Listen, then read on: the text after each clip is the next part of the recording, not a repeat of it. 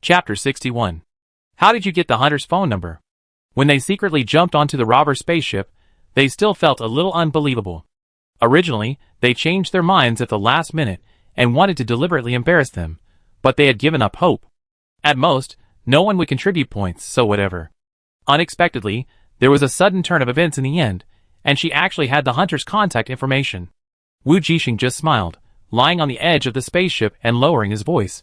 What a coincidence, he is a hunter who graduated from our 4-star academy.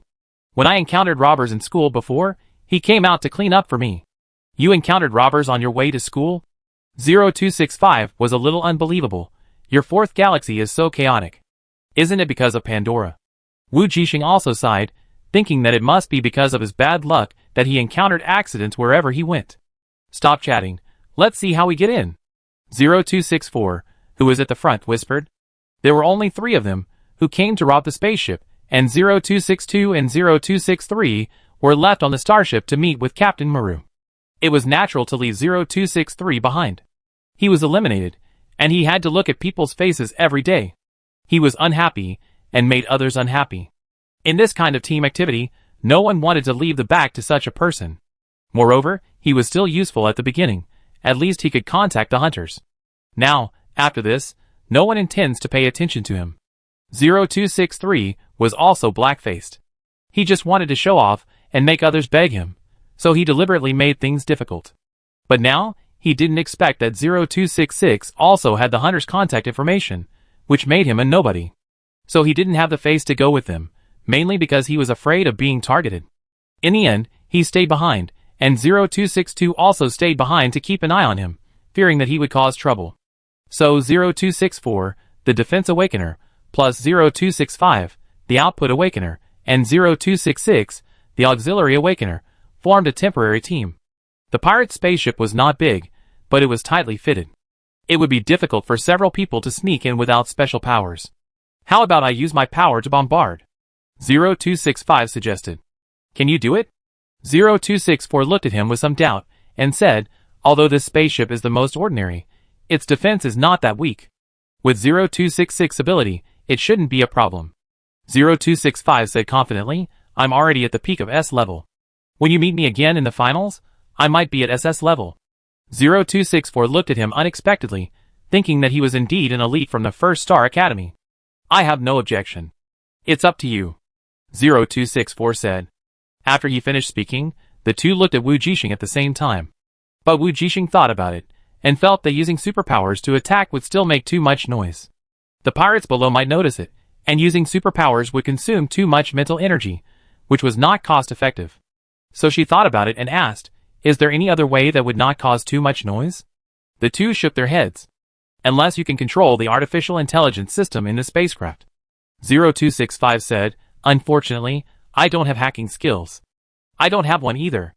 0264 also shook her head. Wu Jixing's eyes lit up again when she heard this. She didn't have hacking skills, but Xiaoguang did. So she took Xiaoguang out of her space ring. The two looked at the old antique robot in her hand, and their expectant eyes dimmed instantly. Why did you take this out? 0265 was puzzled. Of course, it's the system to control the spacecraft. Wu Jixing shook the little robot and said, Xiaoguang, can you help me control this spacecraft and open the hatch? Xiaoguang didn't react at first. Then Wu Jixing said, you are the best, you must be able to do it. Xiaoguang's blue eyes finally brightened and responded. Is this your little hacker? 0265 and 0264 cast doubtful eyes at the same time. Are you sure it can do it? As if to respond to the doubts of the two, the hatch of the spacecraft suddenly opened in the next second, and the voice of the star pirates cursing came from inside.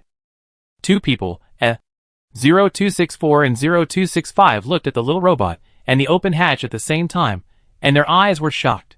So fast? Coincidence? 0265 was a little bit unbelievable.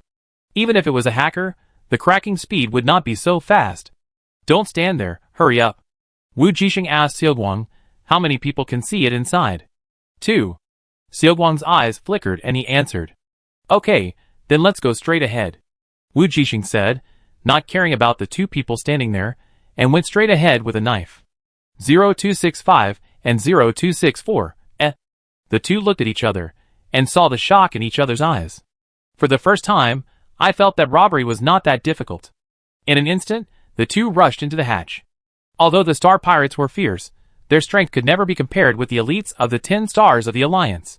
Although they also barely relied on genetic drugs and mechanical transformation to become awakened, they were not even A-level, so how could they be opponents of Wu Jixing and others? Soon, the 2 Star Pirates were easily solved by the 3 people like cutting melons and vegetables. 0264 pressed one of the men, stepped on his head, and asked sternly, "Which prison did you escape from?" The man cried out in pain, but did not answer anything. Instead, he looked at them fiercely. "Okay, there's nothing to ask."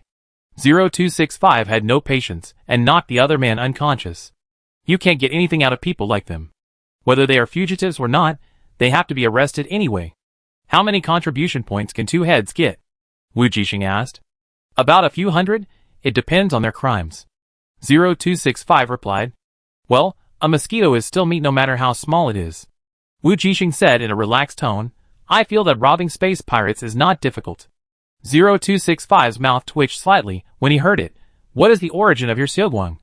If the other party hadn't cracked the spacecraft system so quickly, it would not be so easy to seize the spacecraft. I picked it up from the garbage dump. Okay, no kidding, it's a treasure passed down from my family. Wu Jixing spread his hands and changed his words. By the way, why don't you go check the situation of the spaceship? The few people were in the main control room at this time, and they had not searched other places. 0265 and 0264 thought about it, and nodded in agreement. After seeing the 2 people leave, Wu Jixing said to Xiaoguang on his shoulder, Did you swallow the other party? Is it useful to you? She remembered that Xiaoguang could evolve by swallowing.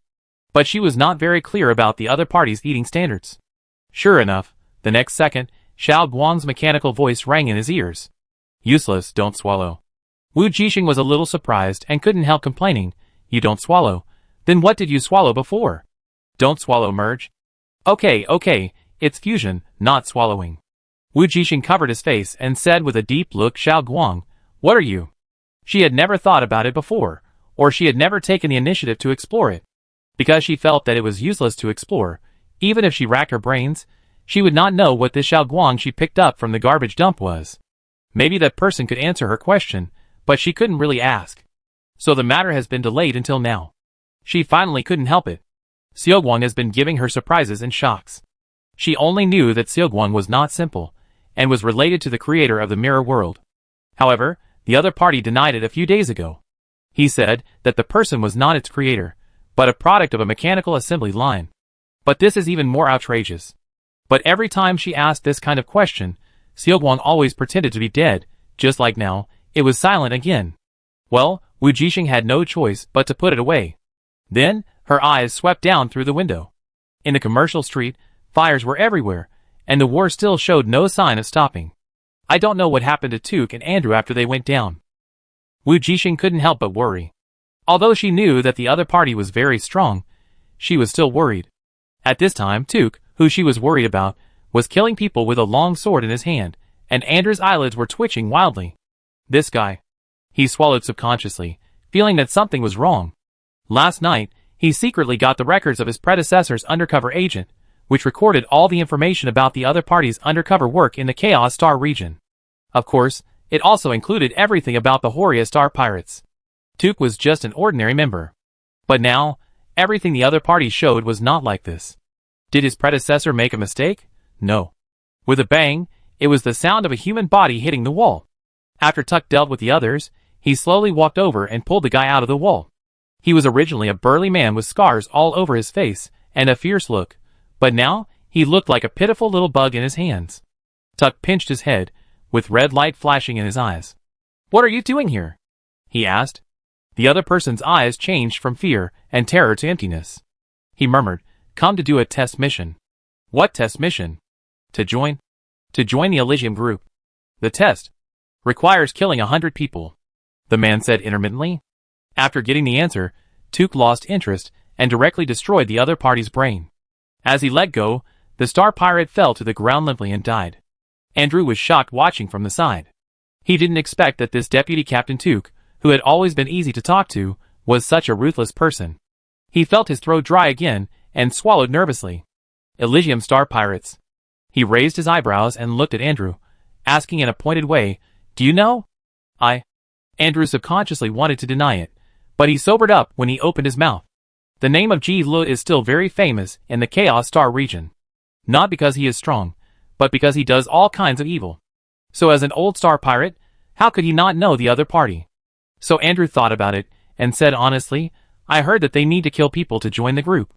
The one who kills more people will be given priority. Yeah. Took nodded and casually asked, do you have an undercover there? Yes. But before he could say it, Andrew's heart suddenly skipped a beat, and he almost bit off his tongue. Deputy Captain Took, what are you talking about? He laughed and said, what undercover? Aren't you a pagan? Took's tone was relaxed and his expression was calm, but he said something terrifying. Andrew's expression changed instantly. Haha, are you kidding? But the next moment, he suddenly turned into a gray mist and tried to escape. But Tuck knew his ability, so how could he let him go? The next second, the overwhelming mental power pressed down. How is it? Is everything going well? An hour later, on the starship of the Horia pirates, Mulu saw the two people who came back and strode forward. It went well. Everything was solved. Tuck said. Ha ha, that's good. Mulu laughed instantly, patted his deputy leader on the shoulder and said, I knew you could do it. What about over there? Took looked at the pirate's spaceship. Of course it's done, 0265 said with some pride. We've moved all the things on the spaceship. As for the spaceship, it can be driven away at any time. Took raised his eyebrows, a little surprised. So this mission was successfully completed. Just when everyone was in a happy mood, Took spoke again. I asked those pirates. They are the reserve of the Paradise Pirates, and they are here to do the murder and robbery test mission. Gile? Muru was shocked when he heard it. How could it be Giles' people? Oh no, if those people knew it was us, they would definitely come to retaliate. Wait, are you sure it was them? Muru asked anxiously again. Yes. Took looked at Andrew beside him. The other party also nodded, and said solemnly, Boss, it is indeed Gile. We have interrogated them, and there is no mistake. No, we have to evacuate here quickly. Mulu was so frightened that his face turned pale instantly. We are definitely not their opponents. It's too late to evacuate now. Many people have seen our Horia starship. 0265's expression was not very good either. Before he came undercover, he also knew that this star pirate group was famous for its viciousness. Because they have been actively recruiting people recently, the conditions for recruiting people are very bloody. Anyway, evacuate first. Muru shouted, and without waiting for everyone to reply, he ran directly to the main control room to control the starship. Don't you want the spaceship? No. Muru didn't dare to take this hot potato. Okay. Wu Jixing asked curiously, is that pirate group strong? Not bad, but there are a lot of people, and they are all murderers. 0265 explained.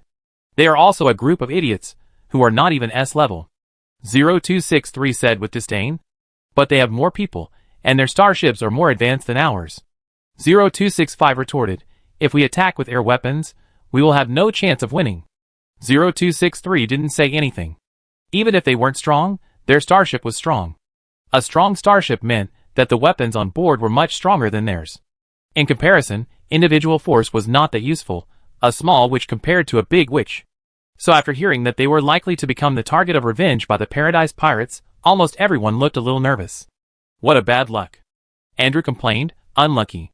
The atmosphere suddenly became a little heavy. Those pirates were not strong, but who knew that the guys from the Paradise Pirates were standing behind them? Wu Jixing looked at Tuck and saw him say expressionlessly, let's evacuate first. Soon, the starship belonging to the Horia pirates left. But they did not return to the base not far from here, but flew into space. Obviously, Mulu was afraid of revenge from the other party, and could not stay there and wait for death. So, when Yanhua hurried and finally arrived at D66, their starship had already disappeared. Someone got off the starship in a red mecha and saw the mess here, and the empty spaceship still parked in the sky. Damn, it's over? He looked resentful. Kids nowadays are really.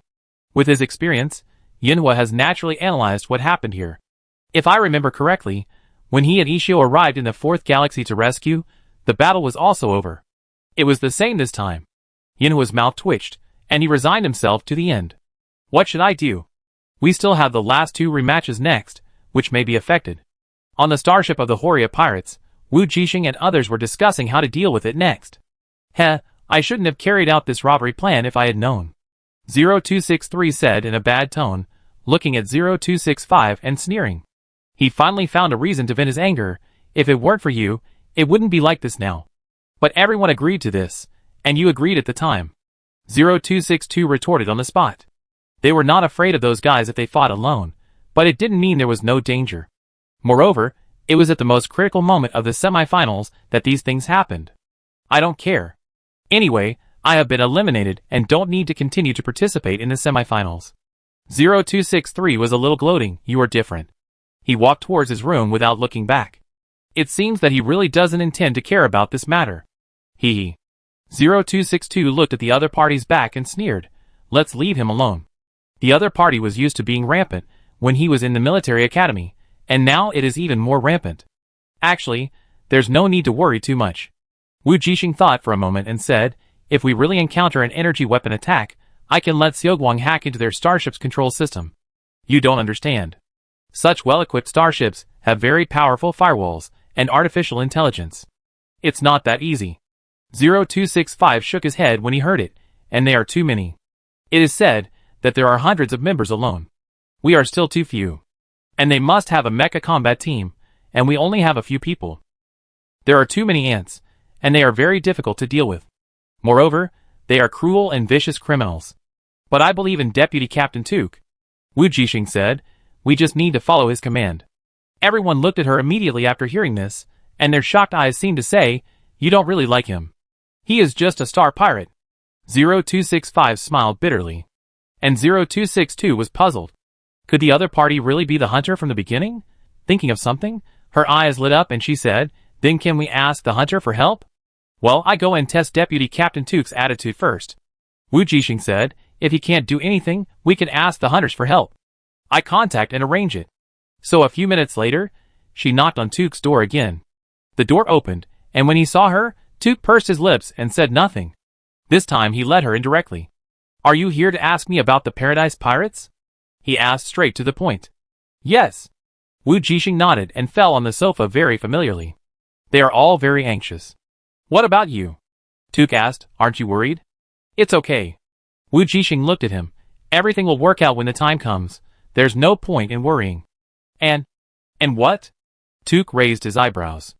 And I believe you. She said it seriously, and looked into his eyes more seriously, which made Tuke feel a little uncomfortable and avoided her gaze. He just chuckled. Do you trust me so much? So do you have a plan? Wu Jixing asked instead of answering. Tuke frowned and looked at her for a long time, and finally said yes. Wu Jixing relaxed instantly, curled his lips and smiled. I knew it. So what is the plan? Tuke, keep it secret. Wu Jixing pouted in dissatisfaction. Okay, what about Andrew? Have you investigated it? Yeah. Tuke said, he is indeed an undercover agent of the pagans, and his purpose is to replace his predecessor and take away the records. Wu Jixing raised his eyebrows in surprise, and then listened to his explanation of how the Horia pirates were destroyed. I see. Wu Jixing's eyes lit up, and he suddenly thought of something. Then is there information about the Paradise Pirates in the information he took away? Let me think. There should be their undercover there too. Tuke smiled slightly smart. So now this undercover has become our undercover? Since the other party already knew the purpose of Andrew's lurking in, and saw the information he took away, it means that the other party has dealt with Andrew. In view of this, the plan he mentioned should be related to this. So Wu Jixing immediately thought that the Paradise Pirates should also have undercover agents from the pagans, and they could obtain the other party's information through Andrew, and work together from the inside and outside. But even if there is an undercover agent, as long as the undercover agent is not their leader, and can influence the thoughts of those people, we can't deal with them. Tuke didn't say anything at this time, just smiled at her. That's right, the undercover agent can't influence the decision of the Paradise Pirates. They do have 50 mechas and 250 members, each of whom has killed countless people. Wu Jixing swallowed subconsciously when he heard this, and then he heard the other party say again. So, are you scared? So now, do you still trust me so much? At the same time, on the starship of the Paradise Pirates, a man with a gloomy expression walked into the main control room of the starship. Boss Mecha, that group of newcomers was killed when they went to D66 to rob. Heh, a bunch of useless guys. Who did it? The Horia pirates of D66. Track them immediately. The man called the boss showed a cold smile, then kill them all. Chapter 62. 0265, and the others had been waiting there.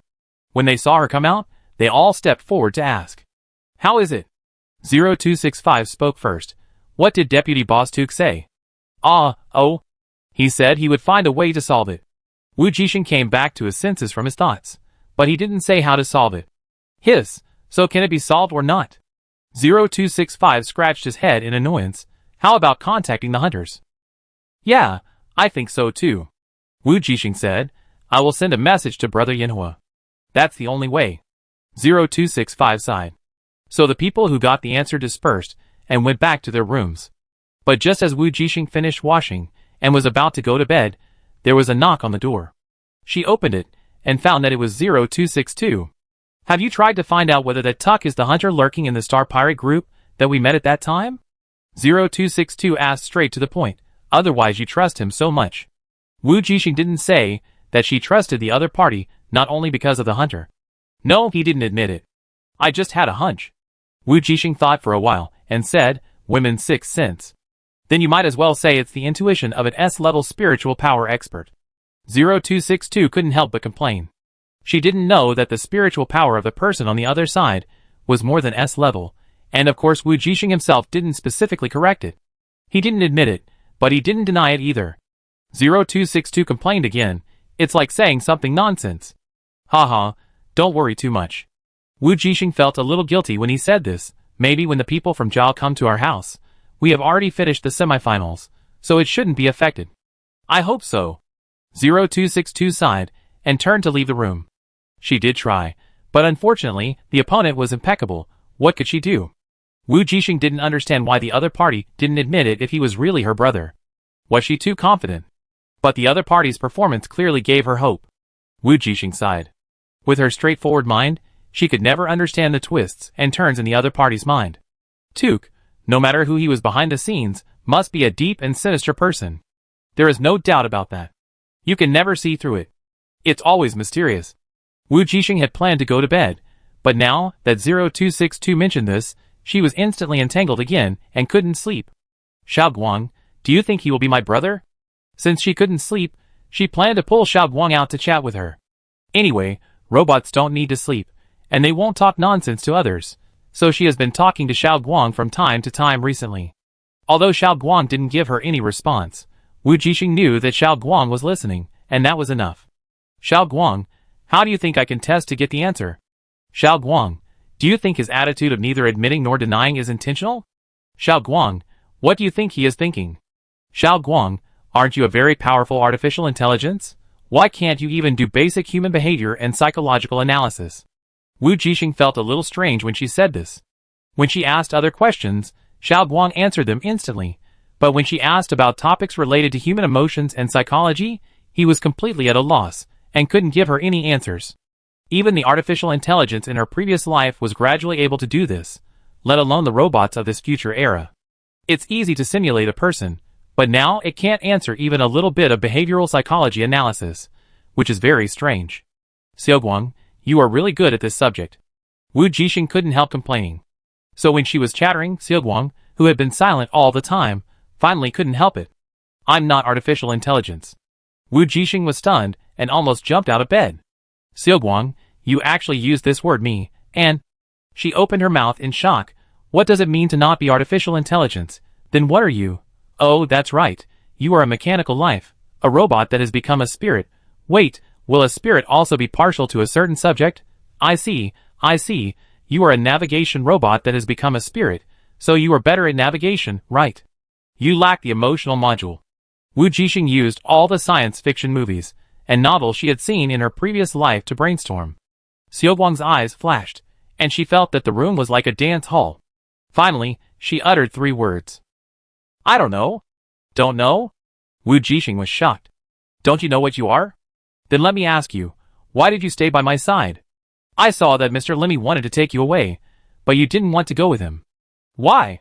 Why did you help me at that time?" Wu Jixing asked a lot of questions in one breath, all the questions she had been holding back in her heart. She originally thought that Xiao Guang was just an artificial intelligence, a robot, so she subconsciously didn't treat him as a living being that could communicate with the soul. Now Xiao Guang actually said that he was not an artificial intelligence, but more like a mechanical life. How could she not be surprised? Speculations are speculations, but when speculations seem to be confirmed, she will still be surprised. By the way, do you know the person behind Lainey Austin? Seogwon: no. Then why did he look for you? I don't know. Then help me. Your ability can accelerate evolution. After getting the answer, Wu Jixing pouted, what on earth am I expecting? So she understood why Seogwon didn't leave, and stayed by her side to help her. It turned out to be this reason.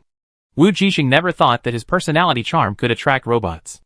Well, a robot without emotions can't feel the personality charm. Wu Jixing scratched his hair, and finally buried his head in the pillow. He said he was going to talk to Seogwon, but the more he talked, the more problems he had. Wait, Wu Jixing suddenly sat up from the bed again. Since Seogwon is not okay, she can talk to netizens on the forum. How could she forget that when she first crossed over, she would go to the forum every day to ask netizens for help? Now, after experiencing so many things, she has forgotten this useless golden finger. However, even if the stupid netizens are basically talking nonsense, they can still provide her with some ideas and brain holes. So she immediately opened the forum she had not seen for a long time, and asked her family about Seogwon and her brother.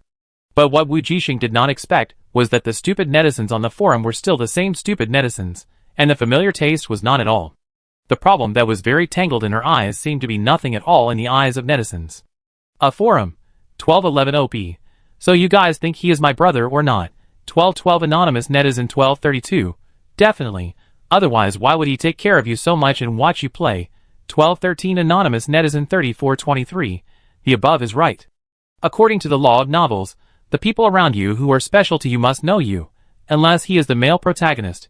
Of course, it is also possible that he is both the brother and the male protagonist. 1214 Anonymous Netizen 8769. Damn, you can't write about orthopedics. 1215 Anonymous Netizen 1213. They are not related by blood. There should be no problem with fake orthopedics, right? Orthopedics is so good. Wu Jixing was in tears. She knew that he would go off topic after just a few words. Orthopedics is good, but that's a novel. It's not good at all in reality. Just when she was about to reply to get it right, a few more replies popped up.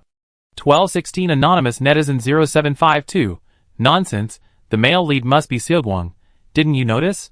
According to the novel routine, Seogwon is definitely the male protagonist. 1217 Anonymous Netizen 8769. At the beginning, someone said that Seogwon was the male protagonist, but no one believed it. Now look, it is true. It is not artificial intelligence, and it has mental power, so it should be a mechanical life. Isn't this a person outside the human world, Wu Jixing, Why did someone mention that Seogwon is the male protagonist again? She was so amused. 1218 The host. Sisters above, the term person outside the human world is still a bit too advanced. My sexual orientation is normal, I like humans. So Seogwon is definitely not the male protagonist. 1219 OP. Reply to 1212. If he is my brother, why don't you admit it? He said he missed his family, but when his family was in front of him, he denied it. I don't understand. I won't tell the secret to anyone. It won't affect his undercover work. 1220 Anonymous Netizen 8769. OP, didn't you say that he is a mutant now, and can't go back? He is a hostile force to humans. So he doesn't want to implicate you, and plans to bear everything alone and protect you silently. Aw, what should I do? I suddenly feel like I'm really into it. 1221 Anonymous Netizen 1123. The above person laughed to death. If you like everything, it will only make your nutrition balanced. I vote for the male lead. 1222 Anonymous Netizen 2323. Seogwon has been accompanying you silently since the most difficult time. And have you found a problem? I think I have been misled by the original poster's thinking. Since Seogwon is not an artificial intelligence, but a mechanical life, why does it have such great power in the mirror world? Have you ever thought about this problem? Even if it is not the product of the creator of the mirror world, then it might be the creator himself. 1223 Anonymous Netizen 0099. Damn, the above person makes a lot of sense. I vote for Seogwon. 1224 Anonymous Netizen 8769. But I still think that brother is more likable. I vote for brother. Wu Jixing's mouth twitched immediately, and she wanted to refute, but she really couldn't find a breakthrough point for a while. That's right, Seogwon has such a deep connection with the mirror world, there must be some relationship. However, she imagined that Seogwon was the creator of the mirror world, the image of the male god on Mr. Limmy's desk, and she couldn't help shuddering again. No, the image is too different, there is no connection at all, That is why she never thought about it, and she dared not think about it. It is too bold and daring to think about it. 1225 OP, reply to 1222, if it is according to your idea, why did the other party become Seogwon and was picked up by me in the trash can? 1226 Anonymous Netizen 2323, novels are so dramatic, there is no logic, you have logic when you travel through time. 1227 Anonymous Netizen 8325, OP. There is actually logic, the logic is that it is your male protagonist, so it threw itself into Seogwon, and then was picked up by you. 1228 Anonymous Netizen 8769, I am dying of laughter. Just say it directly above. This is the logic of romance novels. Wu Jixing had nothing to say. She knew that this would be the outcome. She knew that the forum users were just treating this post as a story she made up, but she was actually living in this world. According to the logic of novels, what they said was correct. But she was real, and her life was real. How could she think about problems according to the logic of novels every day? But there was one thing that really worried her. What the netizen said was right. Xiao Guang must be related to the creator of the mirror world. After that person became an X-level awakener, he turned into a mirror. The main brain of the mirror had no consciousness. So where did his consciousness go? Wu Jixing shuddered and looked at Xiao Guang with a complicated look. A genius scientist, an X-level awakener, and a shabby old man who often got stuck and couldn't even answer some emotional analysis questions. No matter how you look at it, it doesn't look like him. The main thing is that she can't see any human side in Seogwon. If it were those anthropomorphic artificial intelligences, she might have thought about it a long time ago. But Seogwon, saying that the emotional module is missing is really polite. She recalled the spiritual power she felt at that time, and there was really no emotion, just like practicing the ruthless way. So the male protagonist's guess is even more ridiculous, and can't be more outrageous. It's not as reliable as orthopedics. Pa, how could she be led astray again? Wu Jixing shook his head, and finally asked some practical questions. 1229 OP. So do I still have a way to confirm my brother's identity? How should I tell him that I can bear the truth and don't need him to protect me silently? Of course, the premise is that he is really my brother. Urgent. I don't have much time. After the internship, I may not be able to see him again. 1230 Anonymous Netizen 5632. Then show your strength and tell him that you are already very strong and don't need his protection at all. 1231 Original poster. Wasn't my hitting hard enough during the competition? He obviously watched my competition. 1232 Anonymous Netizen 2312. I think it may be because the mirror world is virtual. No matter how strong you are in the virtual world, it is still virtual. It's like shooting in the game is very good, but it may not be the case in reality. 1233 Anonymous Netizen 2233. Yes, I'm almost 30 years old, and my parents are still worried that I will starve to death if I'm alone at home. So no matter how many games you win, in your brother's eyes, you are still the sister who needs to be protected. Wu Jixing's eyes lit up, and he understood it instantly. 1234 OP. Thank you, I understand what you mean. After closing the forum interface, Wu Jixing felt unprecedented clarity. Sure enough, when you encounter a problem, you still have to talk to more people. A bystander can see more clearly. Sometimes when you think about it yourself, your perspective is too limited. Apart from the outrageous remarks of the male protagonist, she still got a lot of useful help. For example, at the end, about her brother.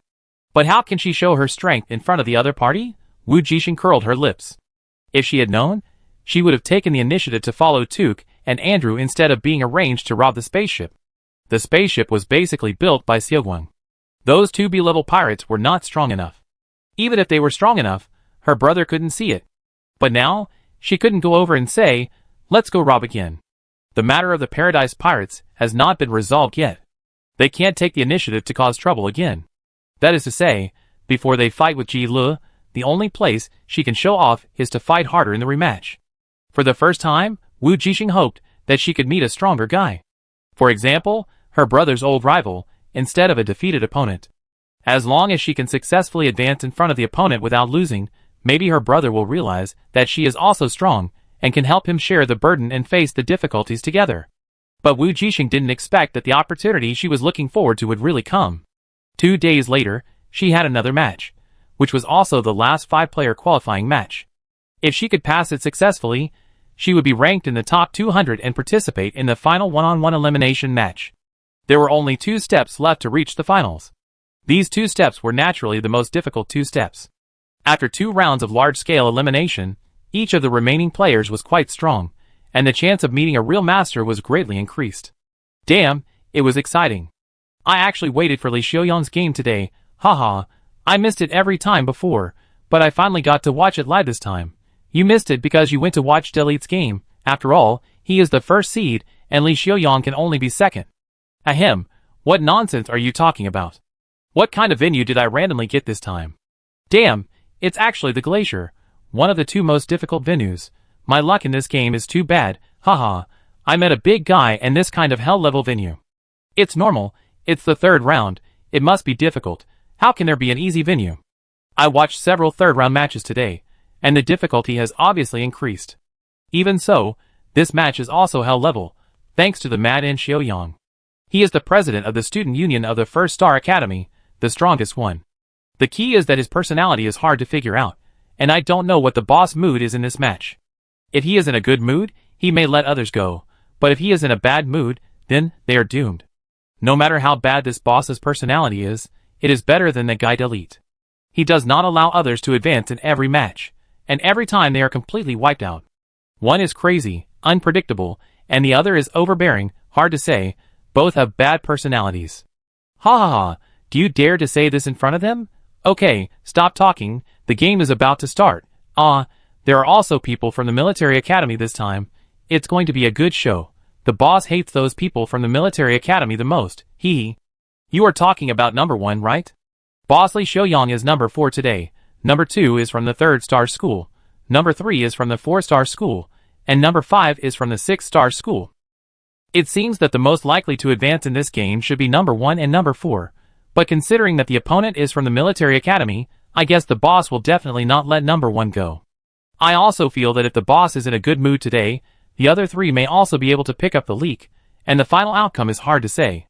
Not necessarily, those who can make it to the 3rd round and reach this point, even if they are not from the top academy, are not bad.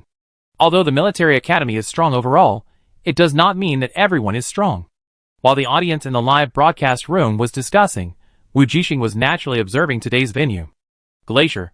The whole screen is white, so white that it glows, especially when the sun shines down. It is extremely dazzling, which is not very friendly to long-range aiming. Of course, this slippery ice and terrain are not very friendly to close combat. After entering the competition venue, the first thing Wu Jixing did was not to put on her own camera badge, but to control the mecha and pop out the spikes on the soles of her feet to enhance her grip. After stepping on the ice twice, she jumped on the spot and found that the ice was not damaged and was still solid. So she walked to the round platform in front of her with confidence and picked up the camera badge. When she put it on, she turned it over and took a look. This time she was not number 4, but number 3. After finishing the preparations, Wu Jixing began to think about her tactics for today. Obviously, the 3rd round of the game has increased the difficulty. In this kind of venue, someone will definitely break the ice surface during the fight. She looked up and saw that the terrain of this venue was not flat, but there were many large and small icebergs and cracked ice surfaces. In addition, at the end of the map, there were towering snow-capped mountains. If the sound of the battle was too loud, Wu Jixing could not guarantee whether there would be an avalanche at that time. After all, if there are 5 mechas, it is possible that an avalanche will occur if the artillery fire is intense. So try not to use weapons that are loud and noisy. Thinking of this, Wu Jixing temporarily put away his energy cannon and replaced it with a quieter electromagnetic cannon. The main attack today is still the long sword. Her goal today, in addition to victory, is to hit harder. Subconsciously, her right hand flew, and the black folding long sword made a beautiful knife flower in her hand. Wow, number 3 must be a knife expert. She has used this long knife in many ways. It's so fancy, who knows if she is strong or not. I don't know if she is strong or not, but you'd better not follow her perspective, otherwise you can just wait and enjoy the scenery, ha ha ha. It's so funny, I understand, she doesn't look in the right direction every time, but who will look at her perspective today? With number 4's Li Xiaoyang boss here, everyone must have gone to him. That's not necessarily true, I just like to see his opponent's perspective. This is exciting, the pressure of the boss is instantly overwhelming. Then you feel like you were killed by a big guy, right? You are a masochist, haha. At this time, amid the audience's laughter and anticipation, the game finally began. Wu Jixing hesitated and looked around, wondering which direction to go today, and saw a small red dot suddenly rise in the air to her right, far away. And before she could think about what the dot was, the opponent moved so quickly in the air, flying towards the center of the map. Instantly, Wu Jixing realized something. That little red dot is a mecha. She was shocked. Who is so crazy that he would directly take off at the beginning of the game and swagger to tell the enemy where he is going? He is so arrogant. It was the first time she saw such an operation in the game, and she was really a little unresponsive. But now it's good. She doesn't need to worry about where there are people. She just needs to go to the center of the map. So she also started the thrusters of the mecha and rose into the air. But unlike the other party, she still flew at a low altitude. This map is not easy to walk on the ground, so flying is indeed faster. But as she was flying, Wu Jixing suddenly realized that she had said she would fight harder today. If she was so low-key, how could her brother know her strength? That wouldn't work. She had to change her strategy. So, the next moment, she also rose to the same height as the other party and flew towards the center of the map in a swagger. WTF, the boss is really crazy. He took off right after he came up, and flew so high, afraid that others would not know. What is this? In Li Xiaoyang's first game, it was a dense forest map, and he also flew directly into the sky and blocked the enemies in the woods in the air. Just tell me if it's crazy or not. Damn, he did the same in the dense forest map. I thought the glacier map was difficult to walk on, so he flew. The brain circuit of a genius is not for mortals like us. Wait, what did I see? Number 3 actually took off with him. I saw it too, haha. Who does she think she is? She actually imitated the boss. I am dying of laughter. She won't be the first one to be eliminated. At this time, the red mecha belonging to Li Xiaoyang also looked to the left while flying, and was a little surprised. He dared to take off, naturally in order to have a good vision to observe, make full use of the advantages, and turn disadvantages into advantages. The so-called high skills and boldness are like this. But he didn't expect that someone would dare to take off. That was the direction of number 3, the black mecha. He ruled out the possibility of delete in his mind. That guy was a show-off, wearing a black and silver mecha, so he was definitely not that person. But he didn't know who number 3 was. The black mecha was too ordinary. He could only see the details when he was closer. Now he could only see a small black dot, and had no way to judge. So Li Xiaoyang didn't care, and continued to fly towards his target location without being affected at all. After all, he would know it later, so it didn't matter now. I hope he can have a good time in this match. Don't let it be as boring as the last 2 times. Inside the dark red mecha, Li Xiaoyang's reddish-brown eyes narrowed dangerously, and he licked the corners of his mouth excitedly. As if sensing the fighting spirit, another mecha took off in the other corner of the field. Ah, what happened today? Number 1 also took off. Did he recognize the red mecha? It's possible that the military academy and the first star academy have always been enemies, so it's normal for him to recognize Li Xiaoyang. They must have watched the other team's first game, so they guessed that the red mecha that took off at the beginning was him. So he was excited and took off. It was hilarious. This game was lively. What do you think the others would choose? Now all 3 mechas are in the air. With a wide field of vision, it is not easy for those 2 to hide. Number 2 also took off, haha, as expected. Now only number 5 is missing. If number 5 doesn't take off, he will lose this round. I don't understand. Why number 5 will lose if he doesn't take off? It's very simple. The view is wide when you are in the air. So why don't people take the initiative to go up in the air? Because he will become a target in the air, and be besieged by others. But now, when 4 people are in the air, the remaining one who has not gone up has become a target, understand? With 4 people and 4 wide views, where do you think he can hide? I see. It turns out to be like this, so complicated. So there is no need to think. Whether this number 5 goes up in the air or not, he must be the weakest one in this game. It's not about strength, but vision. I don't know if number 3 is really stupid or just pretending to be stupid and following the trend. Anyway, number 1's decision is the key to turning the situation around, because when he takes off, it's a 3-on-2 situation, and the disadvantage in the air turns into an advantage. As for number 2, she quickly caught up. Obviously she has a good brain. Wow, number 5 finally took off after struggling for a long time. Haha, everyone took off. Who could have thought of the direction of this game? No, number 3 is definitely not stupid. Didn't you notice that after she took off, number 4's momentum weakened? Now, when everyone has taken off, the pressure from number 4 has been reduced to the lowest level. Damn, it seems to be true. I just thought this scene was funny, and it was completely different from the shock I felt when I saw Li Xiaoyang take off at the beginning of the game.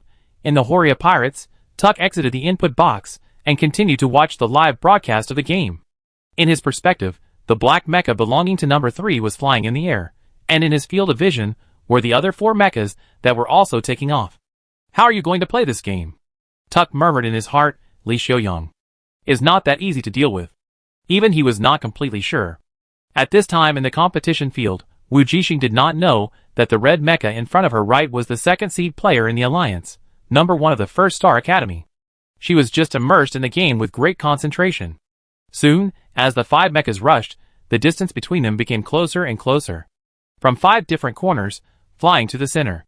In the middle of the map, there was an ice surface with a huge crack, and under the ice was the cold and deep sea water. The sea water was not clear blue, but a terrifying dark blue that looked like black. It was obvious that there was an endless abyss beneath the calm lake. In such terrain, flying in the air might really be the safest. But that also meant there was nowhere to hide.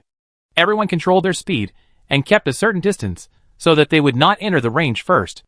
But such a balance would always be broken at some point. The next second, the 5 people almost simultaneously entered the range of the other party. Wu Jixing didn't think much and raised her hand to shoot at number 5. Instantly, a blue arc of electricity was generated at the muzzle of her gun, and it went straight to the opponent at lightning speed.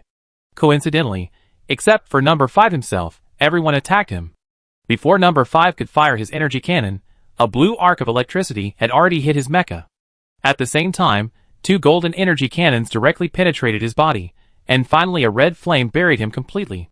With a loud bang, the huge mecha fell onto the glacier and into the deep sea, including the camera badge on his body. Everyone saw the badge sink to the bottom of the sea and disappear, and no one picked it up. This number 5 is so unlucky, ha ha ha. Why are everyone attacking him at the same time? Didn't I say above that no matter whether he rises or not, he is dead in this round? Because everyone knows that he is the weakest, so everyone attacks him, haha, but I didn't expect it to be so miserable, with no body left, and sinking to the bottom of the sea. That means 1 less badge, and the competition will be even more intense. Just now, number 2's hand speed was slow, and she was in danger. The next moment after this barrage was sent, the scene just now was played again. Number 1, number 3, and number 4 fired at number 2 at the same time, leaving her no chance to react. Fortunately, number 2 was really smart. She realized that her attack was lagging behind, and her heart skipped a beat. She ran away without thinking. However, 1 against 3 was still too much, and the 3 people actually surrounded her from 3 directions in tacit understanding. At the same time, 1 blue and 2 golden energy attacks shot out from the barrels in the hands of the 3 people at the same time. Number 2 was gone. Sure enough, the next moment, with another loud bang, the mecha belonging to number 2 fell to the ground. This time, she fell on the iceberg, and did not fall into the cracks in the ice and sink into the sea. Why do I feel that the 3 of them learned from the previous lesson and deliberately surrounded her above the iceberg outside to prevent the badge from falling into the sea? Yes, it was definitely intentional. Number 2 thought she had escaped, but she didn't. Ah, why are these 3 people so tacit without any prior communication? They don't know each other, do they? Because masters have similar ideas. I now believe that number 3 is not a good bird. Ha ha ha, she is definitely not stupid. Okay, now there are only 3 of them. Who will suffer next? It's hard to say, but the most likely thing is that number 1 and number 3 will join forces to deal with the strongest number 4. It depends on whether number 3 recognizes who number 4 is. Anyway, number 1 must know that he and Li Xiaoyang will never advance at the same time, and they will definitely fight to the death. What if number 3 didn't recognize who number 4 was?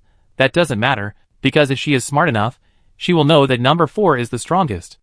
And if she wants to advance, the safest way is to work together to defeat the strongest one. So the key this time is to see what number 3 chooses, right? I am dying of laughter. I just watched number 3 play in the game, and the familiar scene came again. Yes, the familiar scene came again. In the competition field, the 3 red, black and white mechas were suspended in midair, alert to each other, and deadlocked at the 3 points of the triangle. No one made any rash moves. Number 3, right? Suddenly, the white mecha belonging to number 1 spoke first. Let's work together to kill him. What the audience didn't know was that number 1 not only recognized the person in the red mecha, but also recognized number 3, Wu Qingqing's sister. At this time, inside the white mecha, his eyes were full of surprise. If he could deceive number 3's trust, kill that guy Li Xiaoyang with her, and then kicked number 3 out when she was not prepared. Not only could he advance, but he could also kill the 2 people that Boss Delete wanted to kill the most, which was really killing 3 birds with 1 stone. If he succeeds in this game, his position in the military academy, even if not as high as that of the Boss Delete, will not be far behind. So at this moment, he is not afraid of losing the game, but is so excited that his adrenaline surges, and the whole person is in a very excited state. Unfortunately, the script did not go completely according to his idea. The opponent number 3, that is, Wu Jixing, is not so easy to fool. Why should I join forces with you? Because he is Li Xiaoyang. If you don't join forces with me, both of us will be finished. Li Xiaoyang? Wu Jixing was puzzled. Who is he? Is he strong? Ha ha ha ha. Before number 1 could continue to speak, a trembling laugh came from number 4's red mecha. If she had to describe it, that crazy laugh reminded her of the petty prisoner number 2, who had taken revenge on her at the bottom of the prison star. Wu Jixing got goosebumps all over her body. She understood that number 4 was really strong. Maybe facing such a madman, she should join forces with number 1 and kill him first.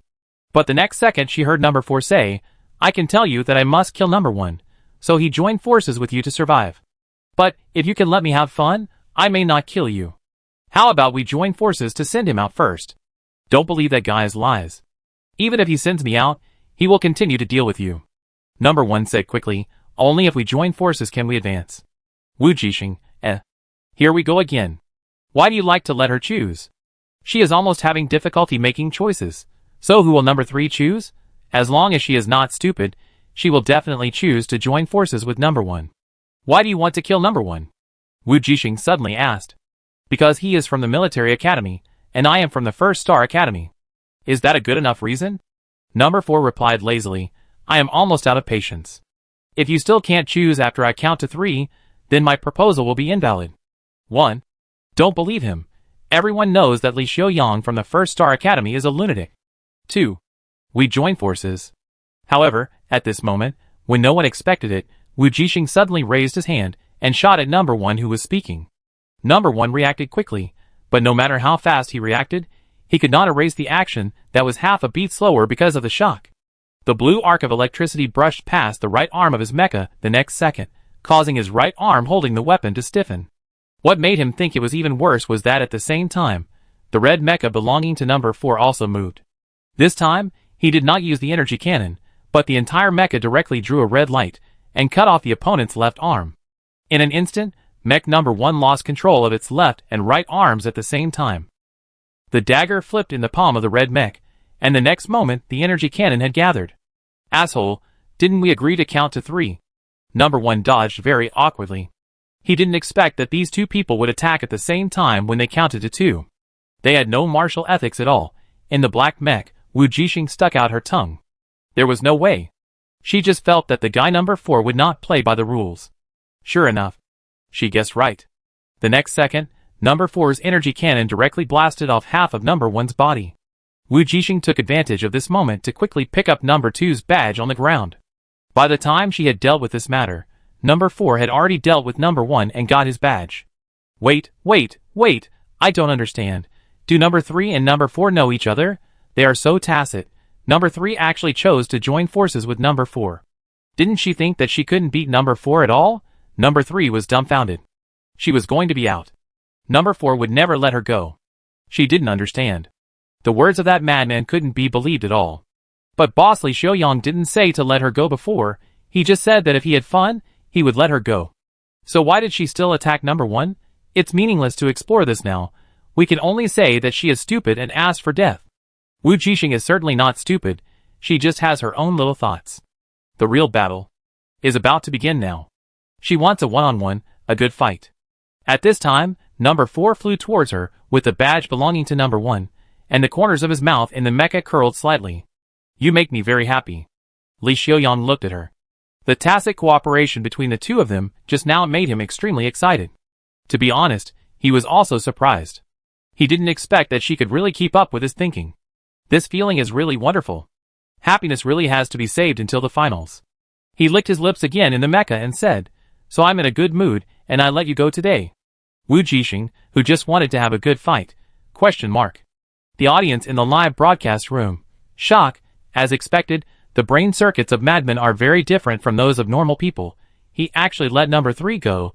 Never expected that number 3 was lucky. The boss was in a good mood today. In the Horia Star Pirates, Tuck breathed a sigh of relief. It seems that she can successfully advance again this time. Just when he wanted to turn off the screen, the black mecha belonging to number 3 suddenly moved in the picture.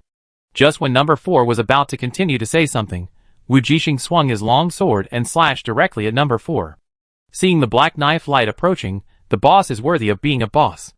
Although he was surprised, he dodged quickly, but the badge belonging to number 1 that he had thrown in the air rolled to the ground and rolled all the way to the edge of the crack in the ice. The audience in the live broadcast room gasped. Fortunately, it didn't really roll down. Then, they finally realized what happened. Damn, number 3 is so cruel. She actually wants to kill everyone. She wants to kill Li Xiaoyang. Even Tuku, his hand that turned off the screen was stiff, and his calm expression could not be maintained. He was a little doubtful about his life. Chapter 63. Number 3 is crazy. I think she is crazy. No, I suddenly feel that she really doesn't know who Li Xiaoyang is. Are you kidding? How could she not know him? Li Xiaoyang is the second seed after Delete. You participated in a competition and didn't even know the second seed. Is this possible? Otherwise, what's going on now? Is she really crazy? She is either crazy or stupid, or she is really ruthless. She is not happy with the charity of the boss, but angry, and she picked up a knife to chop his. This reversal is too exciting. At this time, Li Xiaoyang in the number 4 mecha also had some doubts. The other party responded like this because of his strong self-esteem. He licked his lips excitedly. It was really interesting. Wu Qingqing's sister was much more interesting than him. Really, she always gave him surprises. But this surprise was indeed a bit too much.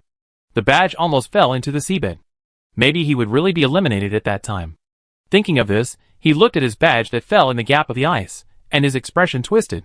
The opponent's attack was impenetrable, and he had no time to pick up his trophy, the badge of number 1. Li Xiaoyang was afraid that the attack of the two would really knock the crumbling badge down to the bottom of the sea, so he could only deliberately lead the opponent away.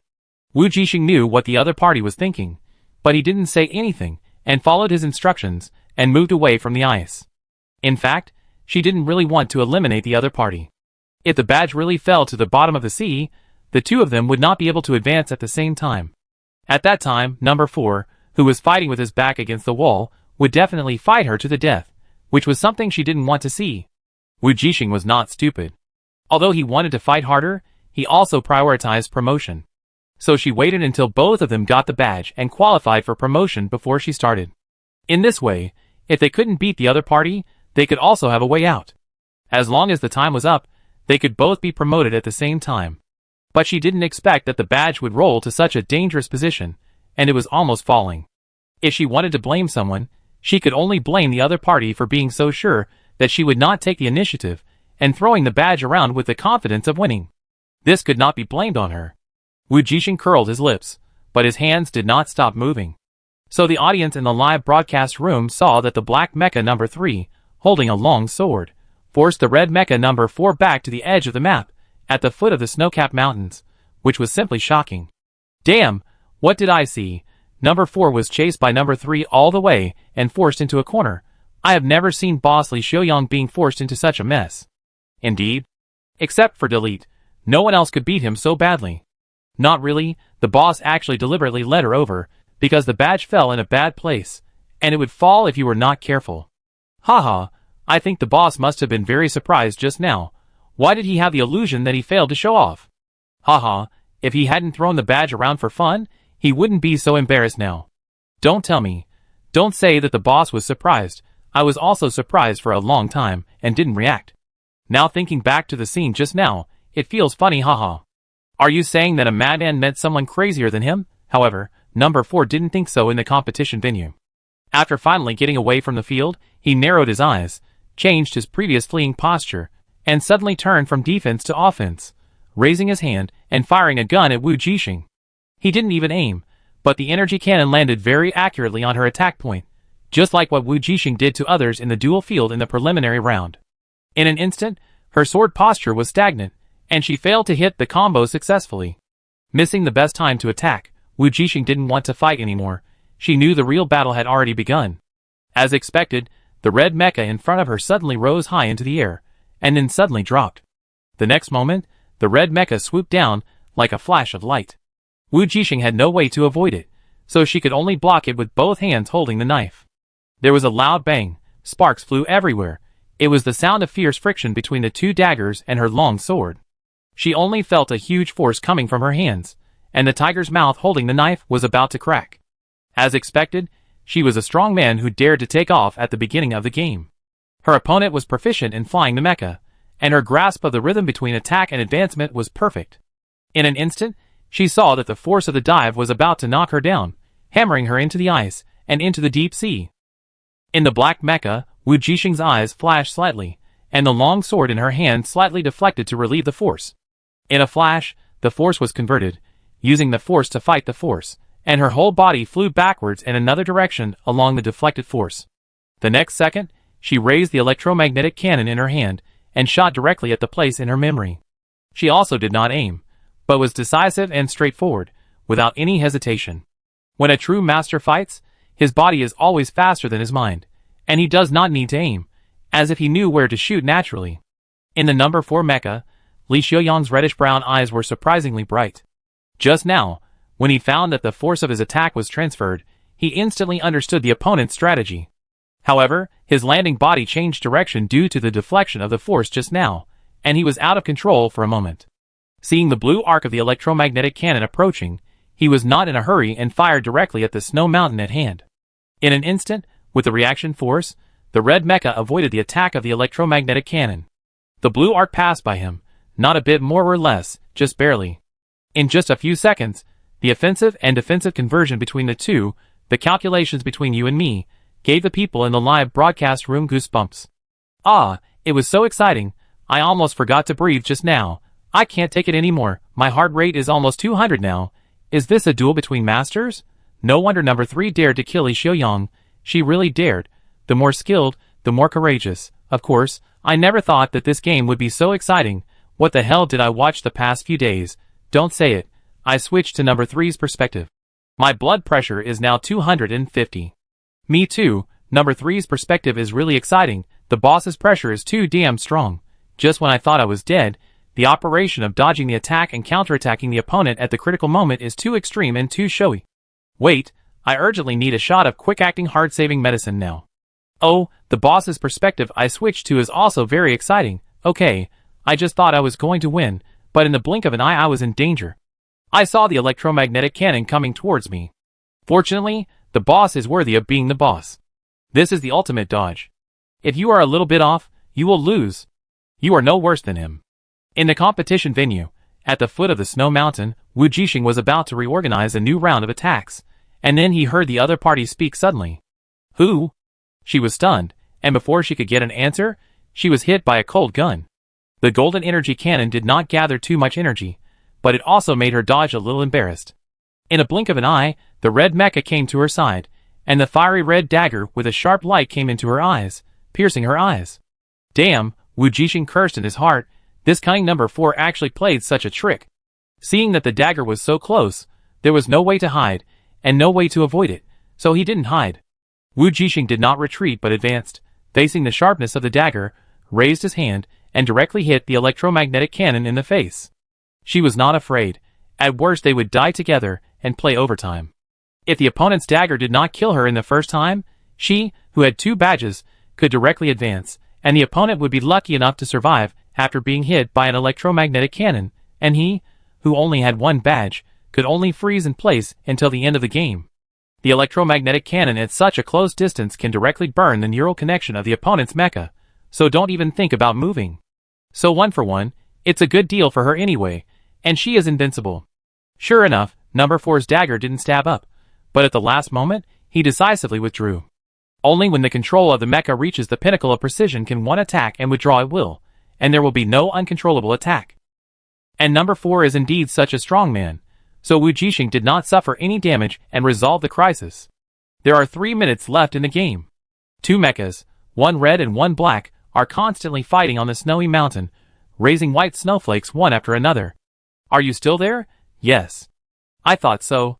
There hasn't been a single comment for so long. I thought there was no one left. I don't have time to post comments. I can't even breathe. Damn it. Why do I suddenly feel that the boss is in danger? There are only 2 or 3 minutes left before the game ends. The two haven't decided the winner yet. The boss has no time to pick up the badge. Silence. Too unbelievable. Sure enough, we must not underestimate the enemy. I'm afraid the boss is going to fail. Number 3 played very cleverly. She made full use of the boss's disadvantage of not having a badge and forced the opponent to trade with her to resolve the crisis. That's right, otherwise, the two of them might have decided the winner long ago. Damn, who said number 3 was stupid before? There are only 2 minutes left. If the boss really can't solve the opponent's badge, he will really fail. I never imagined that the game would end like this. It's so unexpected. Just as the audience in the live broadcast room was shocked by the direction of the game, on the snowy mountain, Li Xiaoyang, who was once again attacked by the opponent in the red mecha, restrained all his smiles. Time passed by, the two of them went back and forth, and there were constant thrills, but the winner was still not decided.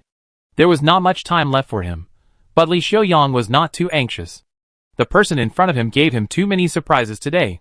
In the mecha, his eyes became serious and sharp, and he finally looked at the other party. I underestimated you, he said.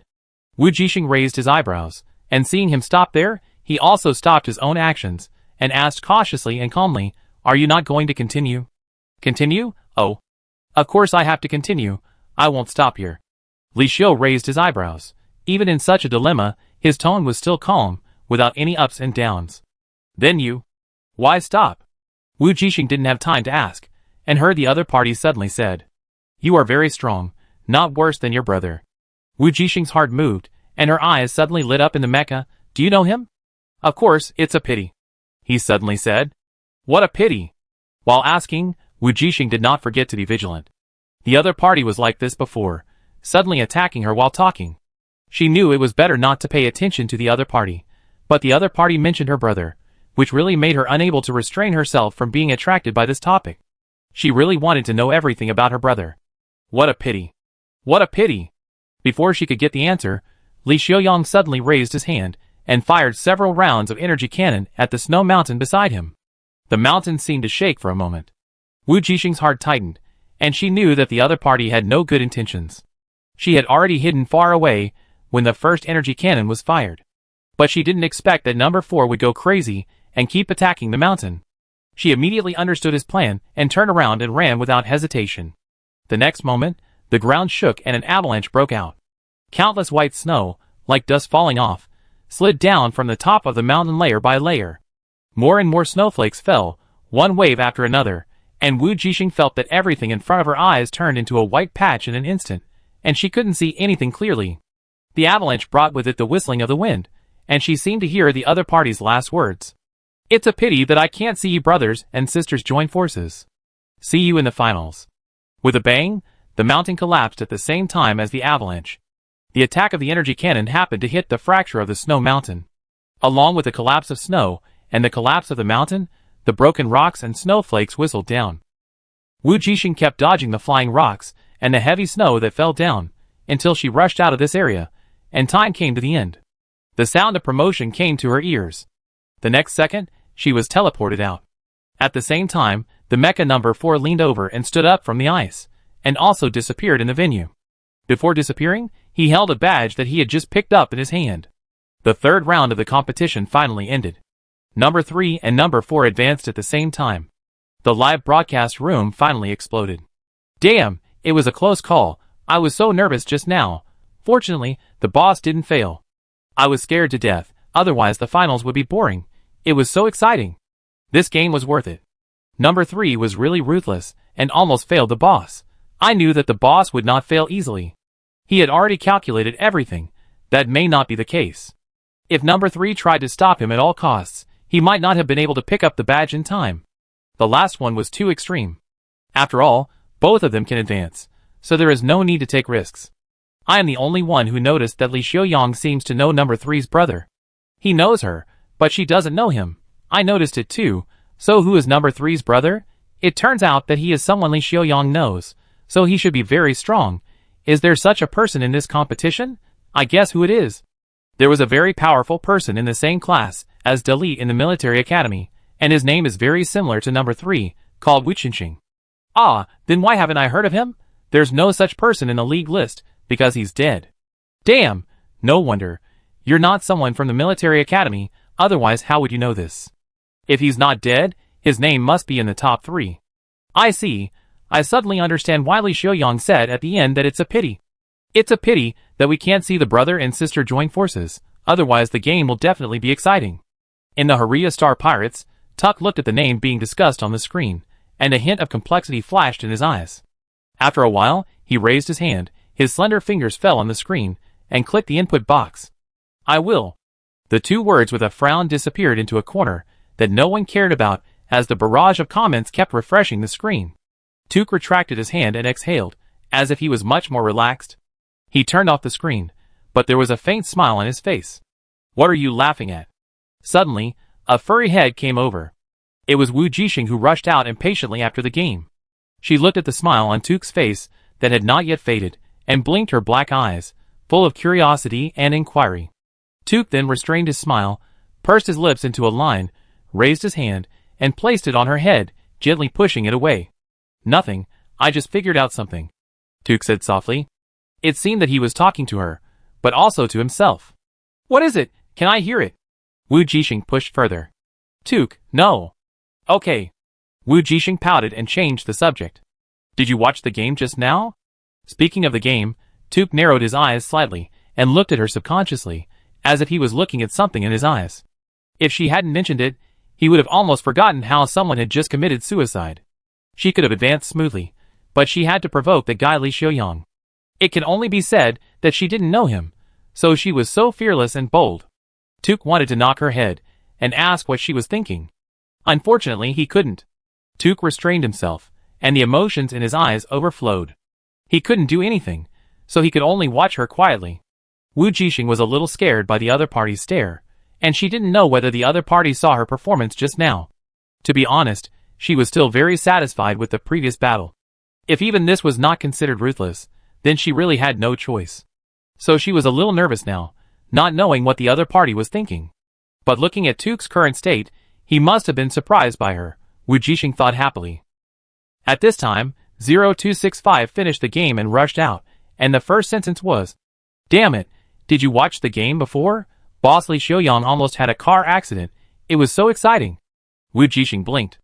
If she remembered correctly, 0265 was also from the First Star Academy. How come someone from their school almost had a car accident? What on earth was he so happy about? Before the two could react, 0265 shouted again, "That guy named Wu Jixing is such a ruthless person. I've decided that from today on, she is my idol." Wu Jixing was a little embarrassed, and coughed lightly, and said modestly, "Actually, she's not that ruthless." "Yes." 0265 nodded after hearing this, and followed her words. If she had been more ruthless, she wouldn't have let the other party get the badge so easily in the end. No need to be more ruthless. Tuke's mouth twitched slightly, and he added coldly, "I think it's enough." If he continued to be ruthless, his heart would not be able to bear it. Wu Jixing, That's right. 0265 agreed seriously, her brother is still more ruthless. Tuke, Wu Jixing asked subconsciously, "Do you know her brother?" Unexpectedly 0265 really nodded, "I've heard of him. I just didn't know he had such an amazing sister." Wu Jixing, "Yes, she's really amazing," she said, glancing at Tuck next to her. Tuck, At this time, in the First Star Academy, in the office of the Student Union, Li Xiaoyang walked out of the luxury game cabin. His slender figure leaned lazily on the sofa, and the other people in the office didn't dare to breathe when they saw him like this. "What's wrong? You're all so quiet today." The red-haired young man raised his eyebrows and asked nonchalantly, "Are you in a bad mood because you think I almost lost?" After he finished speaking, the people in the room suddenly became even quieter. Li Xiaoyang chuckled and tilted his head. "No, I'm in a very good mood now." As he spoke, he licked the corner of his lips, and his reddish-brown eyes narrowed dangerously. "I have a feeling that the finals will be interesting." Wu Qinxing's sister couldn't help but look forward to the scene of her facing the guy Delete in the future. "She's so cute." When he spoke, his voice rose, which made the other students in the student union shudder. "I always feel that my boss is not a masochist." That night, when Wu Jixing and others successfully passed the third round of the semifinals and entered the top 200, the Paradise Pirates finally searched for their signal. "Boss Mecha, we found it. They are not far from us. Good job. Mecha narrowed his eyes were cold. Can this coordinate be confirmed? The other party nodded without hesitation. Yes, I have an informant who can confirm the coordinates. What he didn't say was that the informant was Andrew, an undercover agent of their pagan organization in the Horia Pirates. Okay. Mecha laughed triumphantly. Go full speed ahead. I want to see how they can escape. So in the early morning of the next day, everyone who was still asleep in the starship of the Horia Pirates was suddenly awakened by a shrill alarm. What happened? As soon as everyone hurriedly put on their clothes, they hurried to the public lounge outside. Took stood in front of the glass corridor with an indifferent expression, looking into the distance. At this time, Mullah slumped on the sofa, with no image at all, his face full of tension and fear. It's them, they are chasing us, it's over, it's all over. Who? Wu Jixing walked forward and looked in the direction of Took. In the vast black night in the distance, there was a starship that was twice as big as theirs. The Elysian Pirates. Took said lightly.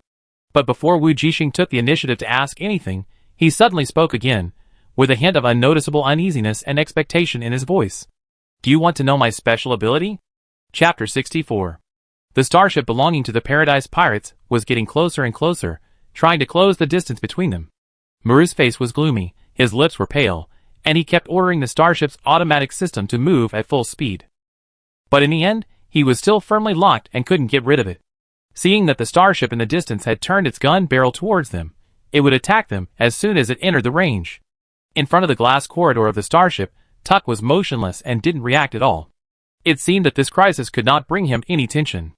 But the crisis could not make him nervous, but what he wanted to say made him nervous. Didn't you always want to know my ability? Wu Jixing looked at him blankly. She didn't expect Took to say this suddenly. She was a little overwhelmed. Or rather, when the answer she always wanted to know was in front of her, she became nervous. Yes, she was nervous too. She opened her mouth and whispered, "Can I know?" Seeing her like this, Took suddenly smiled, and was not as nervous as before. Why didn't you always want to know? You have always been very bold to test me. Why are you suddenly timid now? Who is timid? Wu Jixing muttered quickly. So you plan to use your ability to deal with the current situation? In the distance, the starship of the Paradise Pirates is coming fiercely, and she really can't imagine why the other party is so calm now. Even if he has a trick up his sleeve through Andrew, he can't really rely on this person to control the other party's starship. Thinking of this, she also asked. It doesn't matter. Took narrowed his eyes slightly. There are no masters above S level on that starship. All they can rely on are the weapons on board the starship. What do you want to do? Wu Jixing asked subconsciously. Do you dare to go with me? Took looked at her, his eyes revealing seriousness and expectation. Wu Jixing's heart moved, and he nodded without thinking. Okay. You too. 0265 walked over, and before he could speak, he saw Took just raised his hand and gently placed it on the glass. The next moment, the floor-to-ceiling glass window on the starship's sightseeing corridor suddenly changed its shape and became a glass ball in his hand. His pupils widened, and he wanted to speak but couldn't. The entire starship was suddenly exposed to the vacuum environment of the universe. 0265 almost had a cardiac arrest. He quickly covered himself with mental power and quickly summoned the mecha he carried with him. Regardless of whether the furniture and walls in the starship would be damaged, if he didn't hide in the mecha, he would die. At this time, not only him, but everyone present felt a palpitation and quickly summoned the mecha to hide in it. In an instant, for mechas were crawling in the small space. Only poor Muru fainted directly. Let's go!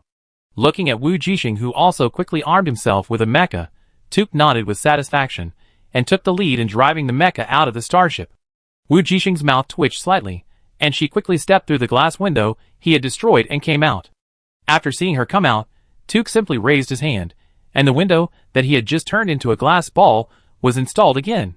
Is Boss Muru okay? Wu Jixing was a little worried. As for her companions, they had already hidden in the mecha, so there was no need to worry at all. Why, are you still worried about a star pirate? Took glanced at the big man lying on the ground in the starship, and said casually, It's okay, the starship's automatic system will quickly solve the bad environment in the cabin. Although he is weak, he is still B-level and can't die. Of course, in addition to Mulu, Andrew was the same, but Wu Jixing was not interested in his life or death. Because he was dead the moment Took targeted him. Wu Jixing nodded and said nothing more. She looked at Took. The red and black mecha made her feel familiar. It seemed that she had encountered such a mecha in the preliminary round. Follow. Okay. Wu Jixing followed the other party and flew behind him. This was her first time flying in the sky in a mecha in the real world. It felt very novel. It was a feeling of freedom, excitement and anxiety, like a bird that has just learned to fly. If it weren't for the enemy, she would have loved to enjoy the feeling of flying freely in the universe and under the starry sky. Even though her mecha was ordinary, it was the simplest basic model issued by the school before she came undercover. Wu Jixing didn't dare to think about how happy it would be to fly in the universe when she had a stronger mecha. First time? Tuk's voice reached her ears through the communication connection in the mecha. Yeah. Wu Jixing nodded excitedly. Are you scared? He asked. Wu Jixing shook his head. No. Tuk chuckled. Then I'll leave a few people for you to practice with. Wu Jixing was stunned when he heard that. I thought you were going to use your ultimate move and turn the starship into a starship ball with a snap. Tuk was stunned and a little helpless. What are you thinking about? Isn't it? Wu Jixing's tone was a little regretful. No. Tuk sighed and reminded helplessly, I haven't reached the SSS level yet. If he reached the SSS level, then maybe he could directly roll a starship with a perfect protection system and a protective shield into a ball. But now, he can't do it. He is not strong enough. What about us now? At this time, the two of them drove the mecha quickly and drove towards the Starship of Bliss. Do what I just did. Tuk smiled mysteriously and asked, do you know how to avoid the tracking and attack of the starship? Wu Jixing recalled the school courses and reviewed the universe battle copies he had fought in the mirror world, nodded and said, I know. It's nothing more than fast advancement, fast line change, irregular speed change, irregular line change. The main attack is to catch the enemy by surprise, and even you don't know where to go. The starship's hostile lock is naturally useless. Although energy weapons are powerful, there is a charging process, and the opponent can only attack in a straight line. As long as you are proficient in the operation of the mecha, you can do extreme dodge, which is not too difficult. That's fine, follow me. As Tuk spoke, the thrusters of his mecha suddenly emitted a blazing blue light and accelerated forward. Wu Jixing then realized that the enemy starship had discovered them, and the muzzle was beginning to gather energy and attack them. So she increased the speed of propulsion without hesitation, following the red and black mecha in front, constantly changing speed and route, flying towards the enemy starship in an irregular spiral. At this time, in the starship belonging to the Horia Star Pirates, 0265, and others were stunned at the two people who left. Fuck, Deputy Boss Tuk just took her up like that? Deputy Boss Tuk, isn't this the guy from the prison planet? 0263 recognized the other person, his tone was cold. It's really disgusting. The mecha color is exactly the same as that guy's. Who? 0265 knew Wu Jixing, but couldn't recognize the other person's mecha.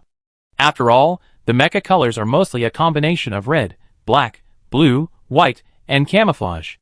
There are relatively few other colors, mainly because it is not convenient to use two eye-catching colors, which will make you a beautiful and conspicuous bag on the battlefield. No one answered him. Because 0262, the only one who knew who the other party was talking about, was no less shocked than him at this time. For some reason, she suddenly remembered what 0266 said when he ran to her room, that outrageous guess that could not be more outrageous. Tuk was indeed the kind hunter he met on the prison star, and now he was driving the same red and black mecha as that person. Is it a coincidence? If it weren't for 0266, she would have thought it was just a coincidence. After all, that person had been mutated and infected, and was missing. It couldn't be fake. But now, 0262's heart was filled with huge waves, and she didn't even have time to explore why Tuk only took 0266 away with him. Will the two of them be in trouble when they go to deal with the Paradise Pirates alone? She just felt unbelievable, her heart pounding. It's a pity that no one present at this time could understand her feelings. So 0265 said in a shocked and worried tone, they will be fine, right? Should we go and help? What help? They didn't ask us to help. 0263 snorted coldly. Why are you joining in the fun? 0265 was about to retort when 0264, who had been silent, said, wait and see. If they need help, they should contact us. Since they didn't say so, it should be unnecessary. Hiss, okay. 0265 was speechless, and just exclaimed, two lunatics. Two people, single-handedly, went to deal with such a dangerous star pirate group. If not lunatics, then what else? 0266, that little girl, who usually looks weak, I didn't expect that she would go crazy with Deputy Boss Tuk. 0265 couldn't figure it out, and the others couldn't figure it out either. If it were them, they would definitely not dare to do it. Such a large starship is not a joke, and they don't have such experience in air combat in the universe. No matter how much the people here chatter, it can't affect the two people in the distance. In the vast universe, under the black curtain, there are two mechas that are constantly flying to avoid energy attacks, and the beautiful embers of explosions with bright and hot lights like fireworks. It's like a lively fireworks show, short and gorgeous, and finally it comes to an end after 5 minutes. Because the two have successfully arrived above the starship. At this time, the two mechas landed on the top of the starship one after the other, a dead angle that energy weapons cannot attack. The two of them lay on the moving starship, with the limbs of the mecha firmly attached to the metal shell, motionless. Compared with the huge starship, the two mechas were like two small flies on an elephant. If you don't look carefully, it's almost difficult to find them. What are we going to do next? Wu Jixing asked excitedly, with the excitement of her elder brother leading her to do something. Tuke raised his eyebrows, and looked at her in surprise. He didn't seem to feel any tension or fear in her emotions, only the excitement of doing bad things. For a moment, he didn't know whether he should be relieved or relieved. His sister is no longer the sister who needs his protection. She has grown up. This realization made him a little melancholy. Aren't you afraid or nervous? He asked. Fortunately, I have you, Brother Tuke. Wu Jixing smiled, so I'm not afraid. Of course, she is not a fool. If there is any accident, she still has Xiaoguang. Wu Jixing believes that if Xiaoguang is released, it will only take a few breaths to crack this starship. The hardware of this starship is powerful, but it does not mean that its built-in artificial intelligence is powerful. What's more, Xiaoguang is not an artificial intelligence, but a mechanical life with real mental power and consciousness. Tuke sighed when he saw her like this. Yes, you are not afraid, you are the best. When he spoke, there was a hint of pride between Tuke's eyebrows and the black and red mecha. His expression and tone are always very calm, and only when facing his family will he really show different emotions from usual. But this is not a good time to chat. In the starship below, the leader of the Paradise Pirates was furious because he could not shoot down two mechas, and was ready to send a mecha team to encircle them. So Tuck found the location of the glass on the head of the starship and pressed his hand down. Unlike before, this time his ability was hindered by the starship's protective shield. Tuck was not surprised. He saw a flash of red light in his eyes. The next moment, Wu Jixing felt a strong SS-level mental power emerge again. Wu Jixing stared at the other party in a daze, and just like that, he used his mental power to break the energy shield. The supernatural power acted on the glass, turning it into countless glass marbles, and with a light flick, it directly hit the enemy in the main control room. The sudden vacuum and the glass marbles destroyed the control console. In a physical sense, Wu Jixing suddenly laughed. It turned out that this was Tuke's idea. It seemed that she didn't need Xiaoguang to do anything. How do you plan to deal with the others? Wu Jixing used his mental power to feel the situation in the starship. It seems that they are going to use mechas to besiege us. There are 2 S-class, 5 A-class, and the rest are B-class and below. Don't worry, there won't be many people coming out, Tuck said as he returned to the center of the top of the starship. He squatted down and put his hand on it. Seeing that someone in the starship had put on a mecha and was planning to come out from the broken glass in the main control room to surround the 2 people, Tuck was not in a hurry and was not worried at all. He closed his eyes and gathered his strength. The place where the palm of the mecha touched the metal plate on the top of the starship caused circles of invisible ripples. After destroying the main control console, and without the protective shield, his ability could directly act on the starship. My ability is reconstruction. Tuke's calm voice reached her ears through the mecha. The next moment, Wu Jixing saw that with the blessing of his ability, the structure of the starship under his feet was constantly changing and compressing, as if he wanted to trap everyone inside by changing the structure of the starship, like a metal cage cast by the starship. Reconstruct, reconstruct. So not only external objects, but even the body can be reconstructed, mutants, ordinary humans, constantly changing appearances. Wu Jixing's heart was beating wildly. Did her guess come true, Tuck? No, is her brother finally willing to admit it? Of course, what the other party couldn't tell her at this moment was that he couldn't change his body structure at first, but after he mutated and evolved again, his ability also changed qualitatively. But mutation and evolution, this matter sounded creepy, and he didn't intend to explain it. The reason behind this was too heavy, and he didn't want to say it. Although his ability was very strong, the huge starship was too large, and it was not easy to completely change the structure. Feeling the danger at this time, the ruthless people of the Paradise Pirates did not care about hurting their own members, and directly used the mecha to continuously bombard the wall of the starship from the inside, trying to blast a passage and break a hole so that they could escape. Wu Jixing naturally also noticed this situation. She looked at her brother's increasing ability output, and then looked at the members of the Star Pirates, who were desperately bombarding the wall, and suddenly smiled. "I still think," she said, covering his hand with her own hand, "it's better to make it into a ball." Instantly, her SS-level mental power also burst out. Although her physique has not yet broken through, it does not affect her use of SS-level supernatural powers. I saw that where the palms of the two mechas touched, circles of more violent ripples were swaying, and they quickly expanded to the entire starship. The next second, the starship, which was originally slowly changing its shape, doubled its speed. Tuck was stunned for a moment, looked at her, and then smiled. "Okay, then make it into a ball."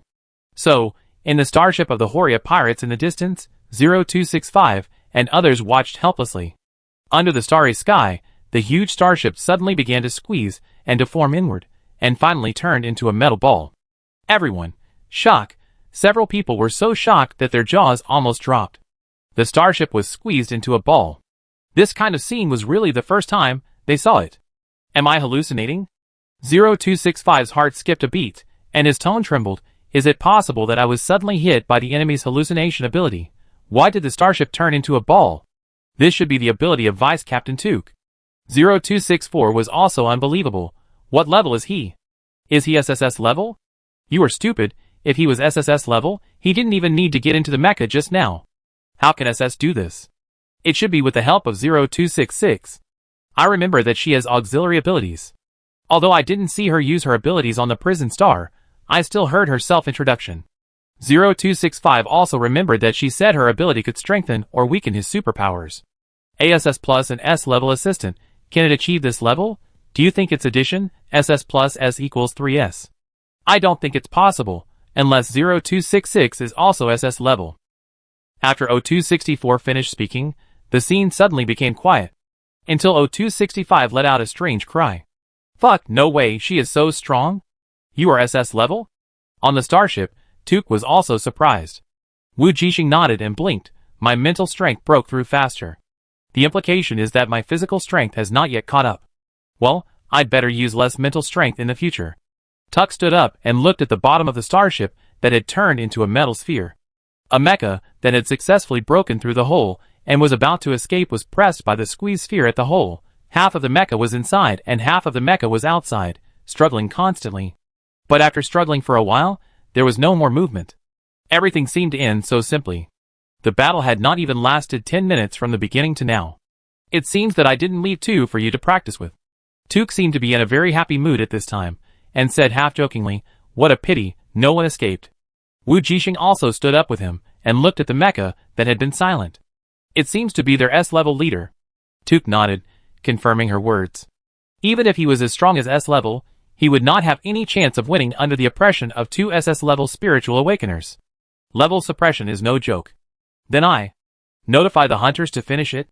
Wu Jixing asked tentatively. Yeah. Took still nodded and agreed. So many, it must be a lot of contribution points. Wu Jixing was just trying to find something to say. She was so excited at the moment that she couldn't express it. When the window paper was broken, she didn't know how to get along with the other party. Yeah. Took replied softly, I don't want it. Thank you. Wu Jixing subconsciously thanked him, but felt that it was too unfamiliar, and was a little at a loss for a moment. She could only quickly lower her head and send a message to Brother Yinhua. Fortunately, he replied quickly, and told her that he would come soon. The hunters are coming soon. Are you going to leave? She asked. Well, you go back with them. He looked at the starry sky and whispered, It's time to go back. Yes, it's time to go back. After capturing this group of people, her internship mission has been completed, which couldn't be more perfect. She will get contribution points for the internship mission, and will also get a lot of contribution points from these more than 100 vicious criminals. There was only one elimination match left in the semifinals. If she passed, she would immediately receive a reward from the school and own a powerful mecha of her own. But all these things that originally made her happy, now she couldn't be happy at all. Because she was leaving, and so was he. They had just recognized each other, but they were facing separation again. Oh, she forgot that the other party hadn't acknowledged him yet. Wu Jixing pouted and couldn't help but said, "Don't you have anything to say to me?" Tuk was silent for a while before he said, "Take care of yourself. The alliance is not as peaceful as you think." "Then what?" "Be careful. Don't fight too hard." "That's all?" He said nothing. Wu Jixing sighed, and before he could say anything, he suddenly spoke. "I'm leaving, take care of yourself." "You're leaving now?" She was a little anxious. "My identity doesn't allow me to meet hunters." Seeing that he was really going to leave after he finished speaking, Wu Jixing couldn't help but shout in desperation. "Brother!" Wu Qingqing's footsteps suddenly stopped, and he had already opened his legs but couldn't take a single step. Chapter 65. Wu Qingqing stood there in a daze, sighing. He didn't want to leave like this, but he had to leave. Humans and mutants can never coexist, and he is no longer human. He can't, and doesn't want to, bring danger to his family because of himself. Given the Alliance's hatred of mutants and their attitude of killing them all, if people knew, his family would definitely not be able to continue living in human society, and might even face a catastrophe. So even if he recovered his memory, he didn't dare to go and see his parents and sister, who were far away on Planet E. It was a pleasant surprise to see her on the prison star. When they met the Star Pirates later, Wu Qingqing was very happy and cherished this rare time together. Even if they didn't recognize each other, he was very satisfied. They could only meet in the Chaos Star region, in the Star Pirates territory. After that, she would leave and return to school, to the Alliance's territory, and even if he disguised himself like a supernatural power, he couldn't forge someone else's ID and identity. If it was exposed, not only would he be in danger, but his family would not be able to escape. He is Tuk, and he can only be Tuk.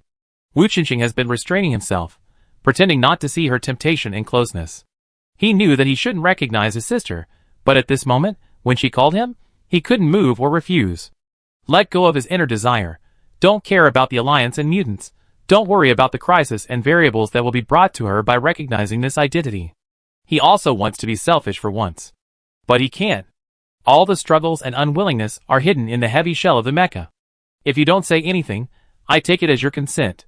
Wu Jixing had no idea of the inner struggle of the other person at this time, and he heartlessly accepted his identity for him. Wu Qingqing could only smile helplessly when he saw her like this. Forget it, what else can he do?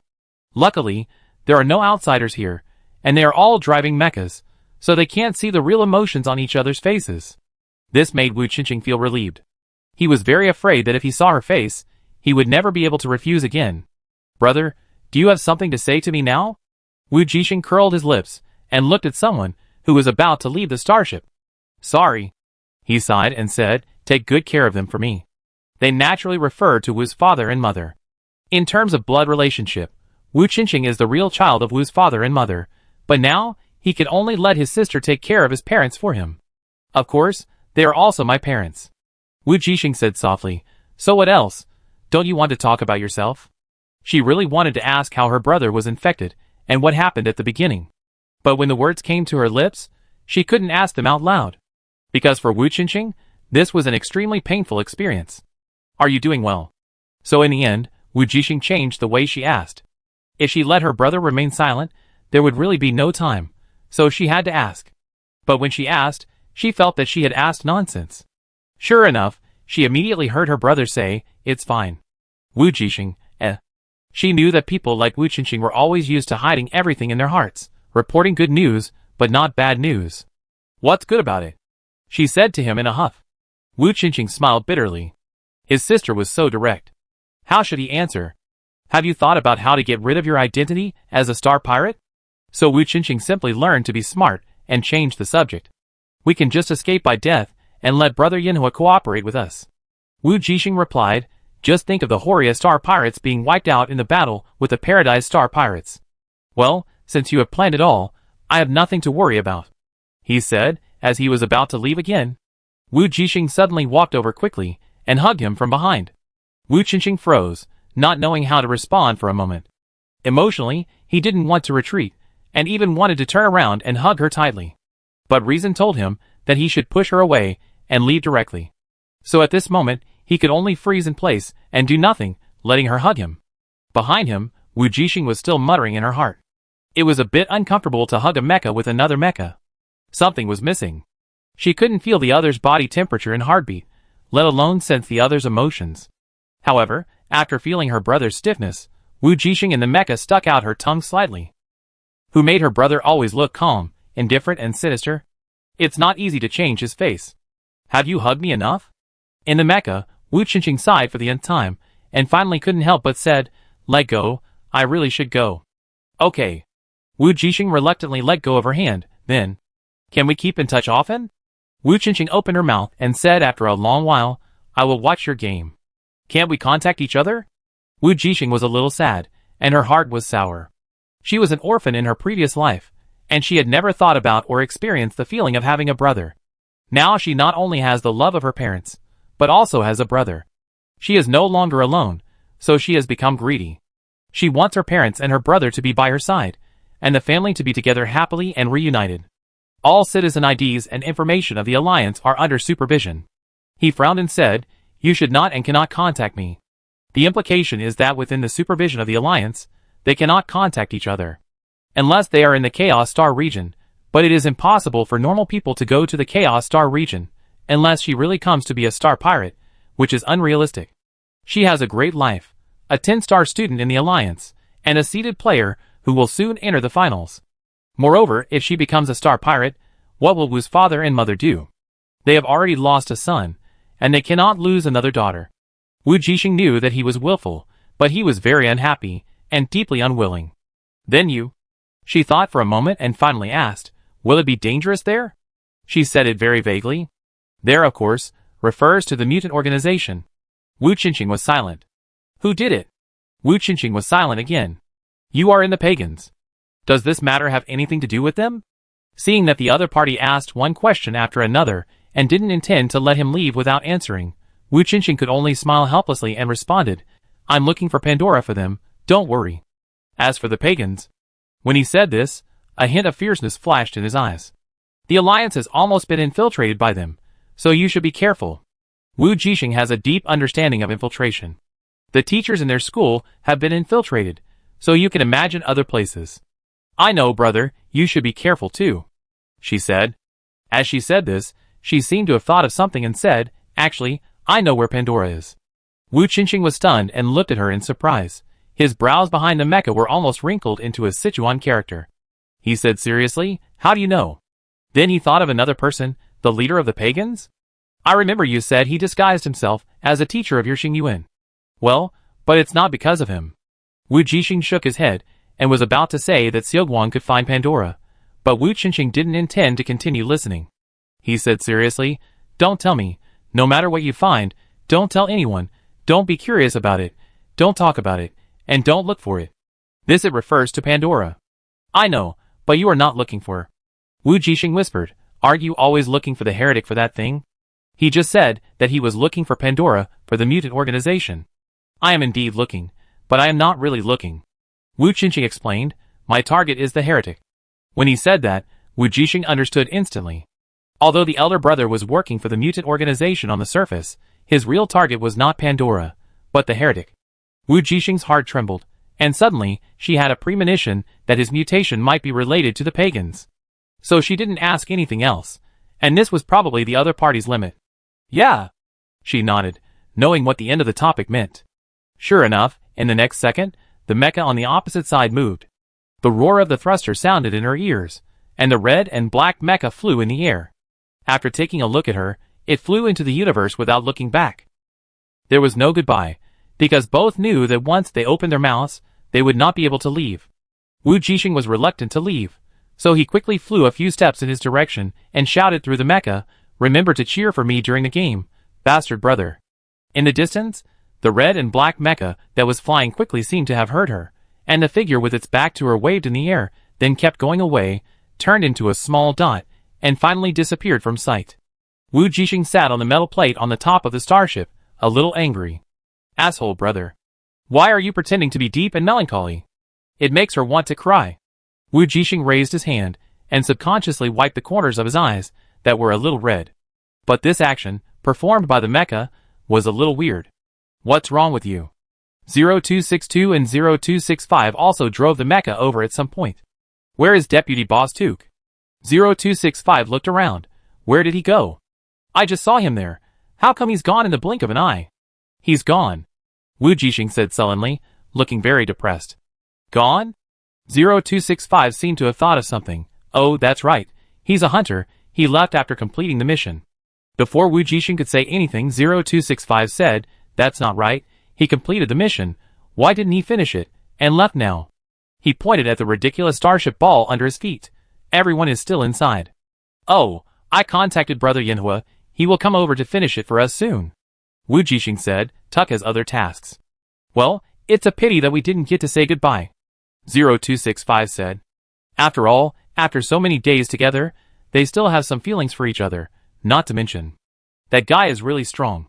He actually took 0266 and 2 people to directly solve the Paradise Pirates.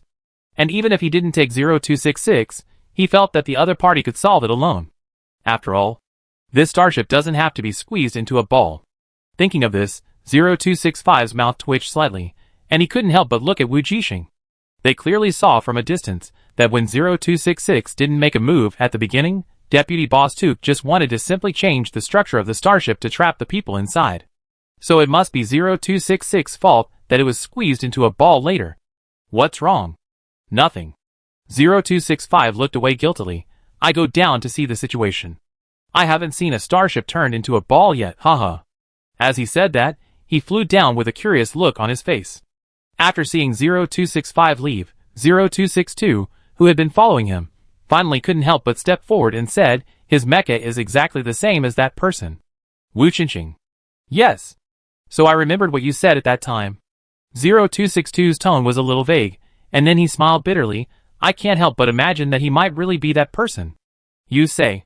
Am I stupid for doing this? Wu Jixing looked at her and laughed for a while. What's wrong? 0262 asked doubtfully. Nothing. Wu Jixing shook her head and said softly, not stupid at all. Perhaps seeing someone as distressed as she was, Wu Jixing felt less depressed. She comforted him. If he were still alive, he would be very happy that someone still remembered him. While the two were whispering, 0265, who had already walked around the outer perimeter of the starship sphere, came back. By the way, when will that hunter come? 0265 pointed at the huge metal ball below. I think he alone may not be able to solve this. Wu Jixing was silent after hearing this. She was just excited at the time, and didn't think about the end. After Wu Jixing left, it was impossible for the metal ball to return to its original state. In other words, if someone wanted to come and finish it now, they would have to consider how to take the metal ball away, or directly dig up the ball, and take away the space pirates inside. Both methods, no matter which one, are not easy.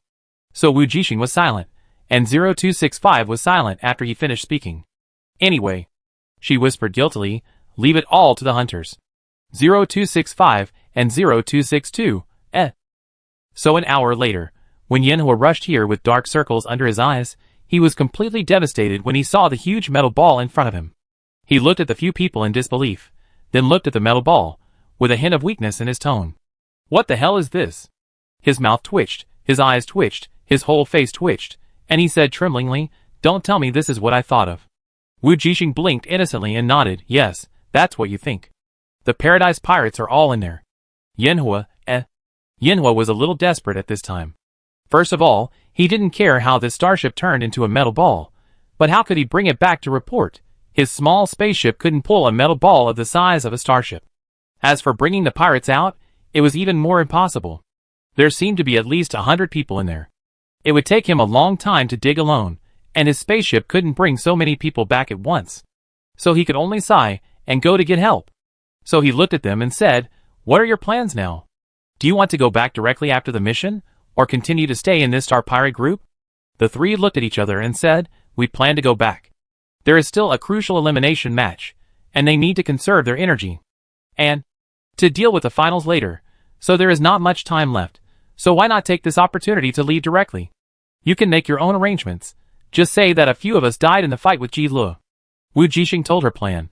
The 2 people in the Horia Pirates are still unconscious and don't know anything. We will let the starship fly away automatically, and let them return to D66. Yanhua thought her plan was okay, so he nodded and said, then you get on my spaceship, I will take you away first and go to the nearest planet under the jurisdiction of the Alliance. Anyway, the problem with the metal ball cannot be solved in a short time, so it is better to go back and shake people before setting off, which is just a side job. In this way, these students can completely get rid of their identity as Star Pirates and return to the Alliance. Several people nodded and approved this plan. So they returned to the starship of the Horia Star Pirates, informed the other two, set the starship's navigation route, and followed Yinhua's spaceship to leave the Chaos Star region. What Wu Jixing didn't know was that not long after they left, someone's red and black mecha returned here again. Wu Jixing looked around and found that there was no one else, so he came to the front of the metal ball. He put his hand on the metal shell, and the power surged. The next moment, the metal ball opened a hole, and he slipped in. Not long after, the red and black mecha came out again and carried out a person. To be precise, it should be a mecha. The person in the mecha at this moment was the pagan undercover who had been lurking in the Paradise Pirates.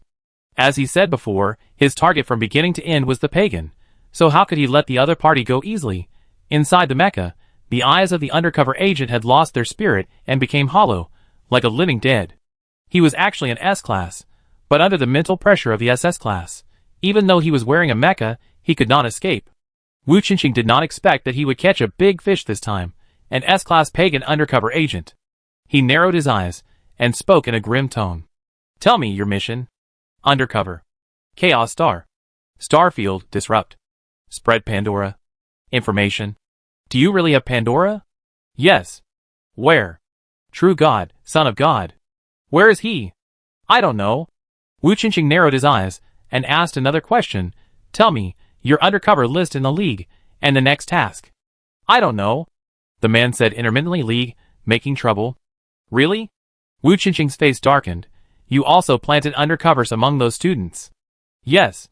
He originally only suspected that there were pagan undercovers in the upper echelons of the military academy. Otherwise, he would not have been suddenly assigned to do that mission. But he did not expect that the infiltration of pagans was much more serious than he thought. Do you know which schools? All of them. Wu Jixing's heart skipped a beat. Do you know who they are? I don't know. How are you going to start in the League? I don't know. I haven't received the order yet. It seems that there is nothing more to ask. In the mecha, Wu Jixing's cold eyes flashed red. The next second, the man he was holding in his hand suddenly shook, then tilted his head, and made no sound, obviously deader than dead. Wu Jixing threw him back into the starship ball, then blocked the hole, and restored it to its original appearance, looking no different from before. If he could, he wanted to crush the other party's mecha into a ball, but in order not to reveal his presence, he could only pretend that the other party's brain was destroyed by mental power, leaving his body intact. Finals. Wu Jixing looked into the distance, frowning. When he thought of the pagans trying to cause trouble in the finals, his heart suddenly lifted. Yes, how could such a big thing be without the presence of those crazy people?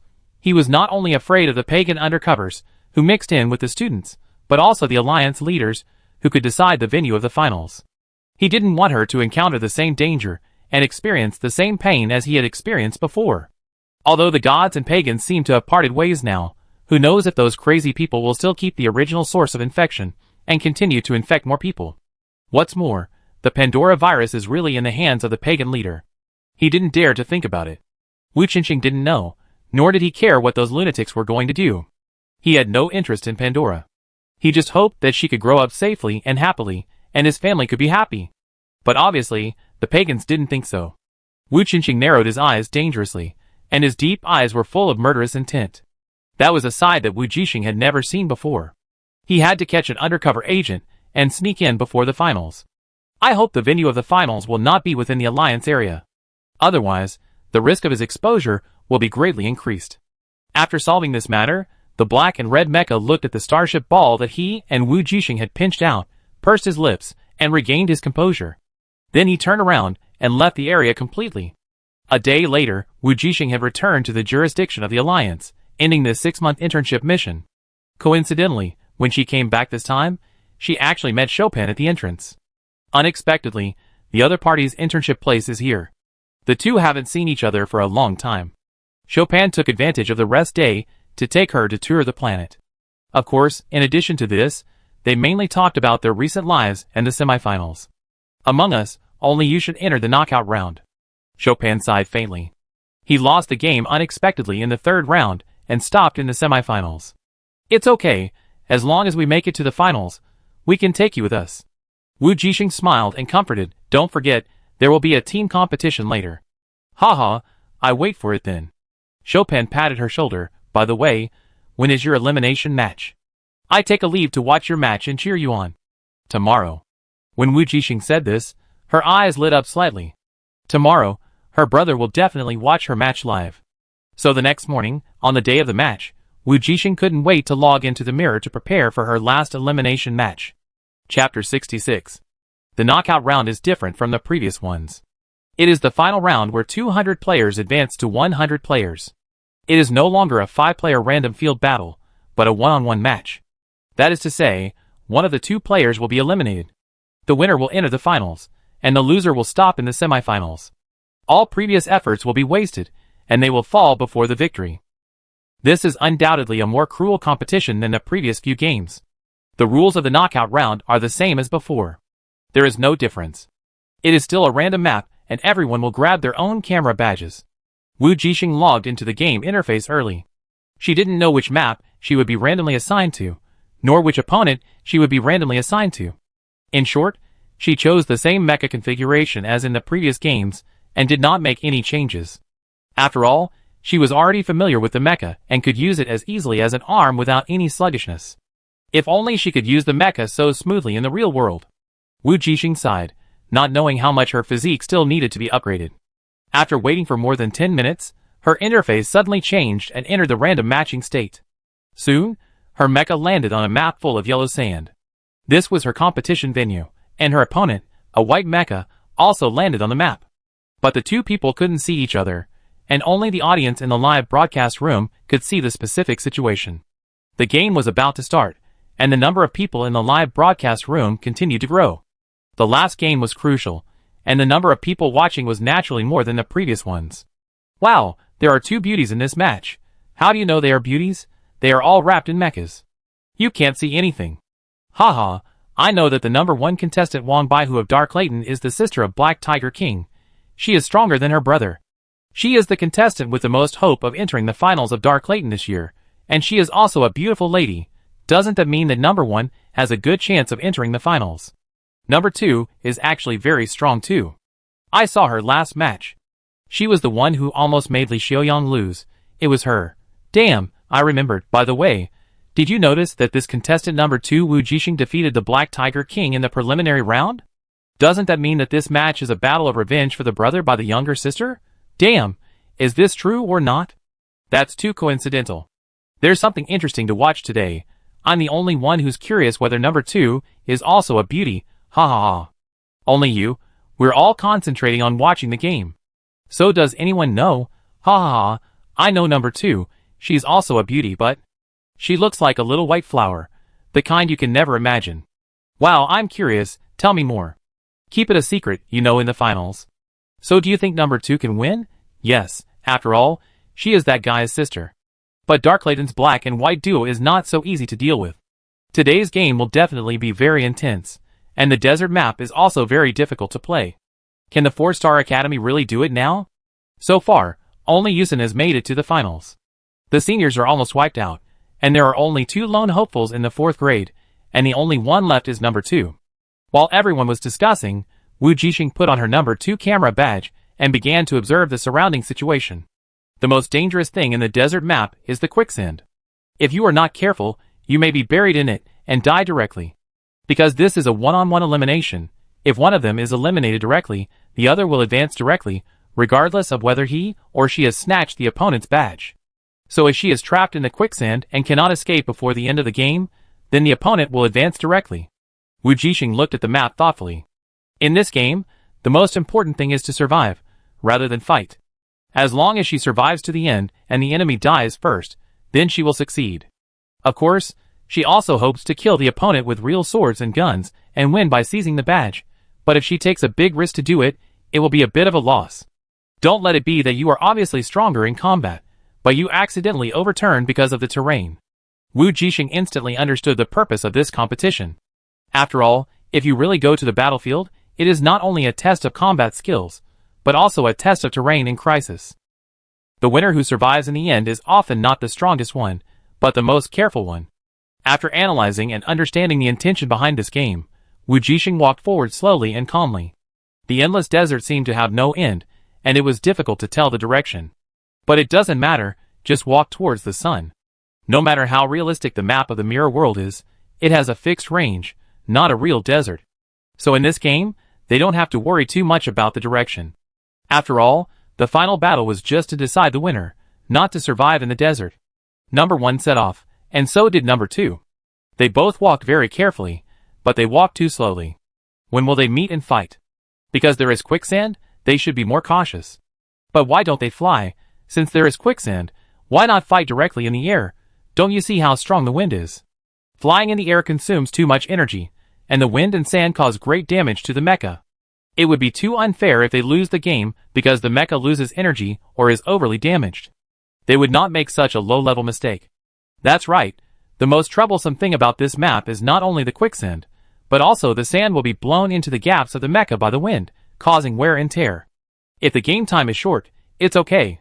If it's long, there will definitely be all kinds of problems, which will be very troublesome. The comment is right. Wu Jixing was walking in the wind and sand at this time, and she also felt the creaking sound and the feeling of not smoothness when the mecha moved. She knew that it was caused by countless tiny sand particles rubbing against the mecha. It doesn't affect her movements now, but it's hard to say after a long time.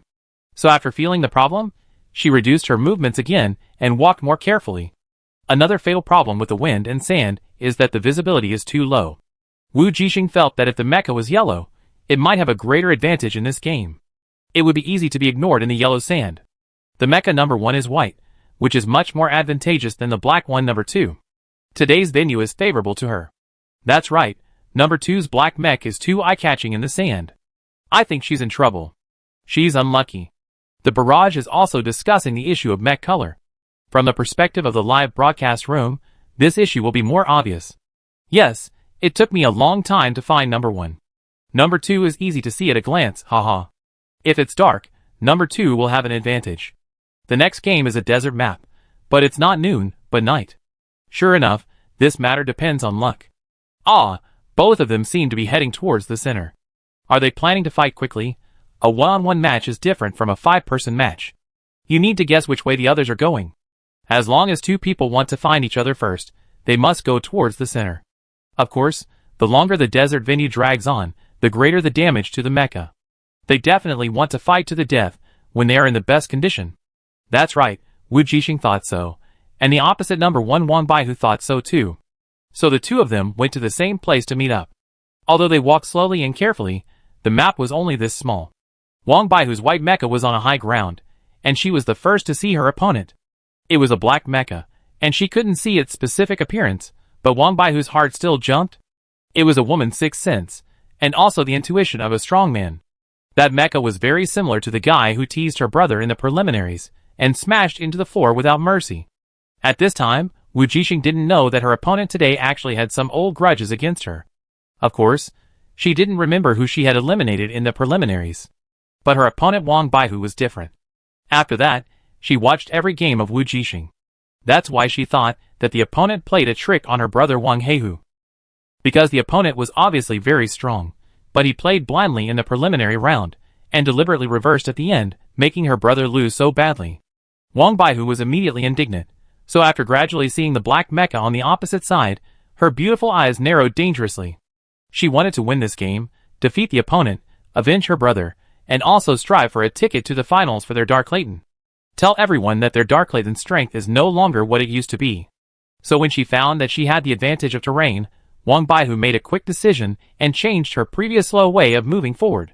Instead, she directly turned on the thrusters of the mecha and swooped down at lightning speed, holding the big sword in both hands and slashing at the enemy. When Wu Jixing found the other party, the white mecha was already close at hand. There was no place to hide, so she could only raise the long sword in her hand to block. Another major disadvantage of the desert terrain is speed. The sand is too soft. If you start your steps too hard, you will not only fail to achieve the purpose of quick dodge, but will easily get yourself stuck. With a duong, the audience in the live broadcast room only felt a tinnitus, and the next second, the dust was raised because of the actions of the 2 people, and the vision was affected to a certain extent. This is why I hate sand maps the most. The field of vision is too limited. What happened? I can't see clearly. What is going on now? Number 2 will not be smashed into the sand by her. Just now, With that strength and decisiveness, number 1 is still very strong. Number 2 is now at a disadvantage. If she is smashed into the sand by the opponent, the mecha will roll in the sand, and it will be over. Just as everyone was discussing, the wind and sand subsided, and the situation inside was finally revealed. The black mecha slid backwards along the sand, but did not really fall into the sand.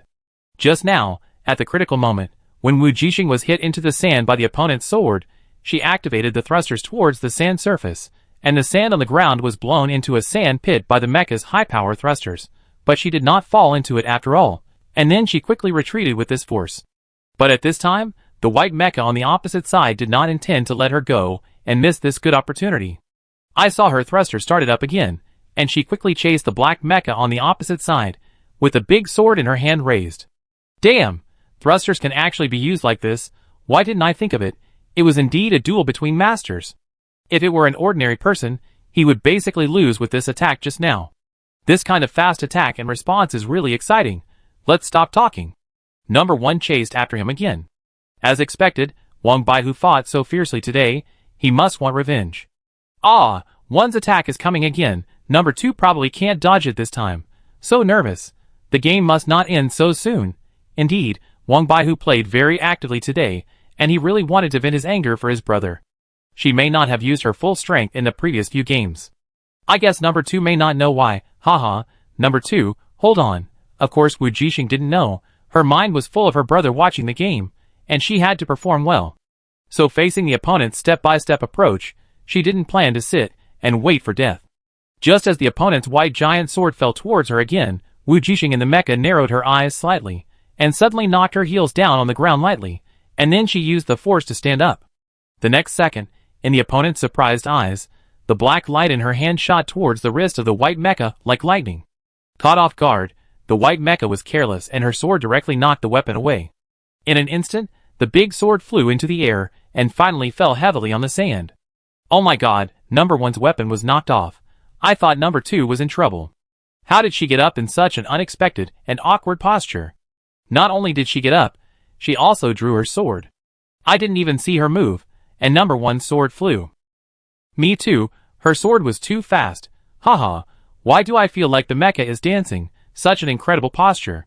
Watch the slow motion. Number 2 used her left foot to gain momentum, kicked the ground with her knee backwards, and drew her sword with her left hand upwards. This knife-drawing posture is simply too imaginative, and it can work. A true knife-wielding master can use any posture and angle, and there is no fixed knife-wielding technique. At this time, in the competition venue, the number 1 mecha that lost its weapon hurriedly retreated, wanting to fly over to pick up its own weapon.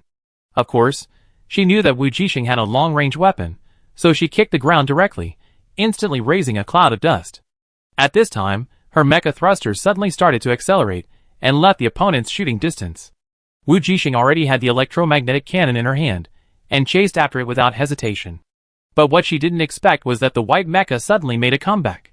The opponent didn't really chase the sword, but a long whip with flames appeared in his hand at some point. The long whip seemed to come alive in her hand. The white mecha lightly raised its wrist, and the flame whip blew towards Wu Jixing's face with a scorching wind. If this was hit hard in the face, the game would probably end early. But Wu Jixing was just speeding up because she was using the thrusters to chase after him, so she really couldn't change direction to avoid him. In the blink of an eye, she raised her hand and swung a knife. Because the time was too short, the action of raising the knife was not sufficient, but at least it temporarily deflected the flame whip that was attacking her. Wow, that whip just now was so cool. Number 1 was very smart. She actually used the weapon that was knocked down as bait, and swung an unexpected whip. Number 2's knife swing was really fast, otherwise there would be no suspense in the game just now. It was really exciting, worthy of being the final elimination match.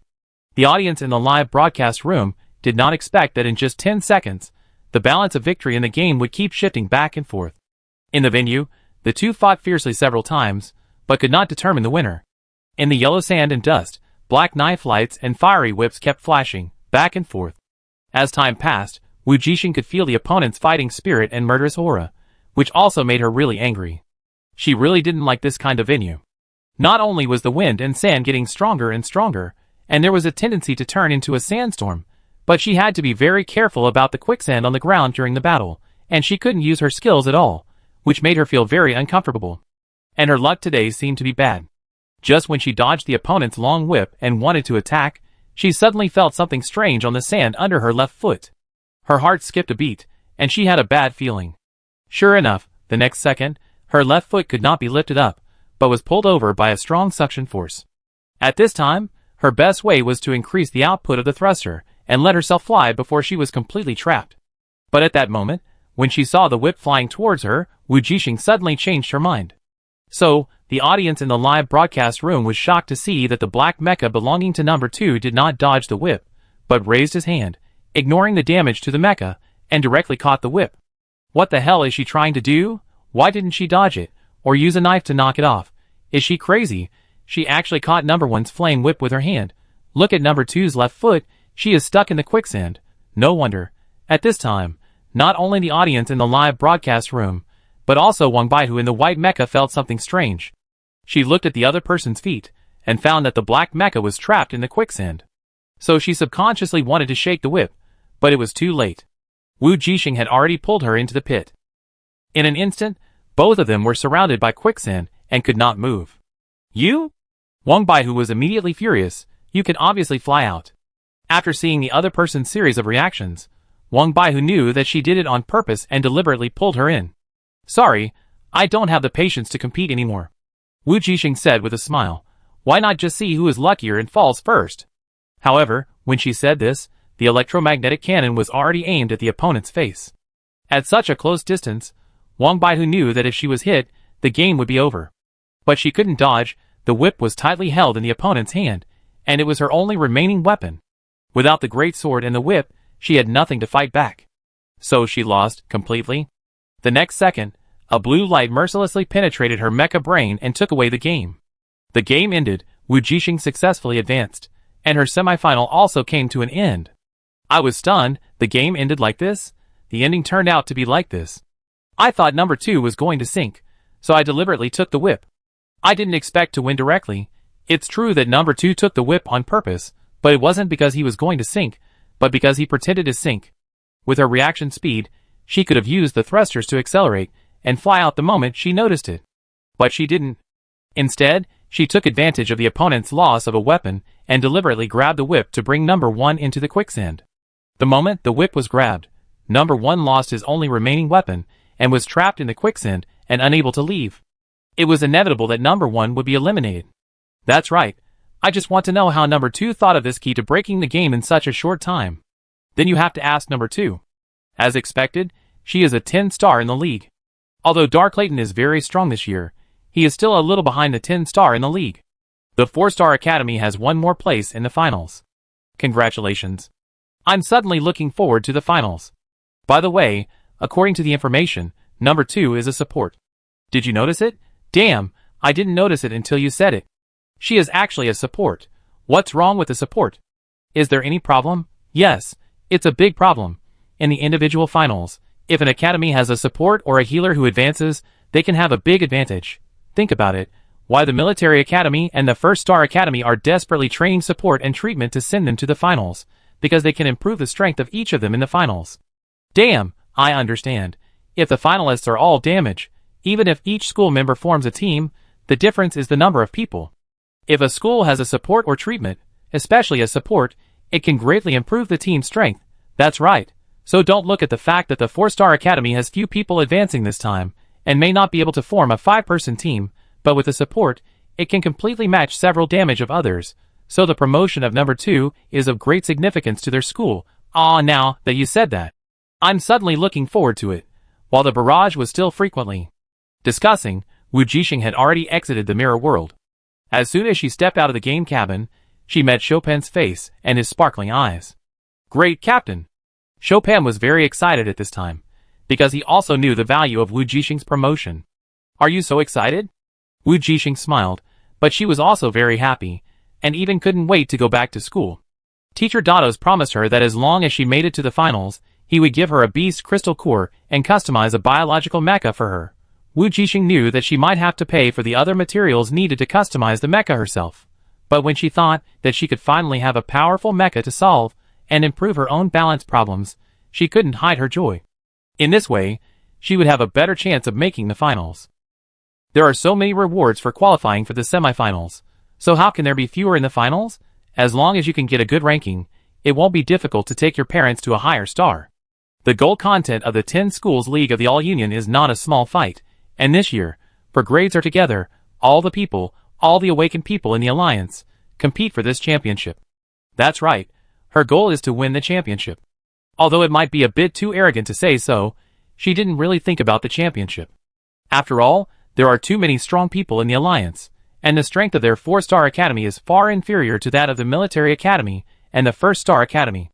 But after seeing her brother, she suddenly wanted to win the championship. Not only did she want to show it to her brother and make her family proud of her, more importantly, she wanted to work hard for her brother. Wu Jixing could see that her brother was unwilling. Originally, he could stand on the finals court openly and fight for his glory. But now, he could only hide in the Chaos Star region, outside the Alliance, and silently watch the game in a dark corner. He was unwilling to give up, so she was unwilling to give up either. She wanted to win the championship, whether it was a team competition or an individual competition. She wanted to prove to everyone that if she could win the championship, then her brother could too. She wanted others to think of him when they saw her name. As a human being, Wu Qingqing died, but his name would never disappear. Chopin, are you confident that you can win the championship? Wu Jixing suddenly spoke up and patted his shoulder. Chopin, ah? Chapter 67. Chopin was a little dazed, his face full of expressions like who am I? Where am I? I won the championship. Are you kidding me? This made Wu Jixing, who was full of fighting spirit, very dissatisfied, and pouted and said, don't you have confidence? Chopin was immediately trembling when she looked at him, and he said with a little stuttering and doubt about his life, wait, it's not. This is not a question of whether you have confidence or not. What is the question? Wu Jixing looked at him with his arms crossed, waiting for the next step. Ahem. Chopin subconsciously raised his hand to wipe the non-existent sweat from his forehead, and said softly, it's a problem of strength not allowing it. Does he not want to win the championship? How is this possible? He wants to show his style in the finals, and win the championship more than anyone else. Who in the league doesn't want to?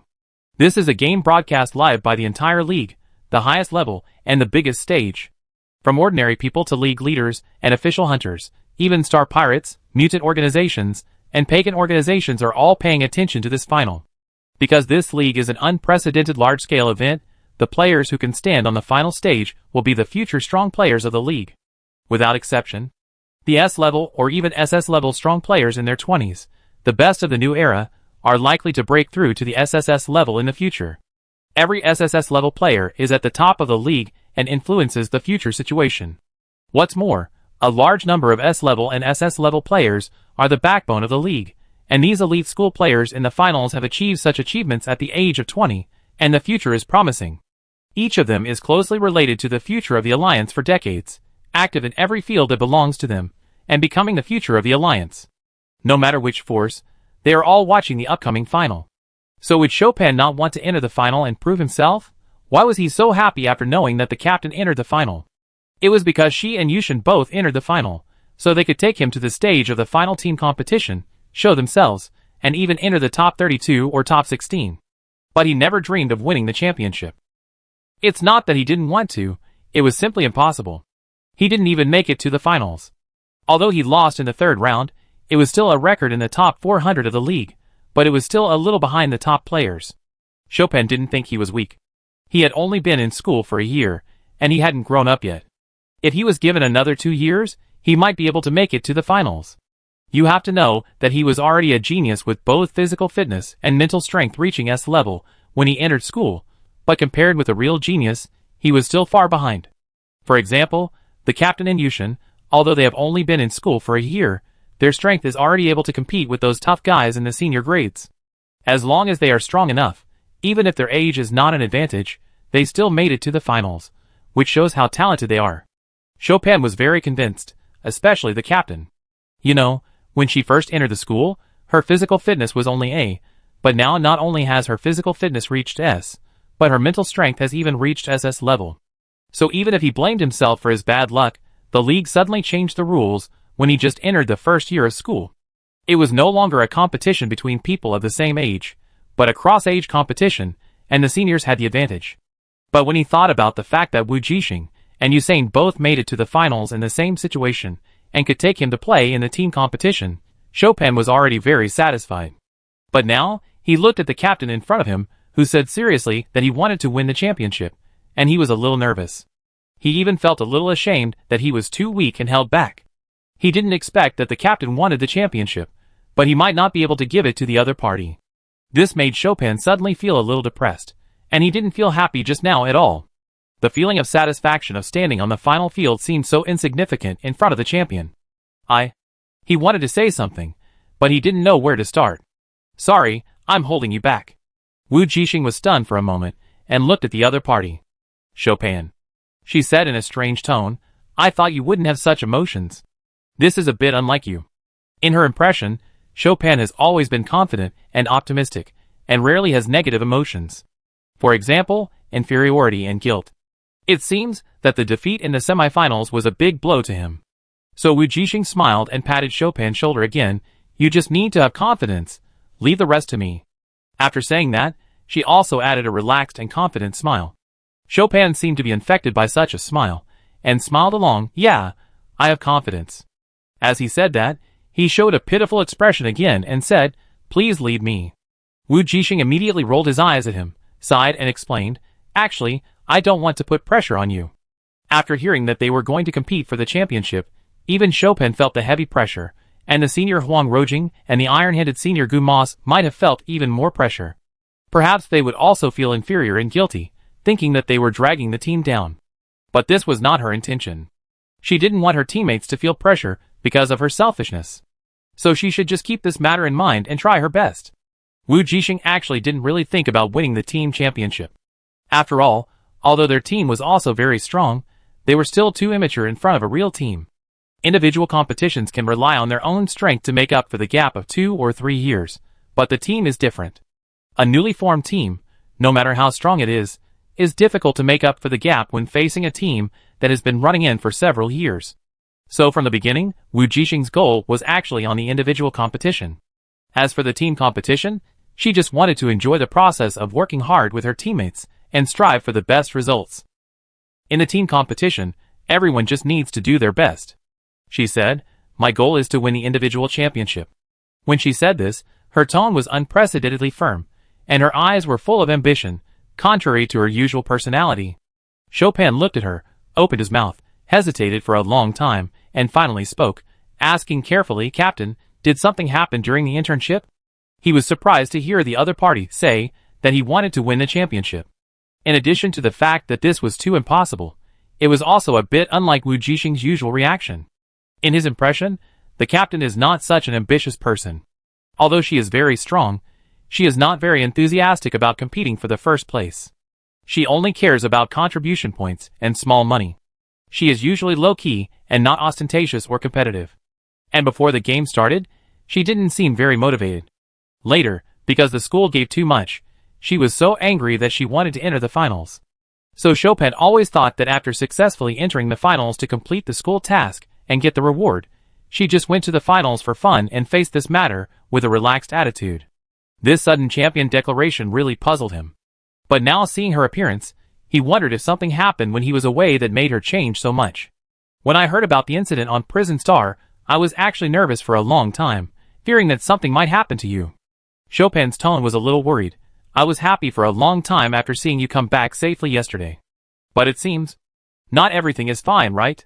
When they first met, they talked about what happened during their internships. So Chopin knew that after she went to Prison Star, she went undercover with the Star Pirates. Something must have happened in the meantime, which caused her to change her original goal in an uncharacteristic way. It's not a big deal. Wu Jixing did not deny it. Maybe you can tell me about it? Chopin asked tentatively. Facing the concerns of her friend and teammate, she suddenly had some desire to talk. So she thought for a while and said, Do you remember, when we first met, you said you met a very powerful person in the military academy? Chopin was stunned when he heard this. He didn't expect the other party to suddenly talk about this. However, he still remembered this incident. After all, every S-level spiritual power expert has a good memory. He can remember the details of daily life in minutes, let alone the things about the person he admires. Of course I remember. Chopin nodded. I still remember that I said at the time that I learned how to use a knife from him. But he really didn't know why Wu Jixing mentioned this incident. Is it related to that person? But didn't that person disappear? I shouldn't meet him. Yeah. Wu Jixing nodded. Do you know the other person's name now? She asked, and Chopin was even more confused, but he still answered obediently. I don't know. After thinking for a while, he asked again, do you know? Yeah. Wu Jixing smiled and responded. His. Chopin was surprised, you really know. But the next second he also reacted, you met the intern from the military academy in Prison Star, right? Did the other party tell you? Yes. Wu Jixing nodded again. So what's his name? Chopin suddenly became curious, with a fanbus expression. Oh, I see. Did you also hear about his deeds and want to be like him? So you suddenly want to compete for the championship? Wu Jixing was silent for a while, and said, well, about the same. Haha, I knew it. It seems that nothing bad happened as he thought. Chopin immediately relaxed and said, quick, tell me the name of your idol. I can't wait to know it. You really want to know? Wu Jixing smiled at him. Do you really like that person so much? Anyone who has seen him in action, how can he not be fascinated by such a style? Chopin said loudly, so tell me quickly. Okay. Wu Jixing suddenly smiled with some malicious intentions. His name is... What's his name? Wu Qingqing. Oh, his original name is Wu Qingqing. Chopin said subconsciously, what a good name. It seems to suit him very well. Just after saying that, he seemed to find something wrong. Wu Qingqing. Why does she feel so familiar? He smacked his lips and tried to think for a long time, and then suddenly his expression froze. Chopin looked at the person next to him with disbelief, pointing at her tremblingly. You. What is your relationship? Wu Jixing just looked at him quietly and smiled. Chopin finally reacted and muttered in shock, Wu Jixing. E-Star, that's right, you are all from E-Star. It can't be such a coincidence, unless you are... Oh, what is it? Brother and sister. You are actually his sister. Chopin shouted loudly, his tone full of shock and excitement, but then he thought of something. His expression became a little solemn and depressed, and even looked at Wu Jixing with a little caution. No way, you really are. Yes, he is my brother. Wu Jixing admitted, there is another reason why I entered the 4-Star Academy, which is to find the truth. So did you find it? Chopin asked in a low voice. When that person disappeared, he was sad for a long time, not to mention her as his sister. And Chopin also remembered that the captain asked him about the pension at that time. He also remembered that he said that there was a situation where there was no pension, that is, mutation infection. He didn't dare to think about it deeply, and he couldn't accept this answer. Chopin thought, he couldn't accept this answer, what about the captain? So he looked at Wu Jixing's expression, a little worried. I have a direction. Wu Jixing didn't plan to tell anyone about her brother, but she still explained why she suddenly wanted to compete for the championship. I want to stand on the biggest stage of the league for him, and take back the glory that should belong to him. She said word by word, and her tone was filled with murderous intent that she herself had never noticed. Chopin was silent, and then he also became excited and said, I help you. Somehow, the original pressure disappeared, and all turned into endless motivation. He also wanted to do something for his idol. Thank you. Wu Jixing was stunned for a moment, then smiled. Chopin, are you confident now? Yes, haha. Chopin also smiled, showing 8 big white teeth. He was a little embarrassed just smiling. Whispered, that man is really your brother. No wonder you are so strong. Actually, we are not related by blood. Wu Jixing blinked, I was adopted. Ah. Chopin was shocked again, and then he heard her say again. But we are family. A few days later, all the elimination matches were over, and the semi-final selection officially came to an end. The list of the 100 finalists was published on the official website of the Star Alliance for everyone to see. In this list of 100, only 4 students from the 4-Star Academy entered. In addition to Wu Jixing and Yushin, 2 other seniors entered the finals. It seems like there are a lot of people, but if we average out the 10 schools, each school should have 10 people in the top 100. Even if the 1-Star Academy and the Military Academy are very strong and have more people, then the average number of people from the ordinary Star Academy should be 5, 6, 7 or 8. Now there are only 4 people, which is too few. At that time, whether it is the team finals or the individual finals, it will be very disadvantageous. At this time, in the 4-Star Academy, Dado stood in the principal's office, looking at the list and sighed deeply. Their 4-Star Academy was indeed at the bottom. Even if he didn't want to admit it, The poor result of only 4 people making it to the finals forced him to face this cruel reality. It's already good. The principal comforted. Isn't there still a support? Maybe the ending won't be so bad. Okay, principal, you're right. Dado sighed. After going through so many things, the results were expected. He just kept hoping for the best. By the way, those little guys will be at school soon. The principal suddenly remembered something and reminded, don't forget to give her that thing. What Wu Jixing didn't know was that the principal had already known the moment she entered the finals, and applied for the reward from the school's treasury in advance. Okay. But, will that crystal core? Dados frowned, and seemed to be hesitant to speak. Although the SSS-level alien beast crystal core is powerful, the side effect is also obvious. People with insufficient levels are often affected by the residual thoughts left in its core. Otherwise, it would not be required to reach the SS level to drive a biological mecha with an alien beast crystal core as the core.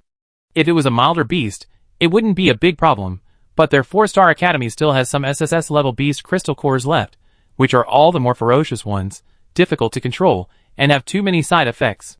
Of course, this is also why they were left. Don't worry, it has been lying in the warehouse for nearly 1,000 years, and the remaining power has almost dissipated. The principal smiled and comforted, it shouldn't be a big problem. Her mental talent is very strong.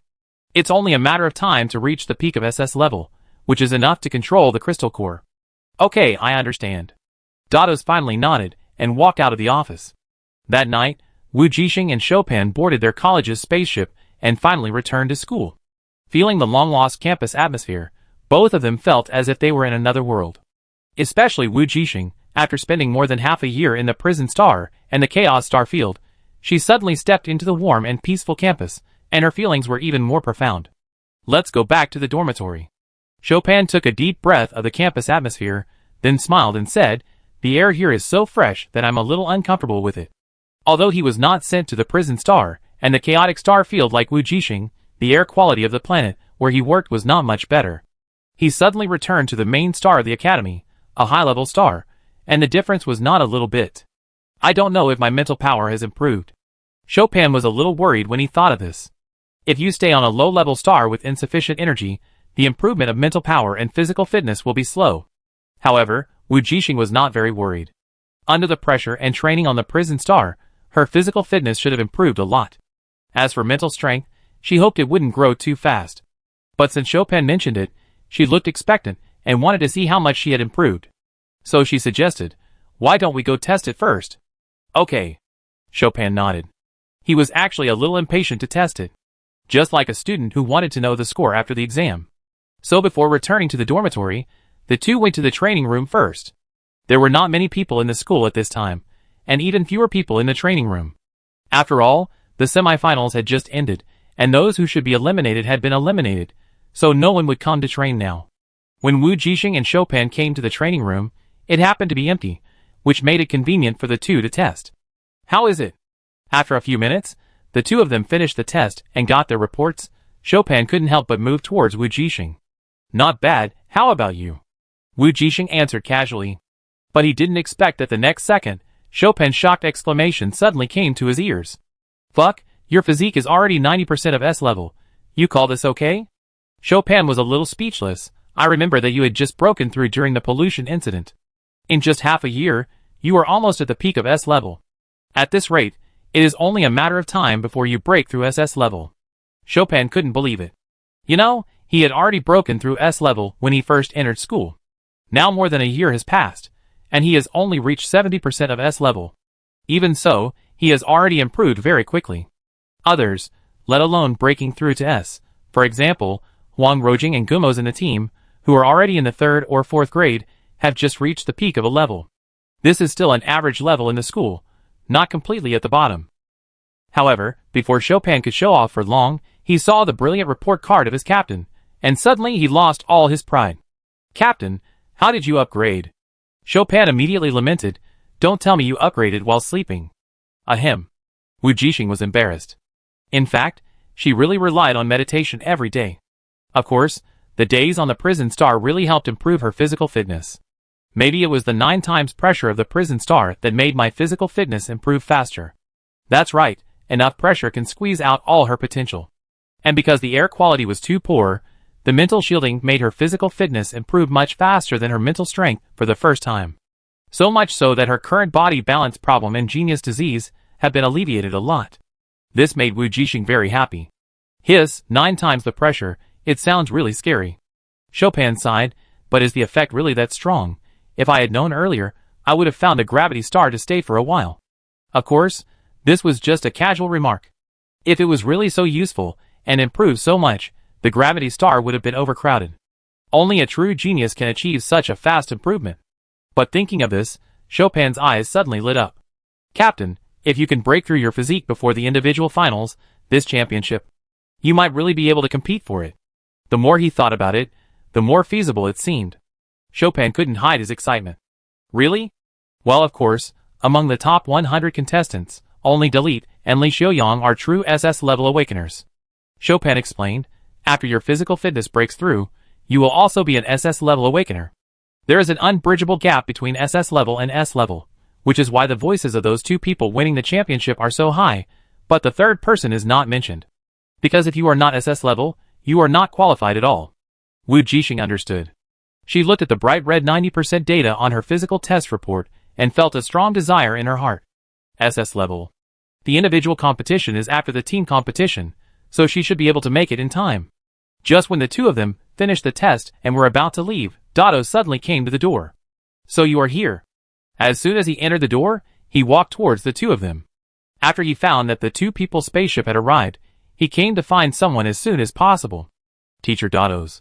The 2 did not expect to see each other suddenly, and hurriedly greeted each other. Dados came to the 2 and nodded, let me see your progress in the past 6 months. He took the test reports of the 2 and glanced at them, and said with satisfaction, very good, you did not waste your training during the internship. Especially Wu Jixing's progress, he was calm on the surface, but his heart was in turmoil. This girl's talent is really strong. The training on Prison Star has directly improved her physique, so much that she is not far from a breakthrough. Perhaps, she can really control the crystal core of the alien beast. Suppressing the shock and joy in his heart, Dados returned the physical test report to the 2. Come with me. He looked at Wu Jixing. Okay. Wu Jixing looked at Chopin after hearing this. You go back to the dormitory first? Well, then I go first. Chopin knew that Teacher Dados would definitely talk to Wu Jixing alone, so he said goodbye and left.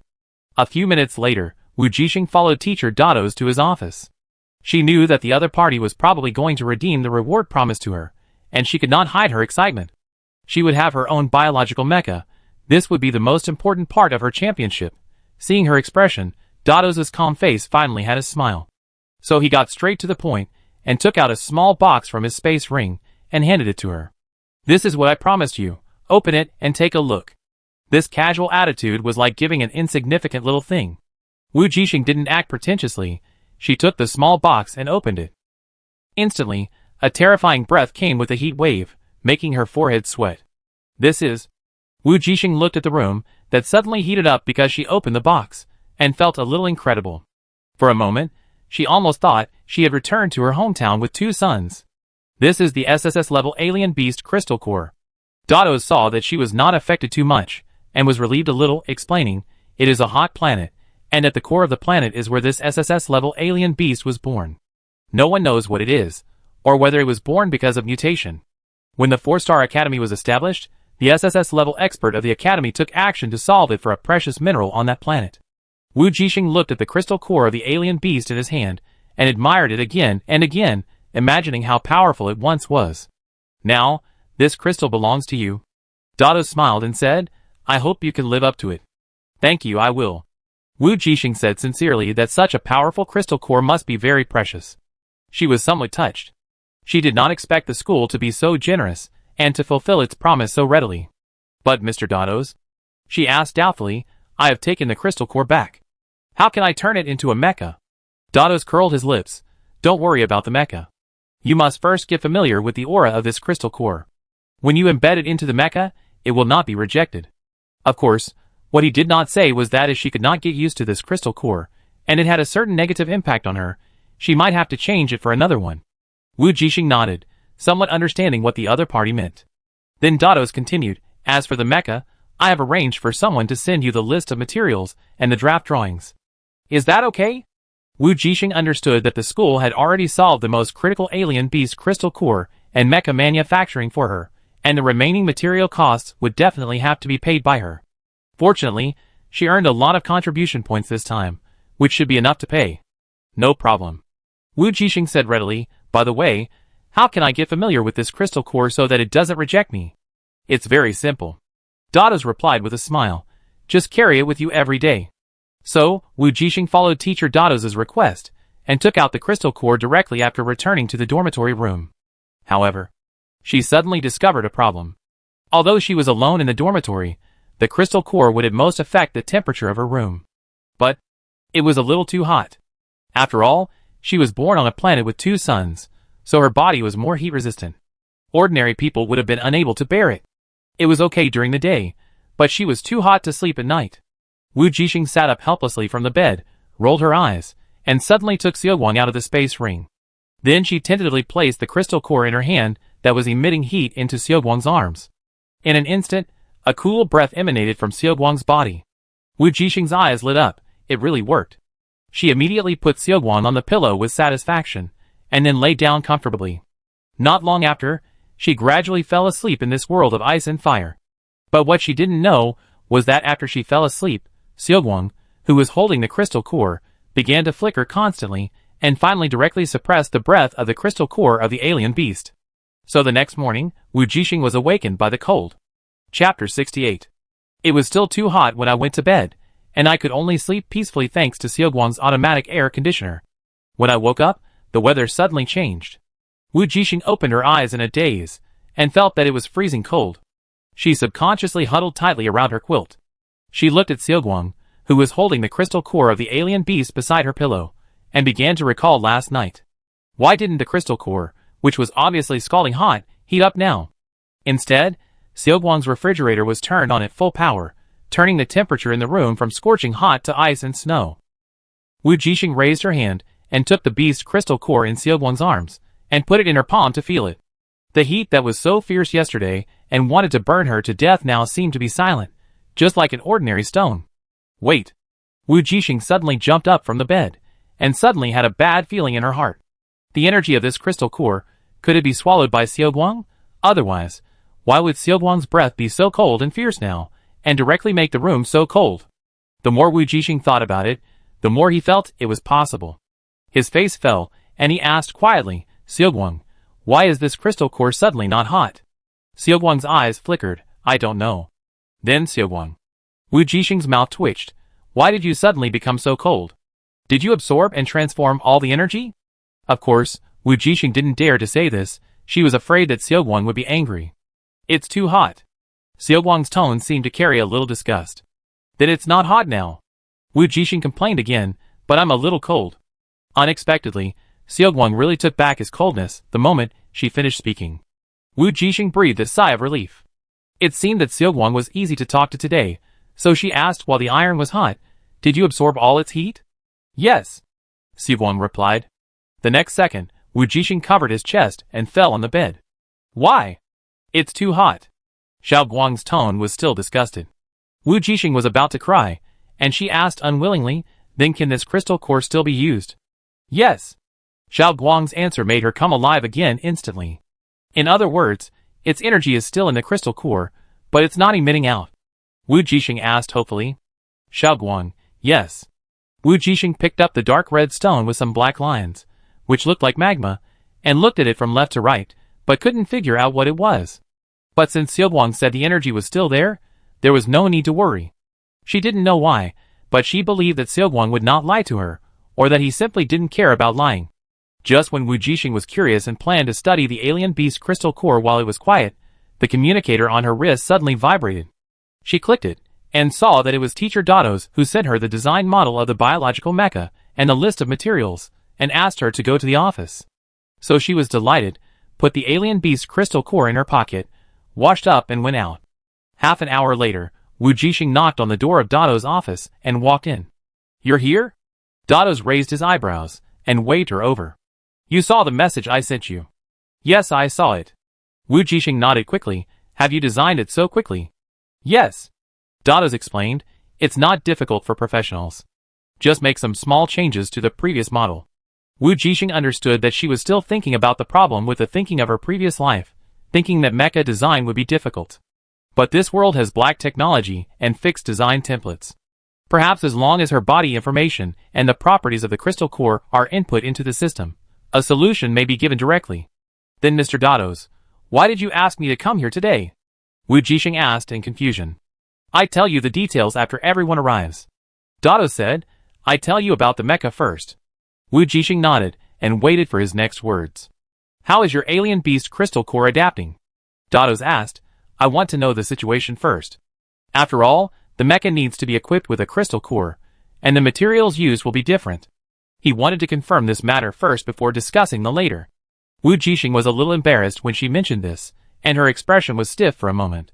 Dados frowned and asked, Can adapt? No, it's not. Wu Jixing was afraid that the other party would misunderstand, so she waved her hand and explained, I don't know what the situation is. I took a nap and woke up. This crystal core is no longer hot. No fever? Dados was a little confused by her words, so he simply said, Take it out for me to see. Wu Jixing immediately took out the alien beast crystal core from his pocket and handed it to the other party. Sure enough, in her palm, the SSS-level alien beast crystal core was just like an ordinary colored stone. If you don't tell me, you can't tell that this is a precious, rare and powerful alien beast crystal core. Dados was stunned. He originally thought that the other party put the crystal core in the space ring. He was about to say a few words to tell her not to put it in, and it's better to keep it with her at all times, otherwise when the finals are about to start, she can't adapt to the power of the crystal core. Unexpectedly, Wu Jixing did carry it with him, and did not put it in the space ring. But the beast crystal core that was so powerful and hot and violent yesterday seemed to have changed its face today, and was as quiet as a stone. Dados' heart moved, and the surprise on his face could not help but show it. Teacher Dados, is there any problem? Wu Jixing, who was already guilty, could not help but feel uneasy after seeing the other party's solemn expression. No. Dados finally came back to his senses, but his tone was still a little uncertain and incredible. If I'm not mistaken, this beast crystal core is already fully usable. There is no leakage of breath, stable, peaceful, as the core of the mecha, it is perfect. Usable? Wu Jixing asked curiously. Dados explained, this beast crystal core can be embedded in the mecha and become the real core. Wu Jixing was delighted to hear this. Really? That's great. Does it mean that we can start the mecha manufacturing process right away? Well, that's the theory. Dados was still a little uncertain. After all, he had never seen anyone tame an SSS-level alien beast crystal core in just one night. Unless the other party was also SSS level, it was impossible. So he didn't say anything, but directly took the alien beast crystal core from the other party's palm. Just the next second, in Wu Jixing's surprised eyes, the alien beast crystal core that had been quietly in her palm, once it was in Dados' hand, it once again emitted terrifying heat and power, returning to the state of yesterday. Wu Jixing's eyes widened with curiosity. Teacher Dados, why is it? Before she finished speaking, the other party put the alien beast crystal core back into her hand. Then the hot breath that had just emerged instantly withered and shrank into the dark red crystal core, calm and peaceful, without any violent breath. Wu Jixing, She was a little dumbfounded, and didn't understand the current situation. But Dados seemed to have expected it, but when he really saw it, he couldn't help but sigh. Teacher Dados, what's going on? Wu Jixing couldn't help asking. This shows that it has indeed been tamed by you. Dados said faintly, and his eyes couldn't help but sweep across the face of his student. Small face, pointed chin, very white skin, delicate and soft features. It doesn't look lethal at all. But the aura of the beast that wanted to show up and bite back in his hand was staying obediently in her small palm. The contrast was so great that he couldn't speak for a moment. He was still worried that there was not much time left before the finals. If she had not adapted to the alien beast crystal core, the plan to customize the biological mecha would be ruined. By then, she might not be able to achieve good results in the finals due to her serious body balance problem. But who would have thought that after just one night, the other party not only adapted to the crystal core, but also completely tamed it. The result of the experiment, he just took up the alien beast crystal core, was the best proof. Of course, this was something to be happy about, but Dados couldn't help but feel that his previous worry and anxiety made him look like a clown. He sighed. Every time, the student in front of him could give him a surprise that was as if he was frightened. Dados smiled, and a hope ignited in his heart. Perhaps in this year's finals, their 4-star academy could also fight. I see. How long does it normally take to adapt? Dados looked at her dimly. At least a month. It's just adaptation. To really tame it, it may take a while to fight side by side. Of course, if it is a 3S level strongman, it may take a few days. After adapting to the crystal core of the alien beast, you can start making mechas, and then you can really tame it after driving the mecha for a period of time. Oh! So it is probably that this crystal core is very compatible with you, and it likes you very much. In addition, after thousands of years, it has little remaining autonomous consciousness, but it is so easy to be tamed by you. Dados explained, and at the same time, he was convincing himself. After all, this matter is still too outrageous. Yeah, I understand. Wu Jixing nodded obediently, but he didn't know that there was a storm in his heart. That beast's crystal core liked her, it was simply a fantasy. It was obviously tamed by Xiaoguang, and it absorbed all the heat, so it dared not do it again, and according to Teacher Dados, even a 3S level strongman would need several days to tame a beast's crystal core of the same level. Of course, this crystal core seemed to have been left for a long time, and the remaining beast's consciousness was worn out by time, but Xiaoguang only took one night to suppress the opponent, which was still an incredible thing. Her little light is really strong. At this time, after solving the problem of the alien beast crystal core, Dados opened the holographic screen in his hand, and finally talked about the mecha materials. The materials needed for the biological mecha will be deducted from your contribution points. Is that okay? He asked. No problem. Wu Jixing nodded. She had seen it on the way here. In addition to the most basic mecha-specific metals, there are also some flame crystals that are suitable for her crystal core. The price is within her affordable range. After all, this mission, plus reaching the finals, she directly earned over 10,000 contribution points. But I seem to see that there is a material without a price. Why is that? Well, that's what I'm going to talk to you about next. Dados said, you need to find a way to get this special material XYT6. The school doesn't have any left. Ah, do I need to buy it on StarNet myself? Wu Jixing asked with a frown. You can buy it on StarNet, but it's not necessarily guaranteed to be genuine. Dados explained, this special material can perfectly integrate the crystal core of the alien beast into the mecha and conduct energy. It is a special material that is only needed in the manufacture of biological mecha. Because its application is very simple, and it is difficult to obtain, there are very few people selling it in the world, and most of them are scammers. Then how can I get it? Wu Jixing asked. She knew that when Teacher Dados mentioned this, he would definitely point out a way for her. Sure enough, he heard the other party say, you can go to the Star Network to find a team to produce the planet of XYT6. Now is before the finals, and someone should need this thing. Ah, you want me to go to that planet and dig materials myself? Wu Jixing was a little surprised. Right. Dados said with a smile, don't worry, your strength is enough. I will send you the information about that planet, and all the information related to XYT6 later. What if you can't find the team? Wu Jixing asked. Then you can ask them to help you together. Dados said and pointed to the back. Wu Jixing turned around and saw that the door was pushed open at some point, and 4 people walked in from outside. 2 men and 1 woman. She didn't recognize the first man and woman who came in. They seemed to be senior students. But she should know the last boy who came in. Well, not should, but no. Because that person turned out to be that boy Yushin. It's just that she hadn't seen him for nearly half a year, and he had changed a lot, so she almost didn't recognize him. But think about it, Yushin was only 16 years old when he first entered school, and now he is 17.5 years old, and will soon become an adult, which is the time when adolescence changes the most. Not only did Yushin grow taller, his face was no longer as immature as before, but he was much more mature. It should be said that he suddenly changed from a boy to a young man. The lines on his face became tougher, and he lost his baby fat. He was a little thinner, and his skin was pale, but he looked more handsome. It seemed that the incident with Li Miasen had a great impact on him, which made him suddenly change from a cocky and cold boy to a handsome young man, who was a little gloomy and cold. It might be that Wu Jixing was too surprised and stared at the other person for too long. The handsome face of the young man suddenly showed an uncomfortable and somewhat disgusted look, and he glanced at her lightly. Well, the eyes did not change, the expression on his face did not change, and it was still as stinky as before. For some reason, Wu Jixing suddenly felt a sense of intimacy. She smiled at Yushin, and then turned to look at Teacher Dados. Teacher Dados, they are.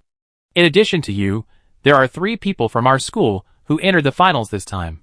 Dados pointed at the people and introduced them one by one: Pyro, Lena, and Yushin, output department. He pointed at Wu Jixing and introduced them to the others: Wu Jixing, from the auxiliary department. I hope the four of you can unite in the finals and win glory for the school. Teacher, don't worry, leave it to us.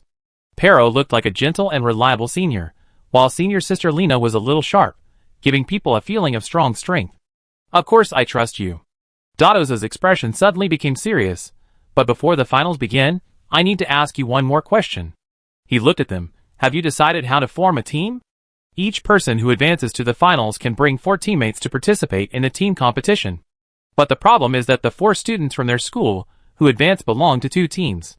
That is to say, Wu Jixing and Yushin are teammates, and Pajero and Lena also belong to the same team and are teammates of each other. If each of them leads a team, they will be separated. Of course, if they want to join forces, their 2 teams can also be merged into one. However, in this case, the number of participants from their school will be greatly reduced. Moreover, a team is easily isolated and helpless, and is excluded by other schools. Moreover, the 4 of them do not know each other, and they also face the problem of team coordination. Whether it is to form 4 different teams, 2 teams, or 1 team, there are pros and cons. So Dados asked them to come here today not only to get to know each other, so that they can help each other in the finals, but also to formally determine the team members. What he didn't expect was that several people said, without hesitation, that they would follow the original team. That is, Wu Jixing and Yushin led the Aurora team, and Payello and Lena also decided to bring their own teams to participate in the final team competition. I think our team cooperates well, so we will follow the original team, and don't need to make temporary changes, Payello said. Wu Jixing also nodded. I think so too. That's fine. Dados said, if you need stronger teammates to make up for your shortcomings, you can also come to me. Okay.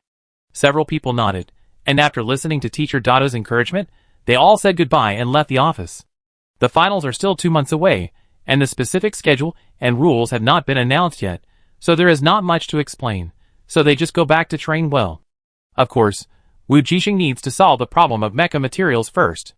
As soon as they went out, the 4 of them exchanged communications, and Pyro left with Lena, and Wu Jixing also walked to the dormitory with Yushin. Long time no see, Yushin. Wu Jixing was the first to speak and break the silence. Yushin nodded stiffly. Long time no see. It seemed that because they hadn't seen each other for more than half a year, things had changed, and they were back to a half-familiar state. But Wu Jixing didn't care about his awkwardness, and asked directly, do you know XYD6? She actually wanted to ask if Yushin's family had XYD6 for sale, so that she wouldn't have to go through the trouble of finding someone to form a team and make another trip. However, Yushin shook his head upon hearing this. No more. I used them up. Ah, you too. Wu Jixing thought for a moment, and said in surprise, your mental power has also broken through the SS level. Because only those who break through the SS level can control biological mechas, and not all SS level ones can do so. After all, the beast consciousness remaining in the alien beast crystal core is a great burden on the mind.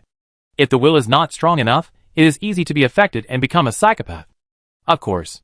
Yushin nodded slightly, with a hint of reserved pride in his tone, as if to say, if you can do it, then I can do it too. That's great. Wu Jixing said excitedly, this will make it much easier for us to play in the finals. Maybe we can really win the championship. Facing her lofty ambitions, Yushin did not show any surprise, nor did he show the same disbelief as Chopin did when he heard it. Instead, he spoke with reserve, his tone light but firm, as if it was a matter of course. Naturally. Naturally. He said naturally. Wu Jixing was a little surprised, but she felt a sense of peace of mind. So she smiled and repeated the 2 words seriously. Of course. The tone was equally firm.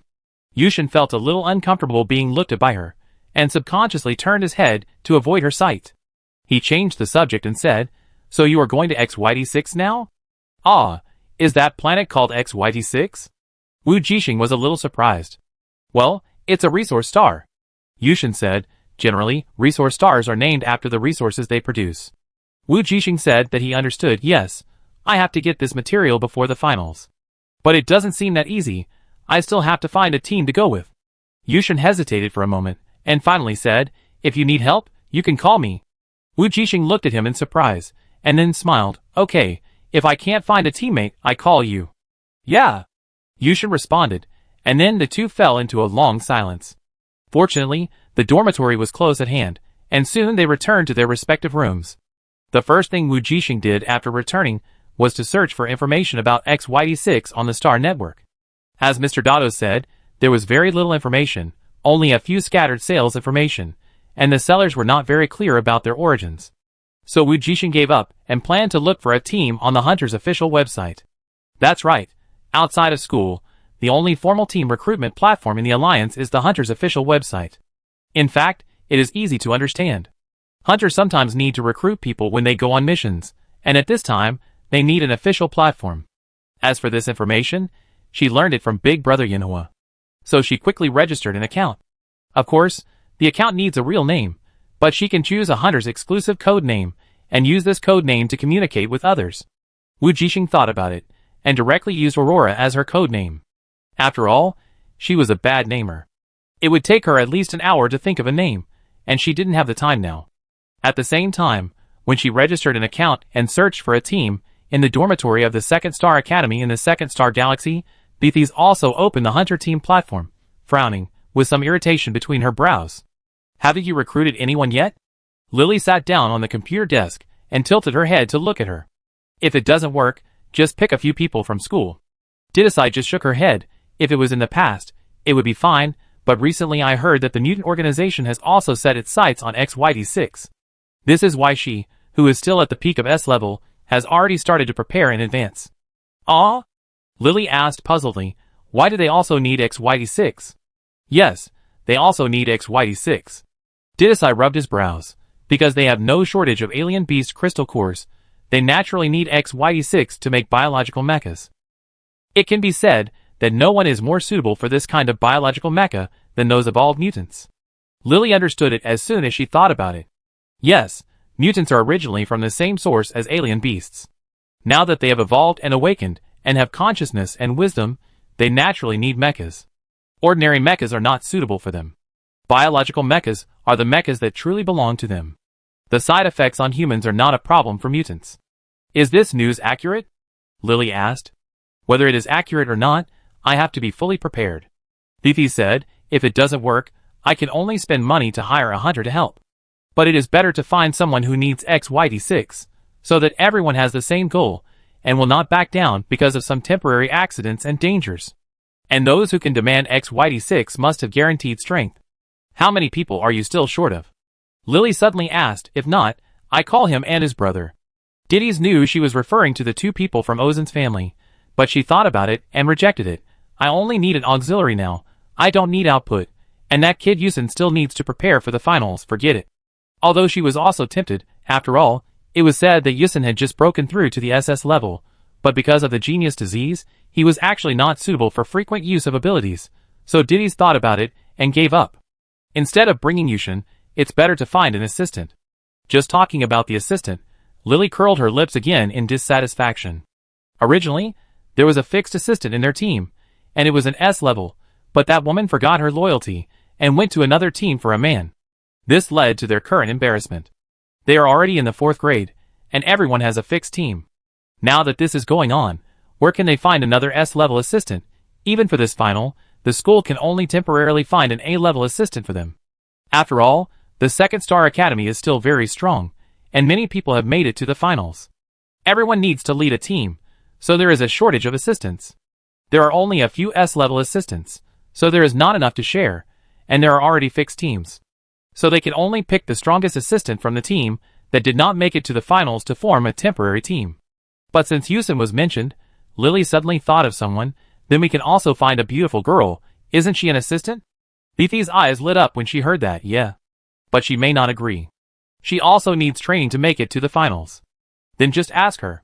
It doesn't matter if you ask her, Lily urged, and she sighed. It would be great if the beautiful girl could come to our school.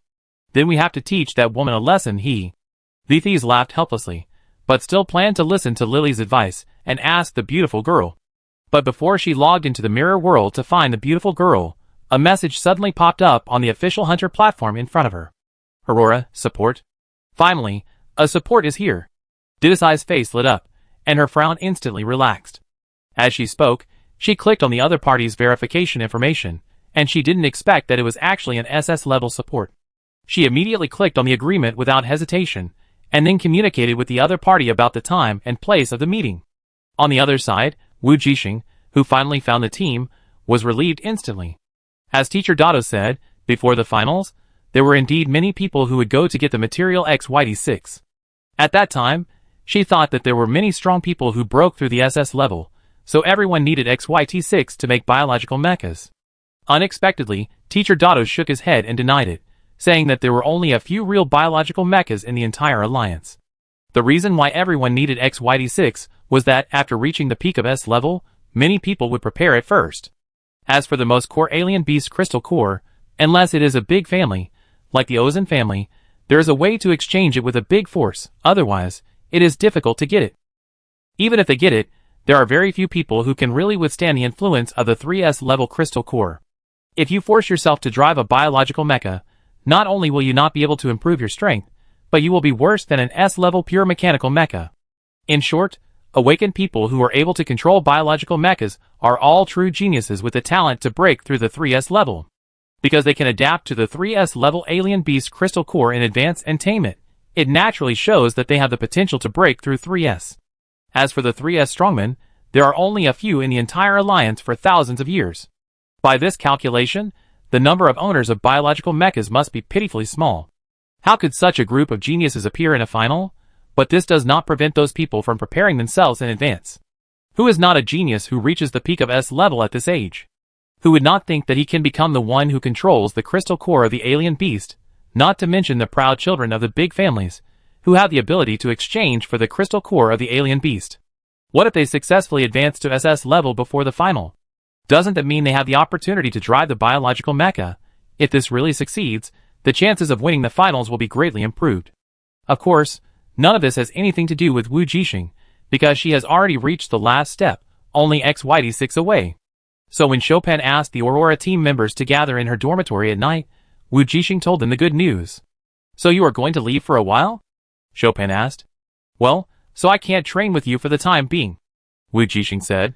Wang Rojing and Gumos are just one step away from S level, so Chopin plans to have everyone do devil training together in the next few days, to improve their strength before the finals.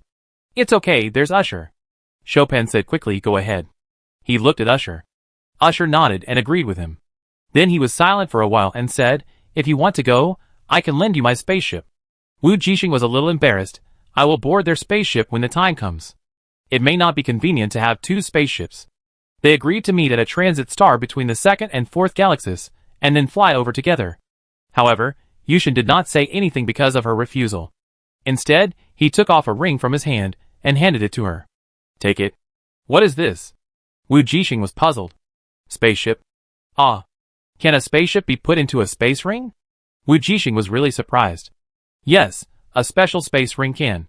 Yushin explained, "Just put it away when you don't need it. If those people leave you halfway, you can also fly back by yourself." Wu Jixing, "If you can't come back in time to participate in the finals, what about the champion?" Yushin said lightly. Since it has come to this, Wu Jixing will certainly not shirk it. Since the spacecraft can be carried in the space ring, there is no such thing as inconvenience. So she didn't act pretentiously, and took it directly. "Thank you," she said sincerely. Yushin seemed to feel a little uncomfortable accepting other people's thanks, and he just nodded reservedly as a response.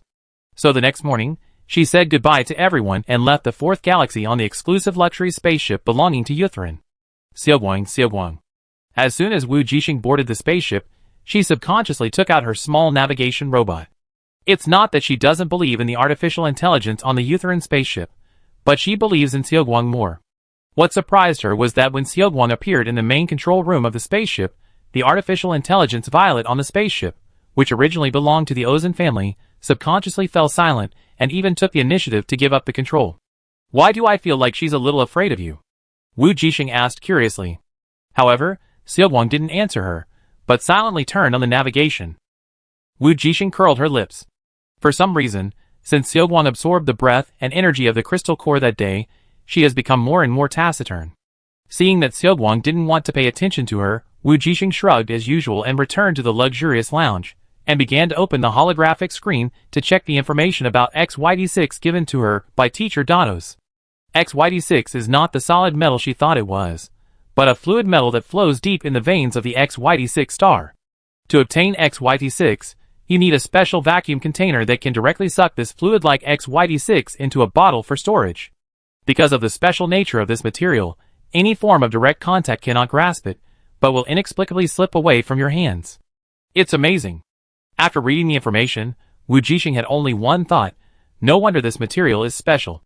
Fortunately, before she left, she applied to the school for a vacuum container that could store XYT6.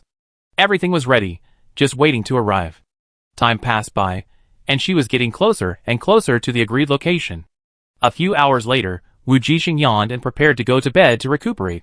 She took Xiaoguang back to the room and put it on the bedside table. "Xiaoguang, how long will it take to get there?"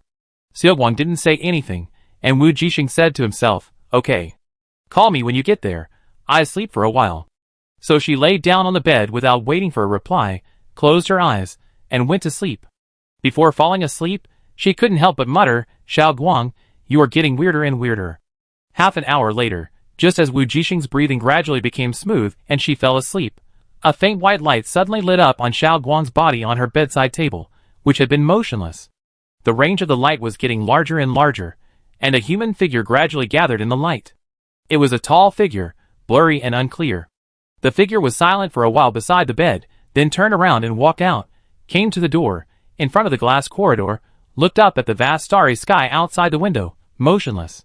Chapter 69. Early the next morning, Wu Jixing was awakened by a buzzing alarm. She suddenly opened her eyes, jumped out of bed and ran outside, but found nothing happened. She ran back to the bedroom, and looked at Xiaoguang on the bedside table with lifeless eyes. "I asked you to wake me up when you arrived, and you woke me up like this?" Wu Jixing covered her face. She remembered that she asked Xiaoguang to wake her up when he arrived before going to bed last night. Now he really arrived, and she was woken up, but it was a bit stressful. "Xiaoguang, can't you be gentler?" Seeing that the other party didn't respond, she muttered to herself, "Okay, you are a machine life without emotions. I can't expect too much." However, after she naggled for a long time, Xiaoguang still didn't respond, which made Wu Jixing a little discouraged. It has been 2 days. Since that day when Xiaoguang helped her hold the alien beast crystal core, it has never spoken again. Is it angry? But the other party still responded at that time, but it was only at night that it started to be silent. Wu Jixing really couldn't figure it out. In the past, Xiaoguang didn't respond basically because he was in sleep mode. But now it was obviously awake, and would complete what she asked it to do and guide her, but it just didn't speak to her. "Xiaoguang." Wu Jixing sat down beside the bed and started a patient conversation. "If you have anything that makes you unhappy, you can tell me and make me happy. No, you can tell me. Maybe I can help you solve it." She lifted Xiaoguang up and shook it. The round metal head kept shaking back and forth. "Xiaoguang, if you are not unhappy, then why don't you speak?" "Xiaoguang, Xiaoguang, don't you love me anymore? When we were on the prison planet, you still tried so hard to protect my beloved game cabin for me. Even if the road ahead was difficult, you would dig through the ruins to find me. Even if your legs were so thin and short, you still staggered towards me. I was really touched." Xiaoguang. Just when she was about to continue talking nonsense, Xiaoguang's body trembled, the blue light in his eyes lit up, and he projected a map in front of her, with a hint on the map. The destination planet has been reached, and the navigation is over. Wu Jixing, She suddenly felt as if she was being despised.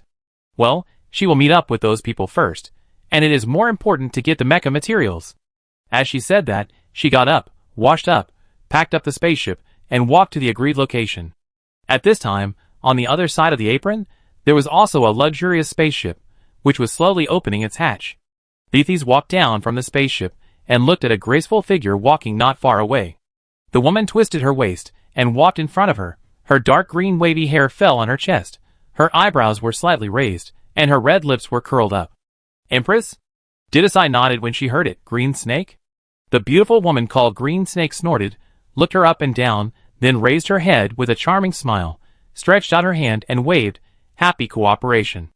Obviously, she recognized the temporary companion opposite. Happy cooperation. Didasai didn't waste any words and said directly, "Go up and sit? Then I'd rather obey you than be respectful." Qingxi smiled and lifted her long hair, followed her onto the spaceship, and casually asked, "Are all the people here? Let me introduce them to you." After entering the spaceship, Beathies pointed at the two people sitting on the sofa and said, "The girl with short hair is the healer of our team. You can just call her Kitty." The other one. She looked at a tall girl on the left side of the sofa and said, "This one is Ocelot, a DPS. Hello." Ching Snake stood in the cabin door, crossed her arms, and looked around. "I'm Ching Snake, and I'm also a DPS." Everyone shuddered, nodded to her, and then touched their arms, always feeling goosebumps. Ching Snake is a hunter, completely different from the other students, just like her code name, charming and mature, but also very dangerous. So now there is still one person missing. She sat down on the vacant sofa in a familiar manner, crossed her legs leisurely, and leaned on the armrest of the sofa. "Well, we leave when she arrives." Beathy looked at the time. She should be here soon. "I hope I won't have to wait too long." Chi rubbed her fingernails boredly. Her beautiful eyes kept scanning the people, as if observing her teammates this time. A defensive lady with leadership temperament, a cute and playful healing sister, and a silent but immature big cat. She likes such a team. At least there are no stinky men, they are all cute children. Although the tall and slender Ocelot, with a silent and fierce temperament, looked difficult to deal with, she could tell at a glance that she was also a fledgling kid, a student. They must be the elites of the Alliance with 10 stars, and they wanted to get XYD6 before the finals.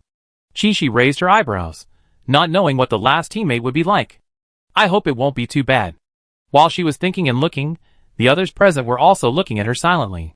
There was no other reason. This woman's temperament was so unique that you could tell at a glance that she was different from them. That was a real hunter with experience and strength, and even a little dangerous. And she was so beautiful that people couldn't take their eyes off her. Even if they felt dangerous, they couldn't take their eyes off her beauty. Just as everyone was silently looking at each other, another figure finally appeared outside the spaceship. "Here she comes," Beathy said as she walked to the door of the cabin and waved to the people outside. "Is it Aurora?" "It's me." A young girl's voice, a little immature, came from outside the spaceship.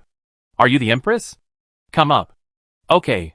So everyone in the room looked at the door of the cabin, and the next second, a beautiful girl wearing a tight black combat uniform, black hair, black eyes, and a white face walked in. If it weren't for her combat outfit, it would have looked like a group of children going out for an outing. Chi immediately covered her mouth and laughed. Wu Jixing just walked up and wanted to ask about the situation, but was attracted by a beautiful woman with long green hair in the room. "What are you laughing at?" She looked around and found nothing wrong with herself, and asked curiously. "I'm laughing because it's the first time I've met such a team." She covered her mouth. Usually, the team is composed of some stinky men, and it's rare to meet such a beautiful little sister, so I'm naturally happy. "Really? Sister, you're pretty too." Wu Jixing smiled. She looked around and found an acquaintance. No, she felt that she was lucky. It seemed that they were all acquaintances. If she guessed correctly, the Empress was the little sister, the cute girl with short hair next to her was the little cat, and the one sitting on the sofa, who stood up in shock after seeing her, was 0262. 0266. The tall and fierce girl with the codename Leopard Cat is 0262. She recognized Wu Jixing as soon as she boarded the spaceship. "Long time no see." Wu Jixing greeted her.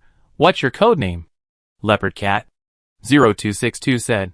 "I'm Aurora, hello everyone." Wu Jixing also introduced himself. "Do you know each other?"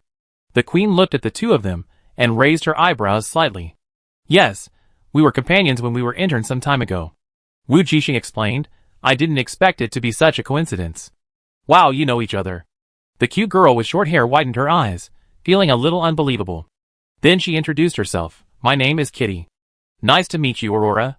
Seeing that the team was complete, and they were all young ladies who looked easy to get along with, Kitty Lily couldn't help but breathe a sigh of relief in her heart.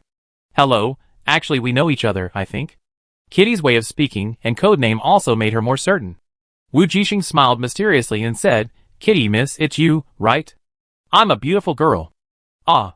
This time, not only Kitty was shocked, but everyone else present was also shocked. What a coincidence that everyone knew each other. "You are a beautiful girl," Lily exclaimed, looking at Thethys, who was also very shocked. "In fact, we were short of people and wanted to ask you for help.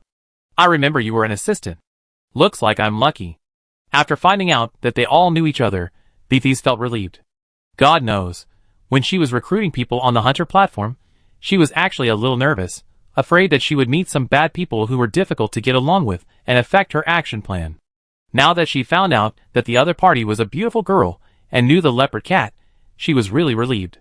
Now among the 5 people, only the dangerous green snake was a stranger, so there was nothing to worry about. Thethys never expected that their team would be full of girls. Although she had intentionally recruited girls when she created the team at school, she had no intention of doing so this time. She unexpectedly formed a team of girls. This made her very satisfied, and she felt that this trip to XYD6 should be quite smooth. Not only did she have this idea, Chi also had the same idea. After discovering that this team was full of children, she immediately let down her guard. She lifted her long hair and said in a very good mood, "I'm so sad. You all know each other, but I'm the only stranger. What's your name, beautiful sister?" Wu Jixing blinked curiously. "TSK, your little mouth is so sweet." Qingxi sat on the sofa, propped up her chin and looked at me. "Call me Qingxi." "Okay, sister Qingxi." Wu Jixing called me without any burden. Just as the few people were talking to each other, the hatch of the spacecraft had been closed, and Nethys walked out of the main control room and said to everyone, "Take off. We will reach XYD6 in about 12 hours. If we are lucky, maybe we can get XYD6 and return home by this time tomorrow." "Okay," Qingxi said lazily, "but I think it's better not to be too optimistic. XYD6 has not been peaceful recently." "I know, you mean the people from the mutant organization," Didasai said after hearing this. "Not only that." Qingxi raised her eyebrows, a little surprised that she was well informed, but still said, "In addition to those guys, there are also our colleagues." "What do you mean?" asked Thethys. "It means literally." Qingxi looked at her and said, "How many people do you think came here after hearing the news, fearing that they would not be able to obtain XYD6 in the future?" She pointed at herself with her slender black manicured fingers. "I am one of them. And do you have the same idea? Of course, there may be many people who hoard goods and take the opportunity to make a fortune. The mutant organization cannot completely control this place unless they want to go to war with the Alliance." Lethe thought for a moment and said, "But you are right. Many people will be afraid even if it is unlikely to happen." "So that's it." Qingxi leaned back on the sofa. "I have a feeling that the XYD6 star should be quite lively recently. In that case, let's formulate an action plan for that time." 0262, who had been silent all the time, suddenly spoke up. "And what are each other's abilities?" Lethe replied, "Okay, I go first. I am a defense type, and my ability is the anti-injury shield. You can leave the defense part to me. I will stand at the front of the team and help you clear the way. I am a healer, and my ability is the cat band-aid." Lily also introduced, "As long as you have a breath, no matter what kind of external injury, I can heal it. I am a melee ability user." 0262 said, "My ability can improve my various attributes, defense speed burst, but it can only work on myself. My ability is poison." The green snake said with a smile, with a hint of danger in her tone, "I can poison the enemy without knowing it." "What kind of poison?" Didasai grasped the key point. "Is it fatal?" "Snake venom, of course." The green snake blinked. "All kinds of snake venom." Didasai just nodded and turned to Wu Jixing. "I am an auxiliary, and my ability is adjustment." Facing the curious eyes of everyone, she added, "Adjustment is to weaken and strengthen." "What a simple and crude ability." Green Snake commented, "I like it." After exchanging their abilities, Thethys said, "Then I will arrange the formation. Kitty will be in the middle, I will be in the front, you, Ocelot, will be on the left, Green Snake will be on the right, and Aurora will be in the back. Is that okay?" Compared to other people, besides Kitty, Thethys trusted the beautiful girl the most, so she planned to entrust the teams back to her. "No problem for me." Wu Jixing received the signal from the other party, and took the lead in expressing his opinion. "No problem either," Qingxi said indifferently. "Me too." 0262 nodded, indicating that he also had no problem. "Well, in that case, listen to my command at that time." Thethys concluded, "You rest first. We will gather and set off in 6 hours. XYD6 is a planet that is not suitable for living things. Its atmosphere is thin, and humans can hardly breathe on it. So this is a desolate planet, with no flowers, plants or trees, only hard rocks, dead rivers and lakes, and a special metal XYD6 flowing in the ground veins.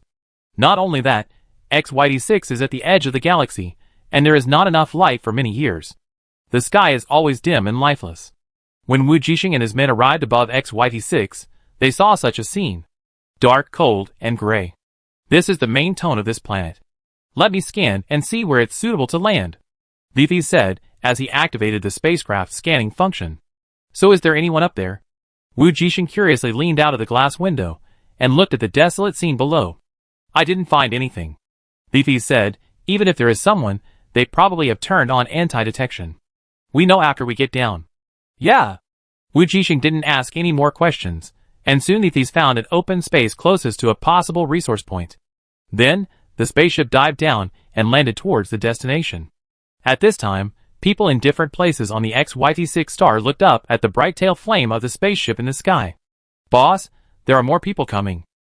Do you want to kill them? Let's see the situation first, then take action. This is a hunting team of 10 people. Everyone in the team has a fierce aura, and is obviously not a pushover. Not far behind this team, in the dark cave, a tall figure with 12 pairs of arms walked out and looked up at the sky. TSK, another one is here to die, Gui said in a grim tone. God knows how bored he was when Xing was not around. Other teams were in pairs, but he was alone, and was always assigned by God to do trivial things. For example, he came to this shitty place to bring back XYT6 for the organization. Fortunately, someone came to play with him again. Xing, that bastard, must have been so engrossed in human society that there was no news for more than half a year, Gui thought sadly. Didn't he know that if he failed to complete the mission and bring back useful information, the god would be angry? 5 minutes later, the spaceship landed, the hatch opened, Wu Jixing and others walked out of the spaceship and directly entered the Mecha. Let's go! Seeing that everyone was ready, Li led everyone to a canyon marked on the map without saying a word. Chapter 70. XYT6 is hidden in the earth veins of the planet. It is a special substance produced by the center of the planet, and reaches the surface through the veins extending upward. The direction chosen by Wu Jixing and his companions is a canyon. Strictly speaking, it is a crack caused by the movement of the planet's crust, and deep in this crack is where the things they want to find are. The canyon is wide in front and narrow in the back. After everyone arrived at the entrance, they were led directly into it by Li. The road was spacious at first, but after several people walked for an hour, it gradually became narrower and narrower, until it could only accommodate one mecha. So that the 5-member team could not maintain their formation, and they went deeper and deeper in a straight line. The terrain was getting lower and lower. Looking up, there was a slit in the sky, and they could vaguely see the stars in the dim sky shining on their way forward. How long do we have to go down like this? The kitten was a little afraid of the dark, and couldn't help muttering, why haven't we seen the ground vein yet? All the XYT6 on the surface has been mined. Tai replied, do you see those black reflective gullies in front? That is formed by the dried up earth veins. Now we can only search deeper, and try our luck. XYT6 cannot be stored in large quantities, because it will slowly dry up and lose its activity over time.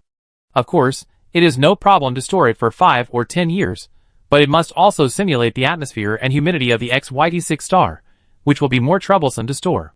However, some people are lazy and put it in a vacuum container. Although this will greatly shorten the shelf life, it is also much more convenient. Therefore, few people will stock up in large quantities. The basic operation is to hire hunters and other mercenaries to go directly to XYT6 to obtain it when needed. It's just that now, because of those evolutionary mutants, there are variables, and more people want to take advantage of this opportunity to stock up and take a gamble. After all, the further you go, the harder it will be to obtain XYT6. In addition to the unknown mutants, the surface of the Earth has been mined, and can only be explored and searched in deeper veins, which is also one of the reasons. Compared to the depths of the Earth, the surface is much safer and more convenient. The places they had walked through before were all mined by their predecessors. If the resources of this planet were still the most abundant, they would have successfully brought back XYT6 in the first hour after arriving here. There is no need to work hard for half a day, go deep into the cracks of the canyon, and travel for several hours without seeing any trace of XYT6. Wu Jixing had read about XYT6 before coming here. It is a fluid metal material with a black color, even so black that it reflects light. However, it has a characteristic that in the dark, the black of XYT6 will appear colorful. In other words, they don't have to worry about missing XYT6 in this dark place with insufficient light. Occasionally, Wu Jixing, which fell last, can see traces of black reflections from the rocky cliffs, indicating that this strange metal once flowed there, but it has long been dried up over the years. And this black fluid metal rushing in the center of the planet was also gradually formed after endless years. So over the past 1,000 years, human exploitation has made it less and less. How many meters have we gone underground? The kitten Lily couldn't help asking again. A few hundred meters. Oh! In fact, she could also monitor the data displayed on the mecha helmet, but as a healer, she needed to monitor the physical data and mecha status of all teammates, so she was too lazy to turn on those functions and left it all to these. After all, everyone has their own expertise, so she doesn't need to worry about these. As they walked, they suddenly found that the road ahead was getting narrower and narrower, and they could only move sideways to continue moving forward. So Vithi stopped and frowned as she observed the map she had just scanned. When she compared the two with the map she had obtained through the Hunter platform, she found that the terrain had changed subtly recently. Originally, this road should have been accessible, but for some reason, it seemed to be cut off now. It should be said that the movement of the Earth's crust made this crack, which was originally passable, narrow and tightly closed. At this time, several other people also discovered this problem. There should have been another big earthquake here recently. 0262 frowned and said, "We can't go this way." "Then open a new way out," Green Snake said indifferently. "Where to go?" Kitty asked. I looked at the map. Combined with the skin data and the rock formation data feedback, there is a section here that should be hollow. Green Snake pointed to the right. The original plan was that if this road was not blocked, we would go around to the right through the passage, where there is an entrance. So now that we can't get around, we should just break through, right? Didasai answered. Yes, this will save time. Chishi raised her hand and knocked on the rock behind her. You can give it a try, it shouldn't be too thick. But it will take a lot of effort. Didasai hesitated. The energy of their mecha is limited. If they use up too much, it will be troublesome if they encounter the enemy. It's better than spending time looking for a way out again. Shinshi looked up at the sky. It was much darker than when they first entered this planet. It was almost night on this planet. What do you think? Leafy asked. I have no objection. 0262 said. Neither do I. Let's do it this way. Wu Jixing also said. Okay. Leafy said to the others, you guys move aside. As she spoke, she flew up a distance of 10 meters, raised her hand, and used an energy cannon to blast the rock wall below where she was standing. Immediately, the rubble rolled down, raising a cloud of dust. Would it be better to use a laser cannon? 0262 suddenly said, I have one. Okay, then you do it. So the two exchanged positions. 0262 drew a circle on the wall with a laser, and then concentrated their attacks on the area inside the circle. A few minutes later, with a loud bang, and the sound of large rocks collapsing and falling, the rock wall was really opened up by them. Then, they found that it was indeed an underground cave. Judging from the echo, it was very large and deep, but the road was still winding, a bit like a large maze. Beathies led the others along the black reflective traces left by the dried XYD6 on the ground, and walked all the way inside. Suddenly, she stopped and seemed to hear some noise. Did you hear any noise? She asked. 0262 used his ability to increase his hearing, and then said, it sounds like the sound of stones rolling, and there are more than one. Why do I feel? Wu Jixing also used his mental power to feel it, and his expression became a little strange. The stones are walking. The stones are walking. Green Snake laughed and said casually, it sounds like the stones have mutated. When you say the word mutation, I always have a bad feeling. Didasai complained. Don't worry, how can a stone mutate? Green Snake raised an eyebrow and said, only living things can mutate. Stones have no mental power, they are not living things, and it is impossible for them to be infected. Maybe some stones have become spirits. Wu Jixing curled his lips, always feeling that those voices were a little wrong. But I haven't heard of monsters on the XYD6 planet. Green Snake frowned. No one has ever gone so deep underground before. 0262 said, maybe. Anyway, let's be careful. Leafys also said. As she spoke, she activated her protective ability, and walked towards the place where the sound came from. After all, there was only one way here, and they had to go. However, just when everyone's attention was focused on the front, many fist-sized and head-sized stones suddenly fell from the rock wall above their heads. There was nowhere for them to hide, and Neithis instantly put a shield on her teammates to prevent them from getting hurt. It can be said that her ability is an enhanced version of Gumo's, which can put a shield on everyone and even have the effect of preventing them from getting hurt. So although the stone fell suddenly, and the space was too small to avoid, the few people were not injured. But, this stone has eyes. The kitten suddenly screamed, they are alive. Sure enough, everyone looked at the falling stone, and on the densely packed stone, countless red eyes were staring at them, and they continued to crawl towards the mechas on them. Fuck, they really have legs. Wu Jixing also exclaimed, It was the first time she saw a stone with legs and walk and crawl. The key is that it crawled on their bodies. Although it was not a bug, she also felt goosebumps. So the stone really became a spirit. Inside the mecha, the corner of Qingxi's mouth couldn't help twitching. Even though she was knowledgeable, she had never seen such a stone monster. At this time, Beathies threw away a stone on her arm outside the supernatural shield, and her face suddenly changed slightly.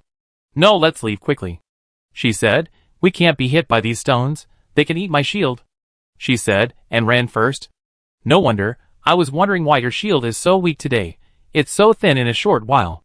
The little cat complained and followed her. The other people did not fall behind, and they all kept their formation and ran forward with Beathies. Wu Jixing fell to the back of the team at this time, and her heart skipped a beat when she heard Beathies' words.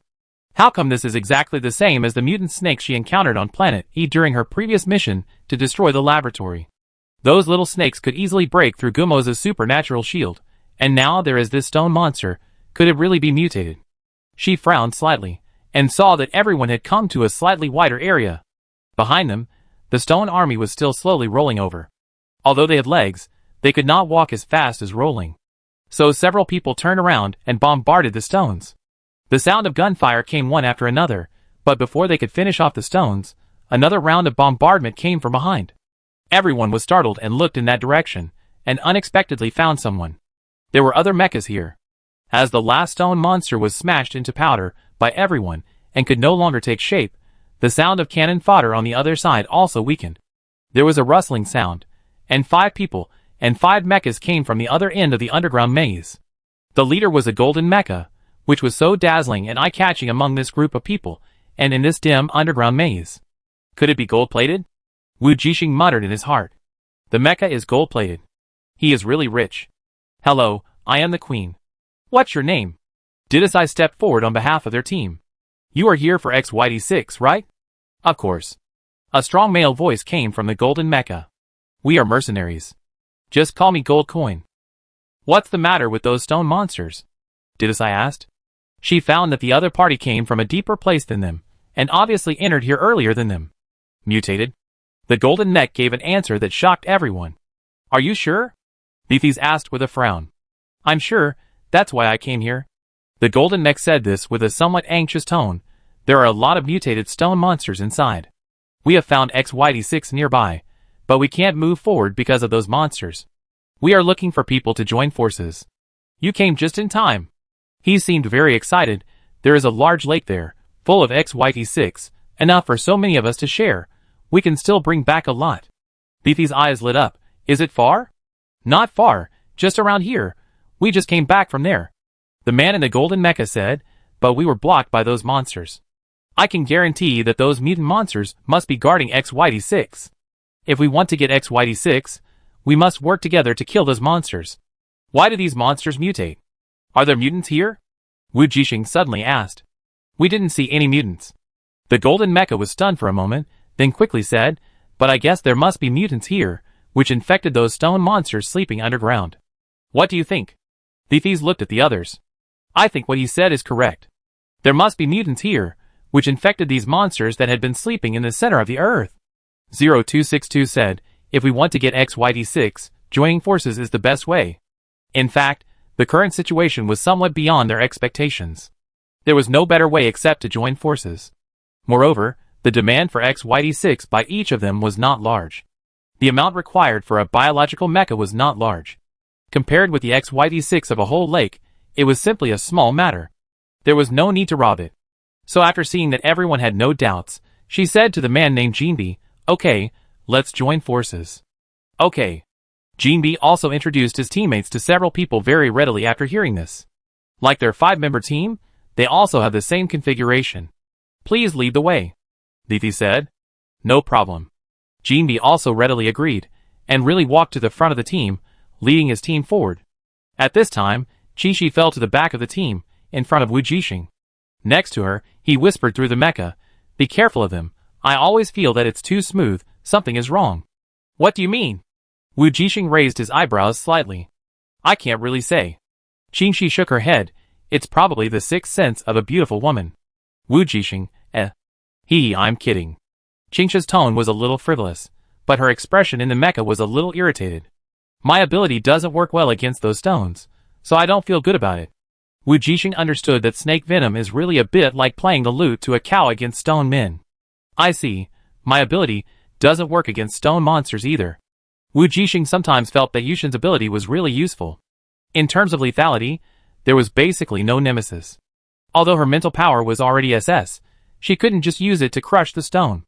It always felt a bit wasteful. Of course, when it came to a crisis, she wouldn't care too much. So although Wu Jixing felt that those mutated stone monsters were a bit troublesome, she wasn't too worried. What she was really worried about was the mutants. As for the mercenary team in front of her, she didn't have too many thoughts. After all, they didn't know each other, and there was no way they could trust each other. Although they are teaming up, they are just fighting monsters together. If they really face a life and death crisis, they will definitely go their separate ways. And Wu Jixing is not worried about not being able to find XYT6, because she still has Xiaoguang. For this kind of maze terrain, what can be better than a powerful navigation robot? She had actually secretly asked Xiaoguang to navigate and explore before. The group was right. There is indeed a lake-like terrain ahead. It seems that this is where XYT6 is. As expected, after the group made many detours and passed through a long and narrow passage, the view in front of them suddenly opened up. Wu Jixing and the others were instantly shocked by the scene in front of them. It was indeed an underground lake.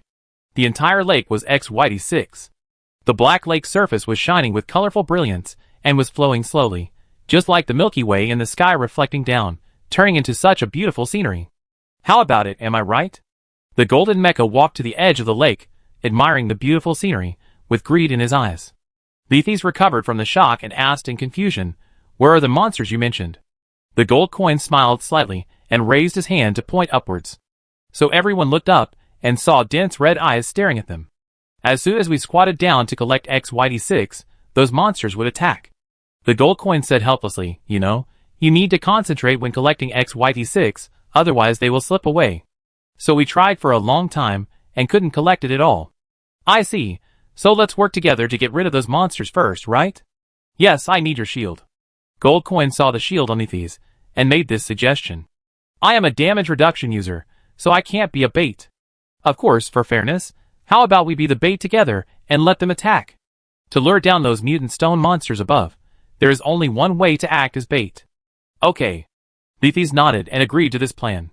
Jinbi didn't waste any words and directly covered Lethes with his damage reduction ability, and Lethes also covered him with a shield. As planned, when the two walked to the lake and wanted to touch the black lake water, stones rained down from the sky. Densely packed head-sized mutant stone monsters fell down with red eyes, trying to eat the two. It was at this time that the sound of artillery fire rang out one after another. The members of the two teams continued to attack these monsters from a distance. Not long after, the originally densely packed stone monsters became fewer and fewer under the attack, and they broke into slag and fell into the black lake. What Lethes didn't expect was that just when she thought she was about to deal with these monsters and collect XYT6, suddenly, there was a strange sound behind her. Before she could see what was going on, she felt a heavy blow on her back and fell straight into the lake in front of her. Be careful. The little cat immediately noticed the situation on her friend's side, but before she could go to rescue, Mecha suddenly appeared from the surrounding walls and attacked them. Of course, it was impossible for Lethes to fall down so easily. Even though she lost her balance unexpectedly, she quickly activated the thrusters. But who knew that the next second, a huge monster suddenly emerged from the black lake and rolled her up. Wu Jixing looked closely and found that it was actually a huge stone tentacle that stretched out from the black lake and rolled up Lethes.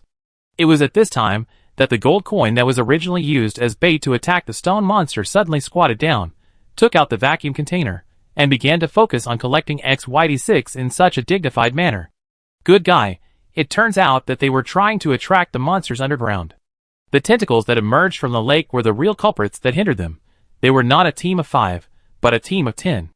The remaining mechas had been hiding in the wall with their superpowers, and when they had almost cleared the monsters they were targeting, they directly pushed Lethes by the lake forward. These people are really mean. At this time, the green snake stretched out its long whip, trying to roll Lethes back, but facing the attacks that were twice as many as theirs, she was really unable to split her forces. The intensive attacks made it impossible for her to be distracted. Tai-Tais. Seeing that she was about to be dragged into the bottom of the lake by the monster, the little cat couldn't help but shout anxiously. Wu Jixing sighed helplessly. Sure enough, she had to use her mental power to crush the stone in the end. After cutting off the arm of the mecha that attacked her, she recalled the way her brother used mental power. In an instant, a powerful SS-level mental power emerged from her body, overwhelming everyone and crushing all the remaining stone monsters. He directly tore the tentacles of the giant monster in the lake apart and rescued Ethys, who was about to be dragged down. Green Snake. Wu Jixing shouted softly in the shock of everyone. Green Snake immediately reacted from the shock, swung his long whip, and directly pulled back Ethys, who had lost her balance. At the same time, the eyelids of the strange who had been hiding deep in the lake jumped. He was a little familiar with this mental power. Chapter 71. Queen, are you okay? Shi asked as she loosened the long whip that bound the other party. Didasai shook her head. Her eyes were full of murderous intent as she looked at Jinbi. At this time, the number of people in the two teams was 9-5, and they were obviously at a disadvantage. But Jinbi no longer dared to underestimate them. He didn't expect that these were just a few little girls, but they were so strong. What he didn't expect was that there was an SS-level awakener in this team. He was a little confused. Is it so easy to see an SS-level awakener? How is it possible? Stop kidding. And he is a strong man who can already suppress them with his mental power, not a rookie who has just broken through. Jinbi felt a suffocation in his chest, with nowhere to release it. When they arrived at this lake, they were naturally ecstatic as if they had found a treasure. Of course, they also found the stone monsters around, but although those monsters were troublesome, their IQ was not very high. Under the routine of humans, they were naturally deceived quickly. As long as someone acts as bait, the other person can easily collect XYD6. Moreover, they have two teams, 10 awakened people, and 10 mechas. Even if 9 people are entangled by those monsters, the remaining one person can still successfully obtain XYD6. So their initial operation went smoothly, until the unlucky guy who was supposed to be the safest to collect XYD6 was entangled by a huge tentacle that suddenly emerged from the bottom of the lake, and was pulled into the bottom of the lake, and could never flutter out again. That's why there are only 9 of them left. Although there is only one tentacle monster, it is sinking to the bottom of the lake, and cannot be seen clearly. Besides, the mercenaries who have seen their companions being dragged down are naturally unwilling to be the bait to attract the attention of the giant monster and fight with it, so as to buy time for their companions to collect XYD6. So when everyone was deadlocked, one person suggested that they could trick others to come and be the bait. Before they entered the underground, they saw a spaceship. Unexpectedly, they were lucky enough to feel the vibration and strange noise coming from above their heads at this moment, and they instantly realized that their chance had come. And the target of these people was naturally Wu Jixing and his men. However, just when they thought that this team had fallen into the trap and was about to succeed, and even the leading defensive mecha had been entangled by the giant monster, giving them time, they were suddenly shattered by this majestic and powerful mental power, and fell from heaven into the abyss of despair. What do you mean? Because of the SS-level mental suppression, the 9 people dared not move anymore, and the artillery fire and fighting stopped instantly. Seeing the questioning of the woman called the Empress, the gold coin in the mecha broke out in cold sweat on his forehead, and his face suddenly changed. He just laughed and said, Misunderstanding. It was an accidental injury. Sorry. As he said that, he glared at the black mecha that suddenly emerged from the wall behind and hit Ethys' back. Asshole, it's all your fault. If you didn't hit the wrong person, how could people misunderstand you? Apologize to him now. Inside the mecha that was scolded, the man looked ugly, and he wanted to curse the guy with the gold coin in his heart, who told him to hide in the wall and secretly attack. Now that something happened, he has to take the blame alone. It was so frustrating, but he had to bite the bullet and accept it in order to survive. After all, SS-level psychics can easily destroy the brains of people lower than her, and can also forcibly control them and turn them into puppets. When he thought of this possibility, he couldn't help but shudder. What bad luck, he thought to himself, but on the surface, he was humble and flattering, apologetically saying, I'm sorry, lousy. No, I really didn't mean it. I didn't control the muzzle well just now, so I accidentally hurt you. I'm really sorry. It's my fault. A real man can bend and stretch. As he said this, he was about to slap himself twice through the mecha, which made Wu Jixing and others feel headache. These people are really thick-skinned and shameless. Just now, he clearly wanted them to feed the monsters, but now, he pretended that he was not being servile and flattering on purpose. Wu Jixing had already withdrawn her precious mental power. Although she could suppress the enemy for a short time and resolve the battle, For her whose physique had not yet reached the SS level, using such a large amount of mental power would be a burden on her body. She could not use high-level abilities as easily as her brother, including mental control, which required a lot of mental power consumption, and would be a greater burden on her body. So from the beginning, Wu Jixing was only used to solve the crisis, and make them afraid to act rashly, not to say that they could definitely win against these people. If they really fought, the 5 of them would still be at a disadvantage and injuries were inevitable. If it was just the people in front of them, it would be fine. It would not be difficult to solve them at a cost, but there are still enemies behind. Wu Jixing couldn't help but narrow her eyes slightly. She felt something different when she just burst out her mental power. Deep inside, there is a bigger crisis lurking. In fact, the best result is to fight quickly and escape from here quickly. But she did not open her mouth to remind her companions, because if those cunning guys in front of them knew that they were in a hurry to leave, they might think that she was strong on the outside but weak on the inside, and was afraid of them, which would only make things worse. Well, her title of SS-level strongman is indeed a bit false. In short, all those mercenaries are shrewd. Wu Jixing just pretended that he didn't find anything and left everything to the thieves. Such a ridiculous reason, do you think I will believe it? At this time, the thieves had just experienced a thrilling crisis, and was now angry. Hearing the 2 people singing the same tune and acting, he was almost laughing. What the hell is an accidental injury? You are kidding me. Although I also find it ridiculous, it is true. Golden Quinn's tone became even more helpless, showing an inexplicable sense of powerlessness. We really didn't mean it. We also want to get XYD6. There are so many here, there is no need to fight for it, and there is no need to attack you. And it is in such a dangerous place. Then how do you explain the giant monster at the bottom of the lake? Beathies ignored him and asked directly, you knew it a long time ago, why didn't you tell us? Ah, we were also surprised. Gold Coin pretended to be stupid again, I was almost scared just now. Where did the other person go? Wasn't he caught by the monster? Beathies also discovered this problem, and guessed something. How is it possible? There are only a few of us. Gold Coin insisted, there are only 9 people in our team. Beathies' forehead veins jumped when he heard this, and he sneered, okay, then why didn't you help me when I was in danger, but started collecting XYD6 on your own? You can't deny that you didn't mean it. Sorry, this is indeed my fault. Gold Coins was not in vain, and he admitted it directly. I was obsessed at the time, and I really felt that the opportunity was rare and I couldn't resist. And I thought that since your teammates were here, nothing serious should happen. Yes, my teammates are here, so what are your teammates doing? Tai snorted coldly, they are attacking us. How do you explain that there are 4 of you hiding in the wall? There must be special abilities such as Earth-related abilities or illusion hiding in this team. Otherwise it would be impossible to evade their observation so easily. That was also a misunderstanding.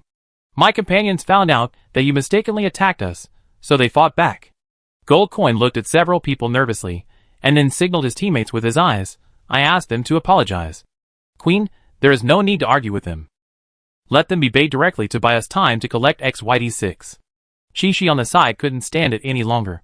She had seen through all these people's tricks. Only the freshman students of Xingyuan, who had never come into contact with those mercenaries, would waste their words with them.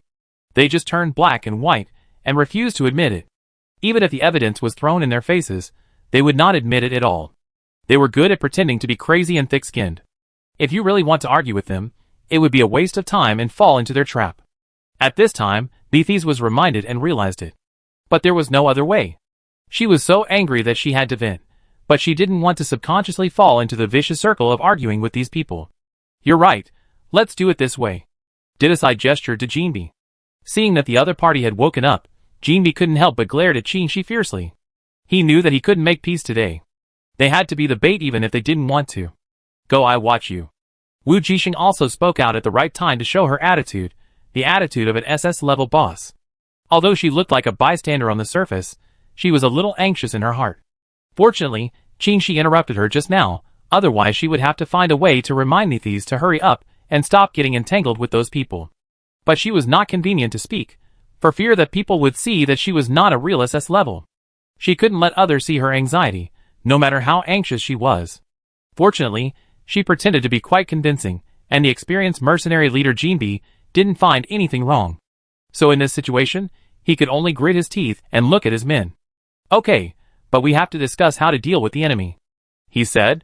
The 9 people must discuss in advance who will hold back, who will be the bait, and who will take control to rescue teammates. Otherwise, they will face the terrible situation of losing teammates and combat power again. Okay, you can do it as soon as possible. Wu Jixing nodded, and said lightly, I will only give you 1 minute. Hearing this, Jinbi's face in the mecha was very ugly, but he didn't dare to get angry. Got it. After saying this, he gathered the others and began to discuss the battle. Beefys and the others didn't understand why she was so anxious, but they didn't say anything. No matter what, the strongest one in their team is still the beautiful girl. She must have her reasons for being anxious. So the few people just took advantage of this time to gather around her, and always be vigilant against the 9 people for any small moves. Thank you. Beefy stared at the gold coins in the crowd, but she thanked the beautiful girl for saving her life. We are teammates, and this is what I should do.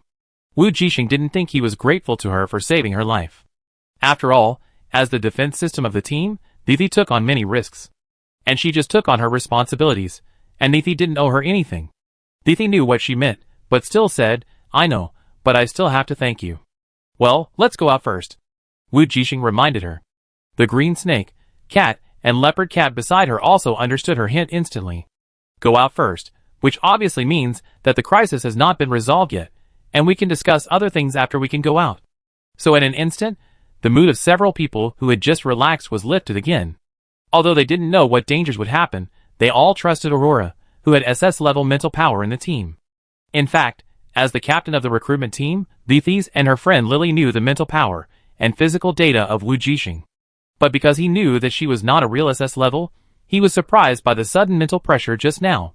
Because such operations are generally only learned by people who have truly reached the SS level. How to use and control. And the beautiful girl, that is, Aurora, was surprised that she could use this level of mental power when her physique was only S level, and she had not really broken through that level. As for the green snake and the leopard cat, that is, the 0262 who had been colleagues with Wu Jixing on the prison star, they were also very shocked. The former was shocked. It was incredible that she had reached SS level at such a young age. The latter was. She had never thought that 0266, who she had been with day and night, was actually SS level. In short, whether they knew her physical data or not, they were all surprised. But Wu Jixing herself did not have this awareness. In the final analysis, she lacked common sense in this world. In her opinion, it was a normal thing for SS-level mental power to use SS-level mental pressure. Moreover, in their team, Yushin had also broken through the SS level, so she did not think she was special. Compared to her brother, her progress was not that fast. Of course, she completely ignored the fact that Wu Jixing's strength and ability had improved because of the mutation. In short, there were many masters in the alliance. After seeing the real strong ones, she felt that she should improve faster and reach SS level as soon as possible. At this moment, 1 minute passed. The gold coin seemed to have discussed the countermeasures, and looked at Wu Jixing and others. Let's start. Wu Jixing said, we need 30 seconds to collect, is that okay? No problem. Gold coin gritted his teeth, but his tone was flattering. By the way, it doesn't matter if you collect 1 or 2, can you help us collect some as well? Wu Jixing raised his eyebrows slightly, but said nothing. So Gold Coin tried harder to flatter, gritted his teeth, and said, we can hold on a little longer, how about 40 seconds? 40 seconds is enough for you to collect. Okay, give us the container. Wu Jixing stopped when he saw that he was ahead, and didn't intend to push them to the edge. After all, he still had to rely on them as bait. The 9 people's faces relaxed immediately after hearing this. After all, the bait was not in vain. So they took out the vacuum containers in their hands, and handed them to a few people. Then Jinbi said to Beefys, can you please give us a shield? Beefys rolled her eyes, but still gave them a shield. Just like Wu Jixing thought, Beefys also thought that it was not appropriate to push them too much, so she agreed to the other party's request. However, she just added a shield casually, and she was not worried that the other party would make any small moves. Soon, after getting the shield and the damage reduction ability opened by the gold coins, 2 of the 9 mechas walked to the lakeside. Apparently, the 2 of them were pushed out as bait. Sure enough, the next moment, a tentacle suddenly emerged from the black lake and rolled over. Wu Jixing was a little surprised. She didn't expect that the tentacle that she had just torn apart would grow again. She guessed that there should be a lot of corpses of stone monsters that fell to the bottom of the lake, all of which were swallowed and absorbed by this monster. After all, everyone is made of stone, so it's normal. But she didn't have time to think too much, and quickly took out 2 vacuum containers, used her mental power to control them and placed them on the lake surface, so that the bottle mouths touched the black liquid, and then turned on the vacuum switch. In an instant, the black and colorful XYD6 was controlled by her mental power, and continuously sucked into the container. And beside her, several other teammates were doing the same thing, except for Chi-Chi, who was standing far behind her teammates at this moment, watching, alert, ready to use the whip and barrel in her hand to resolve possible dangers at any time. Fortunately, the people who collected the gold coins knew that they still had to rely on them to help collect XYD6, so they all used their life-saving skills to continuously fight with the monster. When the limbs were broken, new limbs would emerge, as if they were endless. Fortunately, it only had one tentacle, or the monster was not smart, and could only attack with one tentacle. However, no matter which situation it was precisely because of this that everyone was able to successfully collect XYD6 without too many casualties. 40 seconds later, Wu Jixing and the others collected XYD6 and put it into the space ring, and then they breathed a sigh of relief. The same was true for Jinbi and the others. In these short 40 seconds, several of their mechas were damaged to a certain extent. After all, in such a small underground space, large artillery fire could not be used, and there was not enough space to hide, which limited their advantage in numbers and firepower. But in the end, they still managed to survive without any casualties. However, they did not completely relax, because XYD6 was still in the hands of Wu Jixing and others. If they regretted not giving it, they would have to risk fighting the monster again. Fortunately, Wu Jixing did not intend to break her promise. She threw a bottle full of XYD6 and said, "We are leaving. You must leave here 5 minutes after we leave." She shook the remaining XYD6 and said, "If you agree, I will give you the remaining 2 bottles of XYD6. In fact, the 4 of them collected a total of 10 bottles of XYD6. Because her mental power was relatively strong, she collected a total of 4 bottles in just 40 seconds. "Okay, I agree." Golden Coin nodded. "We will leave in 5 minutes." This request was not painful, and he had no reason not to agree. So Wu Jixing didn't care too much and threw the 2 bottles over. "Our deal is done," she said. "Let's go." "Which way do we take?" The little cat asked the key question. There were many stone monsters on the way here, and after the bombardment when they fled, some of them were blocked by collapsed rocks. In addition to this road, there are 2 other roads. In other words, they have to choose one of the 2, but they don't know which road is easier to walk and can lead to the outside. In fact, it's also okay to go back the same way, it will take a little time to open it up. The green snake frowned and said, "Unknown roads are hard to control. This underground is like a maze, full of annoying monsters." At this moment, the gold coin on the side spoke up, pointing to a road in the middle. "Actually, this road is the shortest. We have already explored it."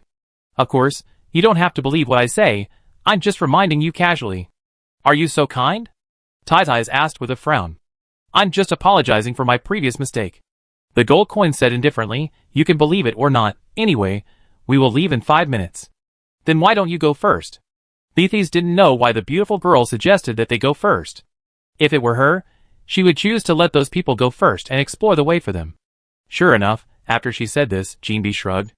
"I don't care, it's all right." That's right. Even if he deliberately said the wrong way, it doesn't matter. Anyway, even if it's wrong, if he wants them to go first, he can pretend to make a mistake and turn back halfway. At this time, everyone looked at Wu Jixing, wanting to see how she decided. Is she going to let Jinbi and others explore the way, or do they go first? What surprised Thethes was that Wu Jixing still chose to go first, and even believed what Jinbi said, and turned around and walked towards the middle road. Yes, she actually knew that this road was not accessible, and the other one was the real road to the ground. But she still walked forward quickly, without any hesitation, and even ran faster and faster, and she couldn't wait. After all, if you don't run now, it will be too late. She really believed it. Seeing them leave, Jinbi and others all breathed a sigh of relief, and then laughed. That road is short, because it doesn't work at all, and it's the road going down. That's right, there are people in their team who have special abilities to explore the way.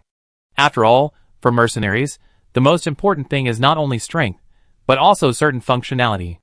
And they have been taking on this kind of mission, so the personnel configuration is very complete, which is completely different from the temporary team of Wu Jixing and others.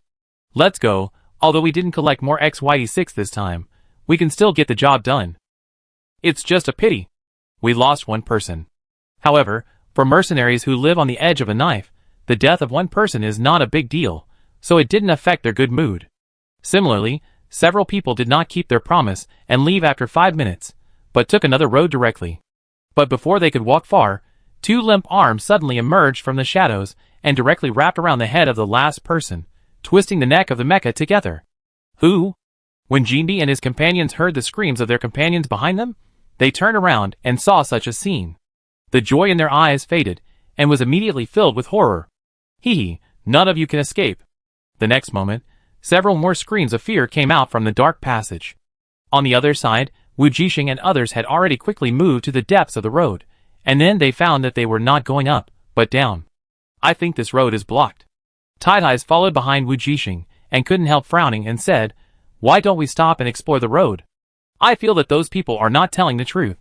But Wu Jixing was still running fast, with no intention of stopping at all.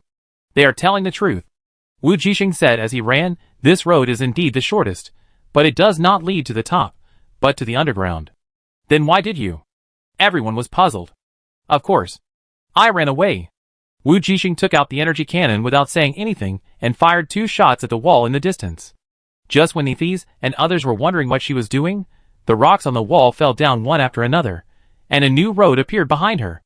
That's right, she was asking Xiaoguang to plan a route for her, bypass the guy hiding on that road, and open up a new road in this underground maze. How do you know that the wall here is a weak point? The doubts in Nithis' heart grew bigger and bigger. Then Wu Jixing had no time to explain, and ran to the newly opened path as fast as she could. "Run first, and talk about it later," she said anxiously, as if there was a death warrant chasing her. "I seem to hear screams." "Ocelot, that is 0262. Green Snake also frowned. Could it be those guys just now? They suddenly realized why Aurora made them run desperately. "I be in the front." Thithi knew there was danger, so she planned to open the shield and stand in the front. "No need," Wu Jixing said, raised her hand and fired a few shots at a certain wall, and instantly she opened up a new intersection. "Go hurry up." So everyone followed behind Wu Jixing, watching her as if she had a map in her mind, quickly opening up a new path in this huge underground maze. After turning the corners for who knows how many times, entering the narrow passages for who knows how many times, and crashing through the walls for who knows how many times, they finally came to the ground and saw the long-lost night sky. At this time, the bodies of Jinbi and others were scattered all over the underground lake. Gui laughed and licked his lips while looking at the road where Wu Jixing and others left. He waited for the people who had taken the wrong road to return and waited for them. He just remembered who the familiar mental power belonged to. Wasn't this the culprit who made him miss the opportunity and fail to kill the heir of the Ozen family? He didn't expect that in such a short time, her mental power had broken through the SS level. "This time, I will tear you apart completely." There was a terrifying murderous aura in Gui's red eyes. He had begun to imagine that when those people came back here, they would see his expressions, which must be very exciting and terrifying. Thinking of this, Gui could no longer suppress the murderous intent in his heart. But what he didn't know was that the person he was waiting for had already boarded the spaceship. On the other side, on Nithis' spaceship, Wu Jixing, who had used his mental power to clear the way all the way, was now pale. As soon as he got on the spaceship, he went directly into the room, locked the door, and then laid down on the bed. "Are you okay?" Thithi shouted outside the door. "Nothing." The next moment, Wu Jixing had already fallen asleep, and a glowing figure condensed from the space ring on her hand, and quietly guarded the door. Chapter 72. When an angry and terrifying roar came from deep underground, Thithi's spaceship had slowly left the XYD6 star. "How is she?" "She looks very bad." In the lounge of the spaceship, Kitty and the others asked with some concern. She said she was fine. Thithis walked back to the lounge and sat down on the sofa. It should be that she consumed too much mental energy. She said this with some lingering fear. She had thought that she would get lost in this huge underground maze, but she didn't expect that they would be on the spaceship and leave safely just an hour later. This is all thanks to the beautiful girl, otherwise it would not be easy for them to escape unscathed. Although she didn't know how the other party relied on, he was able to open up an escape route in this complex underground world accurately. Thithis didn't ask more questions, and there was no one to ask at this time. She just covered her chest with her hands, and could still feel the constant beating in her chest, the beating of the survivors. What happened in front? Qingqi's tone was also a little solemn at this time. When she was underground just now, although she didn't know what everyone was running away from, her intuition did make her feel nervous and scared, as if something was staring at them from behind. If it weren't for the little sister Aurora who led them to escape at the last moment, they might have faced an irresistible crisis. I don't know, but I do feel that there is something terrible behind me, 0262 said. She also felt the crisis approaching, and it was so heavy that she couldn't breathe until she escaped, came to the surface, and boarded the spaceship. The sense of urgency and crisis that had been lingering in her heart gradually subsided. Could it be a mutant? The little cat spoke up. I can't think of anyone else except those people. It should be. Thinking of something, Leafys opened her watch and pulled out a video. Actually, when I arrived at the ground exit, I left a camera there. But I just found out that the camera was destroyed. As she said this, she connected the video to the spacecraft system. The green snake opened her eyes slightly, surprised and curious. Let's play it quickly. Not only her, but the rest of the people also stared at Leafys curiously, watching her pull out the big screen in the spacecraft lounge, a holographic projection, an immersive playback device. Instantly, the topography of XYE6 appeared on the screen. At the entrance where they had come out before, the holographic effect seemed to bring them back to the tense atmosphere before. Time passed by minute. Just as the sound of the spacecraft starting up was faintly heard in the screen, a terrifying and angry roar that did not sound like a human roar suddenly came from deep underground. Then came the extremely terrifying might, and the scene of the earth shaking and rock shattering. Then, they saw that a terrifying and strange figure flew out from the gap where they had escaped. It was a monster with 12 pairs of arms. Its scarlet eyes were full of bloodshot, and its face was twisted with anger. It was about to open its bloody mouth and swallow everything in front of it. Leafys and the others took a deep breath, and even in this spaceship, they didn't dare to make a sound.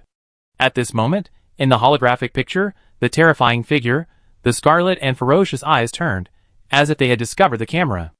I'm going to tear you bastards apart, wait. His low, hoarse voice sounded even less human in the quiet night, filled with an unsettling atmosphere. That was a sound that only monsters could make, like gravel rubbing against metal, harsh and unpleasant, making one's heart tighten. The next moment, as if to confirm his words, the camera was destroyed, and the picture stopped abruptly, leaving only a pair of scarlet, angry, and crazy vertical pupils, staring at the few people closely, as if his consciousness wanted to come out of the picture and tear them apart, just like he tore apart the poor camera. The strong killing intent and terrifying might, even though they had safely arrived at the spaceship and left the XYE6 planet, were only seen through the video screen. The suffocating horror made the backs of several people cold, and before they knew it, cold sweat had soaked their clothes, and they shivered involuntarily. Leafys turned off the screen directly, and leaned on the sofa like a faint. She turned her head with lingering fear, and found that the others were like her, and they all collapsed on the sofa, and gasped for breath the moment the screen was turned off. I finally know why Aurora was trying so hard to escape. Green Snake has long lost the ease she had when she first joined the team. Now she is like a boneless snake, leaning against the armrest of the sofa with her chest covered. Fortunately, we didn't feel the enemy. Isn't that a kind of happiness? The kitten Lily was also in fear. If she had known that there was such a monster following behind her, she would have been scared to death. No wonder she turned pale, and went to bed as soon as she came back. Lily fell on the sofa without any image, and leaned her head on Leafys' shoulder, trying to seek comfort. She was really scared by the monster that suddenly appeared on the screen just now. When she thought that the monster's target was them, she felt chilled, and a trace of uneasiness flashed in her beautiful eyes. She was not a combat member to begin with. This time she just came with her best friend Leafys. She was most afraid of monsters. Leafys patted her back, as if to comfort her, and also to comfort herself. If Aurora hadn't let us out. She didn't say the second half of the sentence, but everyone knew what it was. Those guys from Gene B thought they were on the right path, but they didn't expect to run into that monster directly. Lily was still in fear, but she didn't forget to gloat over the misfortune, as if this would make her feel better. Serves you right. This is the voice of 0262. That monster, is it a mutant? This is the first time that Qingxi has seen the mutant of the legendary god organization. In the past, she had only heard about how ugly and powerful they were in the news, and in the gossip of her colleagues, but she had no direct experience. Now she really felt it. Even through the screen, the terrifying power still made her tremble. She couldn't imagine that if she really faced such a monster, she might not even be able to escape. I think I should thank Aurora. She saved our lives. After Qingxi recovered from the fear, she thought of this matter at the first time. I think so too. Leafy said the same. A few hours later, when Wu Jixing, who had recovered a lot, woke up from the bed, the first thing she did was to take out a tube of high-grade nutrient solution from the space ring and drink it. Instantly, the exhausted body seemed to have been hungry for several days, constantly devouring the energy in the nutrient solution and absorbing it. Wu Jixing immediately felt much better. Except for a slight pain in the head, her body functions had recovered almost all. So, fearing that her teammates would worry, she immediately opened the door and walked out to the common room. As expected, when everyone saw her, they all came forward with concern and asked if she felt uncomfortable. No, it's just that I've consumed too much mental energy. Wu Jixing subconsciously rubbed her temple, which still felt a little stinging. She explained, my physique hasn't broken through yet, so I can't last long when I use my abilities. After she finished speaking, These and the others understood instantly.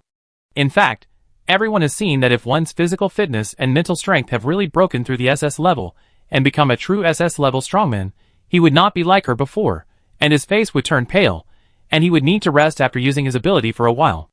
I have a medicine for the symptoms here. I wanted to tell you before. Tai said, taking out a tube of medicine that had been prepared in the space ring and handed it to her. This is to quickly restore mental strength and relieve physical side effects. You drink it now, the effect is best. Wu Jixing was a little slow to react, so he didn't take it immediately. You saved our lives. This is a thank you gift.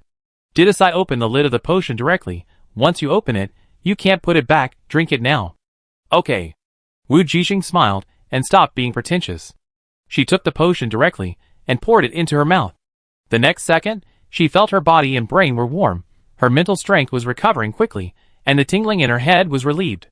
This feeling is just like the injection that Uther gave her at that time, probably something similar.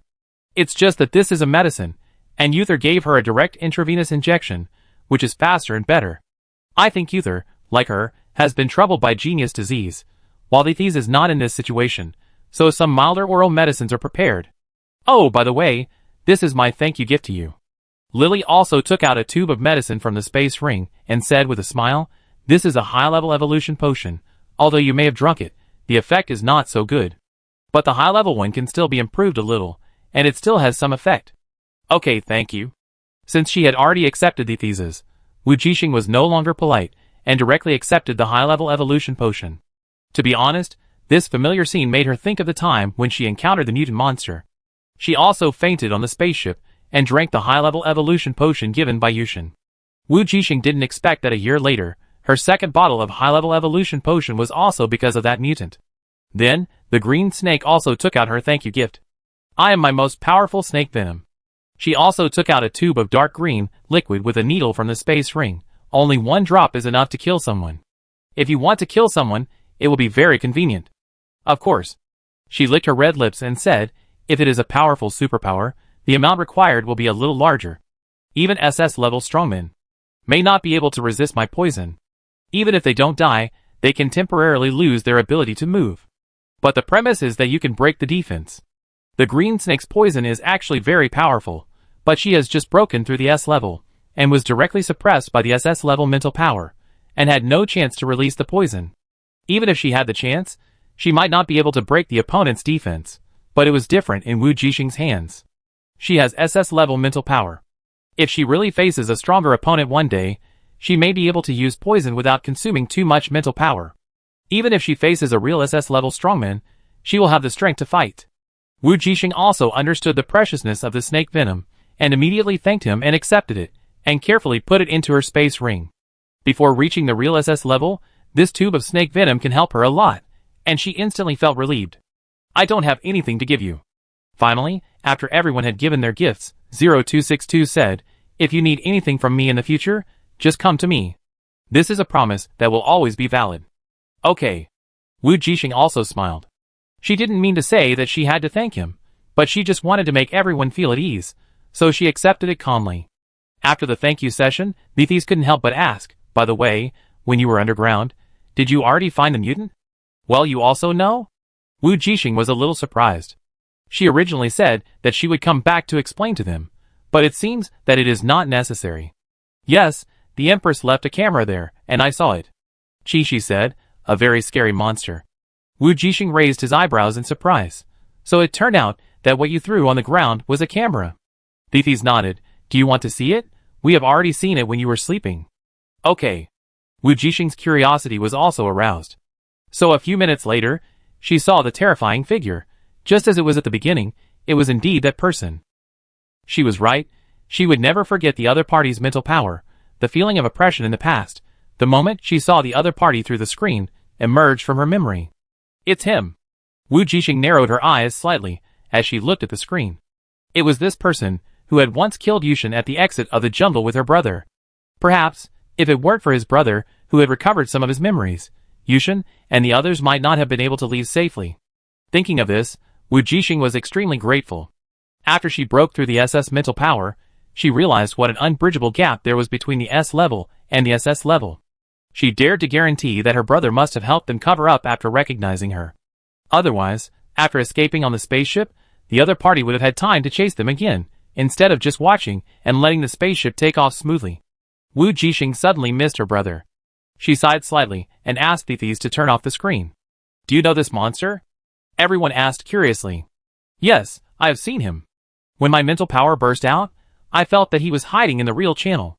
Wu Jixing explained, this mutant once appeared in my mission on Star E. Thethys knew what she was talking about and understood it instantly. Could it be the time when Yushin was attacked? After all, the matter of the mutant god organization killing the genius of the Alliance was a hot topic at that time. Didasai, who was born in a big family, was actually one of their targets, but she was lucky that she was not the first choice. After all, she was not like Yushin, the heir recognized by the family. Yes, that time. Wu Jixing asked curiously, how did you know? You may not know that Yushin's cousin is the fiancé of the little cat. Didasai smiled and glanced at the angry Lily, then explained, we often contact the Ozan family and know some things. So I guess that you and Yushin should be in the same team, otherwise I can't think of who else the mutants would target in your Xingyuan. That's right. Wu Jixing understood, and then couldn't help asking. Do you know about the incident with Limi Ozan? What happened later? I know. Thethys thought for a while, and said, Limi Ozan did do a lot of things while being replaced by someone else. He has been confirmed dead. The murderer is the leader of the pagan organization. He has many superpowers, and only he can do it. I heard that the Alliance investigated the Ozan family and interrogated Yushin. Wu Jixing remembered that Yushin had been absent from class for a long time, and his whole state was not very good after he came back. Normal. Thethys nodded and said something that surprised Wu Jixing. After all, they are aliens. Aliens? Wu Jixing was surprised subconsciously. That's right, don't you know? Thethys blinked. He is an alien. Don't you think their appearance is a bit too non-human? The Ozan family's appearance may not be enough to be described as beautiful. To be more precise, it is seductive and has a kind of inhuman beauty. But she was really surprised to be told that her classmate, neighbor and teammate was an alien. I really don't know. Wu Jixing asked curiously, what is the difference between them and ordinary people? She remembered that number 4, whom she met on the prison star, was also an alien, but the special appearance of the other party was directly reflected in the skin and bones, which could be directly discovered at a glance. His bones are much stronger than those of ordinary people. I don't know. You have to ask the kitten. Didasai said, after all, she has more contact with it. So Wu Jixing turned to the kitten curiously. Ahem, what are you all looking at me for? Lily was a little shy because it was not only Didasai and Wu Jixing, but also the green snake and the leopard cat, who couldn't help looking at her. They were also curious about the difference between the body of a fiancé of a foreign race and that of an ordinary person. They just looked good, nothing else. Lily blushed and said, of course, their family's spiritual power is very high, otherwise Yushin wouldn't have broken through before he was even 18 years old. Lily didn't say what the breakthrough was, but Wu Jixing knew that a 17-and-a-half-year-old SS level was a very terrifying talent. However, after knowing that he was an alien, it felt very normal. But he looks no different from an ordinary person. Wu Jixing said, like her, he had a serious genius problem. Well, no race is born with strong mental and physical strength. Lily explained, so the more geniuses there are in the Ozan family, the more serious the genius disease is. In fact, Yushin shouldn't have died so early. Lily suddenly stopped talking halfway, and didn't continue. Wu Jixing heard something from it, but since the other party didn't want to continue talking, she didn't ask any more. She knew that this might involve some of Yushin's privacy or weaknesses. However, she guessed that it should be the side effect of the other party's breakthrough in SS. Because she was, but she was better than Yushin in that she had the practice method of ancient martial arts, and her body was already an adult when she broke through, while Yusin was 2 years younger than her. Breaking through so early would indeed bring a great burden to the body that is not yet fully developed. Thinking of the body that was paler and thinner than before after meeting the other party this time, she couldn't help but feel a little worried. The topic came to an end. After everyone rested for a while, the spaceship had returned to the transit star where they had gathered. In just one day, everyone experienced many dangers together and survived. Now facing separation, they unexpectedly felt reluctant. Before leaving, everyone left their contact information and added each other as friends. "Let's go, I had a lot of fun." Chi-Chi waved and left. "See you again if we are destined to meet." After Chi-Chi left, Wu Jixing also said goodbye to the Thies and Kitty, and got off the spaceship together.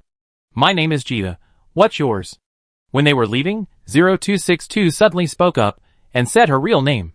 After meeting 0266 again, she felt that they should have been friends.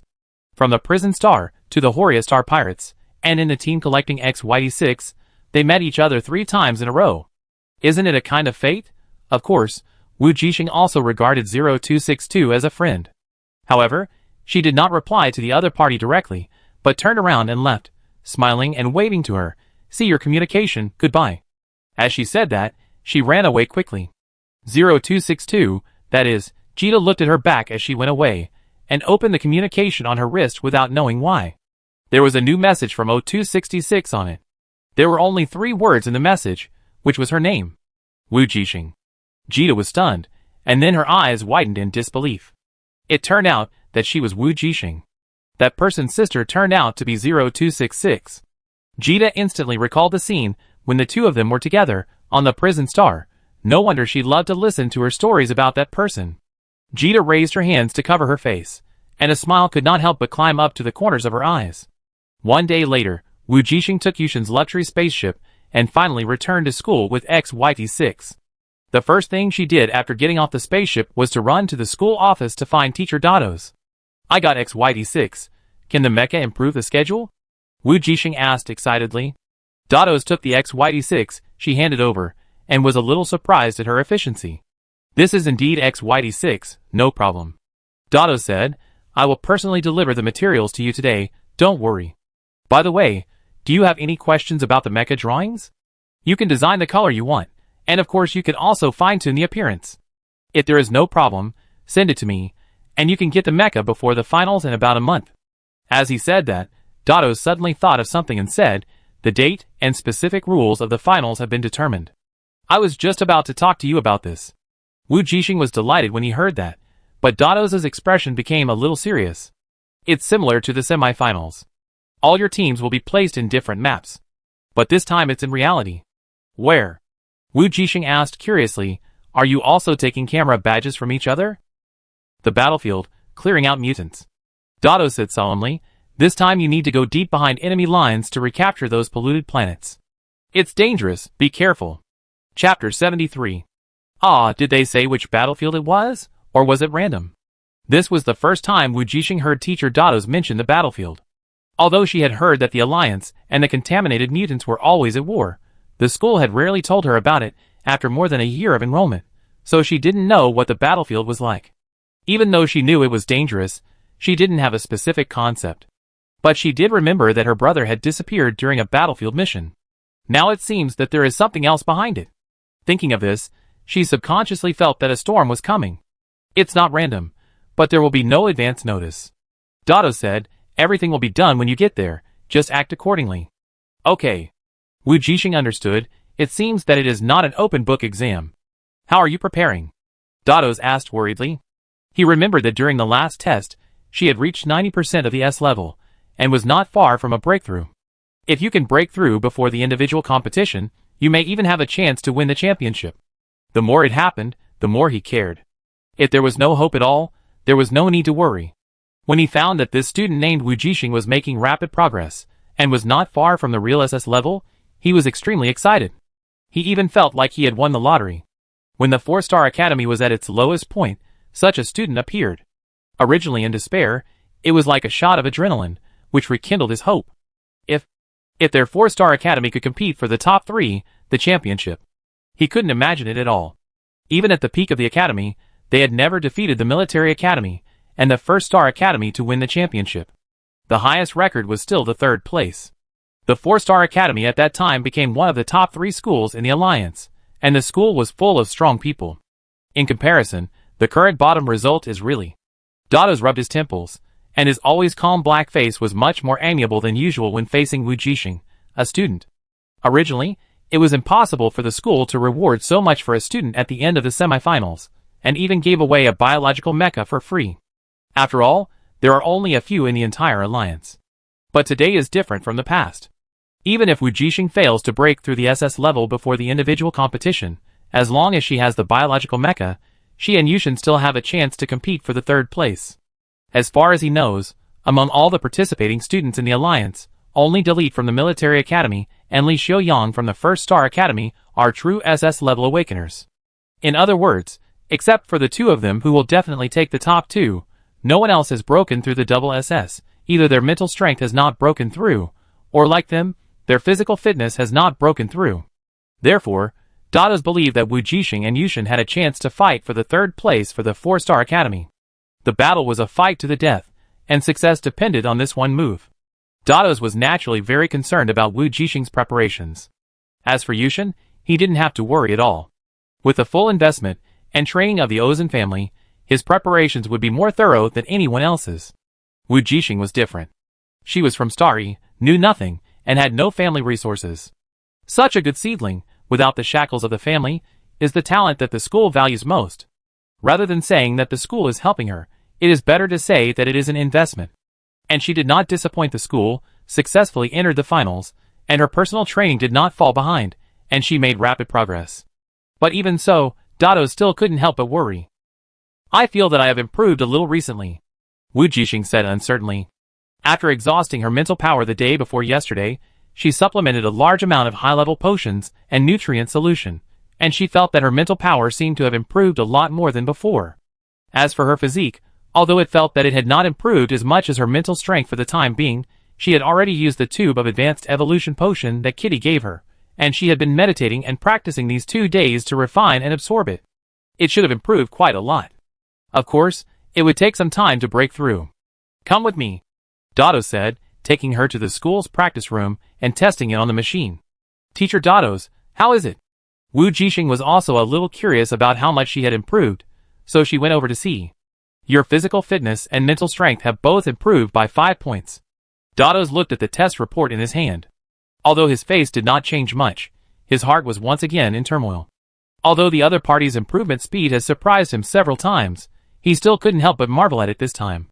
In just a few days, her mental strength and physical fitness have both improved by 5 points. In other words, Wu Jixing's current physical fitness has reached 95% of the S level, and she is only 5 points away from a breakthrough. Even if she got stuck at the bottleneck, at this speed. Dados couldn't help but feel his heart beating wildly, although he said before that if the other party could really break through, there would be hope to compete for the championship. But he didn't have much expectation at first. It was just subconscious expectation and encouragement. After all, what if? But unexpectedly, after just a few minutes, he suddenly felt that this might not be expectation and hope, but something that could really be done. How could he not be excited? How did you do it? He couldn't help asking. Ah, do you mean improve?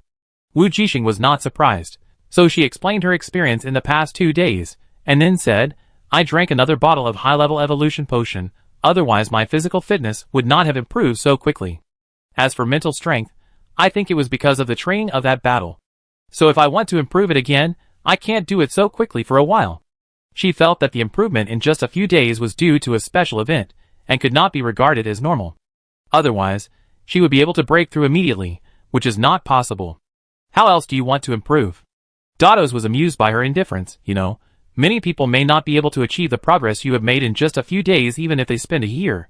Don't they drink potions to improve? Wu Jixing didn't quite understand what the normal speed of cultivation should be. The people she knew were like Yushin, younger than her, but their strength was comparable, so she didn't think she was a genius.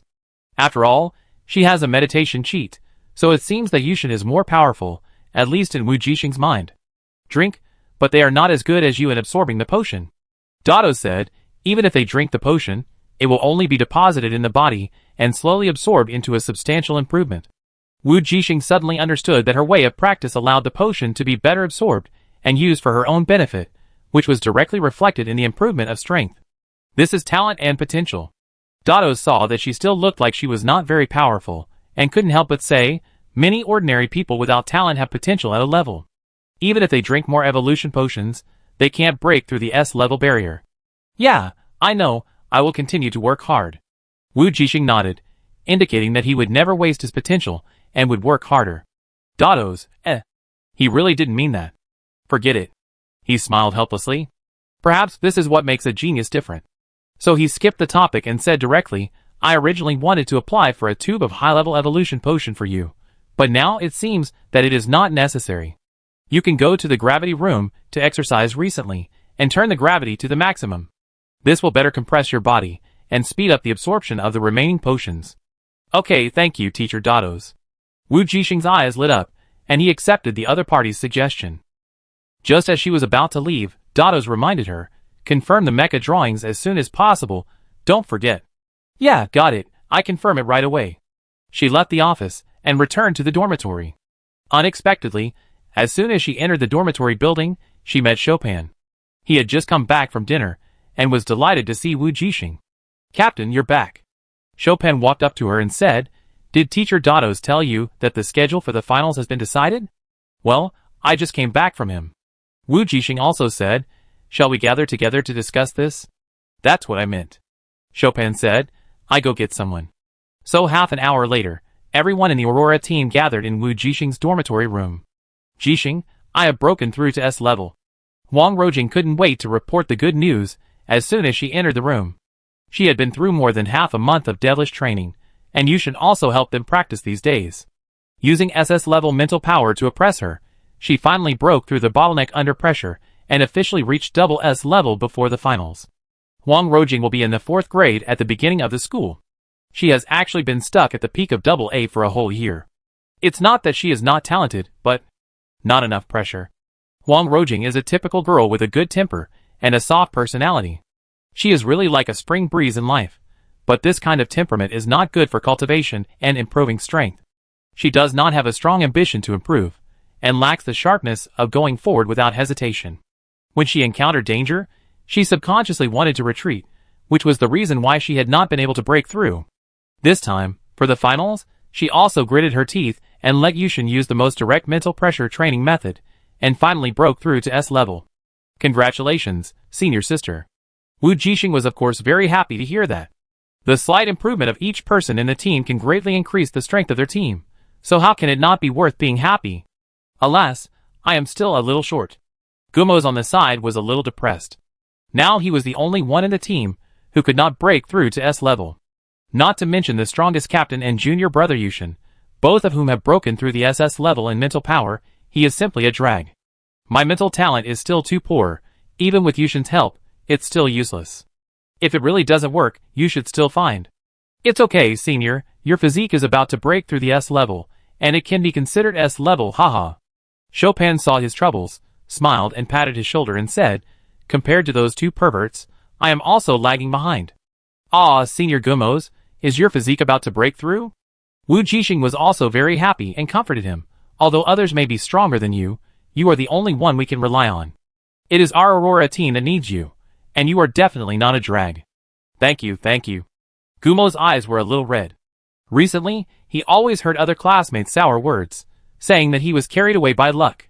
He could play in the finals with such strength, and the words such as dragging the team always appeared in his ears from time to time. He was already a little nervous, and felt even more guilty and uneasy. This emotion reached its peak after Huang Rojing, a teammate, broke through. He knew he shouldn't think about it, but he couldn't help feeling depressed. For more than half a month, after returning from internship, he had been doing the same devilish training, including mental pressure training, which he did, and even went for extra training after finishing, but the progress was still very slow. Although he had improved a lot compared to before, he was still far behind the real genius, which made him very depressed. Now, encouraged by the captain's words, he regained his spirits. I will work hard, don't worry. He patted his chest and said, as long as I haven't fallen down, even if I only have one breath left. Okay, don't set up the flag. Wu Jixing quickly covered his mouth and changed the subject. I will train with you in the afternoon. Where do you usually train? By the way, is there a gravity room near our dormitory? Yes, We train in the gravity room nearby. Chopin said quickly, not far away. The school has specially approved it. The facilities are complete, and it's free. Oh, that's good. Wu Jixing nodded with satisfaction, and finally got to the point. How much do you know about the finals? I searched on the Star Network these 2 days, and the finals should be held on those planets that have been occupied by pollutants. Chopin said, a total of 100 teams may be divided into 4 groups and sent to different planets, or they may be divided into 2 large groups, and finally the top 16, top 8, and top 4 will be decided until the final champion is decided. The specific grouping is still uncertain. After all, it depends on the severity of the pollutants on the planets selected by the Alliance. In other words, the Alliance is now investigating the pollution on those selected planets. Wu Jixing asked curiously, will those mutants not stop it? She subconsciously thought of the terrifying guy she met on XYD6 2 days ago. No. A somewhat cold voice spoke. It was the kid Yushin. Those mutants are eager for it. Humans put a large-scale league-wide live event on their territory, which was a provocation. As enemies, mutants would definitely not stop them. Instead, they would want to teach humans a lesson in this nationwide live game, give them a beautiful counterattack, and preferably kill more future elites of the League. Wu Jixing quickly figured out this truth, and then couldn't help looking at Yushin, who was standing aside. What are you looking at? Yushin felt a little uncomfortable when she looked at him. His beautiful eyebrows slightly frowned, and his eyes unconsciously turned away. It's nothing. She's just a little curious.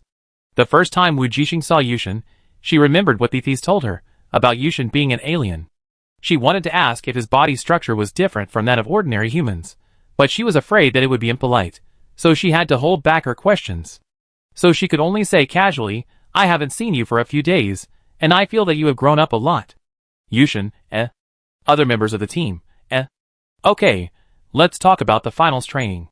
Chopin tried to smooth things over and change the subject again. In fact, those polluted planets can be roughly predicted. We can simulate the monsters in the mirror world, and then return to reality for targeted training. I have asked someone to collect them. Yushin said, the specific planet information will be transmitted to my communication terminal soon, at the latest tomorrow. That's great. Chopin was relieved immediately. By the way, Captain, can I ask a question? What? Chopin looked at Wu Jixing and asked seriously, when can you break through? After he finished speaking, everyone couldn't help but look in the direction of his gaze, waiting for her answer with bated breath. This was crucial, and it depended on how they should play in the final, whether to survive or to be more aggressive. Wu Jixing thought for a moment, and then said, I will try to break through before the Group 4-2 match. Only in this way, the Aurora team would have the possibility to enter the final and compete for the final championship. Of course, this is the most extreme case. According to her previous prediction with Teacher Dados, it is more likely to break through before the individual competition begins. As for the team competition, it is not completely impossible, but the possibility is relatively small. That is to say, we have to survive to the semi-finals, right? Chopin tried to smile in a relaxed tone. You are worthy of being the captain. We must work hard too. Of course, I am just trying hard. It may be difficult to catch up. Wu Jixing explained that she did not want to put so much pressure on everyone. It's okay. You just need to break through before the individual competition. Chopin said, his eyes full of expectation. Then I can brag everywhere that the champion is my teammate, haha. Everyone laughed, but Yushin's expression changed slightly after hearing her answer. You are really about to break through. There was a hint of disappointment in his tone, but then he rekindled his fighting spirit. I will catch up with you soon. Okay. Wu Jixing said subconsciously. Then, the room suddenly fell silent. After the final schedule came out, everyone felt a strong sense of urgency. So everyone didn't rest for long, and went to the training room together to start today's devil training. Wu Jixing didn't go with them, but came to the gravity room alone. According to the advice of Teacher Dados, she directly opened the highest 10 times gravity for training. As the gravity gradually increased, she instantly felt the heavy pressure, her bones creaked, and her muscles stretched with difficulty. She tried a set of boxing, while constantly circulating the breath in her body and watering in her tendons. She didn't use her mental strength, but relied on her body's own strength. Her movements were stiff and slow at first, but they became smoother as time went on. Each punch and kick became faster and faster, leaving a trail of afterimages. When her speed reached the limit, her movements gradually became slower. From slow to fast, and then to slow again, 3 full cycles, it was already 3 hours later. With a thin layer of sweat soaking her clothes, Wu Jixing felt that her body had almost reached its limit, so she stopped and ended today's practice. When she passed by the training room and found that her teammates were still practicing, she sent a message to a few people and left directly to the dormitory. The sky gradually darkened. She opened the thermostat, took out a bottle of high-grade nutrient solution and drank it down, then sat down at the desk and turned on the holographic screen. She still had a task today, which was to confirm the design of the mecha and send it to Teacher Dados as soon as possible. Wu Jixing actually had a general idea. She pulled up a photo of the mecha from the communication terminal. That was the mecha figure that she had sent a message to Jita to get for her brother. Since she had decided to stand on the stage of the league finals for her brother, she would naturally use the same mecha figure as him. So she immediately modified and determined the mecha figure according to the mecha figure in the photo. Coincidentally, the alien beast crystal core awarded by the school was also a dark red fire crystal core, which was a perfect match for the red and black mecha. Wu Jixing narrowed his eyes slightly, looking at the fiery red mecha with black flame patterns in his hand, and was very satisfied. She didn't understand the mechanical design inside, and didn't know if she could completely reproduce the mecha she wanted. After all, in addition to the color, she also made changes to some lines, hoping to restore it as much as possible.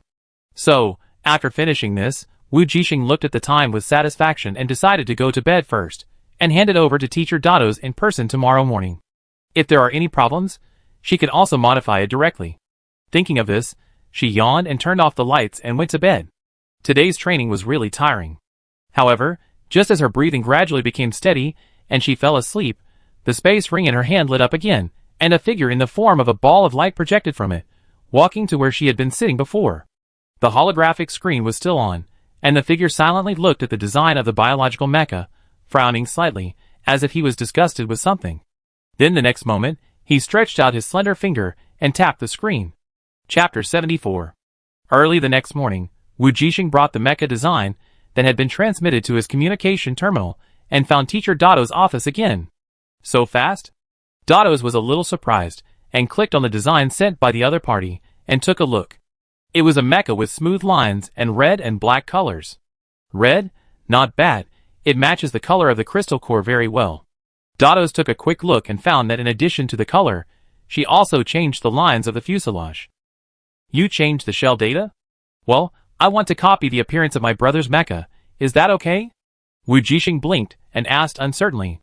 She knew that the appearance of the mecha could not be easily changed because it would involve a series of balance issues.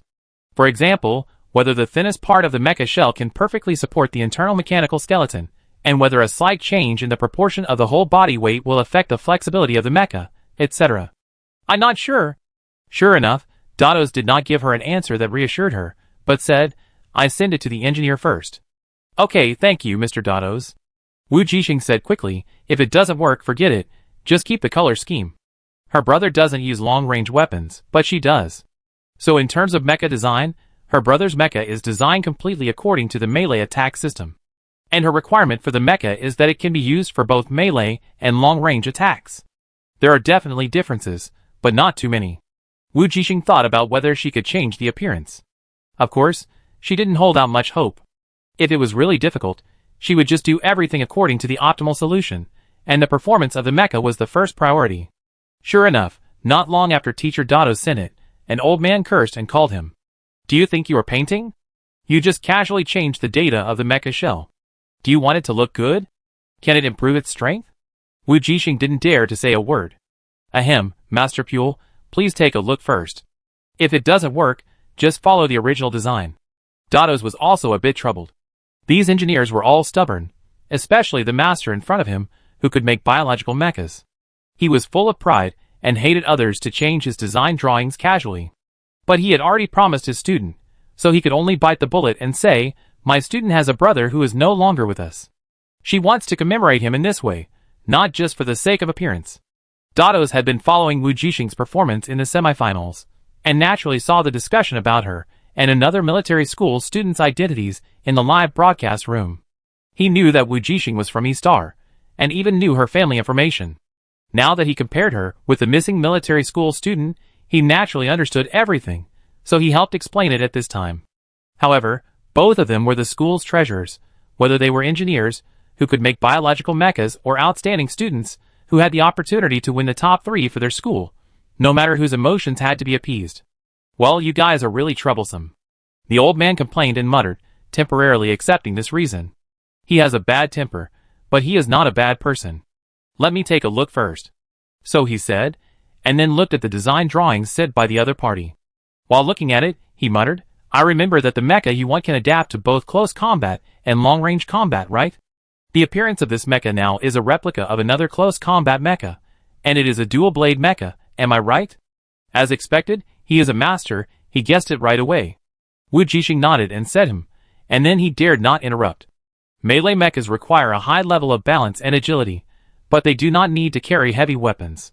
If you want to change it to this, your weapons may not be able to bear enough weight, and you can only carry small caliber energy cannons. And the power will be insufficient, but this should be compensated by the powerful power of the biological machine from the crystal core, which is not impossible. The only problem is that a single long-range weapon will affect the left and right balance of your mecha, and even cause the problem of top-heavy such as this. As he spoke, he clicked on the inside of the mecha design drawing and pointed to the mechanical structure of a certain cross-section. Just as he was about to speak, he suddenly froze. The old man named Pule, a mecha expert, was staring at the drawing in disbelief. This is impossible. How can this be done? He was seen mumbling intermittently, grabbing his remaining hair frantically, with an exaggerated expression, like a lunatic and a lunatic. Pure kept flipping the design, checking the mechanical structure and nerve connection veins one by one. This was clearly a biological mecha design from his hand, and at first glance there was no change, but now, after careful observation, everything was completely different from his original design. It turned out that it can be done like this. Pure's tone was full of disbelief. You know, it is impossible to change someone else's fully mature and perfect mecha diagram and retain the basic core ideas, unless that person is much stronger than him. Let alone that there are mecha masters who are much stronger than him now. Even if there are, they can only redesign a mecha construction diagram that is stronger than his. But the other party not only did not redesign, but instead made changes based on his original design, which is the most incredible. And those changes, he has never heard of. This idea has never occurred to him. Although he doesn't know what the mecha will look like if it is really built according to the design in this diagram, it will definitely not be worse than his. The modified mechanical structures, the direction of the nerve connection veins, and the genius change of ideas are all full of artistic beauty. The more he looked at it, the more Pule was addicted to it. His original pride seemed to be shattered in front of this kind of drawing. It was like returning to the apprenticeship period, looking at the master's design, marveling at this unparalleled mechanical aesthetics, absorbing and learning eagerly, forgetting to eat and sleep. Wu Jixing didn't understand, and looked at teacher Dados, who also looked at her, as if asking, what did you do with this drawing? However, when he saw her blank eyes, Dados knew that he might not get the answer. In the office room, neither of them dared to speak, for fear of interrupting each other's train of thought. Time passed by minute, and on the video screen, Pule scratched his hair, kept mumbling to himself about incomprehensible data, and wrote and drew on a screen with a pen in his hand, long paragraphs of incomprehensible formulas and structures, and formed in his pen. So that's it. As expected. I know. Ha ha, great, this way, all problems can be solved. It must be the best biological mecha. No, it is the best mecha in the universe, no one. He became more and more excited, his eyes became brighter and brighter, and his body trembled. Who is it? Can you tell me who changed this design? Suddenly, Pule threw away the pen, looked at the two people with excitement, believe me. He must be the most powerful mecha manufacturing expert in the world, a master. Wu Jixing and Dados, The two looked at each other, confused. Finally, Wu Jixing could only ask weakly, Master, the structure inside is what you sent me, and I haven't moved it. She was already dumbfounded. How could she have moved the structure inside? She didn't understand it, but even a fool knew that if she moved it, there would be big problems, so it was impossible to move it. However, when she said this, it seemed as if the other party was a fool. As expected, Pule jumped up immediately. Don't I know what the diagram I designed looks like? I'm not old enough to have dementia. Calm down first. Dados quickly comforted him. Is there any problem with this mecha drawing now? Can it be manufactured? No problem. How could there be a problem? Pure shouted excitedly again. Such a perfect design drawing, there is no way there can be a problem. He absolutely cannot hear any doubts about this design drawing from others. In that case, how long will it take to manufacture it? Dados only grasped the key points. 1 month. No, 1.5 months, preferably 2 months. Pure muttered, and finally decided, give me 2 months, I will definitely create the most perfect biological mecha in the world.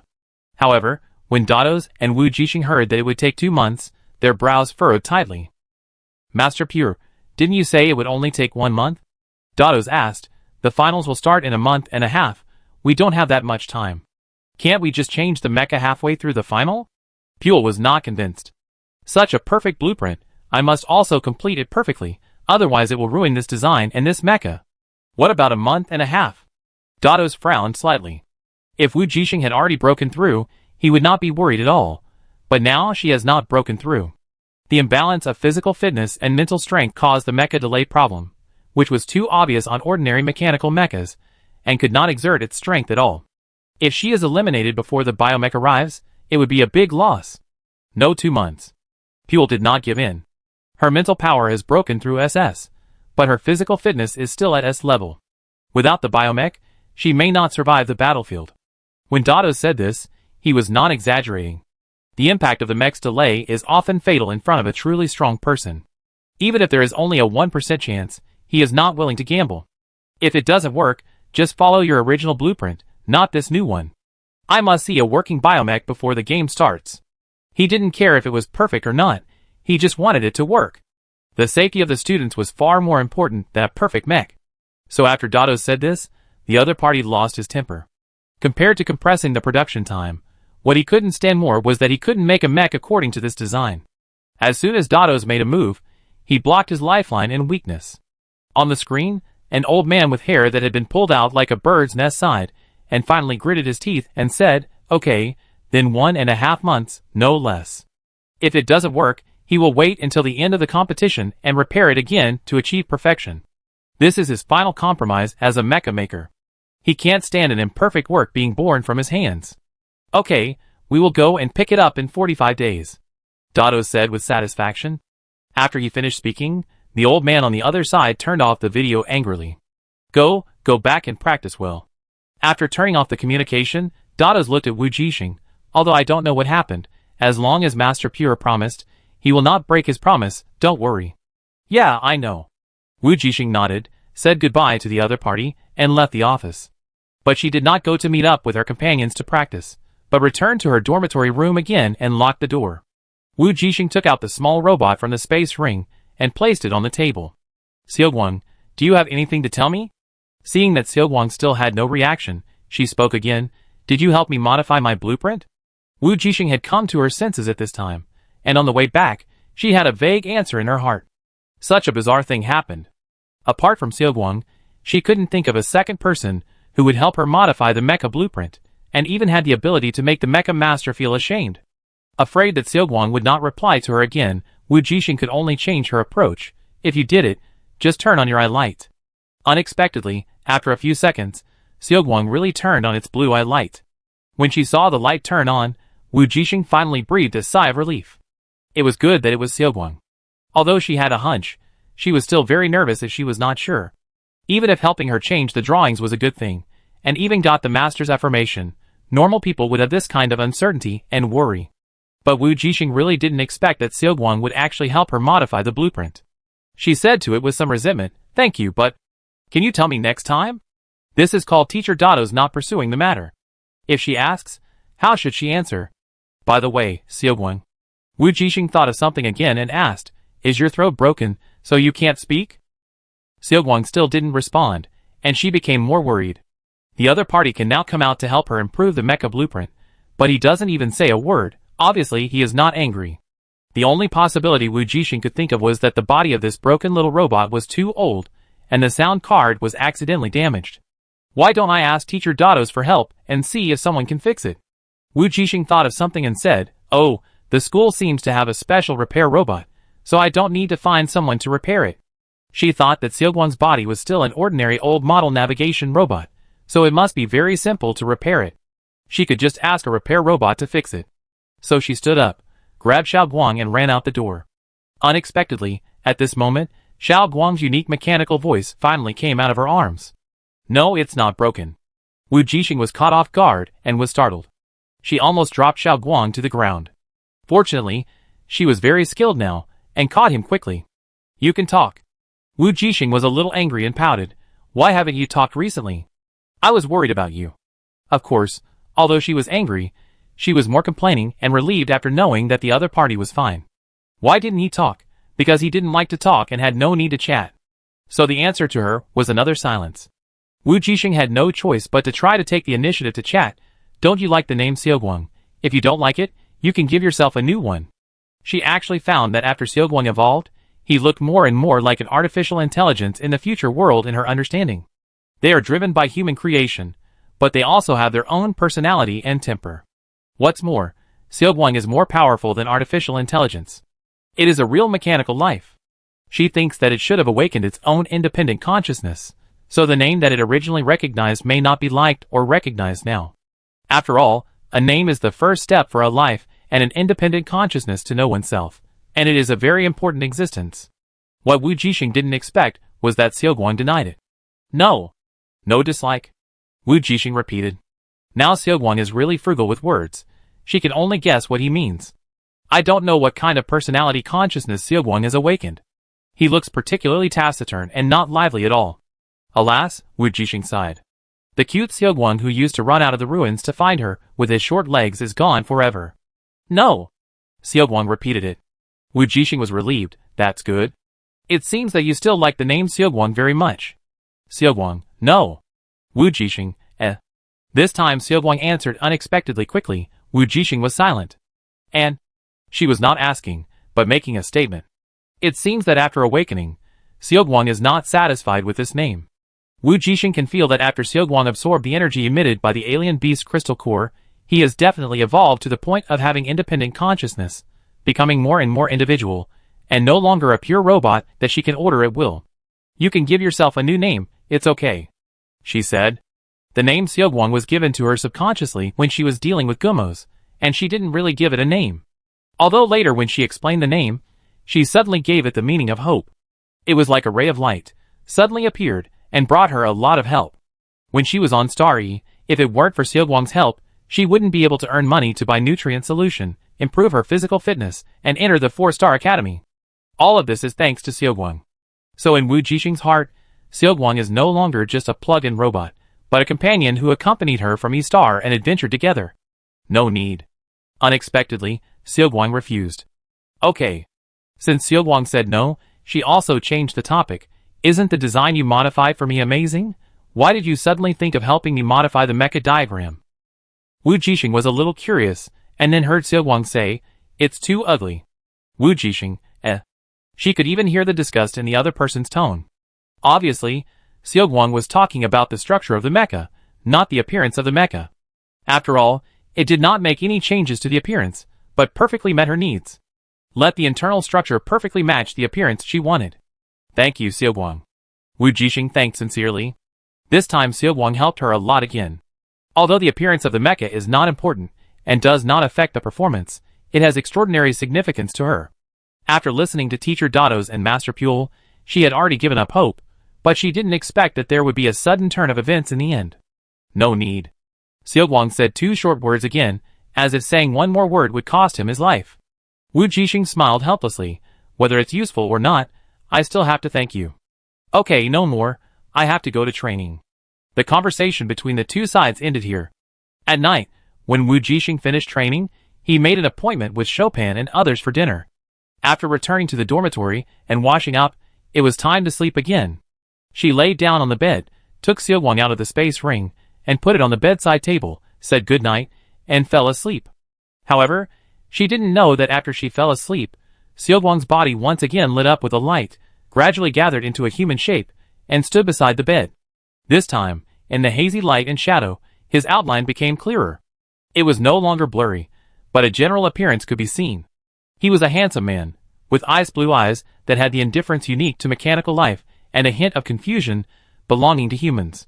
He was silent for a while, then turned and walked out of the room to the balcony, leaning against the wall, looking up at the starry sky. Xing, are you looking at the starry sky again? On an abandoned star, Gue followed his gaze and looked at the sky, his tone full of incomprehension. What on earth is there to see in this broken sky? His partner finally came back, but he didn't talk to him. and just looked at the sky all day. Gue was really annoyed. Did Lord Shen ask you to call me? Wu Qingqing retracted his gaze, and finally looked at the other party. That's right, go quickly. Gue said dissatisfiedly, if you don't come back, Lord Shen will personally catch you back. He was very dissatisfied. I know. Wu Qingqing said lightly, with a red light flashing in his eyes, and turned to walk towards the darkness behind him. Chapter 75. There is no light on the dilapidated abandoned planet. The pits and scorched land are like scars on the surface of the planet that cannot be healed, telling the traces of human life here. It was the outbreak of war that completely destroyed the planet. You are here. The god stood on a high throne made of dead bones, overlooking the distance. The figure on the opposite side came closer and closer, and finally came to him, knelt on one knee, and saluted respectfully. My lord god. But the god did not respond. The air condensed, as if expressing his anger and dissatisfaction. The figure under his feet still lowered his eyes, knelt respectfully, and maintained a humble appearance. There was no trepidation or tension, just kneeling there quietly, waiting for him to speak. The god snorted coldly, and finally spoke. Xing, how is the task I gave you? The hoarse and dry voice was like a whisper from the abyss, which was extremely terrifying in the darkness. I'm sorry, Lord God, for the time being, I have only found out that the real Pandora is indeed in the hands of the pagans, and they have not yet cracked the code. Xing said respectfully, but I have found out the clues to Pandora's code. I will get the code before them as soon as possible and find the real Pandora. The clues to the code? Under the mask, the golden vertical pupils of the god narrowed slightly. Yes. The clue is on a polluted planet where humans used to live, which happened to be chosen by the Alliance as the competition venue. They plan to follow the contestants to that planet, and I have found a way to blend in. Oh! The god raised his eyebrows slightly, and said jokingly, that's a coincidence. It seems that the Alliance has been almost corrupted by those people. God sneered again, and said in a low voice, Xing, I have given you too much time. Don't let me down again. Find Pandora's location as soon as possible, and I will take action myself. The pagan madman is also SSS level. Xing may not be able to deal with it. Yes. Wu Qingqing saluted respectfully again, then stood up and left. Gue had been waiting there, and when he saw Xing coming back safely, he hurriedly stepped forward to ask curiously. How is it? Did any master punish you? Wu Qingqing glanced at him coldly. No. TSK, no. Gui's tone seemed a little regretful. I almost doubt whether you are the son of the Lord God. He is so tolerant of you. Speaking of this, Gui felt a little sour. However, his star ignored him, and his partner became more and more cold to him. Gui said bitterly, you are becoming less and less talkative now. You don't know how bored I have been recently. Didn't the god assign you any tasks? Wu Qingqing said, I'm very busy. The implication was, if you have anything to say, please speak up. Unfortunately, Gue didn't realize that he was being despised. After hearing his question, he started to complain. Yes, but I'm alone. The tasks I'm assigned are all trivial and boring. He kept talking a lot, and his voice was unpleasant and hoarse, just like the god. Wu Qingqing was already a little impatient. He also needs to replace the pagans as soon as possible and get into the finals team. He did not lie before God before. The pagans have been looking for clues to the code everywhere, and finally they found a planet that was polluted and abandoned thousands of years ago. It is said that it was once a gathering place for the top scientists of mankind, somewhere on this planet. Although it is already in the territory of their mutants, far away from the defense line of the Alliance. But usually no mutants will go there. It is basically an abandoned place. It was full of polluted mutants, stupid people without intelligence, and the mutants never regarded them as their own kind. In God's eyes, only the mutants who were transformed and awakened by him were the real kind, the existence of successful evolution. Those countless monsters were just pawns in his hands, failures that could be discarded at any time. Originally, there was no league, and God might have gone there in person, but now the entire league is broadcasting this event live, and the selected polluted planet is already under human surveillance, and among the mutants, only he can sneak in and find the password. This is why Wu Qingqing explained it directly. And as he expected, God really gave him this task without questioning. Gue was satisfied with complaining, but seeing that the other party had no reaction at all, he felt a little bored, so he turned to think of an angry thing that happened a few days ago, and immediately said, oh, by the way, last week the Lord God asked me to go to XYD6 star for a mission. Guess who I met there? XYD6? Wu Qingqing raised his eyebrows slightly. He knew about this. The first task God gave him was to go to the Alliance and bring them a mecha master who was willing to cooperate with them to help them customize biological mechas. Later, Wu Qingqing learned that the mecha master had been converted by the pagans, so he cooperated with the people in their organization. Of course, they also paid some beast crystal cores in exchange. After all, it is not easy for humans to kill SSS-level beasts to obtain crystal cores, but for gods, it is a piece of cake. Their mutant organization lacks people, but it will never lack beast crystal cores. The pagans are the opposite. They don't lack people, so for a long time, the two sides have maintained a certain cooperative relationship. Until the Pandora incident, they finally fell out. But even so, they still had endless cooperation and transactions with each other. Yes, the biomechs have begun to be manufactured, but XYT6 is not enough. Gue turned the focus of the topic back. So guess who I met? Wu Qingqing glanced at him indifferently, and finally asked with face, who? Hee, you can't imagine. It's the guy who crushed my blood arrow when we went to E1236 to kill the heir of the Ozan family last time. When he said this, he said in a cold tone, I didn't expect to run into her again this time. Wu Qingqing, who was originally in a trance state, narrowed his eyes slightly, and a murderous intent emerged from him. Then, how did she become? He said in a cold tone, and his momentum was a little shocking. This sudden change made Gue a little stunned, and he subconsciously took a half step back. Then he seemed to understand something, and laughed. I thought, Xing, you didn't care about the failure of the last mission, but I didn't expect you to care about it too. But that damned little girl escaped again this time. I said I must tear her into pieces to relieve my hatred. She actually dared to play tricks on me, and made me wait in vain underground for a long time. Gue was still complaining, but he didn't know that the person opposite him was secretly relieved. Fortunately, she is fine. When listening to Gui's description of how damned the other party was, and how cunningly he escaped, Wu Qingqing actually smiled faintly in his heart. However, Gue didn't know that when he saw his companions were interested in this, and suddenly seemed to be very supportive, he spoke more vigorously, and of course, the harsh words became more and more excessive, which made Wu Qingqing frown and his murderous aura continued to rise, wishing to crush the guy in front of him to death. Xing, you are also angry, aren't you? Gue said sinisterly. Next time we will work together to kill her and her team. Very good, Gue. Wu Qingqing also smiled coldly, looking at the person in front of him, and said sinisterly, remember to call me. Gue, who was unaware of it, immediately grinned and said, of course, we are the best partners. Wu Qingqing didn't say anything, just glanced at him lightly, turned around and planned to leave. You want to leave again? Gue was unhappy, and put an arm directly on Wu Qingqing's shoulder, pretending to stop him. Yes, I'm leaving to complete the mission of the Lord God. Wu Qingqing said coldly, take your hand away. TSK, take it away if you want. Gue complained and took back his hand, like a resentful woman, looking at his back with resentment. The next moment, the 6 arms behind him swung onto a small hill beside him, and with a bang, the rock shattered, and Gue snorted and left. He was the only one left on the abandoned star, and everyone else had their own tasks, which made him unhappy and helpless. Hearing that the Human League had entered their territory, the gods were gathering people to patrol the selected planets and determine the targets. He was the only one who was ordered to stay on the main planet and do nothing. He wanted to go, but he didn't dare to disobey the will of God. With a bang, another hill collapsed and was razed to the ground.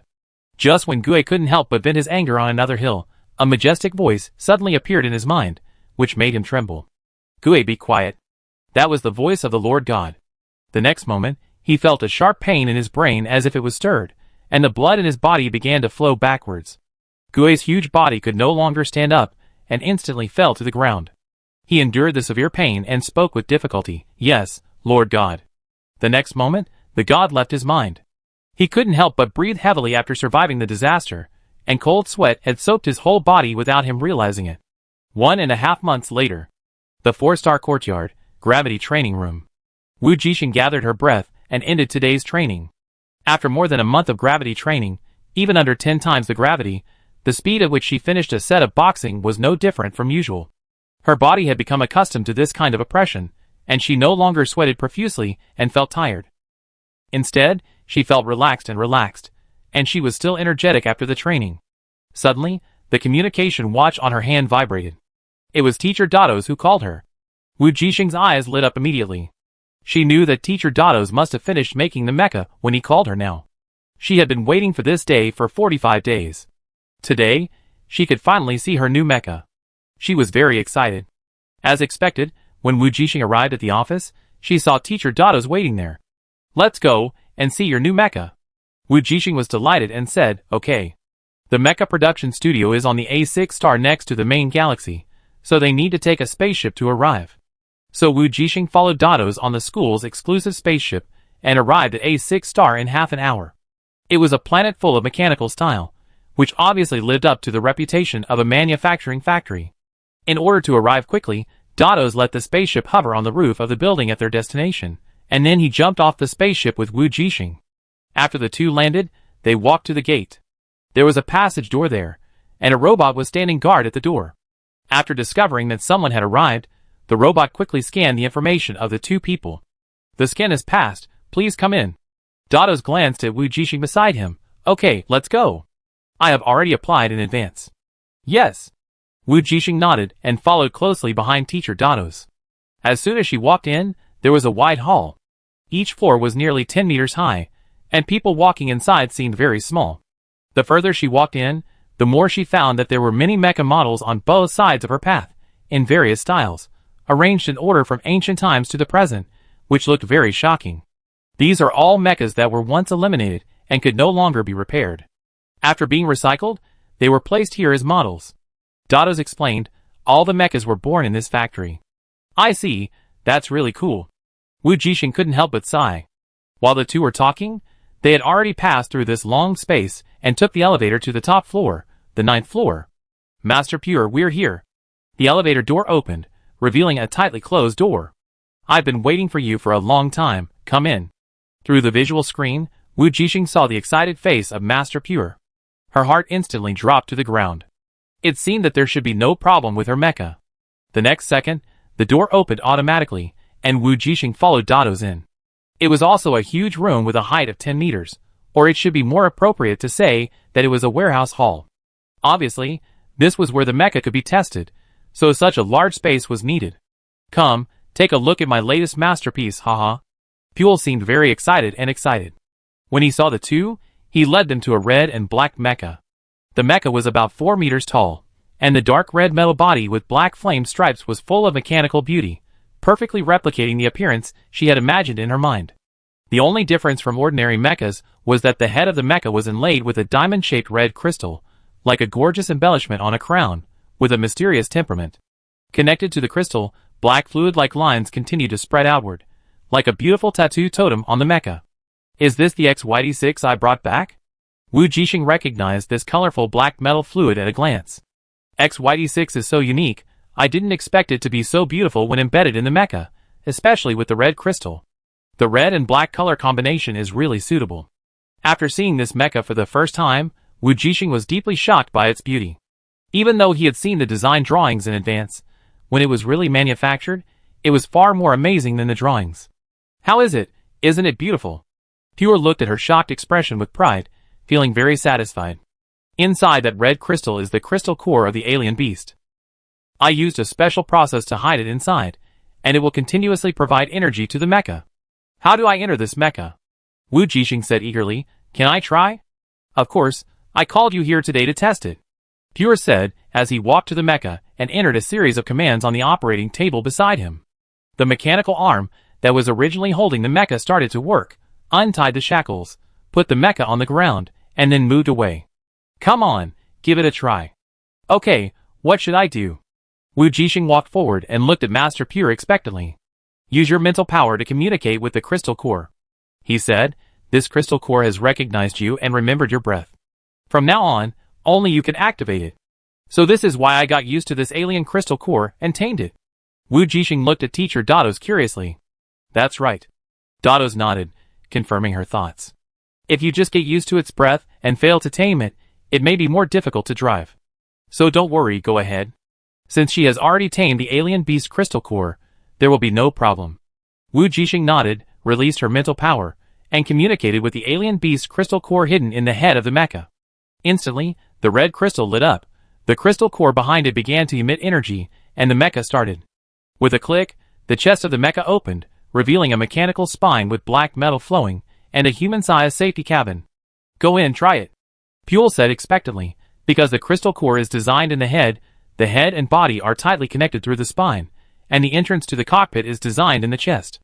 Wu Jixing understood that ordinary mechanical mechas are entered through the head opening. In other words, the head and body can be separated. But if the crystal core that provides energy is in the head, if it is separated, the energy cannot be transmitted to the body. If the head is hit off, the mecha without energy will be completely useless.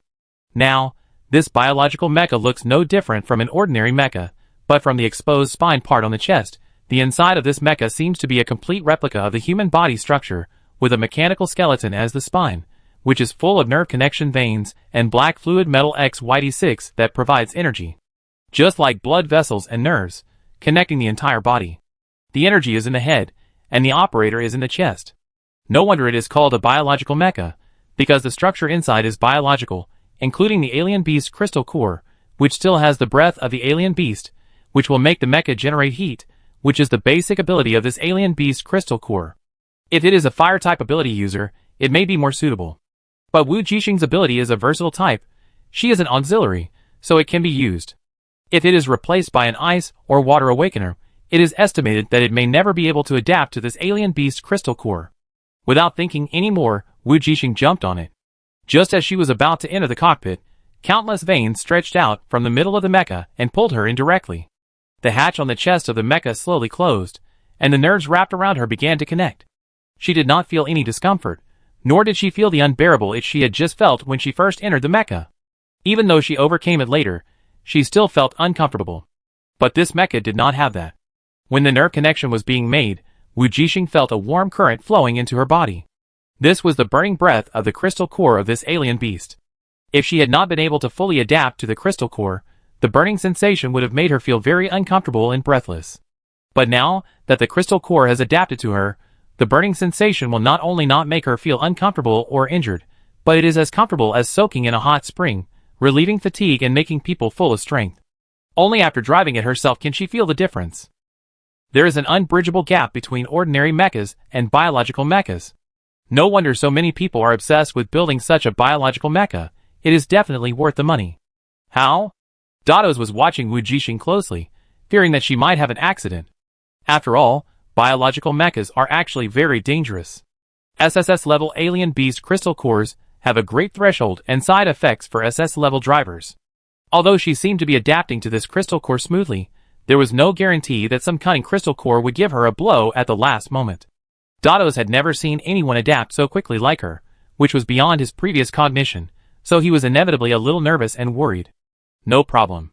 Hearing teacher Dados' voice, Wu Jixing controlled the mecha and made an okay gesture. There was no obvious delay or sluggishness, which was many times better than ordinary mechas. Of course, it was still a little worse than the zero delay in the mirror world. However, Wu Jixing was already very satisfied. As long as she waited until her physical fitness officially broke through, she would drive this mecha at that time. She couldn't imagine how happy she would be. Free, powerful, and fascinating power. Do you feel the influence of the crystal core? Pure asked. Wu Jixing felt it, and shook her head. No, it's just a little warm, quite comfortable. That's fine. Pure saw that the driver had adapted well, and smiled easily. Go out and try other functions. As he said that, he opened a back door that led directly to the outside. Wu Jixing directly activated the thrusters of the mecha, flew out of the door, and hovered in the air. She raised the muzzle, accumulated energy, and shot into the sky. Then she picked up a knife, and kept jumping and slashing in the open space. Light and agile, everything was so easy to use, and she didn't feel any discomfort. Finally, after testing all the movements, she flew back to the building. No problem. Wu Jixing happily made an okay gesture and said excitedly, "Can I take it away directly?" "Yes, but there is one more thing." Pure said, "I originally wanted to load an artificial intelligence system on your mecha, which can assist you in missions and battles. You may be able to use it in the league. But time is running out. Come back to me after you finish the team competition, and before the individual competition.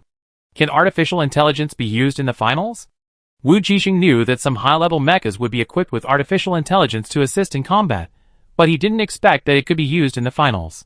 If so, wouldn't it be unfair to those who don't have money to buy artificial intelligence? Yes, the finals venue is on a dangerous polluted planet, and the Alliance cannot restrict you from using it, because even if it is not a competition, Every team must bring one as an auxiliary guide when going to these dangerous places for missions. Dados explained, your team has one, so I didn't tell you about it. Wu Jixing understood, and Pure continued, such a perfect mecha must be loaded with a powerful artificial intelligence. If you don't have money, ask the school for it. I believe they will be happy to. It was the first time Pure saw a student who could fully drive a biological mecha at such a young age. She had no discomfort, and completely tamed the alien beast crystal core without any side effects.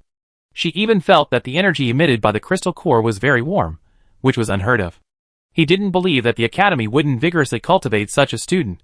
In particular, in order to make a mecha that could adapt to her body, he learned all the information about this student, and knew that she was a student from a small place or planet like E, with no power or family behind her, and was the type that the school valued most.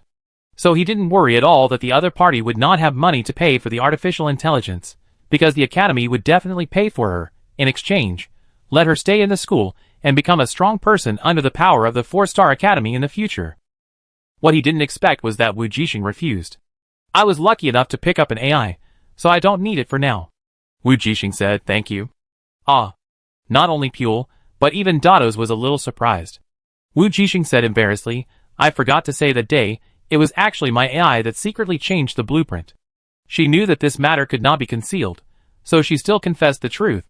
The school didn't know Xiaoguang's identity. Unlike someone else, she was just an AI. A force as big as the 4-star academy would not take it seriously. Even if this AI was very powerful, the school would not covet it, but would only win her over. Wu Jixing guessed correctly. After hearing what she said, Dados' reaction was surprised, but that was all. You are indeed lucky. He smiled and said, that's great. You don't have to wait until the individual competition. You have 2 AI systems to assist your team, so it will be much smoother. There were people in the alliance who were lucky enough to get a bargain with AI. Most of them were left behind after their masters passed away in recent years. There are many ownerless AIs wandering in a corner of the galaxy, just waiting for a new owner with a destiny. You mean, this perfect blueprint was modified by your artificial intelligence? Pure was more surprised. He sighed and said, I thought it was some powerful guy, but it turned out not to be human. Well, with such artificial intelligence, it is enough to match this mecha. Pure said with some relief. Originally, for the sake of perfection, he was entangled in what kind of artificial intelligence system to adapt to this mecha, but now, he doesn't have to worry about it. After saying goodbye to Pure, Wu Jixing followed teacher Dados back to school. We will set off tomorrow. Let's test your recent training results one last time. Dados said. Okay. Wu Jixing followed him directly to the machine in the training room and started her last test. The test results were soon displayed on the screen. Wu Jixing clicked print and picked up the report to read it. 99%. Her eyes lit up. Sure enough, the training in the gravity room accelerated the absorption of the advanced evolution potion. In more than a month, she had reached 99% of the S level, and she was just a little bit away from breaking through to become a true SS level awakener. Not bad. Dados was also a little excited, but he still analyzed calmly. It's about the same as I expected, a little better. It's not easy to cross this 1%, you have to keep working hard. Well, I understand. This remaining 1% is like a bottleneck. If you want to really break through, there is still a barrier between you and it. It's not that you can just improve it a little bit. After all, a breakthrough in reality is not like playing a game, as long as the value reaches 100%. From quantitative change to qualitative change, a transformation opportunity is needed. But it has reached a bottleneck, so it is naturally a happy thing. Okay, I won't bother you anymore. Dados said, I have already explained everything I need to say. I hope you will have a smooth final. Okay, thank you, Teacher Dados.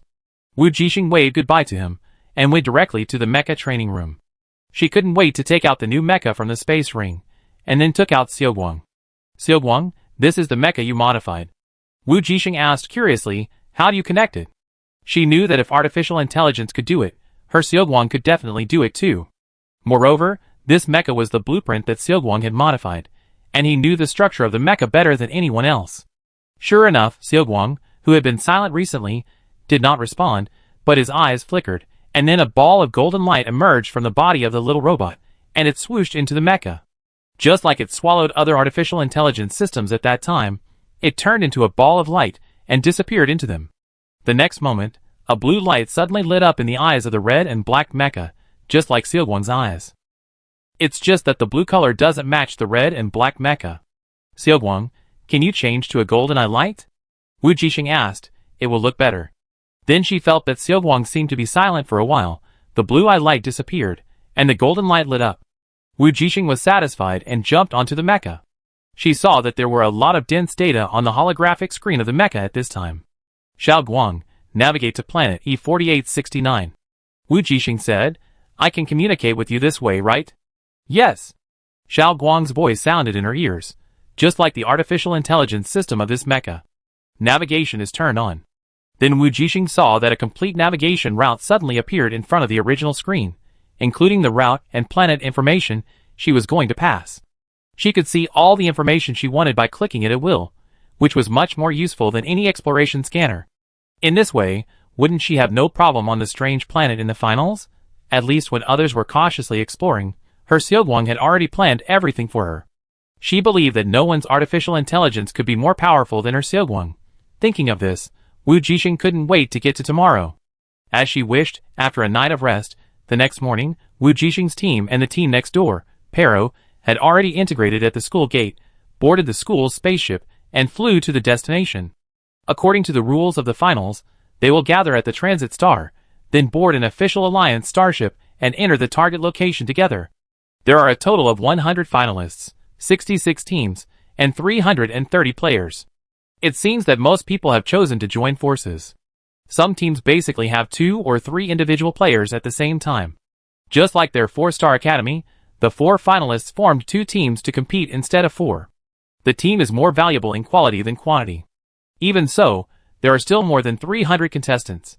For these people, the Alliance specially requisitioned a large starship, and the captain is an SSS-level strongman.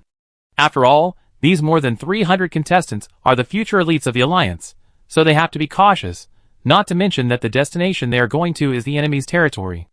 Although the mutant organization does not have many people, it does not prevent the other party's leader, the SSS-level self-proclaimed god, from taking action.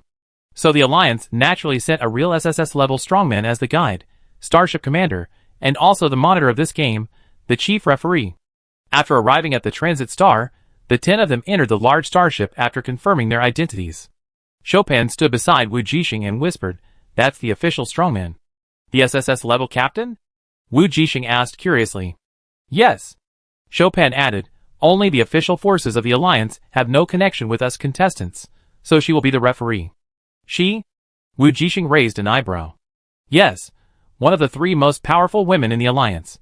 Chopin said with some yearning, I heard that she is the youngest SSS powerhouse, younger than the one on the prison star. And she is also the youngest starship captain and commander-in-chief. This starship belongs to her. I didn't expect to have the opportunity to see her this time. Wu Jixing was also a little excited when she heard it. It was the first time for her to see such a large starship, not to mention that there was also a powerful top powerhouse. Suddenly, there was a tense atmosphere of the finals. Let's go to the restaurant to eat something, Chopin suggested. After entering their rooms to check, everyone went back outside to find out about the enemy. The best way is to go to the restaurant. There are already quite a few people there, all of whom are contestants this time.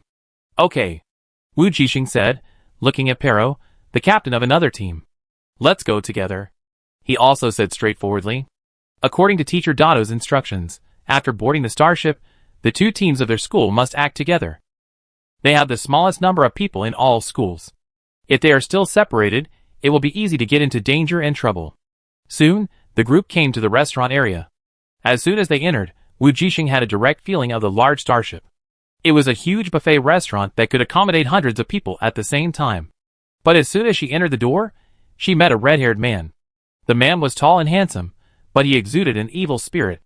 Pero, who was still talking and laughing with his teammates, couldn't help but change his expression after seeing that man.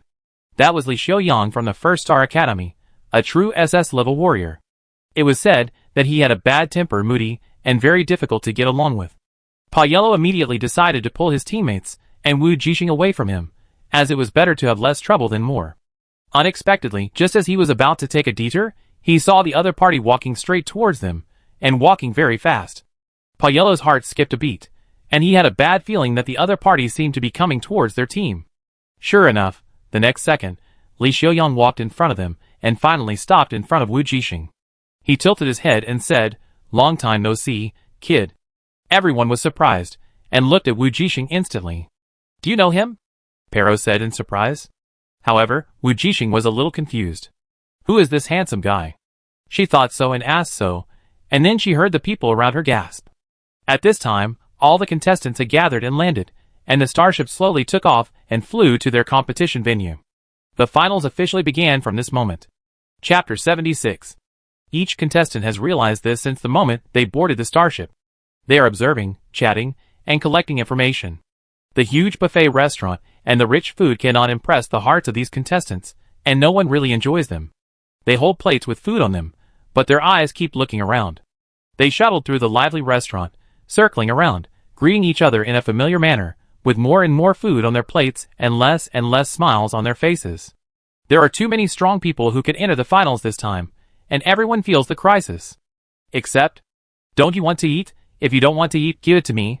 Wu Jixing sighed, looking at the plates of his teammates around him piled with food, without even moving. "Aren't you nervous?" Chopin couldn't help muttering, "You still have the mood to eat. How can you have the energy to play in the finals, if you don't eat enough?" Wu Jixing rolled his eyes, and stuffed the newly picked chocolate cake into his mouth. "Why didn't you tell me that you knew that person?" Chopin whispered, "This will affect our strategy for the final." "Are you talking about that guy just now?" Wu Jixing licked his lips and said, "You saw it too. I really don't know him." "No," he said, "it's been a long time since we last met. And he was so affectionate." Chopin rolled his eyes. "How should I know? Maybe that guy is naturally frivolous." Wu Jixing also rolled his eyes. Time goes back to half an hour ago. The handsome red-haired guy walked up to her, tilted his head, and greeted her in a very familiar way. But she didn't know him. Since she didn't know him, she asked honestly. Wu Jixing has never been a person who has questions hidden in her heart, but she didn't expect that when she asked who you are, all the teammates around her gasped. She realized that the other party should be a very famous person. It seems that everyone knows him, except her. However, the red-haired handsome man didn't get angry, but smiled even more brightly. He said, "It's so sad that you don't know me." Wu Jixing didn't see that he was sad, so she said bluntly, "But you look happy." Then, she heard the people around her gasping again. If you didn't know, you might think they were practicing their lung capacity. Is it that exaggerated? Li Xiaoyang was stunned at first, then he laughed so hard that tears were about to flow out. He looked a little crazy. Wu Jixing sighed, and finally understood why the people around him gasped. This person was crazy and his laughter was creepy. Although he was laughing without any image, his eyes were cold. Li Xiaoyang finally laughed enough. "It's really funny, you are really funny." Wu Jixing tilted his head, "What's funny?" Then the people around him began to gasp again. This time Li Xiaoyang did not answer, but raised his eyebrows, narrowed his eyes dangerously, and introduced himself. "First Star Academy, Li Xiaoyang, we met in the semifinals. You almost eliminated me at that time. I actually forgot it, and I still miss you," he said, as he stretched out a pair of slender and powerful hands. Wu Jixing was stunned for a moment, and subconsciously stretched out his hand to shake it. "It's you." She remembered that there was indeed a rematch, which was on the glacier map. At that time, she was so focused on hitting harder to show her brother that she didn't pay too much attention to her opponent. Now thinking about it, the tone of the other party's speech was exactly the same as that of the red mecha that took off boldly when it came on stage. Dangerous, powerful. It turned out to be the boss of the First Star Academy. Although Wu Jixing didn't know the other party, when preparing for the finals recently, she did hear Chopin and others say that the two strongest players this time were Delete from the Alliance Military Academy, and the second one was him. Li Xiaoyang from the First Star Academy, he is a true SS-level strongman. Don't you usually watch the replay of your own games? Li Xiaoyang couldn't help but ask. I don't have much time to watch. Wu Jixing's mind was indeed full of her brother's affairs at the time, and she didn't watch the replay of her own game at all. Okay. Li Xiaoyang didn't care much. Since she didn't know him, he would get to know her now. Wu Jixing smiled, and looked at the two people still clasped hands. She wanted to withdraw her hands silently, but she didn't expect that the other party didn't let go, but held her tighter. She didn't understand why, and subconsciously looked at the other party. But the man suddenly smiled maliciously, and the arm of the hand holding her exerted force, easily pulling her forward. Just when Wu Jixing wanted to use force to shake off the other party, Li Xiaoyang rushed forward and leaned over to her ear. You are Wu Jixing's sister, right? The hot air sprayed on her ear, causing her to shiver and goosebumps to appear instantly. Be careful, Delete won't let you go. Then, he let go of her hand and left with a smile, and before leaving, he did not forget to wink at her, exuding charm. Wu Jixing, When she turned her head, she saw Pero beside her with a shocked and doubtful expression on his face. You? And him? He opened his mouth, but in the end, he didn't have the courage to ask. Forget it, I go eat something first. He left with the equally shocked team members, hesitant to speak. What happened to them? Wu Jixing turned around and asked Chopin subconsciously. Chopin also hesitated to speak, and finally looked at her with an expression of "You actually asked me." Wu Jixing felt that her teammates were all weird, especially when Yushin asked, "What did he say to you just now?" Nothing. Wu Jixing hesitated for a moment, not knowing how to start. She was still surprised that the other party knew Wu Jixing. Li Xiaoyang seemed to know her brother, and told her to be careful of Delete. But she didn't know the specific situation, and she didn't know what to say or how to phrase it. But in Yushin's opinion, she thought she didn't want to say it, so his handsome brows frowned even tighter. Don't believe what he said? This person is very dangerous. Wu Jixing nodded, agreeing deeply. Yes, I know. Yushin saw that her expression didn't seem fake, so he felt relieved. Yushin was relieved, but Chopin's curiosity was aroused, and he finally followed her all the way and asked, "So your first meeting was really just in the semifinals?" Yes, Wu Jixing said, picking up another piece of cake and putting it in his mouth, vaguely saying, "Otherwise, I'm from East Star, how could I have the chance to know each other?" Then he was so ambiguous just now, is he trying to pursue you? Chopin gossiped. Wu Jixing shuddered immediately, that was not ambiguous at all, the man was clearly full of aggression. I didn't expect Chopin to think the guy was interested in her. She was a little speechless. No wonder everyone looked at her strangely before. The root of the problem was here. But Wu Jixing knew that Li Xiaoyang was definitely doing it on purpose. He was a very dangerous and evil person. You think too much. Okay. Chopin felt a little sorry. He really imagined that if Li Xiaoyang was pursuing his captain, wouldn't he let them off a little in the finals? Sure enough, he thought too much. What did he say before? Chopin asked curiously. He told me to be careful of Delete. Wu Jixing said casually, and then he buried his head in tasting other snacks, and then added, he said he would not let me go. Chopin, Chopin's face turned pale. Who is Delete? Delete is the #1 seed, known as the strongest, and even Li Xiaoyang can't beat him. Now hearing that they are being targeted by such a person, Chopin is not feeling well. Why are you so nervous? Wu Jixing glanced at him. Didn't Yushin say that his words can't be trusted? Chopin was speechless. So I was struggling with what to say before. Wu Jixing sighed. Fortunately I didn't say it. Otherwise, she couldn't imagine that if Huang Rojing knew about it, she would definitely be more scared than Chopin, which would affect the team's performance. And that Li Xiaoyang doesn't seem to get along with the other party, maybe he did it on purpose. Wu Jixing comforted, the finals are fair. If we are really eliminated, it's because we are not strong enough. We can work harder in the future. You're right. Chopin sighed, I wouldn't have asked if I had known. Try that fruit pie, it tastes good. Wu Jixing changed the subject. Okay, I try it. Chopin followed her lead and began to enjoy the food. The starship was sailing in the universe. 3 days later at noon, when all the contestants gathered in the buffet restaurant for lunch, the big screen in the center of the restaurant suddenly lit up, and a half-body figure appeared on the screen. It was a woman wearing a black combat uniform, with beautiful orange-gold wavy long hair, and a heroic appearance. I am the captain of this starship, Eve. Everyone looked up at the screen at once. The final group information has been sent to your respective communications. The starship will arrive at the destination in 3 hours. Good luck to everyone. The big screen flashed and went dark again. These 2 short sentences showed the other party's vigorous and decisive character. And it was these 2 short sentences that instantly made everyone lose interest in dining, and they all opened their communications to check. There were 66 teams in total, divided into 2 groups, A and B. Wu Jixing's Aurora team was divided into Group A. But to their surprise, the 2 groups did not compete on different planets, but were sent to the same abandoned planet one after another. It used to be a sea planet, a tourist planet, famous for its green ecology and beautiful natural environment. But later, it was polluted by mutations, and all the animals and plants on the planet were infected, and it was eventually abandoned and became an uninhabited planet. Although it is called the recovery of abandoned planets, in fact, such planets are basically equivalent to abandoned. Those infected plants have grown all over the planet, and it is impossible to restore its former appearance. So their goal is just to hunt the mutants on it, and bring back the prey's corpse for research.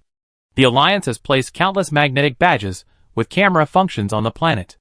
There are scores on the back of the badges, representing the level of the prey. There are a total of 66 teams, 33 teams in a group.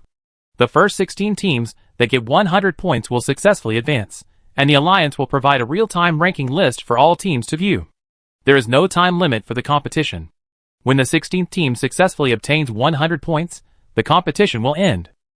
After Group A, it is Group B, and the top 16 will be selected. In other words, there will be 32 teams that successfully advance. This planet is large enough for 2 teams to compete separately. The reason for dividing into 2 groups is to better monitor each team. And when encountering an irresistible accident, the monitors on the starship can successfully rescue the students.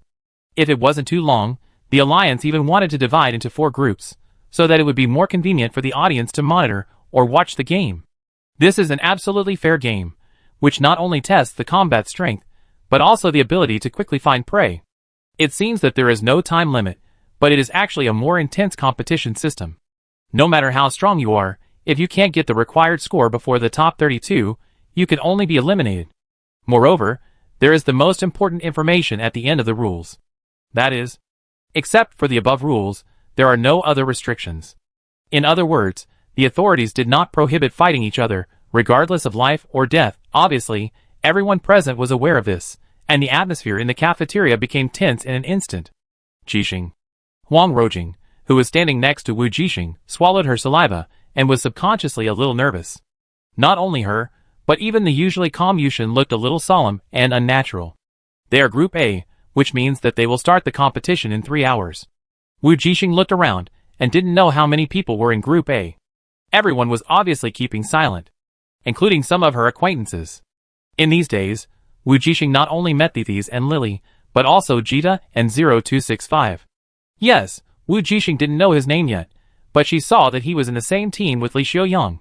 She did remember that 0265 was from the First Star Academy, and he was quite capable to be in Li Xiaoyang's team. Which group are you in? After leaving the cafeteria, Wu Jixing and his friends saw Payella waiting at the door of the room. Hey, what about you? Wu Jixing asked. Payella's face changed slightly when he heard this. We are in B. It seems that people from the same school were separated on purpose. Lena beside Payella said, no wonder they have to divide into 2 groups. Actually, this is not a bad thing for us. Wu Jixing said, if there is no grouping, the 10 of us will look like a lot of people, but compared to people from other schools, we are still far behind. I feel like the authorities should have deliberately divided the groups based on the number of military school students.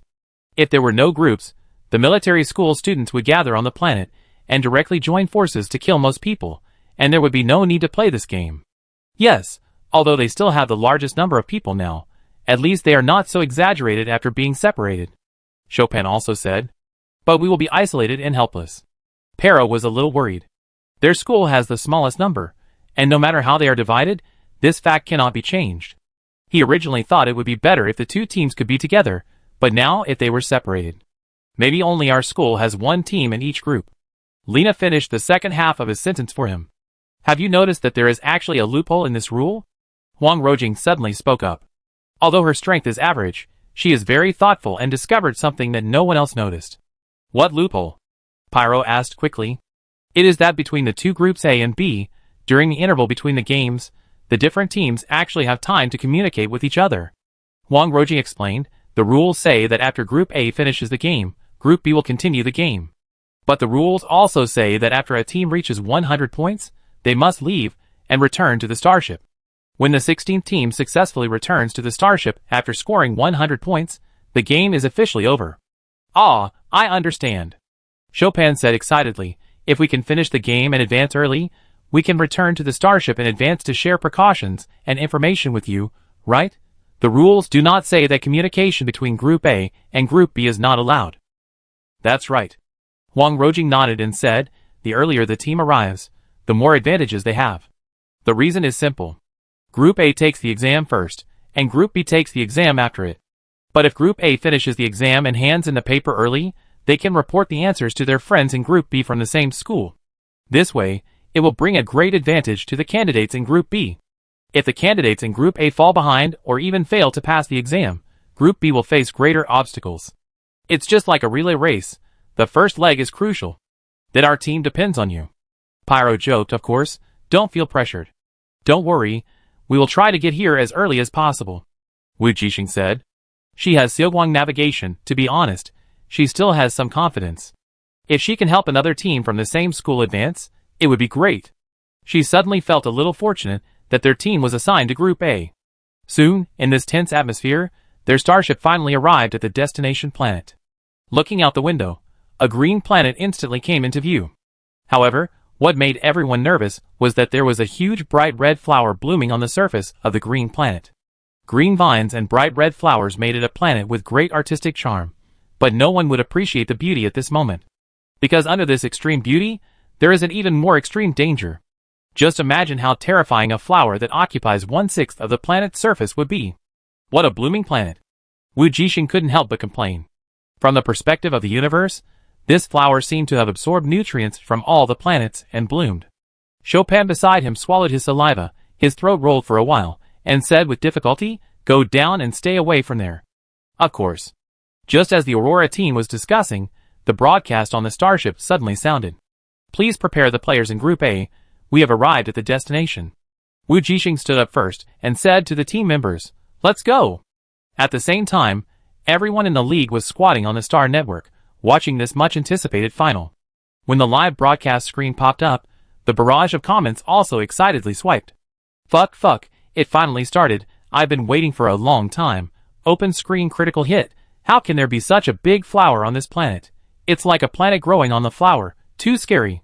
Scary. This can't be an SSS-level mutant plant? I guess so. It's worthy of being the final. It's simply hellish difficulty. You know, this planet with mutated plants is the most terrifying. Let me see which teams are in Group A. Ah, there are 33 teams in total, and there are 6 teams from the military academy alone.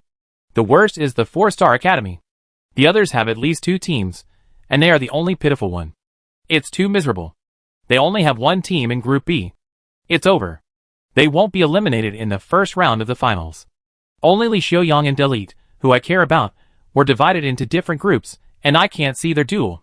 Nonsense. When the groups are formed, the number 1 seed and number 2 seed will definitely be separated. What are you thinking? The first place in Group A must be Li Xiaoyang's First Star Academy team. No suspense. They have a lot of people in the First Star Academy, 5 teams, and Li Xiaoyang is there, so even if the military academy has more people, it is not an advantage. By the way, which team's perspective are you going to cut? I bet on Li Xiaoyang's team with all my money, so I will definitely cut theirs. Okay, I won't say anymore. I'm going to cut it.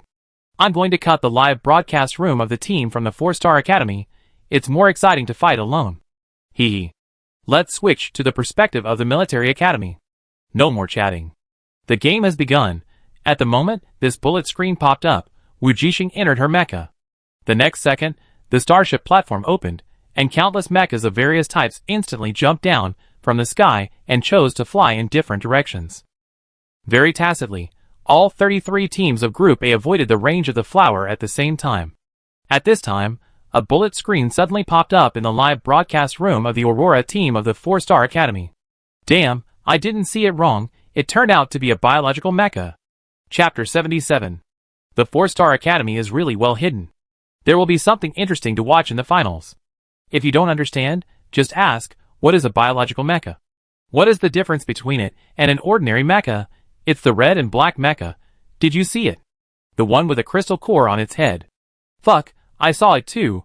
It's really a biological mecha. I was wrong.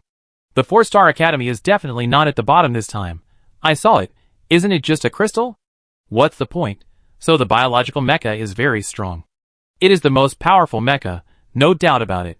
I'm not talking about the crystal, but the crystal core of the alien beast hidden behind the crystal. Let's put it this way. Only SSS-level mutant beasts have the crystal core of the alien beast, which is their powerful core.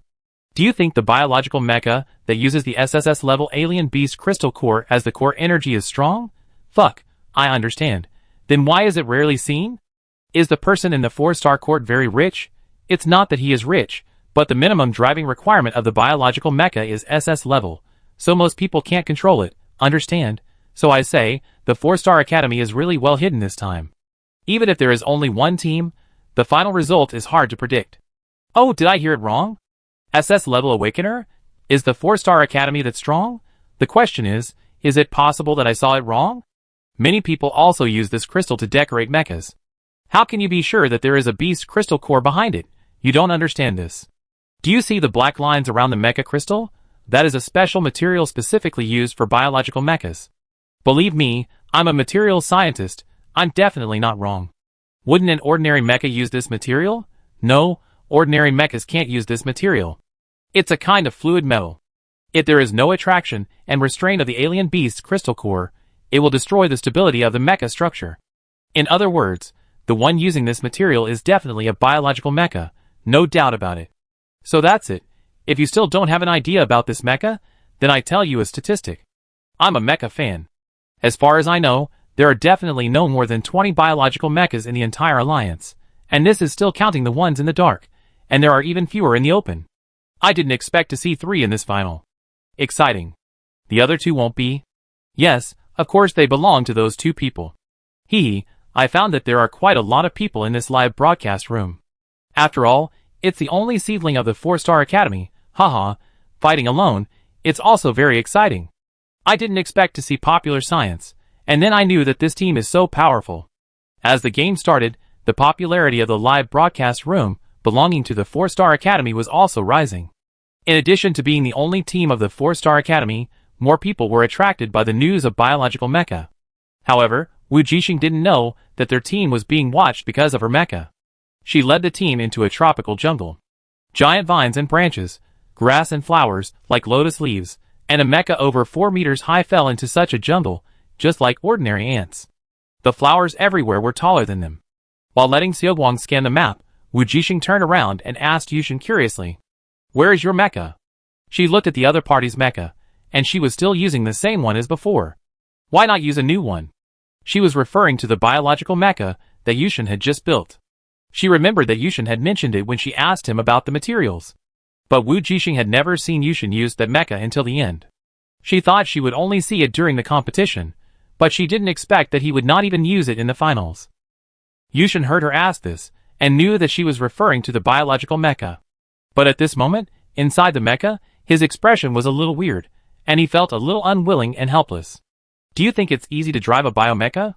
he said calmly, but his mood was not calm. For people like us who have just broken through the SS level with our mental power, driving a biomecha is a very dangerous thing. Its side effects are more terrible than you thought. Although I already have a mecha, it will take a long time to adapt. The implication is that the cost is too high. If you force the use of a biomecha until the last moment, it will be dangerous and not worth the loss. And his imbalance problem is not as serious as Wu Jixing's. It should be said that only her nerve reaction is too sensitive, which makes her unacceptable to even the slightest delay when driving a mecha. Most slow-witted people, even if their mental power and body are unbalanced, will not feel that the delay problem is as serious as she does. Instead, they feel that there is not much difference, and it does not affect the driving of the mecha at all. Wu Jixing wanted to say that she not only did not feel any side effects when driving, but was full of energy and strength. When the energy provided by the crystal core of the alien beast was connected to her through the nerve connection, it was warm, just like taking a hot spring bath, which was too comfortable. But she was not stupid. Seeing Yushin's reaction, she immediately chose to remain silent. Unexpectedly, she remained silent, but Yushin couldn't help but complain, "Don't think that everyone is like you. You can fully adapt to the SSS level crystal core in more than a month." It would be a lie to say that he didn't envy her, but Yushin's pride always made him restrain these unnecessary negative emotions and not show them. But after seeing her effortlessly controlling this biological mecha and asking such a naive question, he couldn't help but break his defense. It's not that Yushin can't control his biomech, but the burden is too great. That SSS level alien beast crystal core is constantly affecting his spirit. Every time he controls it, he must be completely focused, and the physical strength and energy consumed are also huge. This is still too difficult for him, who has not yet completely broken through the SS level. So he won't use it in the finals at the beginning. Unless it's time to fight hard. Ahem, maybe I'm lucky and I'm particularly compatible with this crystal core. Wu Jixing smiled awkwardly. She really didn't expect this. She couldn't say that she had a plug in Xiaoguang, so she didn't have to work hard. Of course, She also felt that her mental potential was still not exhausted due to her physical condition. But her situation was special, and she couldn't really tell others. This involved her biggest secret. Yushin just looked at her quietly without commenting. A user with auxiliary ability, who was particularly compatible with the fire crystal core, would be stupid if he really believed this comforting words. I don't need your comfort, he said firmly. One day, I will catch up and surpass you. Wu Jixing felt that it was difficult to respond to this, and nothing she said was appropriate. From the bottom of her heart, she never thought that she was better than Yusin. He was already very good at his age. But if she really said that, the other party would definitely think it was the consolation of the winner. Okay, I wait for you. Wu Jixing smiled and changed the subject. Actually, this is good. Others think that my biological mecha is the only one in our team. At the critical moment, you drove the new mecha and amazed the whole league. Yushin, Hey, are you two chatting? Chopin suddenly came over and walked to the two of them. Because of the team communication, the two people's chat would not be picked up by the live broadcast. But if it was through the mecha's microphone, it would be captured by the high-tech cameras around. So in Chopin's view, the two mechas standing side by side and looking at each other were obviously a bit strange, but he guessed in an instant that the two should be communicating through internal communication. Captain, how do we go now? This place is like a maze. I can't tell the difference between those plants. There are huge mutant green plants all around, and the screen is full of flowers and plants, all of which look similar. He can't find the direction at all. Although there are no two leaves in the world that are exactly the same, if you really want to distinguish them, it is impossible to remember so many details in a short time and quickly recognize the differences between different plants. I send you the map that Xiaoguang scanned. At this time, Wu Jixing found that Xiaoguang had already scanned a rough map of the entire planet and marked the danger level. Only the detailed version was still being scanned. Of course, she would not send this detailed map to anyone, because it was too exaggerated, as if she had turned on a cheat. Everyone knew that Wu Jixing had a navigation robot named Xiaoguang, who even controlled the control console in the mission on Star E, and saved them from the crisis of the nuclear reactor explosion. So when she heard that Xiaoguang had finished scanning the map, she had no doubts and naturally opened the sharing and accepted the map transmitted by the other party. As soon as they received the map and opened it, everyone was stunned. Fuck this map. Chopin shouted in shock on the public communication channel. Xiaoguang is awesome. He thought Xiaoguang only scanned the area around them, but he didn't expect that in such a short time, he even scanned the entire planet. Yushin was also surprised. He also had an artificial intelligence system, but now the other party only scanned the map of a few thousand kilometers around them, and the farther away the place, the rougher the map. You have to know that without the satellites to assist in scanning from space, it is already amazing to be able to do this with their current angle, not to mention scanning the entire planet. What Wu Jixing didn't say was that Xiaoguang had already started scanning when he was in the universe, and Xiaoguang used mental power to assist in scanning, not just technology. How did you scan the map of the back of the planet? Huang Rojing was also surprised. In the past, the work of scanning maps was given to her, but this final was too special, and her mecha scanning function was no longer enough. It may be the algorithm, but we don't need to go to the back. Wu Jixing responded casually, let's go, there are so many mutant monsters here, enough for us to score points. Just as they were talking, a team on the leaderboard had already won the first 10 points. It's the team from the 5th Star Academy, what luck. Chopin couldn't help but complain, it must have landed next to the mutant monsters. We have to decide which area to go to quickly. Huang Rojing looked at the map and said, there are many mutant monsters in the east area, which are very strong. The red dots in the west area are not many, and they are more scattered, so it is safer. Well, let's go, Wu Jixing said, and then walked to the east. Wait, aren't we going to the west? Huang Rojing said anxiously. No, it's so scattered. How long will it take to fight? Wu Jixing looked at the map marks and said, and they are all mutant monsters with low scores that can move and hide, so it's too troublesome to find them. As for the east, there were many red dots there. Even if she had bad luck, she would always encounter monsters once she stepped into that area, so she didn't have to spend time looking for them. Since she had promised Paro's team, the sooner they could pass the level, the better. And their team had advanced, which would also be beneficial for the next round. Then I go ahead, Gumo said, and was about to surpass Wu Jixing and go to the front of the team, but she stopped him. No, just follow me, and put up a shield for me. Wu Jixing said, Senior Huang Rojing, you stand behind Gumo's, then Chopin, and Yusin, you stand at the end, we keep moving in a straight line. Okay, No problem, Chopin said.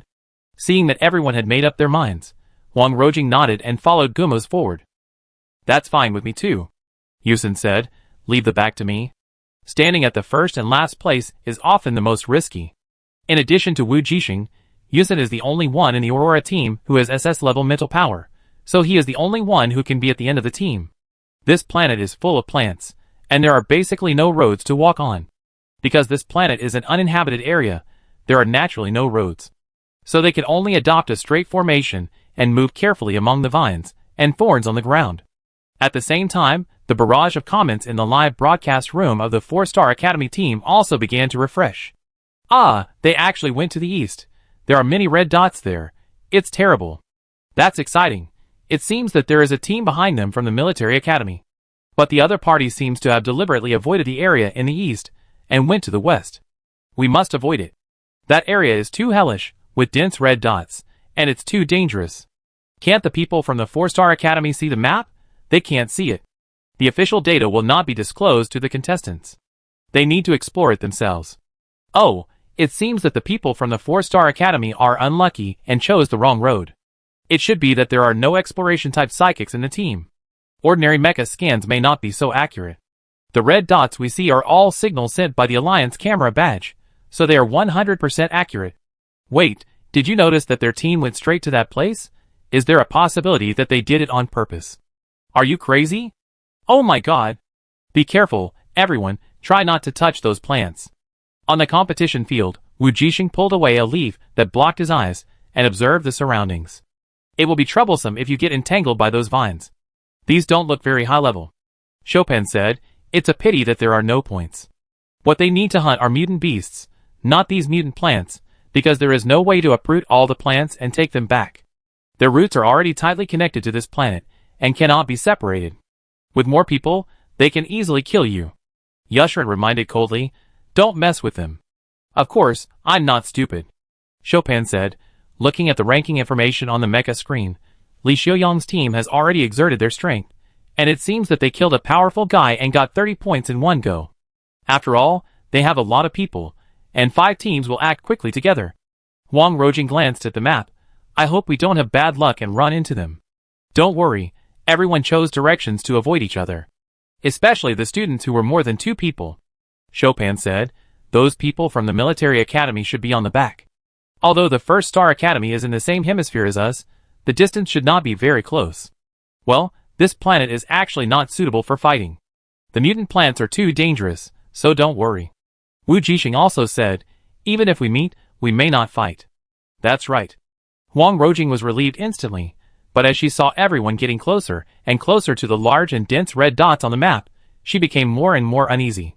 After 10 minutes of rapid movement, the Aurora team finally stepped into the area dyed red by red dots. The next second, everyone looked up and saw a shocking scene. It was a huge tree that rose from the ground and blocked out the sun. Each leaf on the branch was as big as a room. On the densely packed and layered leaves, there were countless leaf-eating ants the size of humans.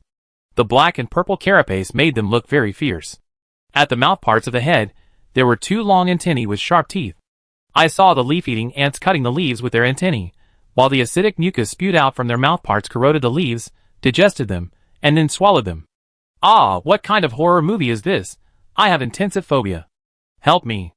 Aha, it seems that the team of the 4-Star Courtyard is prepared. They didn't even run away screaming. It seems that they really did it on purpose. Awesome. Is it possible that they were scared silly? Let alone them. I felt suffocated when I looked through the screen. I feel like they might be regretting now. They shouldn't have gone here on purpose. They are afraid now, right? Uh-huh. Do you really think these college elites are the same as you?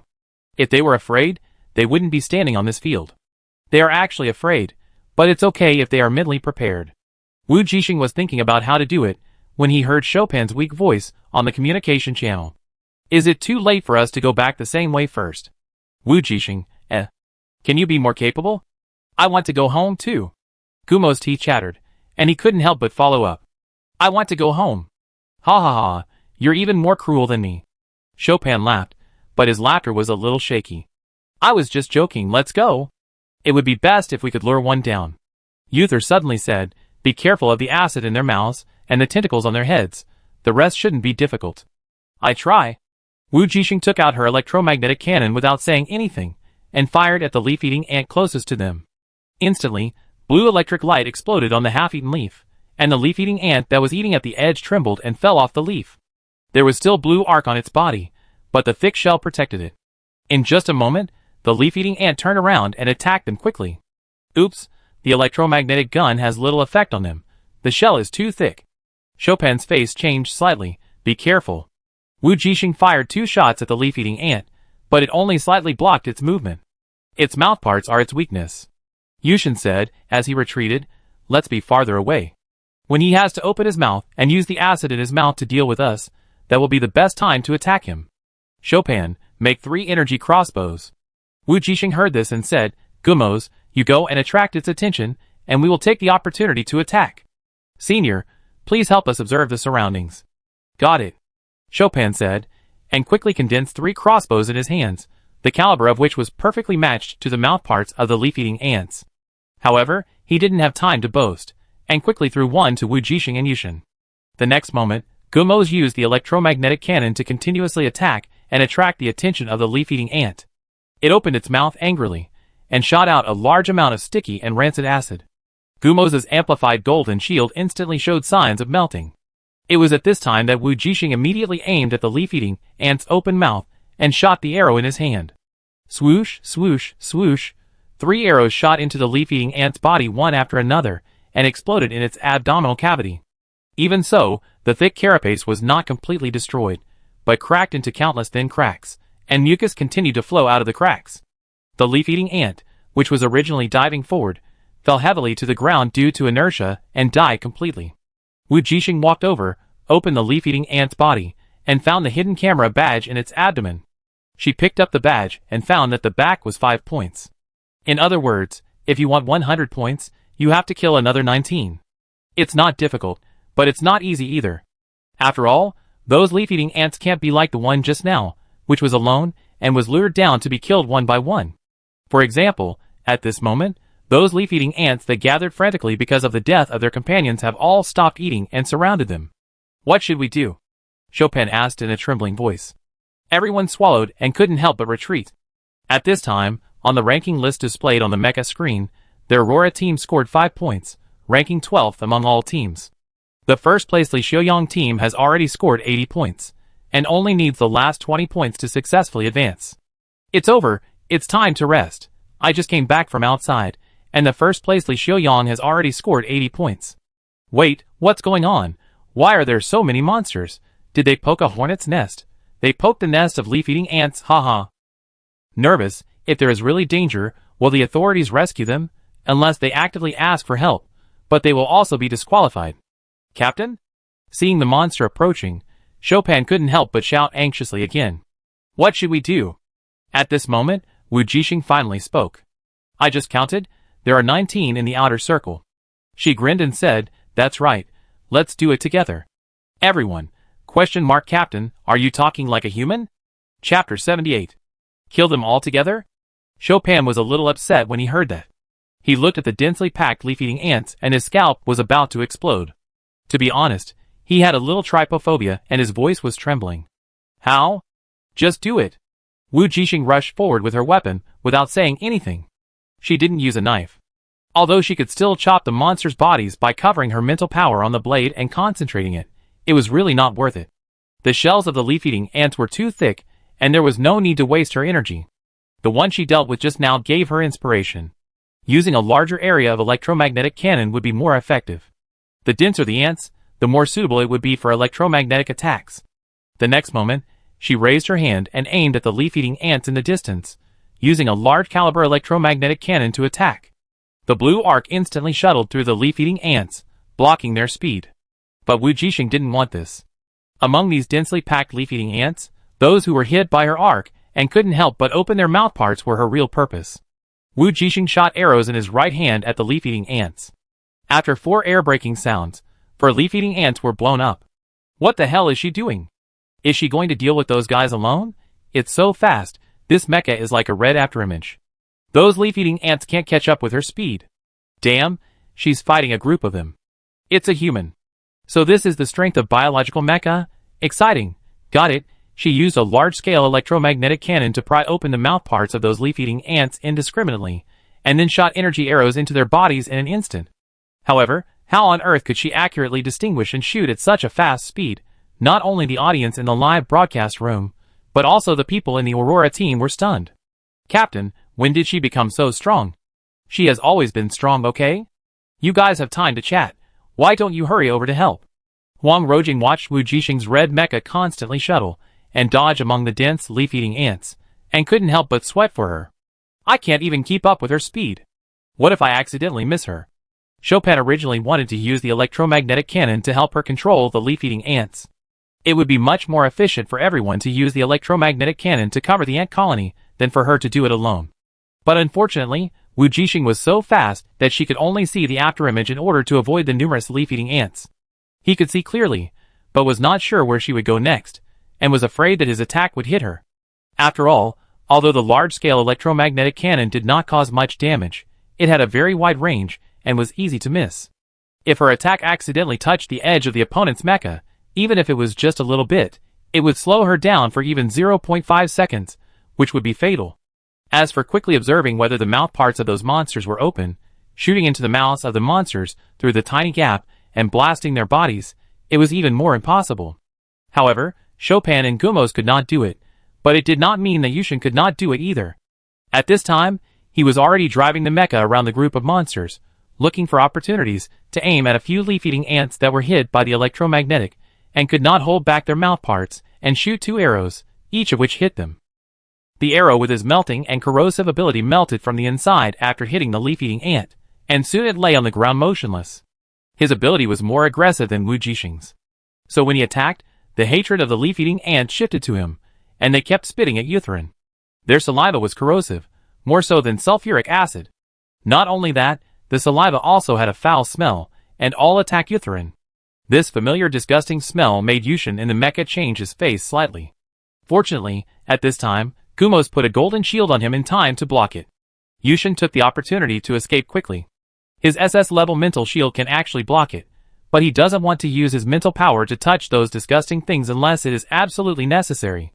Yes, Yushin's cleanliness has become more and more serious in the past 2 years.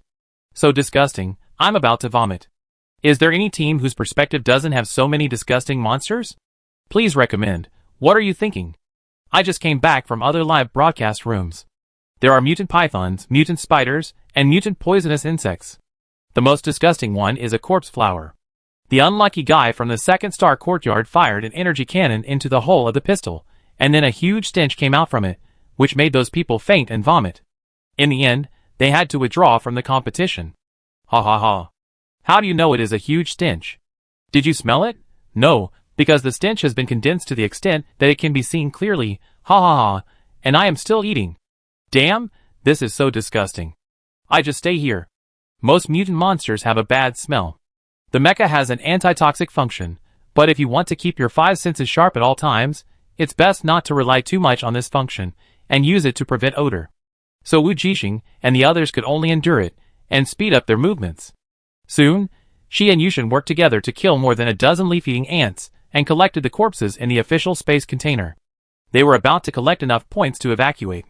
In the distance, the sudden sound of gunfire attracted her attention.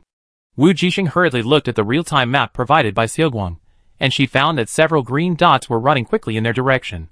Not only that, behind those green dots, there were a large number of red dots. It was obvious that a team had encountered trouble and fled all the way to her, bringing a large number of monsters with them. Wu Jixing was speechless. How could she be so unlucky to run into a group of pitfalls? She was only 2 or 3 away. But no matter what, she still commanded her team members to evacuate. Leave here, hurry up! She shouted, there are monsters coming. Although the team members didn't know what was going on, they trusted each other and ran as fast as they could the moment Wu Jixing shouted. As they ran, Gumos also put a golden shield on everyone. Huang Rojing used the rain of supernatural power to restore mental and physical strength on Yushin and Wu Jixing. After being promoted to S level, she could already perform fine control. At this time, everyone finally saw the reason why Wu Jixing asked them to evacuate. Behind them, there was a dense army of reptiles, which was like blowing up an ant nest. Why are there so many of them suddenly coming? Chopin had just said half of his words when he saw that the ant army suddenly became agitated and 4 mechas rushed out from it. That's right, it was 4, not 5, and everyone's heart suddenly skipped a beat. The team over there must have encountered danger and lost members. How many points are we still short? Wu Jixing asked. 15 points. Huang Rojing replied, just a little bit short.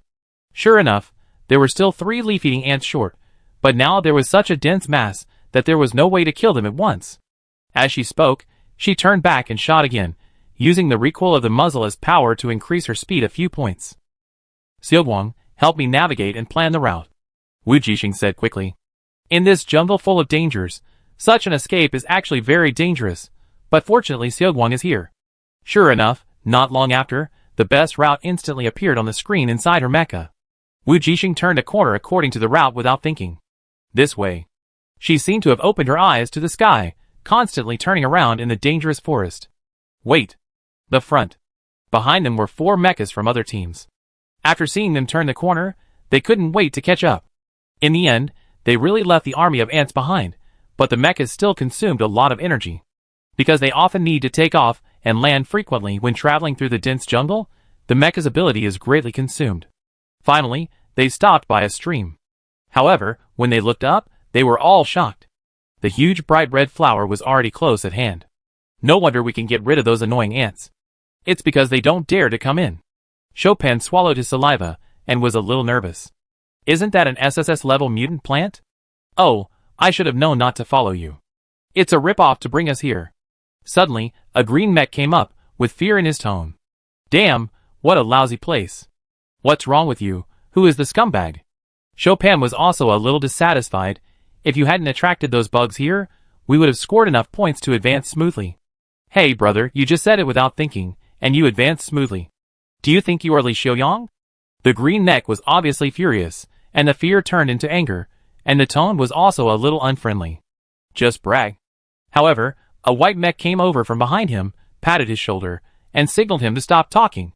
I don't know what the two of them exchanged in the communication channel, but I saw them glance in the direction of Wu Jixing, and then their attitude changed 180 degrees. Sorry, we just lost a teammate, and we are a little excited. The white mech spoke, a nice female voice. We are from the 6-star academy, how about you? The 4-star courtyard. Chopin knew that the other party must have changed their attitude after seeing the captain's mecha. But it doesn't matter. In such a dangerous place, it's really not necessary to make a scene. Since they have given the way, they will accept it. What happened over there? He asked tentatively. One of my teammates suddenly fell from the pit, and then found that there were dense leaf-eating ants inside. The white mecha explained helplessly. You really poked the ant nest. Wu Jixing couldn't help but complain. What about him? He's entangled in the mycelium underground and can't get up for a while. The white mecha seemed to think of some bad memories. The mycelium will penetrate the mecha, and it can't be untied and will keep burning. You just gave up on him and ran away? What should we do? The green mecha couldn't help but say, we have helped him divert a large number of leaf-eating ants and notified the official rescue. We have done our best. In order to prevent the future elites of the Alliance from being killed or injured too much, the authorities will send people to rescue them. But once they come to rescue, this person will lose the qualification to participate in this game, which means that their team can only fight with 4 people now. Don't you have 2 teams in the 6-star academy? Why didn't you gather? Wu Jixing asked. It's because that guy accidentally fell down. Speaking of this, he got angry. The man in the green mecha was obviously in a bad mood and cursed several times. Forget it, just say it less. It's not about unto. The girl in the white mecha was obviously worried about her companion. In the previous situation, even if they were rescued, they would be in danger. Let's leave here first. At this time, Huang Rojing felt a little uneasy about the extremely quiet atmosphere around her. There shouldn't be any mutants here. Staying here is not only dangerous, but also won't get any points. In the range of this terrifying SSS-level plant, there is almost no trace of any living creatures. Okay. Wu Jixing looked at the map and saw a few red dots not too far away from here, which were just right for them. They could make up 15 points. So she took the team members and flew over there without saying anything. After flying a long distance, the 4 mechas of the 6-star academy were still following them closely. Chopin couldn't help but whispered in the communication channel, are they planning to follow us? Obviously. Yushin's tone was cold, and it was obvious that he looked down on that group of people. It doesn't matter. We retreat after we score 15 points. Don't worry about them, Wu Jixing said. She only wanted to advance quickly, so that she could communicate more with Pero and others in Group B. This planet was too dangerous and full of traps. If it weren't for Xiaoguang, she might not have had it so easy. Although the people in the 6-Star Academy were a rip-off, they still provided her with some useful information. For example, the mycelium underground meant that there might be a large number of mutated fungi underground. If spores grew and spread in the air, they were sucked into the body or penetrated through the gaps in the mecha. It was no joke. Although awakened people will use mental barriers to protect themselves, if they encounter mutants that can penetrate mental barriers, they will not be able to keep the barriers intact all the time and will be taken advantage of. So the best way is to advance and leave here as soon as possible. She doesn't want to grow mushrooms. Soon, Wu Jixing came to a bush. She jumped away a leaf that blocked her vision. On the tree trunk in the distance, there were several mutant snakes that were more than 10 meters long and as thick as the shell of the mecha, spitting out their tongues and entangled with each other. There are no small mutants here. The mutant snakes that were entrenched obviously also discovered the intruders. Their scarlet snake eyes stared at them, as if they were looking at how to devour the prey in front of them. I am helpless. Help. Such a scary snake. This planet is really scary. I shouldn't watch the live broadcast at night. I heard that Li Xiaoyang's team just got 100 points and successfully advanced. Damn, he is indeed worthy of being a big boss. It's such a dangerous planet, and it's just been a while, and he has already got enough points to advance. Who is the second place now? The team from the Military Academy, and the third place is the team from the 4-Star Academy. Guess who will advance first? The team from the Military Academy is only 5 points behind, and the team from the 4-Star Academy is still 15 points behind. Isn't it enough to kill these snakes in front of us? What are you thinking? It's not that easy. The venom of this mutant snake is very strong. Captain, how do we go? At this time, facing the snakes that were slowly crawling over and ready to attack, everyone looked at Wu Jixing nervously. Of course. Do it together. Are you kidding me? The people from the 6-Star Academy were all in disbelief when they heard her words. The man from the green mech said, "We are responsible for one, and you too. It just so happens that there is someone in our team who can be responsible for separating and controlling those snakes." However, before he finished speaking, he saw the red and black mech from the 4-Star Academy rushing up with a black long sword. The next second, accompanied by the flash of blue arc light, half of the snake body fell in front of the green mech with a snap. He was so scared that he quickly took a half step back, and then he stood still in shock. The black blood of the mutant snake touched his mental barrier and burned a hole in it instantly. It can be seen that even the blood of this snake is corrosive, not to mention the snake venom. But the red mecha left one after another, and the black knife flashed, and a snake died in her hands. In the blink of an eye, 3 snakes were killed instantly. Let's go! After killing 3 snakes quickly, Wu Jixing flew directly into the sky and left with the team. Before the 4 people from the 6-Star Academy could recover, they found that they had finished the fight and left. On the mecha screen, on the leaderboard, the score of the 4-Star Academy instantly reached 100, and they successfully advanced. At the same time, all the live broadcast rooms on the platform announced the news that the 4-Star Academy team had advanced, and the barrage immediately exploded. Fuck, how come the 4-Star Academy advanced in the blink of an eye, and the second place advanced? What did I miss? You must not have noticed just now, they had 0 points, and suddenly increased by 85 points in one breath. Now they are promoted again, which is normal. What's normal? The 4-Star Academy is not the 1-Star Academy nor the Military Academy. Tell me what's normal about this. They only have one team. Haha, I just came out of the live broadcast room over there. The 4-Star Academy is really hiding deep this time. But I won't tell you. You will know when you watch the replay. At this time, Wu Jixing didn't know that the barrage was surprised that they were promoted. She had already returned to the starship with her team members. She first handed over the space ring container containing the prey's corpse to the official staff. After counting, she was taken to a fixed place for disinfection. In the starship, Pero and his companions were anxiously waiting. They could not see the game situation in real time, so they could not do anything else except waiting. Of course, except for them, everyone in Group B was quietly waiting in the lounge closest to the hatch. While chatting with teammates, he kept looking at the hatch. The game had been going on for more than an hour, and no one knew which team would come back first. Finally, when the time reached 1 hour and 35 minutes, the hatch slowly opened. Everyone stood up straight, holding their breath, and then saw the first red-haired man who walked in. Li Xiaoyang, it's him. There is no doubt that the first to advance is the team of Li Xiaoyang from the First Star Academy. The next second, several teams belonging to the First Star Academy Group B cheered. Boss. The students of the First Star Academy asked excitedly, how was the game? Li Xiaoyang winked, signaling them to go back to the room to talk. Everyone understood immediately, and followed Li Xiaoyang out. The remaining schools couldn't help but feel envious. With the information from the big guys, the First Star Academy will definitely be far ahead in the next Group B game. Thinking of this, everyone couldn't help but look at Dalit standing aside, but Dalit didn't look unhappy. Obviously, he had expected this situation. Hey, why is the hatch not closed yet? Suddenly someone asked in surprise, is there another team that has advanced? It seems so, but they must be from the military academy. The man's companion sighed, anyway, it won't be ours. The military academy is really strong. However, before he finished speaking, just when everyone thought it would be the military academy team, a girl with black hair and black eyes walked in slowly from the hatch. Fair skin, small features, oval face, nothing like a finalist. Wu Jixing led the team members into the cabin, and found that everyone was looking at her in shock. She scratched her head, and walked directly in the direction of Paiello.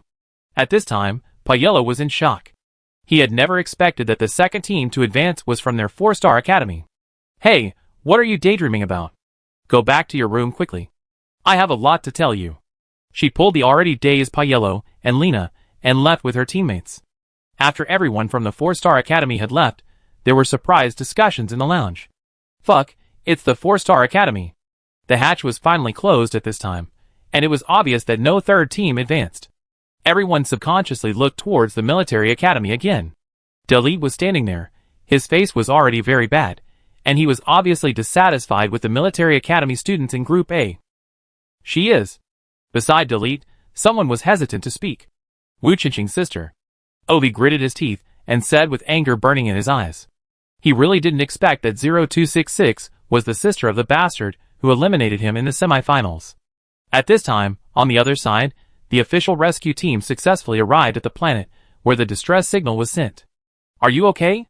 The rescuer shone through the hole. No, thank you. A black mecha was rescued, and the image was a little embarrassed, but fortunately the person was not seriously injured. 6-star court unto, right? The rescuer confirmed. Yes, I am. And 2 answered instantly. That's good, you are really lucky you are fine. The rescuers pulled him into the air and flew towards the starship. The mutated terrifying mycelium, and the nest of countless leaf-eating ants. They came to rescue him. After finding the place where the other party was trapped, they thought that the student was in danger. However, the other party's mecha was indeed damaged, but the person was fine. It can only be said that he is really lucky. In the black mecha, and 2's eyes flashed red. Yes, I am lucky. Chapter 79. How was the game? As soon as he entered the room, Pero couldn't wait to ask. After the game of Group A, it was their Group B's game. They felt anxious as if they were about to go to the execution ground. I heard that a student was injured. Lena beside him also asked with concern. I saw the rescue team go down ahead, but I don't know which college they are from. You are all okay, it's great. When they found out about the rescue team's operation, everyone was very worried, fearing that it was their classmates from school. Fortunately, the A team of the 4-star academy not only did not get injured and was eliminated, but also advanced in advance, which was a huge advantage for their next B group game. The Pero team was extremely grateful, and for the first time realized the strength of the Aurora team. Someone was indeed injured, from the 6-star academy. Wu Jixing said, I don't know what the situation is. It is said that he stepped on the air and fell into the nest of leaf-eating ants. But because of the dense mutant hyphae underground, he couldn't get up and was trapped inside. Lena gasped when she heard this. So you must be careful not to fall down. Wu Jixing reminded, in addition, the existence of these underground mycelium means a huge crisis. Although we did not encounter mycelium fruiting bodies and a large number of mutant spores, you must be careful. We understand. Pero continued. After hearing that the mutant mycelium underground was strong enough to entangle the mecha, he realized this. The reproductive capacity of these mutant fungi should never be underestimated. They can grow anywhere. If they enter the human body through the gaps in the mecha, it will be a complete disaster. By the way, this is the map. Wu Jixing sent a copy of the simple map he shared with his teammates to Paiello, and then said, "The red dots marked on it are the situation 2 hours ago. When you go down, pay attention to more exploration. Don't believe it completely. It can only be used as a rough reference." The people in Payelo's team were all enlightened when they saw the map. "Thanks, I know," Pero said happily. "This is much better than nothing. Such a detailed map gives me the illusion of an open book exam." "That's the leaf-eating ant." Wu Jixing pointed to a densely packed red spot on the map and said, "We killed this one. Its shell is very hard, and it's not easy to break through. The weakness is in its mouthparts. And this one. That's the territory of the mutant snake. It's not difficult to hit the snake at its weakest point. But be careful. Not only is the snake venom, but their blood is also highly toxic and corrosive, just like the saliva of the leaf-eating ant." Yeah, let me know. What's going on here?" Just as the Wujixing team and the Pero team were communicating, there was new movement outside the starship's hatch. This time, the Alliance Military Academy finally waited for their team. Time passed by minute, and when the team of the 6-Star Academy, which had only 4 people left, finally arrived and returned successfully in 16th place, it was already 6 hours later. "Damn, I finally advanced." When the 4 people from the 6-Star Academy returned to the starship cabin, they all looked embarrassed. "We are lucky. But we are out of time." They can only wish for the best. They are naturally referring to the other 2 teams of the 6-Star Academy in Group B. There are 3 teams in their 6-Star Academy this time, and only theirs was assigned to Group A. If Wu Jixing and the others were present, they would find that the man who cursed as soon as he came up was the green Mecha at that time. I don't know if the rescue team rescued the people. A blonde girl with green eyes and ponytails was a little worried. "Unlucky, can you please not mention him?" The man was a little unhappy, and was about to continue to curse, but as soon as he opened his mouth, he got stuck. "What's wrong?" The blonde girl followed his gaze, and saw a handsome young man, with brown hair and amber eyes sitting on the sofa in the lounge. It turned out to be N2 who was trapped underground. Unlike the man, the moment she saw the other person, her emerald green eyes suddenly lit up, and joy was reflected on her face at this moment. She ran over quickly and asked with concern, "N2, are you okay?" "I'm fine." The handsome young man sat there quietly. After hearing her question, he quickly looked up and smiled. "Thank you, Aya." The girl's name was Hea, and he called her Aya. It was obvious that they had a good relationship and were very close, which made the man behind them very unhappy. "You are lucky, you are not dead yet." The man snorted coldly. Just as he was about to say something, he found that Hea secretly turned back and winked at him, asking him to stop talking, which made him even more unhappy. But he liked Hea, and didn't want to leave a bad impression on her. So he just glared at her fiercely, left a harsh word that if you dare to drag the team down in the next round, you will be in trouble, and then left. At this time, the team of Group B had arrived at the platform and jumped off the starry sky, and a new round of competition had begun.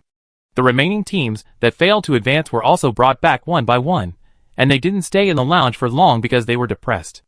At this time, only N2 and Hea were left in the lounge.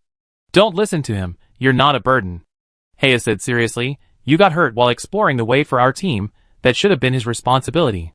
In fact, the man who just left was the defensive awakener in their team, and N2 in front of him was the auxiliary in the team, but he had auxiliary abilities such as perception and exploration. "Sorry, I'm not capable enough." N2 blamed himself a little. "If I could explore more clearly." "It doesn't matter, you've done a good job." Hea leaned over and gave him a big hug, comforting him. "Your mental power has just broken through the S level, and you are still a freshman. You should know that guy, when he was your age, had not yet broken through the S level." The reason why the other party said he was a burden was because he was a newcomer, who had just broken through, and was the weakest in the team. It was because he was a scarce auxiliary that he was selected to join this team and participate in the final team competition. And Hea was the captain of this team, and it was she who entered the finals to compete for this place, so even if the man was dissatisfied, he could not really drive Unto out of the team. However, what Hea didn't know was that in her loving embrace, the handsome young man called Unto stiffen for a moment, as if he was a little uncomfortable. He pushed the other person away without leaving a trace, lowered his eyes, and spoke softly. "Thank you, Aya, I will try my best." Hea was bright and sunny, kind-hearted, but she didn't know that she had actually misjudged and trusted the wrong person. Seeing that Hea was about to say something, Unto interrupted and said, "I'm a little hungry, let's go to the restaurant to eat something." "Okay." Hea was about to pull him up, but Unto had already stood up. So he smiled and said, "It seems you are really fine." Don't worry, I'm really fine. After all, you had already led most of the leaf-eating ants away in advance and called for help. Unto explained, although those hyphae are troublesome, they also protected me from the leaf-eating ants in disguise. I have always kept my mental power covering my body surface, so fortunately, I didn't let those hyphae invade and get infected before the rescue came. Now, Hale was completely relieved. That's good, you won't blame us, right? She was a little nervous. Although she had made the best arrangements at that time, she still abandoned her companions. No, I would do the same if I were in your place. And Tu shook his head and looked at the busy buffet restaurant in front of him and said, We're here, let's go eat. We just consumed too much energy. Okay. Hale nodded and followed him into the restaurant. At this time, all the 16 teams that advanced from Group A were already in the restaurant, eating the post-match snacks prepared by the officials for them. Just as Ntu said, after the fierce battle, a lot of energy needs to be replenished. Although everyone has been resting in the room and replenishing some nutrient solution, the rich and delicious food can not only quickly restore physical strength, but also relieve the tense spirit. Hade and Ntu walked into the restaurant, picked up the plates, and happened to meet Wu Jixing and others who had just come in. However, during the previous battle, everyone was in the Mecha, so the two groups did not recognize each other. But just as Wu Jixing finished taking the plate and was about to enjoy the food, a line of sight suddenly fell on her. She subconsciously looked back and found that it was the boy next to the blonde beauty, looking at her with his amber eyes, wondering what he was thinking.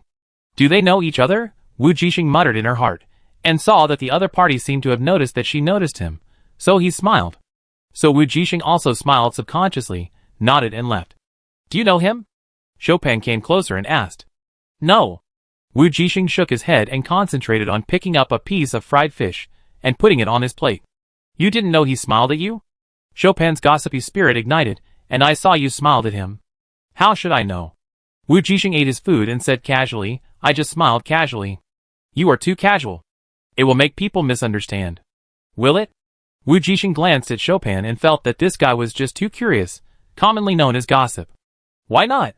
Chopin patted her shoulder and said, Look, that guy is coming over. He is really interested in you. And thinks you are interested in him. Wu Jixing was stunned by what he said. Just as she put a meatball into her mouth, she subconsciously raised her eyes, and saw the other person walking towards her. Hello, my name is Ntu. Can I meet you? When the man's amber eyes looked down at her, the color became very dark, close to black in the shadows, which made Wu Jixing dazed for a moment. She felt that the other person's eyes made her feel familiar, but the two had clearly never met before. Hello, Wu Jixing. She also politely gave her name. Do you want to try it? This meatball is good. For some reason, she suddenly subconsciously wanted to get close to the other person. After saying this, even she was a little surprised, not to mention that Chopin beside her had his eyes wide open at this moment, and his eyes kept scanning the two of them, not missing any information. It seems that the captain of our team really has a good impression of the other party. Although it is gossip, after discovering this fact, the whole person instantly became alert. These are all competitors. Don't they deliberately use the beauty trap to find out information? If so, those guys are too dirty. Wu Jixing didn't know what Chopin beside her had imagined. She just raised her eyebrows and looked at the other party, trying to understand the other party's intentions and the source that made her feel familiar. And Tu was also stunned for a moment.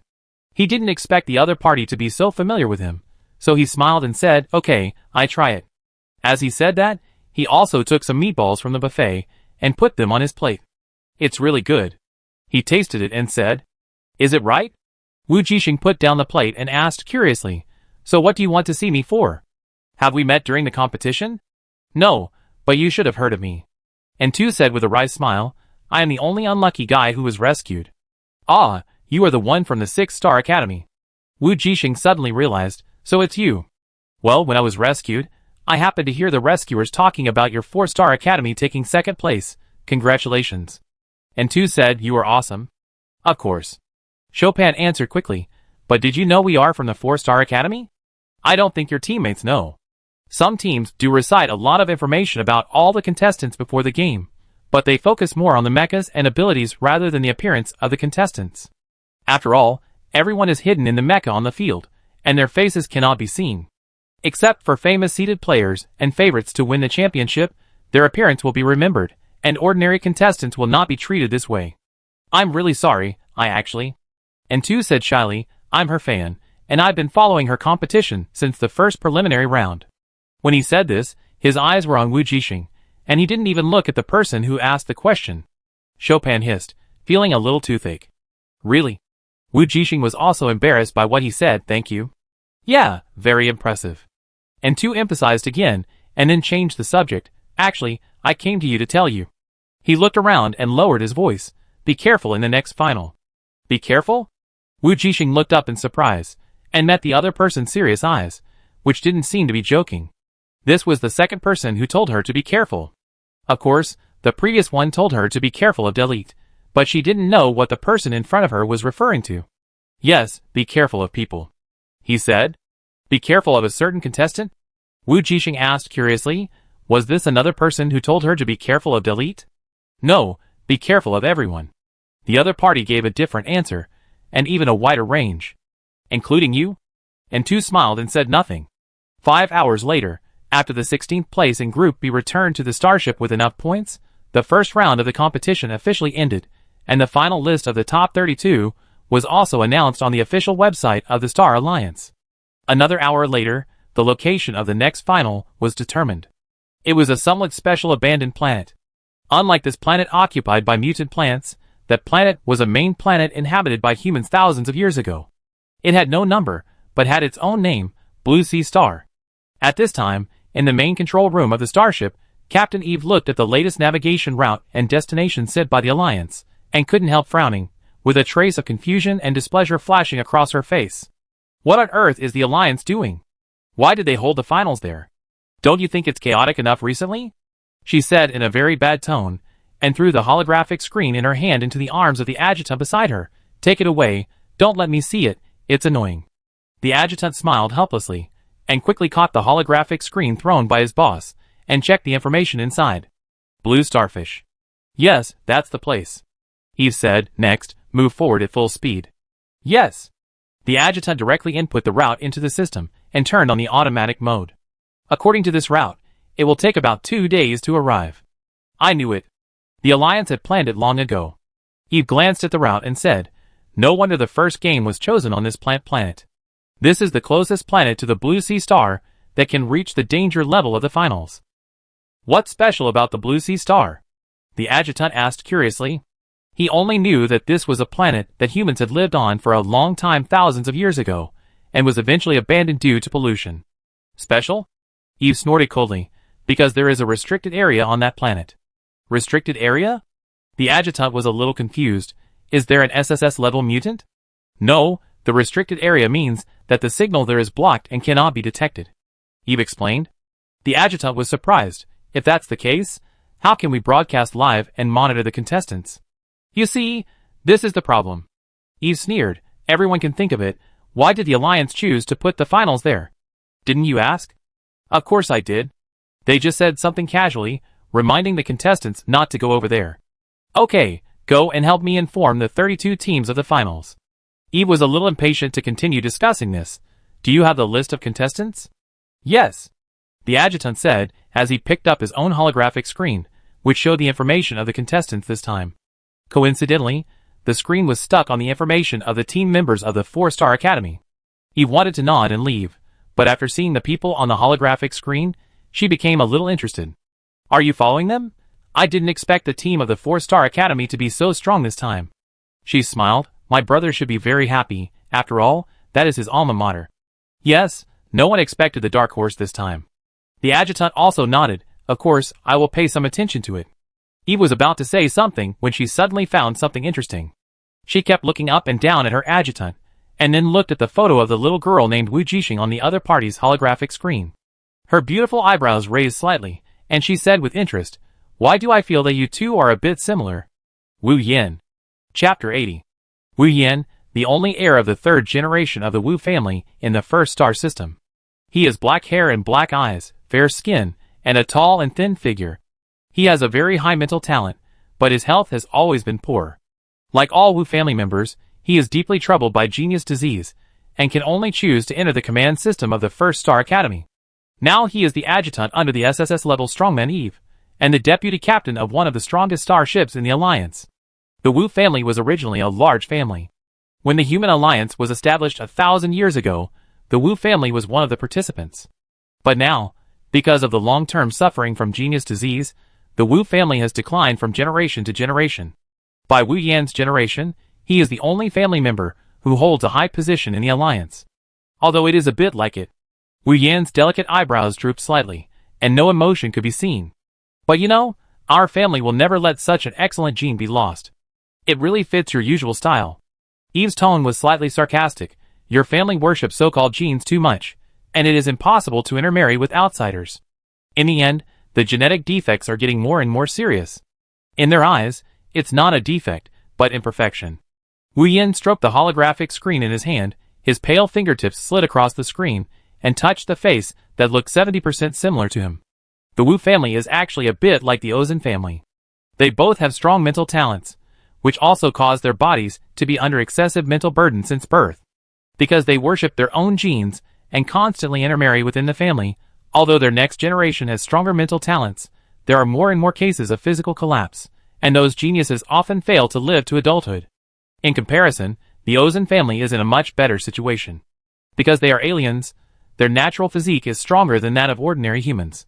Even if they have genius disease, it is not to the extent of physical collapse. But over the years, they also found that if they continue like this, the Wu family will be their future, declining and dying. The last heir is talented enough, but still burdened by the body, unable to fight on the battlefield, and can only become a commander in the end.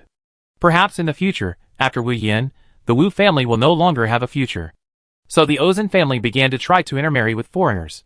Yuzen's cousin Yuri's was engaged to Lily Vera of the Vera family since childhood, which was a family marriage. Fortunately, the little girl is not from your family. By the way, don't forget to inform me. Eve was not interested in continuing to talk about the Wu family. That family was full of old, pedantic and stubborn old guys. The young generation was in poor health, so they lived for the moment and became famous playboys among the big families in the first galaxy. Doing nothing all day, living a life of debauchery, and even using privileges to do evil. Yes, as you command. Wu Yan saluted, then quietly turned around and left with the holographic screen. Seeing her adjutant leave, Eve sighed softly. Although she hated the Wu family, she had to admit that Wu Yan, the only heir of the Wu family, was really talented, very smart, and never needed her to worry about anything, and was even more reliable than her. It's just... Eve shook her head and stopped thinking about it. It was just a whim just now, and now I suddenly regret it. I hope those old guys don't find the little girl named Wu Jixing. As an SSS-level strongman, she actually has a hunch that the other party might really be. You know, the Wu family is so chaotic, throwing away 1 or 2 children is exactly what they would do. I think, with the intelligence of my adjutant, he has already discovered it.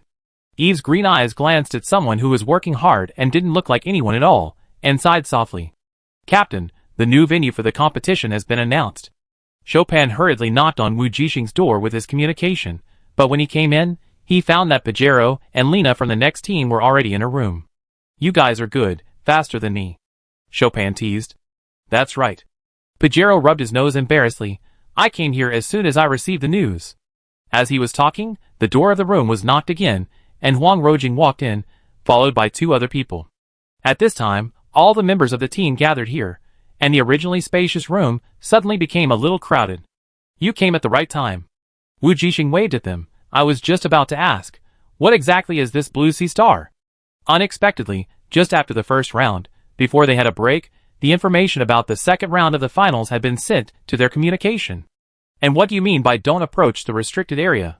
Wu Jixing looked at the precautions on the communication and felt a little strange, and couldn't help complaining. Why does it look like they deliberately asked us to go to the restricted area? Why do you do it on purpose? Huang Rojing didn't quite understand what she meant. Not allowed to go means it's dangerous, so don't go. The more it says not to go, the more curious people will be to try it out. Wu Jixing said, Chopin, you understand me, right? When you see this prompt, you will be particularly curious and itchy. And then you can't help but go in to find out. Chopin, eh? He looked at his captain with a gloomy look. I didn't expect that I was like this in your heart. Is he so curious that he would risk going to the restricted area during the game regardless of the danger? What are you thinking? That's not what I meant. Wu Jixing was speechless. Suddenly, she felt that she couldn't explain to the people of the Interstellar what it meant to be so evasive. She always felt that this hint was particularly inconsistent. If she really knew that there was a restricted area and it was dangerous, why did she have to choose this planet? There are so many abandoned planets, not just this one. I know that planet. It was an ancient planet of the Alliance thousands of years ago. It can also be said to be one of the earliest planets where humans lived. In the end, it was directly abandoned due to pollution and mutation.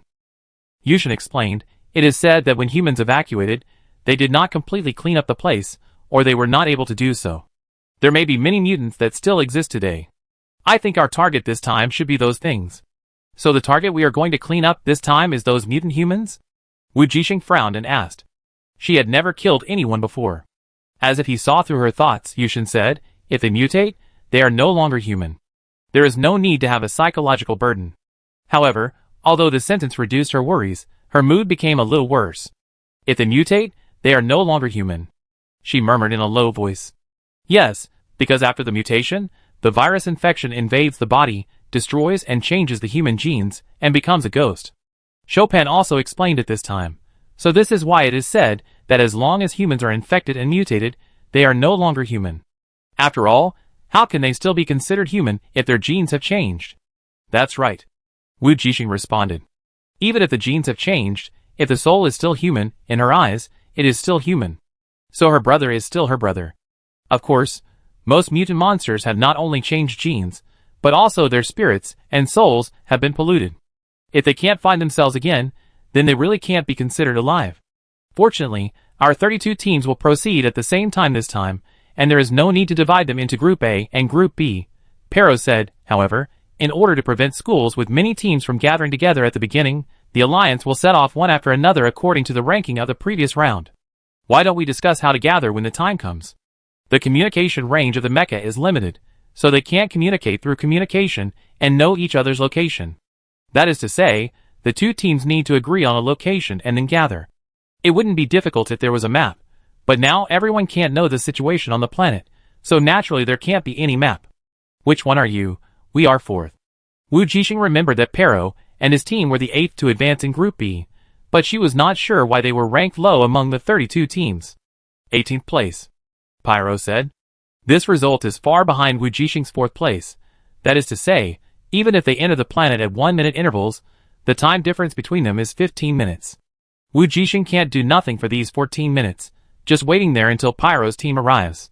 So the first and second rounds of the finals seem to be independent and unrelated, but in fact they are also related. The better the result, the more advantages you will have in the following games. Entering the planet earlier than others is a huge advantage. However, even if it is the 18th place, it is a relatively mid-level result among the 32 teams, which is very satisfactory for the Pero team. You should know that although he and Lena entered the final individual finals, they were ranked very low, and they were relatively weak in all the Star Academies. So they were able to enter the second round with the 18th place, which was completely beyond expectations. Of course, this was all because the Wu Jixing team advanced first in Group A, which gave them a great help and took the information advantage. I thought we would be third.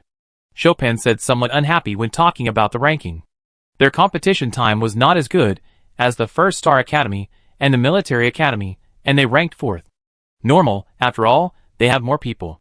Although Group A had a time reduction in the specific ranking due to its intelligence disadvantage, Li Xiaoyang's team narrowly defeated Delight and ranked first, while Delight's team could only be ranked second. The third place was still the first Star Academy team, which was the second in Group B.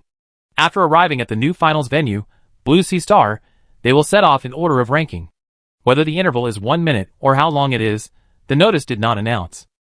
However, Wu Jixing feels that it should not be short, because in this final, you have to survive on the planet for 3 days. Even if you have hunted enough prey, you still need to stay on the planet. If you are injured or in danger during this period, either die or ask for help. No matter which way, the final result will not be included in the statistics. Therefore, the second round of the finals will be more difficult than the first round. And there is no guarantee that there are enough mutants on the planet for them to hunt. At that time, there will definitely be competition and friction between each other, which are inevitable. So have you thought of how to gather when the time comes? Wu Jixing asked. Although there are only 10 people and 2 teams in the 4-Star Academy, it is still safer to gather together to fight monsters. Sometimes it is not only monsters that need to be vigilant, but also people.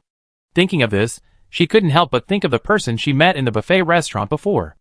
The other party told her to be careful. Be careful of everyone. Should we leave a mark? Lena tried. No, what if we are discovered? Pero rejected her proposal directly. Set a fixed coordinate? Chopin tried to propose. No. This time it was Uther who rejected it. We can't be sure of the specific hovering point of the starship at that time. If it is far away, it will be a bit of a loss. Instead of having to gather together, it is better to choose the best solution according to the situation at that time. You're right. Pero agreed with his idea at first, but then changed the subject and said, but we can still move in the same direction, such as towards the sun. If we are lucky, we can still meet each other. Okay, let's do it. I think it's okay. Chopin agreed. I don't care, but I think people from other schools may think so. It's easy for everyone to meet. In fact, the best fixed place to gather is the edge of the restricted area. As soon as Wu Jixing opened her mouth, everyone looked at her suspiciously. You're not really going there, are you? Yushin frowned and asked. How is that possible? I'm just talking about the edge. Isn't that the only fixed place? Wu Jixing looked innocent. She wasn't that crazy. She knew she was in a competition, but she still reminded people of the restricted area. She was just bored. Seeing that everyone didn't believe her, she quickly raised her hand and said, I swear. At the same time, while they were discussing the next game, the people from the Union Military Academy next door were also discussing the game plan. And this plan was actually related to them. The Aurora team is in 4th place.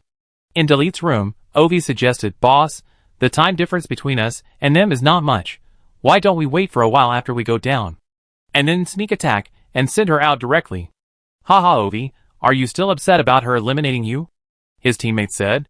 I'm thinking about our team. She has a biomech, so there's no problem with energy exhaustion. She has a huge advantage in the 3-day competition. Ovi raised his head and said, so it's the best choice to get rid of her first. Boss, what do you think? Ovi finished speaking and looked at Delete on the side. The other party pondered for a moment and said lightly yes.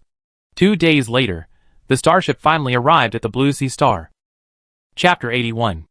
These 2 days, there have been a lot of posts about the finals on StarNet. In addition to the 2-seeded teams of the Alliance Military Academy and the First Star Academy, there is also a post about the 4-Star Academy that has become increasingly popular. The title of the post is, The Biggest Dark Horse of This League.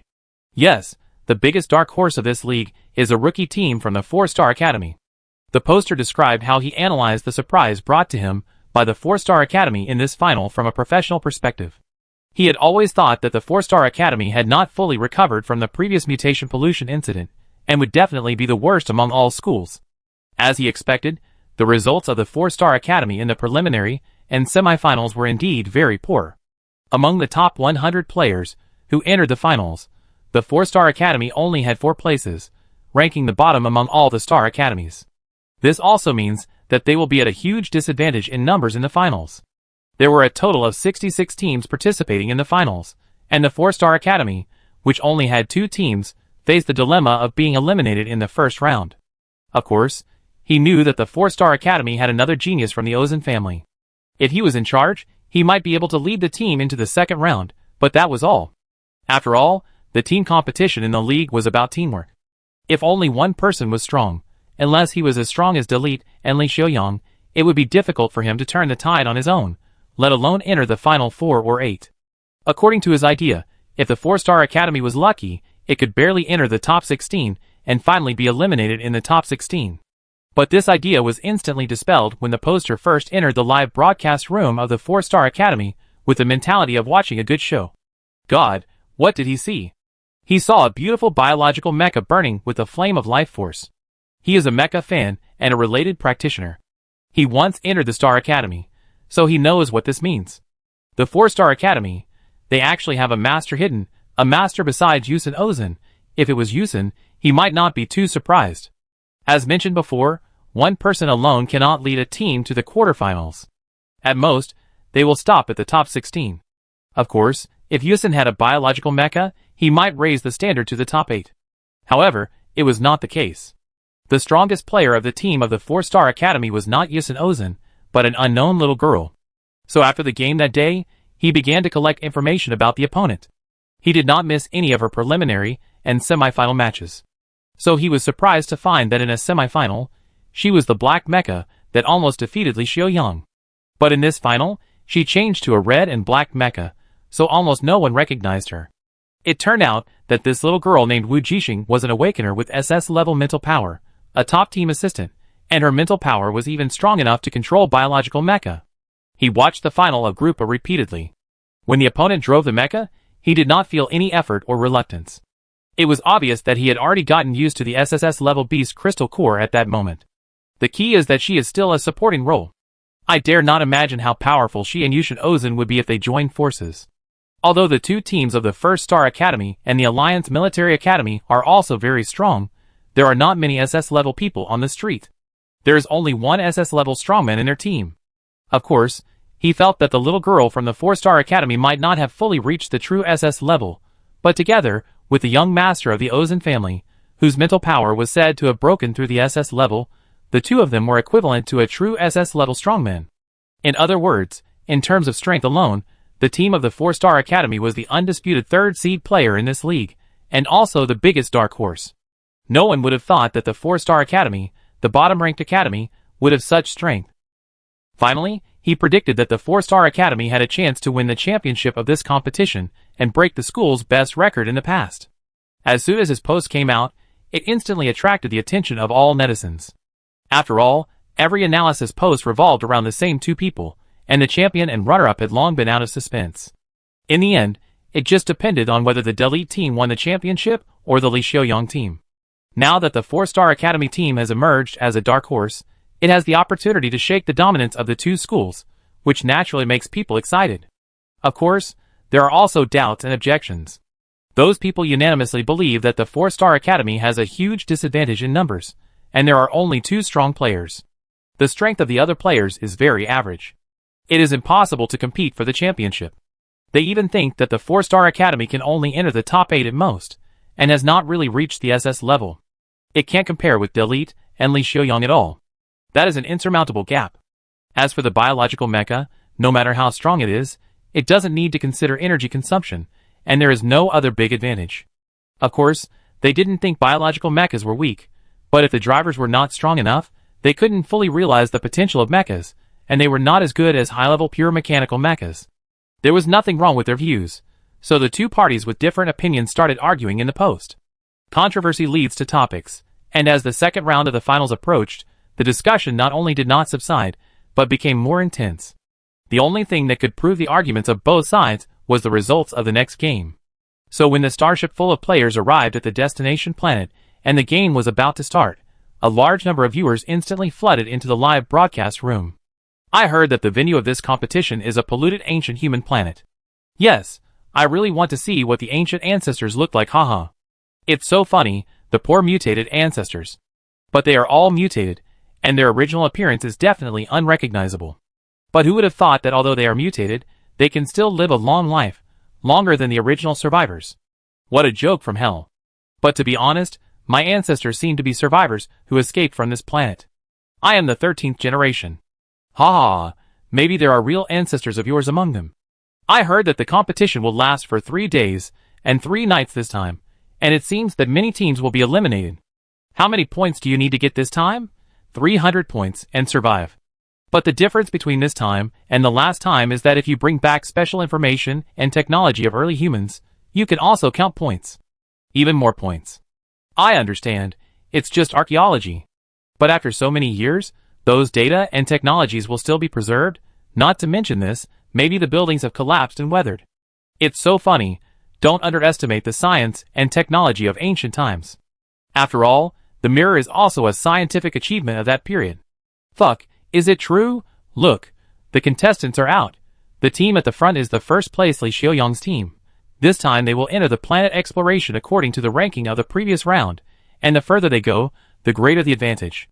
I saw that the Dark Horse 4-Star Academy team was in the 4th place. I don't know if the prediction in that post is accurate. I wait and see. While the audience in the live broadcast room was discussing, on the platform of the starship, Wu Jixing and his team were waiting behind the 3 teams in front in mechas. Just when the 1-Star Academy team walked past them, and walked out first, the babyface 0265 next to Li Xiaoyang secretly winked at her, and made a cheering expression. On the starship, in order to avoid suspicion, the two had not talked to each other for a few words. Of course, it's not just 0265, she also doesn't have time to get together with other acquaintances to communicate. After all, everyone is a competitor in this competition. Captain, do you know him? Chopin leaned close to her ear and asked. Yes, I met him during my internship. Wu Jixing said. He is from the First Star Academy. I didn't expect that he and Li Xiaoyang were in the same team. Are you on good terms with him? Chopin said again. If possible, we may be able to cooperate with him. As we all know, Li Xiaoyang and Dalit don't get along, and we can take advantage of this. After knowing that Dalit was dissatisfied with the captain for eliminating his team members, Chopin has been thinking about how to save his life.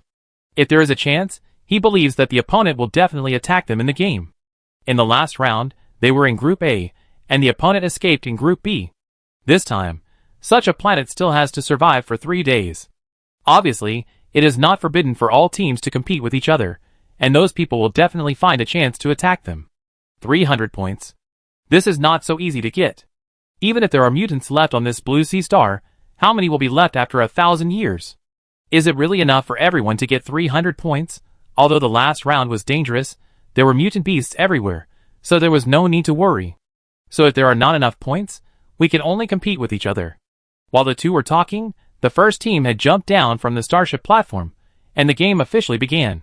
The starship was moving slowly, and 5 minutes later, the second team also jumped down. Each team would have a 5-minute interval, which means that the 32 teams would enter the planet one after another within 160 minutes. It took longer than originally estimated, and the first team and the last team were more than 2 hours apart. The team in the front had too much advantage. Wu Jixing was glad that their team was in the front, but it would be more difficult to join up with Pero's team. And it seems that the authorities intentionally do not allow the teams of each school to merge together. Not only do they separate the entry time, but they also let the starships continue to move slowly, so each landing location is different and random. So instead of having to merge with the team of the same school, it is better to observe the team near you. For example, the third and fifth place in front and behind. The team in front of Wu Jixing is a team from the First Star Academy, which she does not recognize, but she knows the team from the 5th Military Academy behind them. Jita, or 0262, was in that team. Not only that, she found that the other people in the other team were also curiously looking around, just to see her. Wu Jixing looked carefully, and found that she didn't know many of them at all. The only possibility was that they might know her brother, so they were curious about her. She remembered Jita saying that the military academy was divided into 2 factions. One was the big family power headed by Dalit, and the other was the civilians, and the 2 sides didn't get along well. And although her brother was a loner in the military academy, everyone regarded him, a person from Eastar, as a representative of the civilian faction, and he had many admirers. So she was sure that the team that Jita was in should all be on her brother's side, and they could work together without worry. So when it was their team's turn, Wu Jixing looked back, and sure enough, she found that Jita and her teammates behind her were all looking at her. Jita pointed in the direction of the starship. Wu Jixing understood instantly, and then jumped off the starship with the team. It was at this time that the bullet screen in the live broadcast room started to swipe crazily. The 2 teams from the First Star Academy seemed to be planning to join forces. Of course, they are not far from each other, so it would be better if they joined forces. Sure enough, the military academy also planned to join forces, but the 2nd and 5th places were a little far apart, with the 4-star academy in between. Oh my god, this planet is a bit eerie. It's daytime. Why are there no people on the streets? It seems that there are not many of our ancestors left, or they are hiding from the sun. There is no blame, so how can their scores be good? 32 teams. Each person must score 300 points. Don't let the teams that advance to the top 16 not have enough points. It's hard to say. Wait, that's not right. Why did Dalit's team stop here? Aren't they going to join up with the 5th place military academy team? This is the 4th place drop-off point. Why are they looking for the 4th place team to join up? In addition to joining up, there is also the possibility of a sneak attack. Aw, no way. This game has just begun, and everyone doesn't have a single combat item in their storage space. What's the point of a sneak attack? That's why it was a surprise attack. You don't understand. This is called eliminating dissidents, getting rid of powerful competitors first. Damn. So the people in the military academy really think that the team from the 4-star academy is a threat to them. It's so funny. Although the post predicted it correctly, I didn't expect the battle to end in this way. The 4-star academy might not even make it to the top 16. Dilt actually took action at this time. So decisive. Don't you think that with his status and pride, doing such a thing is a bit I know what you mean, but you don't understand the military academy. Those people only look at the results, not the process. As long as you win in the end, within the rules, there will be no problem. What if you fail? Failure is the original sin. The people from the 4-Star Academy have landed. Delete really took action. Their target is the 4-Star Academy. Damn, exciting. Do you think the 4-Star Academy will lose? However, the barrage did not appear again, because at this time everyone had already raised their hearts and watched the screen with bated breath. The place where Wu Jixing and his men landed was an empty street. On both sides, you can still vaguely see the remains of the ancient bus stops. Of course, for her who was born on planet E, this place cannot be considered ancient, but it makes her feel familiar. Yes, although planet E is also backward, her sense of familiarity does not come from EP61, but from her previous life. This place really looks like a city in the 21st century. Whether it is the style of the bus stops or the convenience stores on the streets, you can still vaguely see the shadows of thousands of years ago, which are exactly the same as in her previous life. Through the scanning image, she could see the empty shelves in the convenience store, the mess, the traces of various guns, and of course the unknown dirt. The scan prompts that there were traces of human blood. Wu Jixing instantly imagined a scene of doomsday. Xiao Guang, help me scan the map of this planet. But what surprised her was that Xiao Guang seemed to scan very quickly this time. Just after she made the request, maybe less than a minute, the other party had sent the map to her. It's just... Wait a minute, Xiao Guang, didn't they say there was a restricted area? Where exactly is it? She looked at the map, which was so densely packed that even every street was clear, and she couldn't tell where the restricted area mentioned by the Alliance was. Not only that, Xiao Guang even provided a comparison of scans from 1,000 years ago and today, which means that he didn't know how to get a map of the planet 1,000 years ago. She could tell at a glance which ruins had been where, and they were all marked. For example, the road she is on now, if you go straight ahead, you will reach a park, and if you go 1,000 meters further ahead, you will reach a primary school. On both sides of the road, the collapsed ruins next to the convenience store were once a rice noodle shop, and next to the rice noodle shop, there are still some debris left, which is a milk tea shop. Of course, there is nothing here now, and there will be no mutant monsters. Restricted area? Xiao Guang's somewhat puzzled voice sounded in the Mecha. For it, perhaps there is really no restricted area. That's the place. It can block signals, and cannot be detected. Wu Jixing asked in a different way. As expected, Xiao Guang quickly marked a place for her. She looked carefully, and found that the place marked was a research institute. Research institute. Wu Jixing's heart tightened. No wonder, if it was a secret research institute, it would be normal to have a signal blocking device. And if the shielding device of this research institute uses solar energy, it is also normal that it is still working after so many years. But she would definitely not go there. But after understanding it, she put down some of her worries. Often the unknown is scary, and when you know the answer, it is no longer so mysterious and scary. At this time, Wu Jixing looked at the map and planned to take the team members forward to the park first, and then go all the way forward to meet up with Cheetah's team. So Wu Jixing gave the team members a rough version of the map without the location markings, and then led everyone to the park. Because no one takes care of this park, the flowers, plants and trees are growing wildly, becoming the only green island in this area. Only in such places, there may be mutants. As soon as the few people stepped into the park, she saw the slide that was covered with vines and faded. But before she could sigh in intimacy, a strange sound suddenly came from behind her. Be careful. Then it was Yushin's somewhat anxious voice. The next second, behind her, 3 black arrows suddenly attacked the gap between the back of her mecha and her body. However, before she could react, the metal of the slide in front of her twisted and deformed, and it was actually covering her, as if it was going to form a cage, tightly wrapping her whole body and imprisoning her in place. Not only that, the shadows of the trees around her also began to deform, slowly growing larger, and finally formed a black mecha, blocking her way to the right. On the left, another black mecha flashed out from the shadow, and the barrel of the electromagnetic gun was charged and aimed at her. Good man, these people are obviously targeting her alone. A psychic who can control shadows and allow people to hide in them, a psychic who can control metal, and a psychic whose attack ability is unknown. In an instant, she was attacked from all sides. Her companions were shocked by the SS-level mental power. Only Yushin could act, and even reminded her. But the other party seemed to be entangled by the last mecha, and could not get away. There was a metal cage in front of her, and an unknown black arrow behind her, which might be poisonous or could destroy the mecha's ability. There were 2 mechas attacking her on the left and right. No matter which side she broke through, she had to take the attack head-on. Of course, she could also escape from above, but she felt that the other party would definitely have a backup plan. But when you are surrounded by enemies, the only way left for you may be a dead end.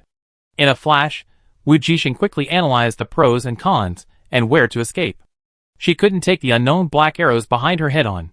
The metal cage in front and the electromagnetic cannon on the left were both attacks that could control her mecha's movements, but she couldn't take them head-on either. Only the big sword from the right wing could be taken. At this moment, the bullet screen in the live broadcast room also started to refresh madly. "Ah, it's over. I just told them not to enter the park. It's so funny. Who can see what you're saying here?" Dild made a move, and it really killed him with one blow.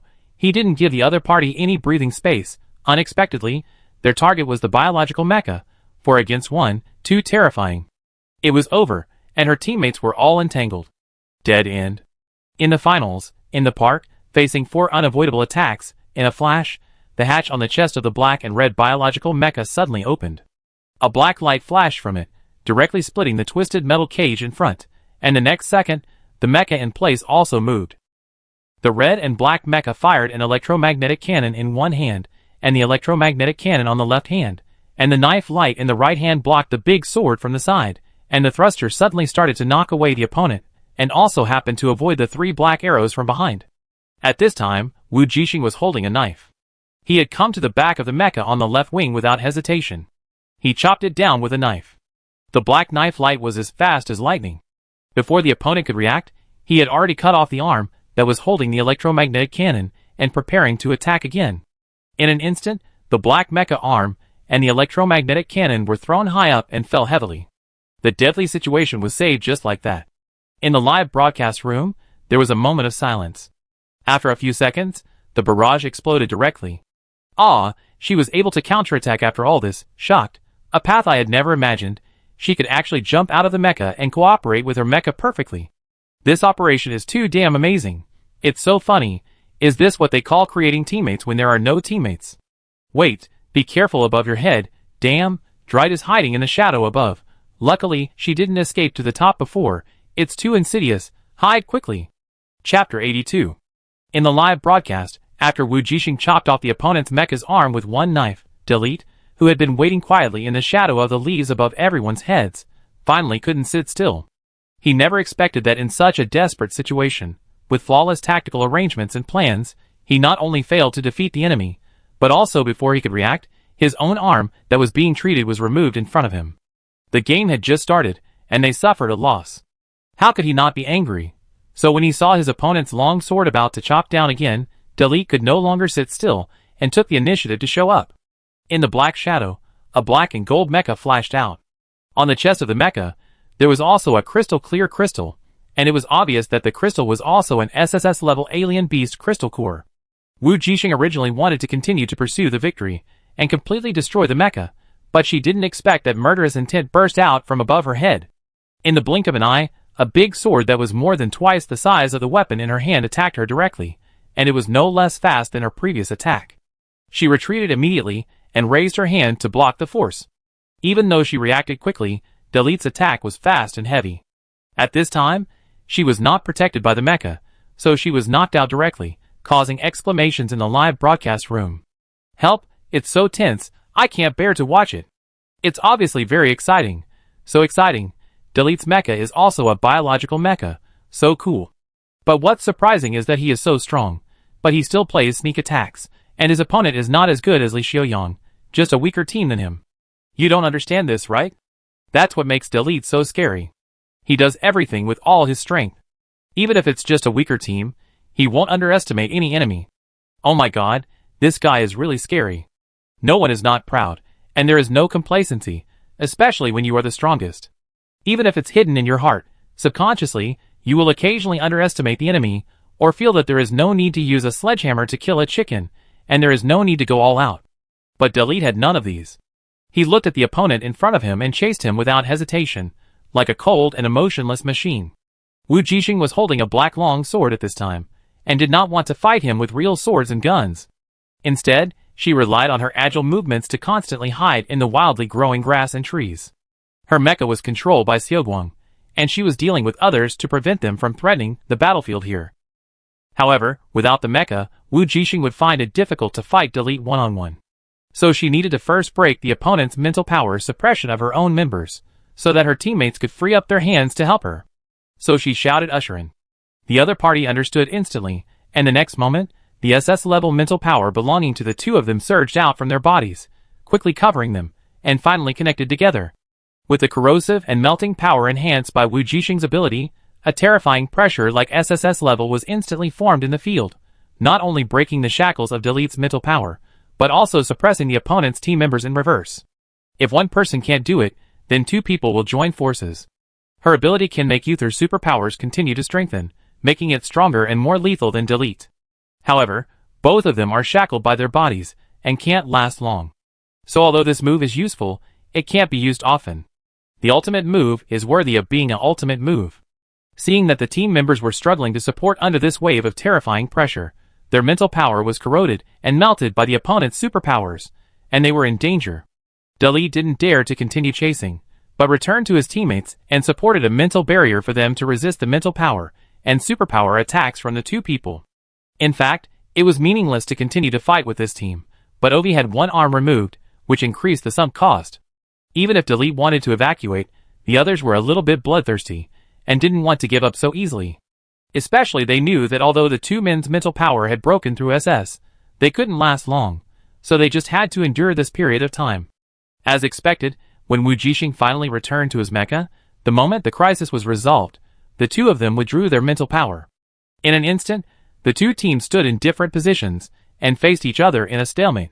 "Captain, are you okay?" Chopin, who had finally recovered from the mental pressure, hurriedly stood beside Wu Jixing, and the golden shield belonging to Gumos also covered everyone in front of him. "It's okay, how about you?" Wu Jixing also asked with concern. "We are all fine too," Wang Rojing interrupted, with a lingering fear in her tone. Although they were already accustomed to the SS-level mental pressure during the pre-match training, Delete's mental power just now still made it impossible for them to move a single step. The real SS level, too terrifying. "What do you mean?" Seeing that everyone was fine, Yushin rushed in front of her and said coldly, "There are no pollutants here, and we don't have anything you can get. The implication is, why did you suddenly attack? It's unreasonable." "No reason." Delete, who was questioned, was very calm, with a light tone, as if all this was taken for granted. "This is a competition. It's normal to have competition. It's normal to send out competitors who are not in your favor. It was just that they failed this time, but it was not completely without gain." At least he knew that the team of the 4-star academy was indeed not to be underestimated. Unfortunately, they were not able to get away. In the black mecha, Delete narrowed his eyes slightly and finally took a good look at the girl in front of him. He had to admit that she was very powerful, not inferior to that person at all. The black and red mecha. He really missed it after a long time. The unexpected knife just now directly ruined their plan and lost an arm. Delete glanced at Ovi, who was upset about having his arm cut off, and finally said nothing. At this time, the live broadcast room was filled with comments again. "I'm curious, can the mecha move by itself? Why can her mecha move by itself? The mecha is equipped with powerful artificial intelligence, and can act according to the program settings. Doesn't that mean that when fighting, you can fight 2 to 1 like her? What are you thinking? This is a situation that cannot be solved. This is the only way to break the crisis just now." And because she didn't have a mecha behind her, she had to dodge and couldn't take the opponent's attack head-on. So are the two sides still fighting now? It was really exciting just now. I didn't have time to breathe when I watched it. Most likely, the fight won't continue. After all, there is no point in fighting anymore. Wait, the 5th team has come down and is coming here. Damn, I forgot that the 5th team is also from the military academy. Delete, and the others are not waiting for reinforcements on purpose. It's over. This time, there is really no hope. If the two teams of the military academy gather together, even if Li Xiaoyang comes, there will be no hope. The 4-star academy really suffered from the disadvantage of having fewer people. They had already escaped the attack, what a pity. You don't want to continue fighting, do you? Wu Jixing looked at those people, and felt a little bad. The key point is that the game just started, they didn't get a single point, and it was completely meaningless to fight to the death here. She didn't hate fighting and fighting, after all, this was a game, and it was the finals. So competition between each other was inevitable, but she hated this meaningless fight very much.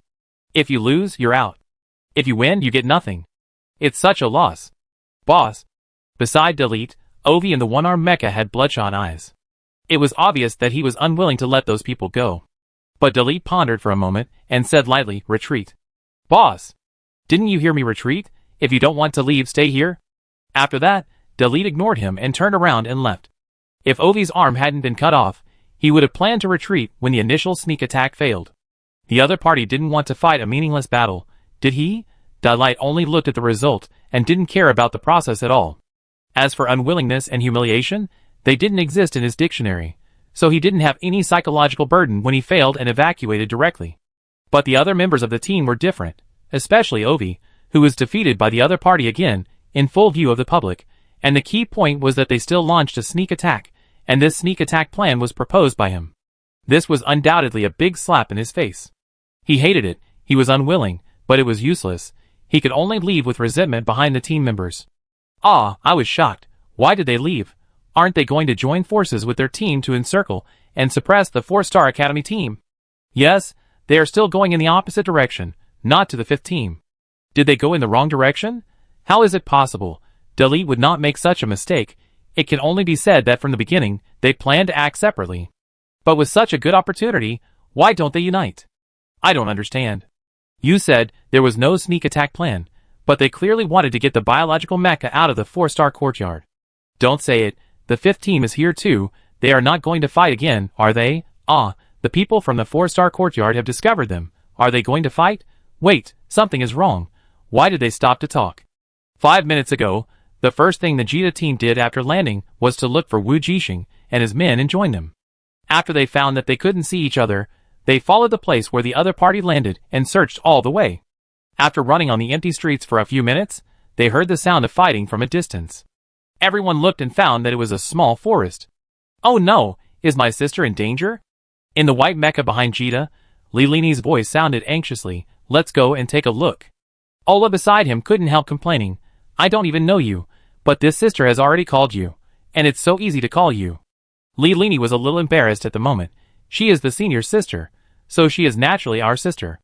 And I didn't call her in front of her.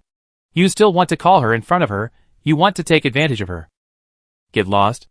Okay, stop making trouble. Let's go and see what's going on. Jita was also a little worried. Ovi is in the group ahead of them. It's very likely. Before she finished her words, everyone knew what she meant. According to Ovi's petty personality, he is very likely to instigate the team to launch a sneak attack, and the key is that Delete is really likely to agree. After all, that person would do anything that was beneficial and within the rules. Let's go! So there was no need to say more. The team immediately prepared and moved quickly in that direction. Of course, when they approached, Wu Jixing and Yushin, who had been vigilant all the time, had already noticed the movement. Soon, a team of 5 people came to the grove and entered their field of vision. The moment she saw the people coming, Wu Jixing felt a little relieved. She was actually not in a hurry at all just now, and she was sure that Jita would come to check after she found out that she had not been able to meet up with them. Sure enough, after seeing that they were safe and sound, Jita spoke first. Are you all okay? Was that a mutant just now? While she was speaking, she looked around and found a mecha arm left on the ground. The words she had just spoken suddenly stopped, and her tone was full of shock. This is Ovi's mecha. The people behind her also looked at the people opposite them, as if they were monsters. Did Delete cause trouble for you? Lilini couldn't help but speak. Wu Jixing didn't know who the other party was, but he nodded yes, but he left again. Maybe he didn't continue to fight with us because he thought you would come. Ah. Lilini pointed at the mecha arm on the ground. This is mecha arm. I know. He was speechless and didn't know what to say for a moment. He didn't want to ask this, but how they could safely keep one of Ovi's mecha arms after avoiding Delete's sniper. By the way, who is Ovi? He seems to have a grudge against me, and is always staring at me. Wu Jixing asked curiously, does he have a grudge against my brother? He is 0263. Jita was silent for a moment and said, you eliminated him in the semifinals. He is a very narrow-minded person. Of course, your brother. Jita was still a little uncomfortable when she said this word, and finally said, he was also defeated by your brother, so you understand. I understand, I understand. Wu Jixing nodded, indicating that she understood. It turned out that the unlucky guy whose arm she chopped off was 0263. She didn't know why she suddenly felt a little happy. She is not a person with a good temper. Since he is going against her, cutting off one of his arms will make her feel better. Haha, and you also use your brother's mecha color scheme, which will make him angry to death. Ola also laughed and said, Obi is arrogant and petty, and he has been defeated by you and your sister. He is really a big heart. Are they your brother's friends? Just when Wu Jixing was communicating with the other team members, Chopin came over and asked through the internal communication of the mecha, can you trust them? Well, it should be possible. Wu Jixing didn't use absolute words. After all, she could trust her teammates, but she didn't want them to do the same. She trusted Jita, and was willing to bear the consequences, but that didn't mean Chopin and the others had to bear the same risks and consequences. After all, they didn't know Jita, and they only trusted her as the captain. So when she said that it should be trustworthy, it also meant that they could remain vigilant. After all, it was the finals, and everyone was a competitor. If Wu Jixing was alone, it wouldn't matter. Now that she has teammates, she has a lot to consider. Therefore, Wu Jixing did not plan to share Seoguang's map with the other party, even though she trusted Jita and her teammates. Okay, let's stop here for the reminiscence. Let's think about where to explore next. Jita said. She glanced at the small-scale map she had just scanned, and she didn't know where to go for a while. There is nothing on this street, and there is no trace of mutants at all. The place where humans gathered at that time might have mutated ancestors. Li Lini suggested, it's best to be a residential area. I see that this is a park. There should be residential areas nearby? Wu Jixing glanced at her map, and found that there was indeed a residential area nearby. However, she felt that instead of trying her luck in finding mutants in the residential area, it would be better to search for some useful information in exchange for points. She didn't hate fighting, but mutants were really ugly and smelly. Especially with Yushin's melting ability, the smell was absolutely amazing. Wu Jixing still couldn't forget the rancid smell of the dissolved mutant elite monster in the E1236 Research Institute. So she shook her head and refused. We just found out there is a school nearby. Why don't we go there and take a look? Maybe we can get something. And that's also where humans gather. Okay, let's go there. Jita had no doubts. In fact, her ideal place is the hospital, where there will not only be information about the mutations at that time that can be exchanged for points, but there must be a lot of mutant monsters. When the neurological mutation virus broke out, the hospital was the first to be affected. Of course, she could think of it, and so could everyone else. But the hospital is not something that can be found just by looking for it, except for Wu Jixing who has Seoguang's complete map. There is indeed a hospital within 3 kilometers in the direction of the school, which is the route she calculated in advance. As for why she didn't go there directly, Wu Jixing didn't really want to go there, for the same reason as before. There must be a lot of mutant corpses in the hospital, and she was a little scared. If she could solve it at school, she didn't want to go to the hospital at all. If possible, even the research institute in the restricted area is better than the hospital. So after the two teams reached a consensus, they walked side by side towards the hospital pointed by Wu Jixing. At this time, in the live broadcast room, the audience who originally thought that the two sides were going to fight looked at the two teams that set out together, with question marks on their faces. What is going on? Am I seeing it right? The 5th place military school team seems to know the 4-star hospital team. Did they deliberately join forces? You are not seeing it wrong. This is the fact. I thought they were going to join forces with the delete team to snipe the 4-star hospital team. As a result, this direction shows that they are actually going to join forces with the 4-star hospital team. I don't understand. Do you think I understand? So why does one military school team want to kill them, and another military school team wants to join forces with them? No wonder Delete left just now. If he didn't leave, he might have been killed by the team. It's obvious that the people from the 4-star academy are in a cooperative relationship with that pair. Haha, it's so interesting. It seems that the military academy is not so united. But does anyone know why the 4-star academy would join forces with the military academy team? I roughly know, haha. Do you think the color and appearance of that biological mecha look familiar? Well, those of you who have not paid attention to the military academy may not understand it, and you will not know that person. Who is that person? Tell me quickly. What does it have to do with their cooperation? Under a bunch of barrages of comments that asked people to explain quickly, the mysterious person finally replied. Because the girl named Wu Jixing, her brother used to be in the military academy, so those people should be her brother's former friends, you understand. I understand, so I'm a little curious about who her brother is. Just as the live broadcast room was discussing fiercely, Wu Jixing and others had already arrived at their destination. It was a primary school, and the fonts at the school gate and on the teaching building were almost blurred. Only through the scanning and restoration of the Mecha, it can be vaguely seen. The first experimental primary school in Whalon City. I didn't expect that this was actually a primary school. Chopin exclaimed, I didn't expect that a primary school thousands of years ago would be like this. Several people scanned the surroundings and found some signals inside. Let's go in and take a look. Wu Jixing was about to go in when Jita stopped him. Let my teammate lead the way. Her ability is for detection. Okay. Wu Jixing was not hypocritical. Since they had a detection ability user, it was the best. A pink mecha came out of their team and came to the front of the team. Then she released her ability, and countless energy points emerged from her body, and then scattered and floated in different directions. It seems there are no mutants inside. Instantly, she said something that surprised everyone. What are those strange signal fluctuations? I don't know. She shook her head, feeling the information fed back by the light spot, and said, wait, something seems to be wrong. My light spot dissipated as soon as it approached. Let's go and take a look. Wu Jixing said, a mutant that can survive for 1,000 years must not be weak, so it's normal that it can't be detected. Unlike the school copy she played in the mirror world, the school had not been mutated for that long, so most of the mutants were still alive. But this blue starfish was different. It had been completely infected more than 1,000 years ago.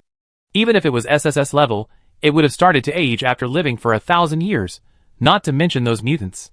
It seems that the official gave 3 days for a reason. There are few mutants here, and it is not so easy to get 300 points.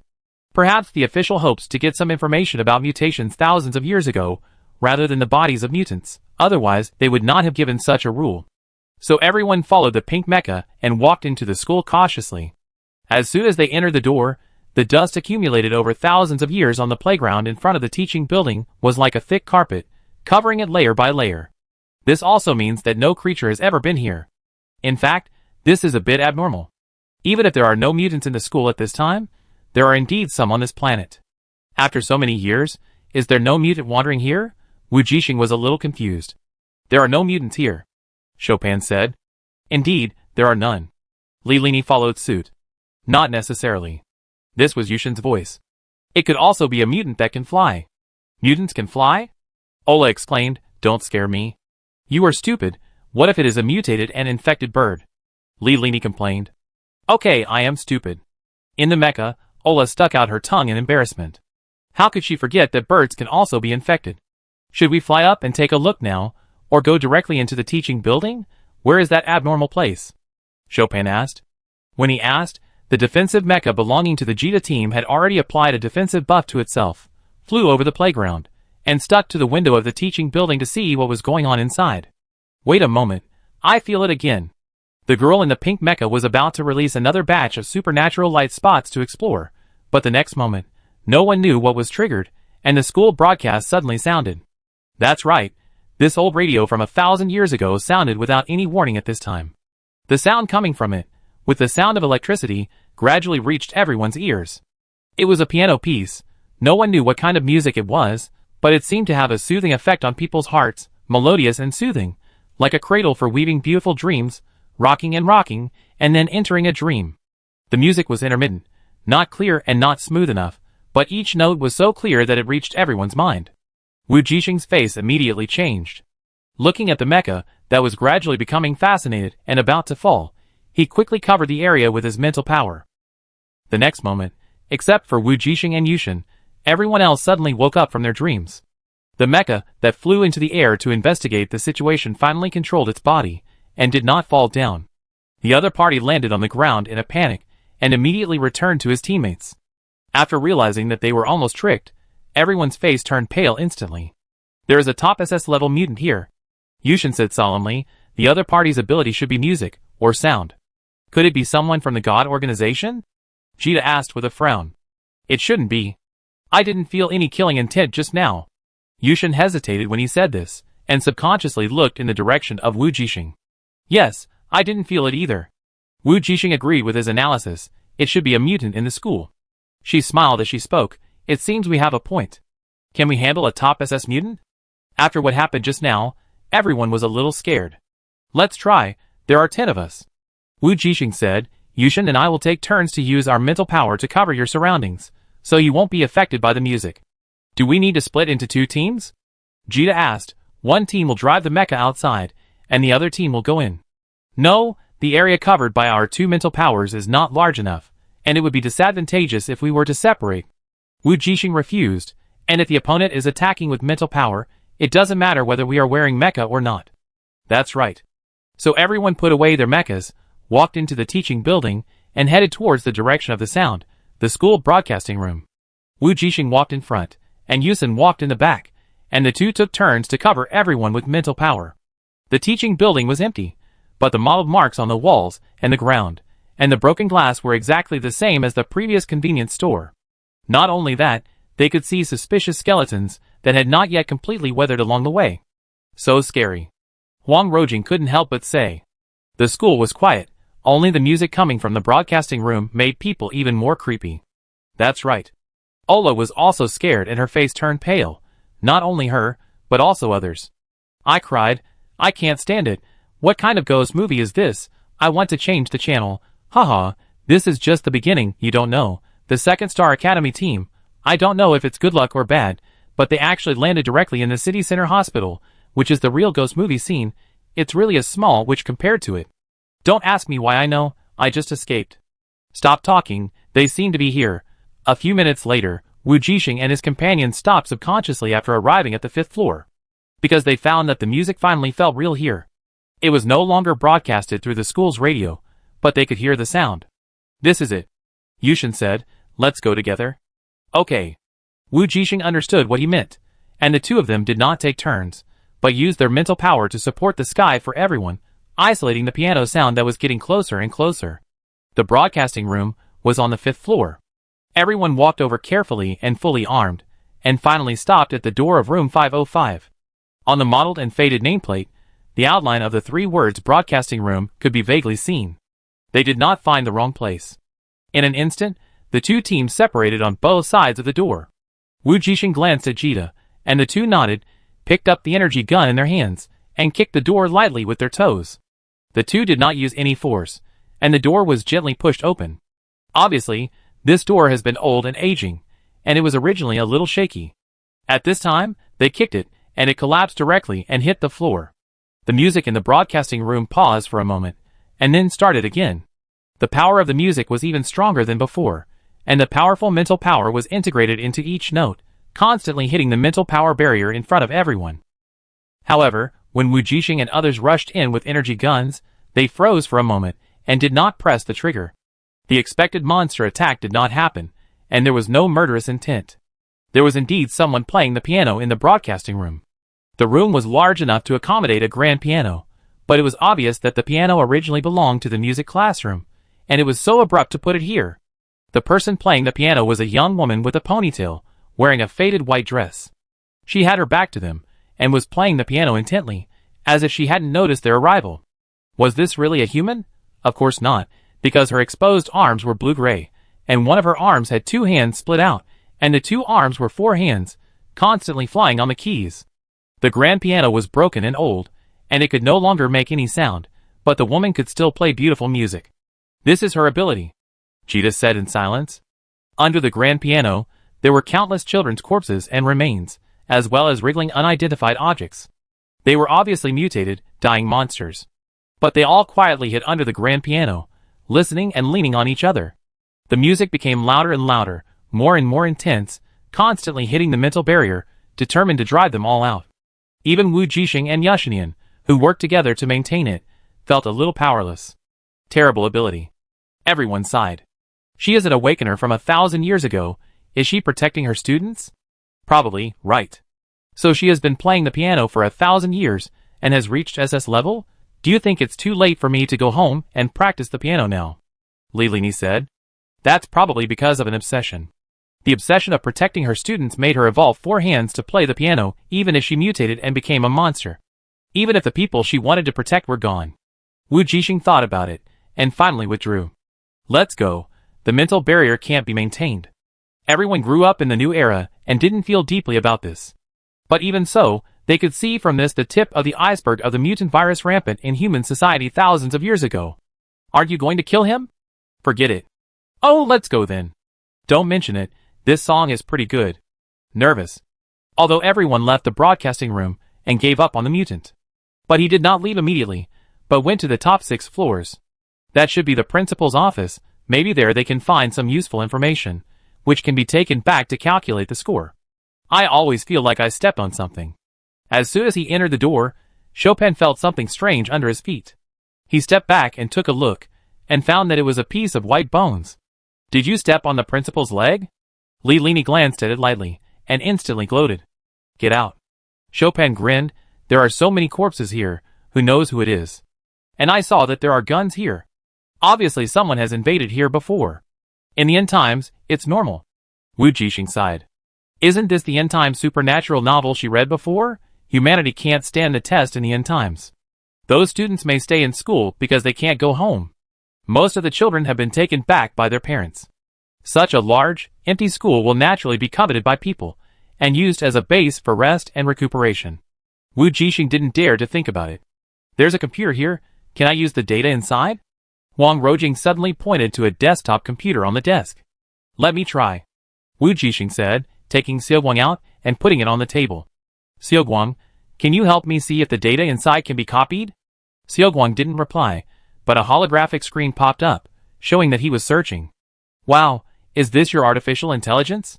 Lilini curiously leaned over to take a look, and pulled the corner of his mouth. It has a bit of personality. Wu Jixing smiled and said, yes, Xiaoguang is very good. Hey, there are so many cups here. Just as Xiaoguang began to invade the computer system to search for copies, everyone idly began to visit the principal's office of this ancient elementary school thousands of years ago. After seeing the broken cabinets and trophies scattered on the ground, they were all a little surprised. This is a trophy. Ola leaned closer to look at the various trophies and medals neatly arranged on the display cabinet. So ugly. After studying for a long time, she made a final summary. Ancient people actually used such ugly things to preserve their honor. She raised her hand to wipe the dust off the trophy, revealing the inscription underneath. First prize in the robot competition, Lin Xiaobao. Hey, the first place in my math competition is also Lin Xiaobao. The same is true for me. The first place in the physics competition, Lin Xiaobao. The first place in the biology competition, Lin Xiaobao. So all the trophies here belong to that elementary school student named Lin Xiaobao. Was it so competitive in ancient times? They participated in various competitions in elementary school. Fortunately, I wasn't born in ancient times, haha. This is too scary. At this time, Wu Jixing was also a little curious. She just wanted to walk over to take a look, but she didn't expect that she seemed to step on something. At first, she thought she was as unlucky as Chopin and crushed the bones of an ancestor, but she didn't expect that when she wiped the dust off her feet, there was a photo frame underneath, a metal photo frame. Wu Jixing picked it up curiously, and found that although the photo frame had become blurred and rusty after the passage of time, but she could still see the person in the photo frame clearly. It was a group photo in front of the school building. There were 3 adults and a primary school student standing in the middle of the photo. The primary school student was holding flowers with a blank expression, but the teacher behind him was smiling brighter than the flowers in the primary school student's hand. Behind the few people was a huge red banner. Warm congratulations to our school student Lin Xiaobao for winning the gold medal in the international programming competition. Wu Jixing, Ha ha ha. So this dead-eyed primary school student is Lin Xiaobao, so funny. Lilini came up and suddenly burst into laughter. What were his parents thinking? Giving him such a cute name, coupled with this icy face, it's absolutely amazing. Everyone also came over to take a look, and all laughed. Wu Jixing also laughed. The little boy in the photo was really a little kid, but he had a pair of beautiful blue eyes, dark golden hair, and a chubby face with no expression and no desire for life, coupled with the name Lin Xiaobao. No matter how you look at it, it feels a little funny. Yushin, were you like this when you were a kid? Chopin asked suddenly, and then someone rolled his eyes. Well, you're cuter than him. Chopin quickly changed his words. This Lin Xiaobao's face is even uglier than yours. Yushin, Everyone laughed again, and it was obvious that they were so happy. But just as they were laughing happily, Xiaoguang, who had been quietly copying data on the desk, flashed his blue-eye light twice for no reason. At the same time, on the other side, the team belonging to the 6-Star Academy, where Untu and Hea were, finally landed on the Blue Sea Star. Chapter 83. After the data copy was completed, Wu Jixing uploaded the collected information to the official website, and waited for the score to be calculated. Seeing that there was nothing more to collect, everyone left the experimental primary school. The street was still empty, not even an ant. 10 minutes later, the official reply came down, and the information they obtained from the principal's office computer finally gave 60 points. Each of the two teams can get 30 points. It seems a lot, but it is not much for 300 points. We still have to go to the hospital. There are too few points in other places, Jita said, and she looked at the time. It's still a while before night, so we have to hurry. The question now is, where is the hospital? Lilini said, there are parks and schools here, so there must be a supporting hospital nearby, right? I remember that the cities of ancient humans were all planned according to this. Yes, but we don't know which direction the hospital is. Ola also said, if we go in the wrong direction, we will get further and further away. By the time we get there, other teams may have already won, leaving us without a chance. The hospital should have a lot of points? Lilini said. Do you think the other teams that arrived earlier will take all the points? Ola sneered. Even if 300 points are enough, will they not take 500? By then, it will be more difficult for other teams to advance. Why not eliminate yourself from the competition? Okay, that's right. Lilini said, looking at the pink mecha, and Xiaojing, do you want to use your ability to explore the surroundings? Okay, but my ability range is only 1 kilometer. If it exceeds the distance, there is no way. And Jing said, don't bother, I almost know where the hospital is. Wu Jixing has Xiaoguang's detailed map. She looked at a hospital 3 kilometers away and said, are you sure you want to go? I feel that there must be many teams there. Everyone knows that the hospital has no shortage of information or mutants. When there are few points outside, everyone's first choice is definitely there. Yes. Jita was very happy to hear that, and hurriedly said, sure, our two teams need 600 points, and only by going to the hospital can we get points quickly. Wu Jixing looked at his team members again. Although everyone was a little scared, they still decided to go to the hospital to take a look. Even if there are many people, there should be enough points there. Chopin said, high risk, high reward. Instead of dragging it out until the last day, it's better to complete the score in one go and survive for another 3 days. Who knows how many points will be left on the last day? Everyone agreed, and Wu Jixing had no problem. Okay, let's go, she said, as she came to the front of the team and asked Xiaoguang to navigate the nearest route for her. However, Xiaoguang didn't respond. Xiaoguang? Wu Jixing pulled the corner of her mouth and found that the other party seemed to ignore her and didn't make any sound. Was he too tired from copying data just now? Did he fall asleep again? Wu Jixing didn't understand, but time waits for no one, and she couldn't just wait here for Xiaoguang to wake up. So she could only spend some time to plan her own route based on the location on the map. Luckily, Xiaoguang had given her a clear map at the beginning, so choosing a route was not too difficult. So soon, she led everyone to turn into a small path on the right side of the school gate. Turn left and enter the main road. After passing 2 intersections, she led everyone back to the main road. They did not encounter people from other teams on the street, let alone monsters. They moved forward very quickly. Soon, they saw 2 abandoned hospital buildings. Wow, your artificial intelligence is so powerful. It is indeed a hospital. After arriving, Lilini was surprised at first, and then exclaimed, this hospital is quite large, with more than 1 building. It should be an outpatient building and an inpatient building. There is another building next to it that seems to have collapsed. Wu Jixing observed, it's probably the emergency building. The 2 remaining buildings can actually be considered a twin building. The middle floors of the 2 buildings are connected, like an H shape. Captain, you know a lot about the layout of ancient hospitals. Chopin couldn't help but say. I'm from planet E, which is relatively backward and not much different from here. Wu Jixing explained. Of course, she didn't say that her experience came from the 21st century in her previous life. Let's go, hurry up, Jita said as she walked in first. Which building are you going to go to first? Wu Jixing followed. The inpatient department. Jita thought for a moment and said, what about you? Will you go with us or to another building? Let's go together. It's safer for the 2 teams to go together. So when Wu Jixing and Jita's teams arrived at the hospital and entered, the live broadcast room became lively again. Wow, they also entered the hospital. It's getting more and more lively. What's so lively? Which other teams are there? I just came back from another live broadcast room. I know that there are 2 teams from the first star hospital in this hospital, including the big boss Li Xiaoyang. There are also the 2nd star hospital team and the 6th star hospital team that landed there at the beginning.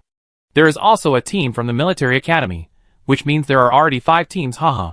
No way, it's so crowded. Now the military academy and the 4-star hospital teams are added together, so there are 7 teams. It's really lively. Why are they all gathered in this hospital? Maybe it's closer to the drop site. But the teams that come later won't come here. Their landing site is already far away from here, so there shouldn't be more. But they came a little late. The first team, Li Xiaoyang, has almost reached the full score. They are now helping another team from the 1-star academy to score points. No way, they got the first place in the last round. At this time in the hospital, Wu Jixing and his men took off their mechas and put them into the space rings in order to enter the building. Even though they couldn't see the live broadcast room's bullet screen discussion, they felt the excitement the moment they stepped inside. The constant sound of weapons and gunfire, as well as the occasional falling of the building's outer wall, told everyone that the battle inside was very fierce.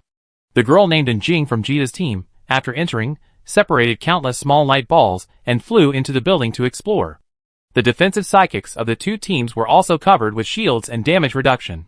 The healers were also ready at any time to restore and treat everyone's injuries as soon as possible.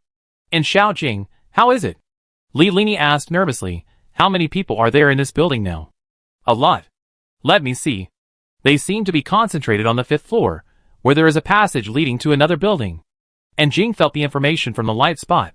Ah, my light spot has been discovered. There is an SS level psychic here. He killed most of my light spots. And Jing suddenly exclaimed, as if she had suffered some backlash, and her face turned pale in an instant. Are you okay, and Xiaojing?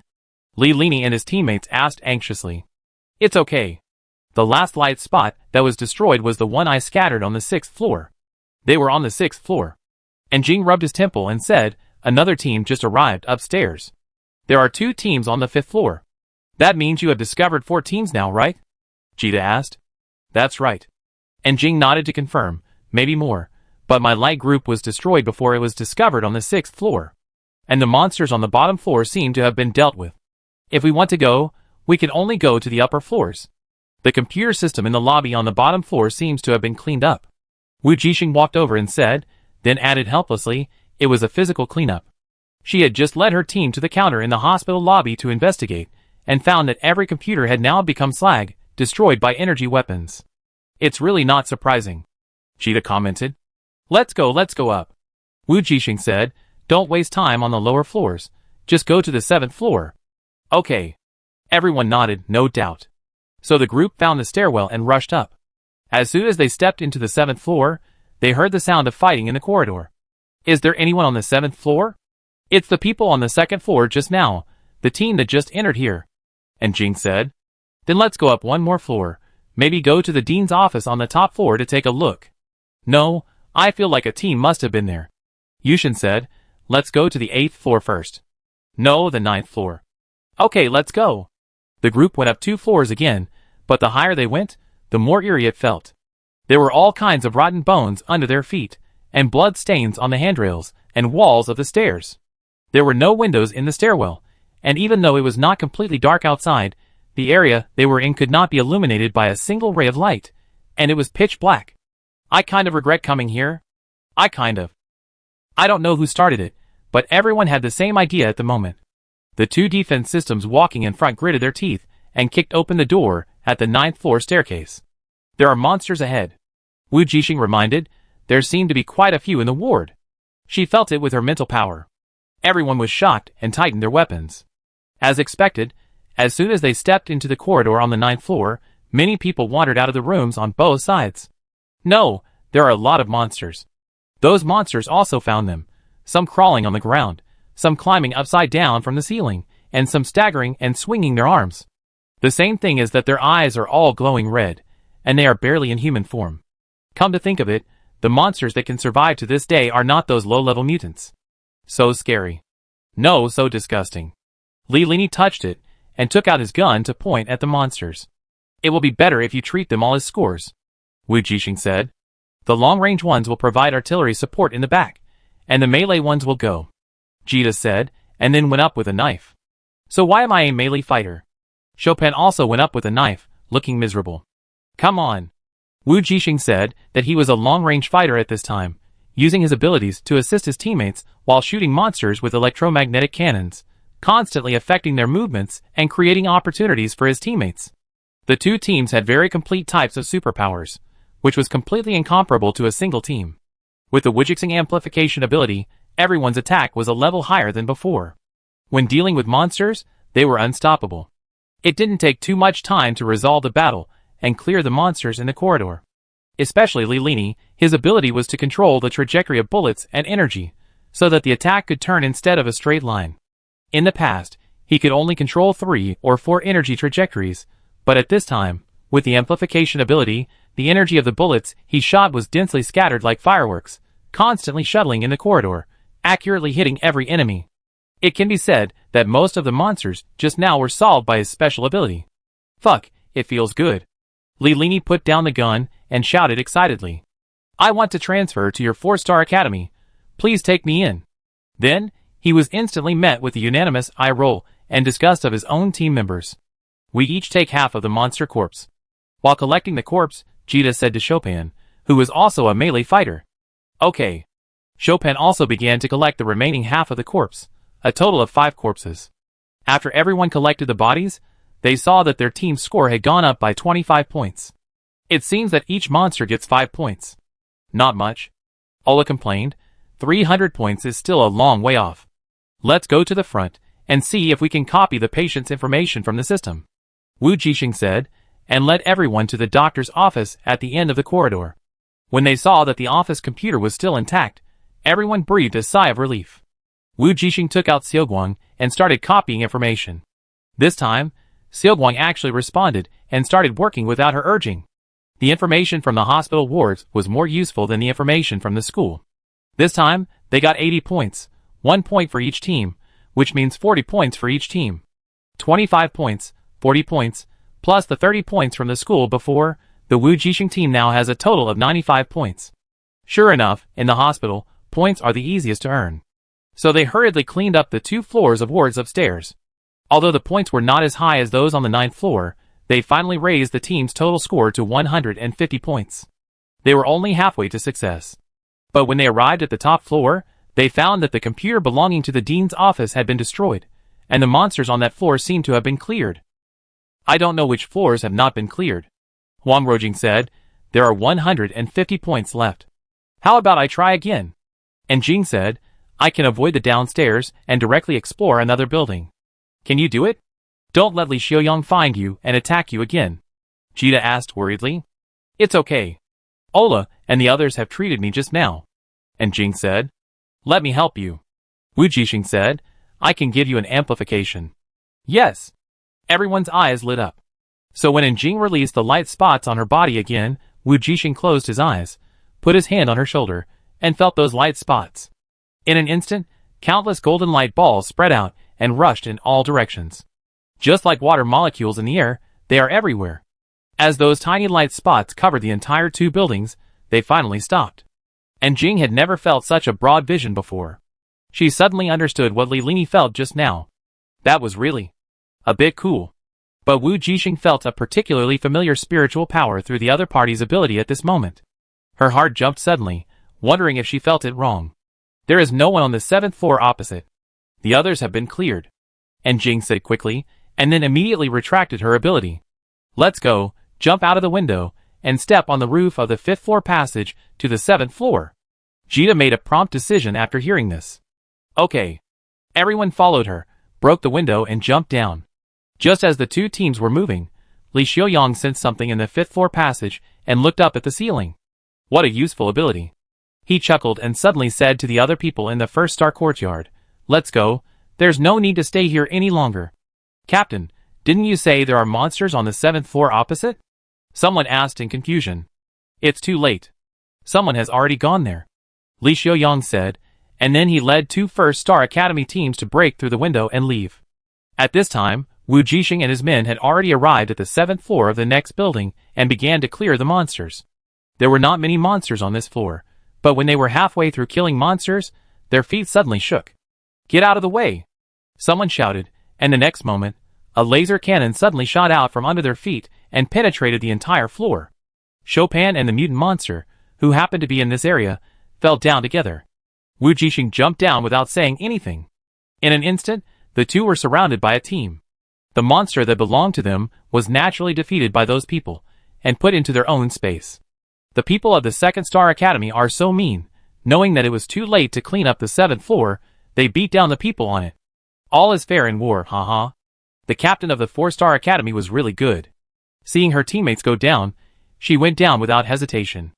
Ah, will the two people in the 4-Star Academy be in danger? At this time, on the 7th floor, everyone was entangled by those monsters, and could not get away for a while. The people of the 2nd Star Courtyard were immediately complacent. The leading mecha walked directly in front of the two people, and pointed a gun at them. Hand over the storage space, and I will let you go. The man said coldly, otherwise. Captain. Chopin looked at Wu Jixing. However, before she could speak, another team slowly walked out of the corridor on the 6th floor. Isn't this bad for you? The people who came were the 6-Star Academy team that we met in the last round, and the one who spoke was in 2. I saw their team, also holding guns, slowly approaching. Are you planning to meddle in other people's business? The man from the 2nd Star Academy said. What do you think? Why don't we work together to kill them, and you can get half of the points? As soon as he said this, someone in the 6-Star Academy team was tempted, but when he thought of something, he gave up the idea. Either leave or fight. And 2 was not affected at all, still pointing his gun at several people. The two teams were at a stalemate for a long time, until Jita and others immediately dealt with the monsters upstairs and came down to support, and the people from the 2nd Star Courtyard could only leave with curses. Are you all right? And 2 hurriedly stepped forward and asked with concern. Wu Jixing looked at him, remembering the familiar mental power he felt before, as if he wanted to see through the other party. It's okay, she said slowly. What could happen to her? She was just thinking about how to start. Chapter 84. Jixing, are you all right? After dealing with the monsters, Jita's team, Yushin and others jumped down immediately. In an instant, Wu Jixing was surrounded by people, squeezing out in 2 who was about to step forward. A trace of disappointment flashed in his eyes, and then he raised the corners of his mouth and smiled at someone surrounded in the center. You have to come to save people. I don't think they will thank you. Beside in 2, the people from the 6-Star Court walked forward and complained. Besides, she is SS level. Why would you need to show your courtesy to her? Thomas sneered. And 2 raised his eyelids and glanced at him, and said coldly, if she wasn't SS level, you would have been tempted to join forces with those people. Thomas immediately looked away with a guilty conscience, but he cursed and pretended to hit him. Asshole, what are you talking about? Thomas. Heya said sternly, what are you doing? Heya, you favor this pretty boy again. Thomas said angrily, but I'm obviously interested in that little girl from the 4-Star Courtyard. Seeing the people from the 6-Star Courtyard quarreling among themselves, Wu Jixing had already pushed through the crowd and walked in front of them. Although she would not be in any danger even if she hadn't had support, she should still come over to thank them. It's okay, it's just a small favor. Heya walked up and said with a smile, sorry, I made you laugh. After that, she forcibly pulled a few people away. Wu Jixing looked at the backs of the people leaving in a daze. What's wrong? You are not attracted to that person, are you? Chopin blinked and gossiped. But I feel that he must be interested in you. He took the initiative on the starship, and now he sees that you are in danger and brings the team to rescue you. I am so touched. Wu Jixing was speechless and slapped Chopin on the back of his head. You think too much. Chopin immediately covered the back of his head and said aggrievedly, it's obvious. I just saw that his eyes never left you. I know. You are the only one who has a keen eye. Wu Jixing didn't plan to say more to him. After all, she was still a little surprised and didn't dare to confirm it. Having a brother whose appearance always changes is also very worrying. God knows when he will appear in what identity. However, Wu Jixing remembered what he said on the starship before. If this man named In2 is really her brother, is it because he knew something in advance that he got into the team of the 6-Star Academy? I copied the data on the 7th floor. Yushin walked to her side without her noticing. In addition to the mutant corpses that were dealt with earlier, they have all been collected.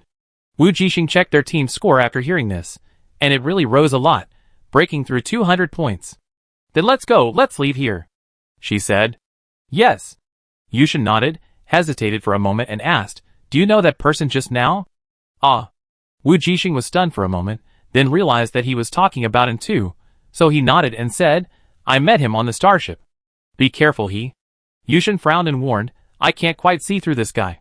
His mental power seems to be more than S level. Yushin's perception is quite sharp. If this is really her brother, it must be more than S level. Yeah, I know. Wu Jixing nodded, thanks. No need. Yushin looked away, we are in the same team. After saying that, he turned around and returned to the team. The two teams jumped down from the window and returned to their respective mechas. At the hospital entrance, Jita stopped and turned to look at the Aurora team. We plan to leave, she said, although it will be safer for everyone to stay together, the score is too low. I want to go somewhere else for the remaining 100 points. That's fine. Wu Jixing was surprised, but not surprised. Although the battle between the 10 people just now went smoothly, in the end everyone got 1 point, and the points they got were not too much. Well, then, we say goodbye here. I wish you all the best. Originally, Li Lini and the others wanted to come to them to act together because they wanted to protect Wu Qingqing's sister, but now it seems that they have received more help, which is really embarrassing. Wait, don't leave yet. I send you a copy of my map. Wu Jixing quickly sent Xiaoguang's rough version of the map to Jita, and then said, the red circle should be a restricted area, don't go there. Jita was a little surprised when she heard it, and hurriedly looked at the map that had just been transmitted. Sure enough, there was a big red circle in the upper left corner of the map. Although the Alliance warned them that there was a restricted area that they could not go to, they found out after arriving at the planet that their scans did not reveal anything unusual. So they were always cautious and vigilant when they were active, fearing that they would accidentally enter the so-called restricted area in the legend. How did you know? Jita couldn't help asking. I found that the signal there was blocked, and I couldn't scan it specifically, so I felt that it should be there. Wu Jixing explained. I see. Jita put away the map, thank you. You're welcome, I wish you all the best, see you on the starship. Wu Jixing said. Yes. Jita nodded, and turned to leave with the team. Ah, she is worthy of being Qingqing's sister, she doesn't need our protection at all, and she is so powerful, helping us a lot. After the two teams separated, Li Lini couldn't help sighing. That's right, she is SS level, why does she need a weakling like you to protect her? Ola complained, it's good that you didn't hold them back. Li Lini looked at her with resentment, his eyes full of accusations. Okay, I've sent the map over, let's see where to go next. Jita interrupted the two people's bickering.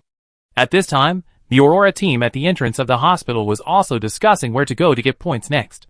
They are now 205 points, temporarily ranked 6th on the leaderboard, and there are still 95 points left. At this time, almost half a day had passed, and the sky gradually darkened. On the first day, unless the team had already scored enough points, basically no one would sleep. Especially after discovering that there were not many mutants left on this planet, after thousands of years, no one would be able to sleep peacefully. They were awakened, and it was basically no problem for them to survive 2 or 3 days. Where are we going now? Wang Rojing asked in the team. As soon as the voice fell, everyone looked at their captain. Wait a minute, I let Xiaoguang take a look. Wu Jixing said. Although Yushin's mecha is also equipped with artificial intelligence, it is still a little worse than Xiaoguang's. So when they need artificial intelligence to help, the members of the Aurora team will now subconsciously look at Wu Jixing. At this time, in the mecha, Wu Jixing whispered, Xiaoguang, can you help me plan where is the fastest way to get the remaining 95 points? The fastest and most convenient place where I can get these points in one go. Wu Jixing added another sentence. Without waiting for long, Xiaoguang marked the place she wanted on the map, the fastest and most convenient place where she could get points in one go, and attached the navigation route. However, when someone who was full of expectations looked at the address, his expression instantly fell. Xiaoguang, she said speechlessly, that place is a restricted area. Xiaoguang's voice finally sounded in the mecha, the fastest and most convenient place where you can get these points in one go. He repeated someone's previous request.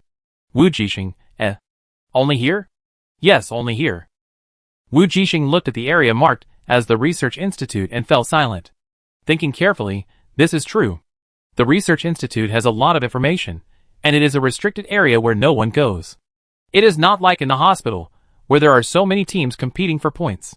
It is really the fastest and most convenient place to get points quickly. But she can't really go to the restricted area. Although the rules don't seem to say that she can't go there.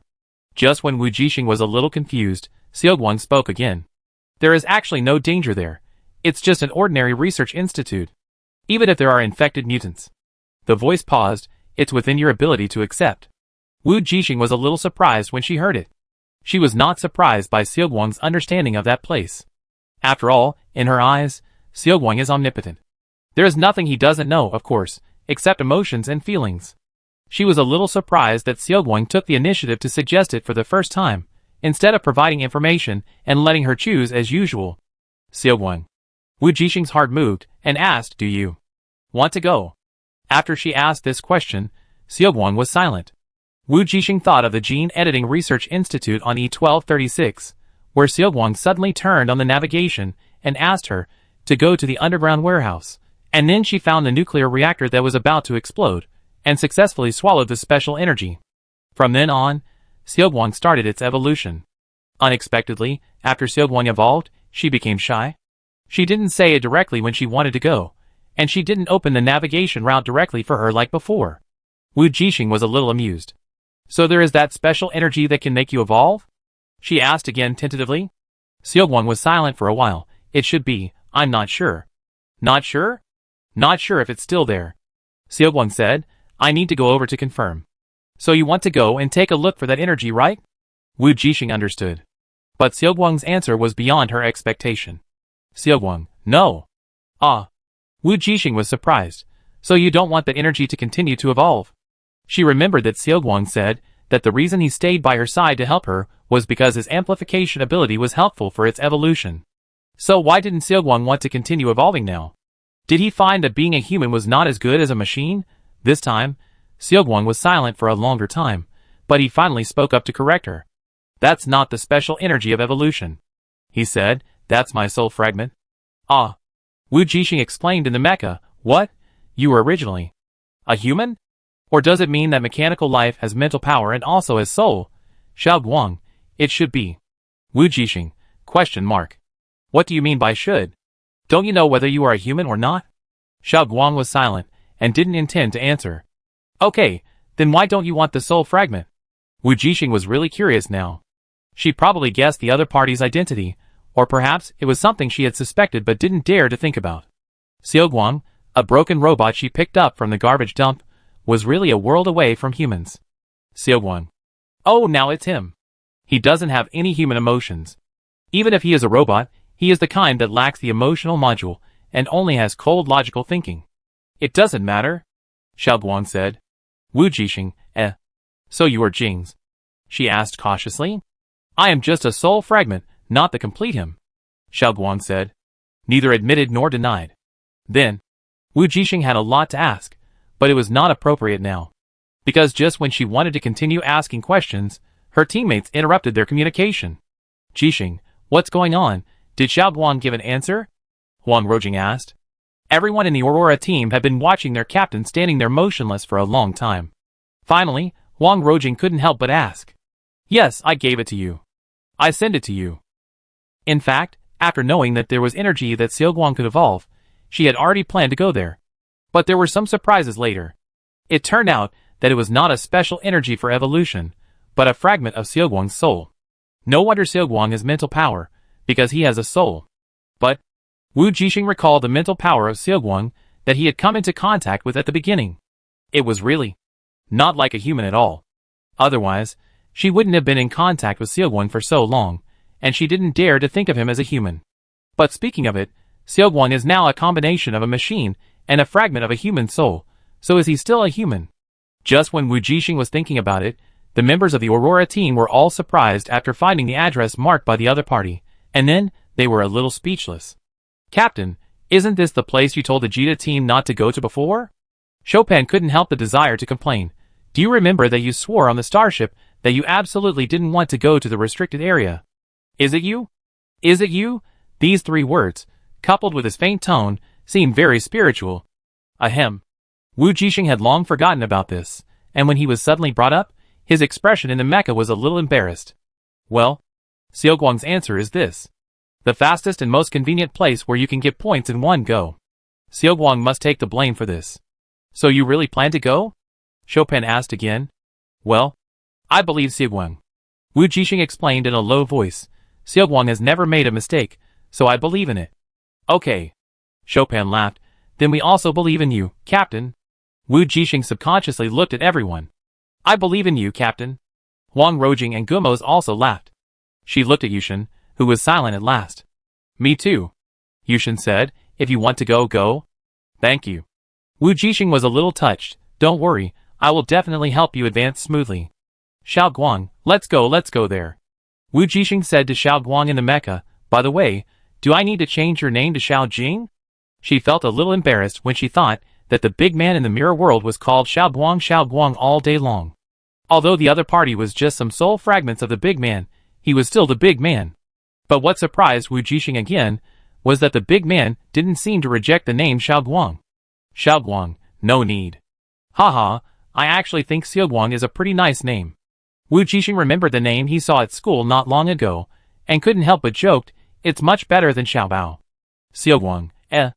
Seeing that Xiao Guang didn't respond, and not wanting to continue communicating with her, Wu Jixing followed the route indicated by the navigation and led the team away.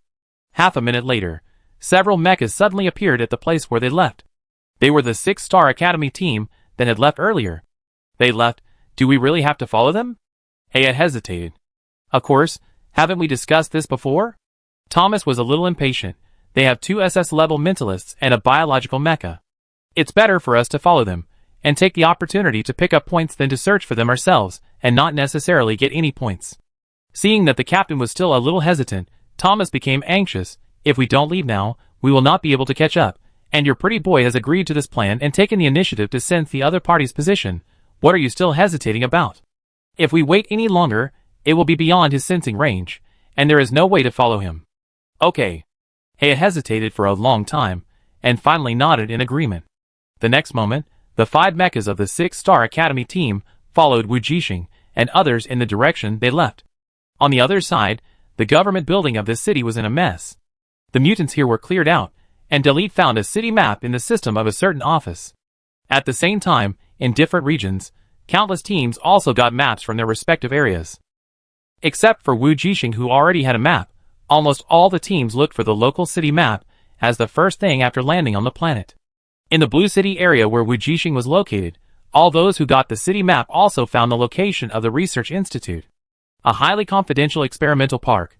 When it was displayed on the map, that area was blank, with only the words Experimental Park.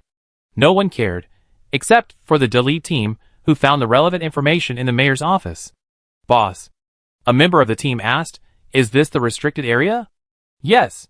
Delete put down the map. Let's go and take a look. Don't we have enough points? The information and data obtained in the government building just now, plus the points for killing monsters, have reached 300. However, Delete looked at him coldly and said nothing. The team member shuddered and shut up. Let's go! Not long after they left, a small team came out from the bushes not far away. It's that guy. Li Xiaoyang narrowed his eyes. President, where are they going? 0265 asked curiously, hasn't their team already got enough points? I don't know. Li Xiaoyang activated the thrusters of the mecha. Let's follow them and see. So in an instant, the 1-star Academy team also left in that direction. Half an hour later, the closest Wu Jixing team finally arrived at the restricted area. Is this the place? Chopin got closer and found that the whole place was a mutated green belt, and he couldn't see clearly what it was. The mecha's built-in scanning system didn't seem to work here. Yes. Wu Jixing nodded and turned back. Let's go. Okay. The people in the Jixing team followed Wu Jixing and stepped in. However, the moment they stepped into the experimental park, the live broadcast room suddenly refreshed the screen crazily. Damn it, why can't I see it suddenly? I can't see it either. Is there something wrong with the official camera? I don't know. Fix it quickly. We need to watch the game. Wait, that's not right. I just went to other live broadcast rooms, and they were all fine. Only the 4-star Academy team couldn't see it. However, just as they were wailing, the live broadcast room belonging to the 6-star Academy suddenly lost the picture. At this time, in the Starship control room, Eve, who had been paying attention to the game, suddenly stood up. They really entered the restricted area. She looked unhappy. Wu Yin, connect me to the person in charge of the Star Alliance. Chapter 85. What's going on with the official? Give me an explanation. I was watching the game very nervously. But there was no problem with the live broadcast rooms of other teams, only these 2 teams. I feel like it might be a problem with this area. As soon as they entered, the screen image disappeared. How could it be such a coincidence? Don't say it. I saw that the 2 teams of Delete and Li Xiaoyang also went there. They are not going to enter the experimental park as well. Let's see if their live broadcast room images are still there by then. I just checked other live broadcast rooms and found something very strange. It might be a coincidence. I found that many teams that were not in this area also went here. What's going on? Am I overthinking? Wait and see. Ah, the official has issued a notice. It is indeed a problem in that area. The signal will be blocked. Shocked. Is that dangerous? The official didn't say anything, just said it was normal, and we just need to wait for them to come out. There is nothing in the rules that prohibits entering this area, so the competition will proceed as usual. Well, I always feel that this matter is very strange. At this time, in this experimental park in Whalon City, the Aurora team and the 6-Star Academy team behind them are marching in the wide park one after another. The plants in the green belt have completely mutated, but compared with the dangerous plant planet in the last round, it is not too dangerous. After passing through the dense and wildly growing green belt, Wu Jixing and others finally saw the shadow of the building. There were several rows of houses, which looked like residential buildings. However, the buildings were all covered with mutant vines, without even a crack. Do you want to go in and take a look? Chopin asked, but these mutant vines may be a little dangerous. I'm not sure if they will attack us after we blast them open. No. Wu Jixing looked at Xiaoguang's navigation and said, go directly to the Research Institute. The information inside is the most important. Xiaoguang has already discovered that this is a secret research base of humans thousands of years ago. She saw that when the Star Alliance officials calculated the scores, fighting mutants for a long time was not as good as the data from thousands of years ago. But think about it. Even if the mutants from thousands of years ago were cleared, the abandoned planets could not be revived, and abandoned planets have no use value after all. The data from thousands of years ago is different. It has too much value. The lost technology, such as this experimental park and research institute, can still block today's exploration equipment after thousands of years. It must be said that the wisdom of the ancients is definitely not inferior to that of humans thousands of years later. Even stronger. At this time, Wu Jixing couldn't help but think of Xiaoguang, the sole fragment of the creator of this mirror world, the consciousness body. Soon, Wu Jixing stopped in front of a semicircular fortress building. To be honest, the appearance of this building reminded her of the former Dream Maker Company. Wu Jixing suspected that this research institute might also be protected by weapons, and was a real fortress that integrated offense and defense. This is what you said. Yes, it's the research institute. Fortunately, there are no mutant vines here. Huang Rojing said, but how do we get in? This place looks very strict. Will forcing the door trigger some traps? All along the way, everyone also found some clues. The reason why the restricted area is a restricted area is that thousands of years ago, it should have been a place that ordinary people could not enter. Xiao Guang. Put your hand on it. Okay. According to Xiao Guang's instructions, Wu Jixing walked to the front of the door and pressed the arm that controlled the mecha on it. Then she heard a somewhat disgusted voice in her ear. It's the sensing area next to you. Wu Jixing then saw that there was an inconspicuous transparent sensing device next to the door. However, after thousands of years, the transparent glass in the sensing area has been covered with a thick layer of dust, almost integrated with the outer wall, and difficult to distinguish. This can't be blamed on her. She really didn't notice it. Wu Jixing coughed lightly and pretended to move her hand to the sensing area next to the door casually. The golden light lit up where the palm of the mecha touched the sensing area, and the next moment, the long-sealed fortress door slowly opened. Wow, so cool! Is this the research institute from 1,000 years ago? Chopin looked inside in surprise, tentatively put his foot into the door, and finally felt relieved after finding that there were no mechanisms or monsters. It seems that there are no mutants here. I guess this was the first batch to be moved away when humans evacuated that year. Huang Rojing guessed, after all, this place is so important, and they are all scientific researchers, key protection targets. Let's go in and take a look.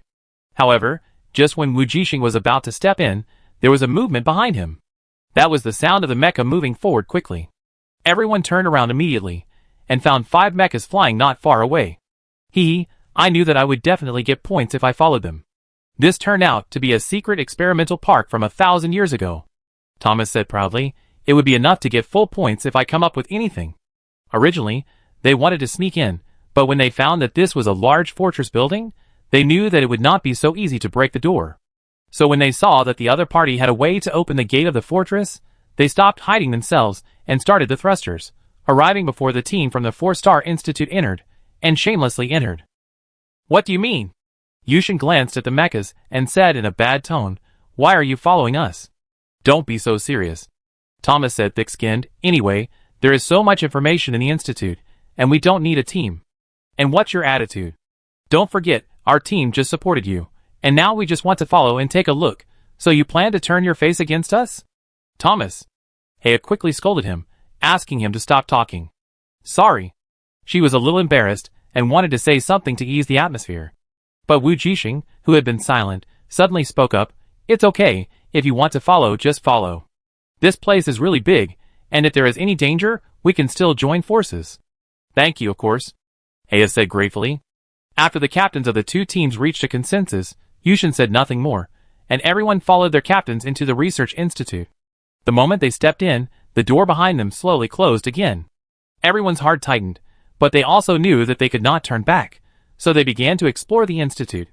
What they didn't know was that at the moment the first person stepped in, two blue lights suddenly lit up in a room on the bottom floor of the fortress building. Captain, what did the person in charge say? On the starship, in the command room, Eve walked in.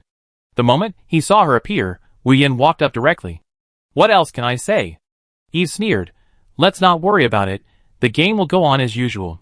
Is there anything special about that planet? Wu Yin frowned and asked, seeing that the other party's expression was not very good. Logically speaking, there should be no special SSS-level mutants there, and it is even less dangerous than the last planet. Humans are different from plants. Their lifespan is very short. Even if there may be very dangerous mutants in the past, now 1,000 years have passed, even SSS-level human strongmen are almost old. Obviously, there are no mutant plants that have evolved successfully on this planet, so the danger should not be very great. After all, the Alliance is unlikely to let this group of elite students suffer for the sake of the competition, which is not worth the loss, so the place chosen will definitely not have enemies and dangers that cannot be dealt with at all. That planet. Eve was silent for a while, and finally said, it is the place where the mirror world was born. Otherwise, why do you think that restricted area is still indestructible with the technology thousands of years later? Upon hearing this, Wu Yan's black pupil suddenly shrank, and he was obviously very shocked. You mean? Yes, that restricted area is where the human dream once began.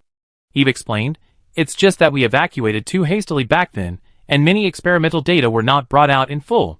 However, as time went by and human technology developed, that place was no longer that important.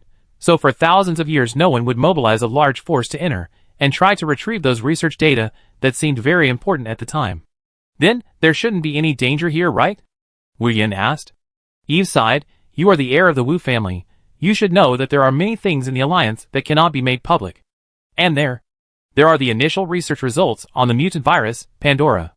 I know some, but I don't know the details. Wu Yin smiled bitterly, you know, our family has been kicked out of the power center. There are many things that I have no way of knowing. I don't know what the secret is. Eve sighed, but I only know that the reason why that person betrayed the Alliance and was caught in the prison planet was because of this secret, you know. And even though he had betrayed the Alliance, he didn't make the secret public, which shows the trouble. Wu Yin was silent, but his delicate eyebrows frowned more tightly. So I really don't understand why the Alliance agreed to hold the finals here. Do they think that with the ability of those students, they can't break into the research institute and get the core secrets? Eve was puzzled and said to herself, yes, after all, that is the defense system built by the creator of the mirror world. Even if they can break into the research institute, they may not be able to get the core secrets from the system. That requires a key. I think it is possible. Wu Yin thought for a while and said, maybe someone wants to use these students to get back some information that was not so core but useful. The two of them agreed, but subconsciously, their intuition told them that this matter might not be that simple. If she doesn't handle it well, Eve may be in trouble even if she is SSS level. Of course, it is precisely because she is SSS level that the Alliance can't do anything to her even if there is something wrong. But this matter still makes her feel very irritated. During the time when the two of them were communicating, the monitoring screen on the starship showed that two more teams entered there, and the screen was black. Eve laughed angrily. If you have the guts, let me in. She was happy and relaxed, and she didn't need to monitor her. At this time, the live broadcast room screens belonging to the First Star Academy Li Xiaoyang team and the Alliance Military Academy Delete team also instantly disconnected. The live broadcast room exploded again, like boiling water, and the barrage directly filled the screen. Damn it, it is true, there must be something wrong with that place. After the two teams entered, the live broadcast screen disappeared. What on earth is that place? Why is even the official signal blocked? This is an ancient planet from thousands of years ago. Could it be caused by some SSS-level mutant with special abilities? I remember that there are psychics who can specifically block disruptive signals. That shouldn't be the case. If there really were SSS-level mutants, the official SSS-level monitors would have gone down to deal with them long ago, instead of letting the finals continue and just watching. In fact, I roughly guessed something. That planet seemed to have been a very important place for humans to live. It is said that the scientists who created the mirror world did their research on this planet. So if it was those people, it would be understandable that they had very powerful shielding technology. If that's what you said, then it makes sense. But I want to watch the live broadcast. I can't see anything now, it's so frustrating. You can go to other teams' live broadcast rooms. But I just want to watch them. The most interesting teams in the league are all in there. The first, second, and fourth ranked teams are all in there. It's terrible. If you think about it this way, if it's them, nothing should happen, haha. No wonder the official is relatively calm. As long as there are no SSS level mutants, those teams will basically not have any big problems. I hope so. Come out soon. I'm so anxious. Hey, I really want to see what they found inside. I want to see it too. Just when the comments in the live broadcast room were curious and anxious, the people who entered the institute gradually calmed down from the initial tension and vigilance, or rather, relaxed. It is true that this is a restricted area, but the reason for the restricted area is not because it is dangerous, but because the confidentiality level is relatively high. And this place is different from those genetic research institutes. Thousands of years ago, human research tended to be theoretical and machine-oriented, and they were all relatively harmless research. For example, bionic people, artificial intelligence, and the application of virtual reality technology and Starship-related research. The most dangerous thing may be the later research on mutant viruses. It can be seen that after the virus outbreak, the direction of human research has completely changed. Bionic people were shelved and gradually abandoned and eliminated, and more research began to focus on human awakening, mental power, soul, and mutation. So this research institute is not dangerous. The only thing to be careful about is the mutant virus that may be hidden in a corner and may be leaked. But the more they explored, the more they found that the rooms they could go to that didn't require passwords were not that dangerous. They were all about technology, so there wouldn't be any viruses. And those labs that couldn't be opened were the core, the places for virus research. Since it was easy to get points, there was no need to go to great lengths to break into those places. And it seemed that the defense system of this fortress was still intact, and it was still working well even after 1,000 years. Heya, is your artificial intelligence really good? In a researcher's room, Thomas looked at Heya, who was still fiddling with the computer, and said, "It's just a system from 1,000 years ago. Is it that difficult?" "It's because it's a system from 1,000 years ago, and my artificial intelligence needs to adapt." Heya said, "Don't worry." Okay. Thomas sat down on a chair beside him. Unexpectedly, he collapsed directly. After entering the researcher's room, they all put away their mechas, so they subconsciously wanted to sit down when they saw the chair. As a result, he forgot that this was a 1,000-year-old building, and the chair was also 1,000-year-old. It had long been aging and fragile, and could not withstand the force of a big guy sitting on it. It collapsed in an instant and broke into slag. Fuck. Thomas was about to curse and stand up on the floor. Unexpectedly, he found a small secret compartment under the desk. He stretched out his hand to open the secret compartment and found that it was not locked, so he pulled it open. Maybe he evacuated too hastily at the time and didn't have time to take care of it. So Thomas took out an electronic screen from the secret compartment. "What is this?" Another teammate asked. "Can you open it?" "Let me see." Thomas studied it and found that it was not broken, but just out of power. So he took out the universal charging device from the space ring and charged it. Sure enough, the electronic screen was activated instantly and lit up. "There is content inside. Wait, is this a research diary?"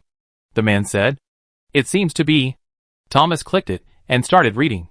It was so funny. The boss must be crazy. They actually recruited a primary school student just because his parents are both top researchers? It was so ridiculous. No one would believe it if they told him. Everyone looked at each other, and then Thomas continued reading. Damn, why is he qualified to use the supercomputer first? Just because he is a primary school student? I hate primary school students the most. Damn, I actually lost to a primary school student. His parents are dead. What a poor kid. He is a cold-blooded animal. He still does research even after his parents died. What a lunatic. A bunch of meaningless records were omitted in the middle. They were all personal complaints. Thomas flipped through them quickly. Sure enough, the little monster is still a monster when he grows up.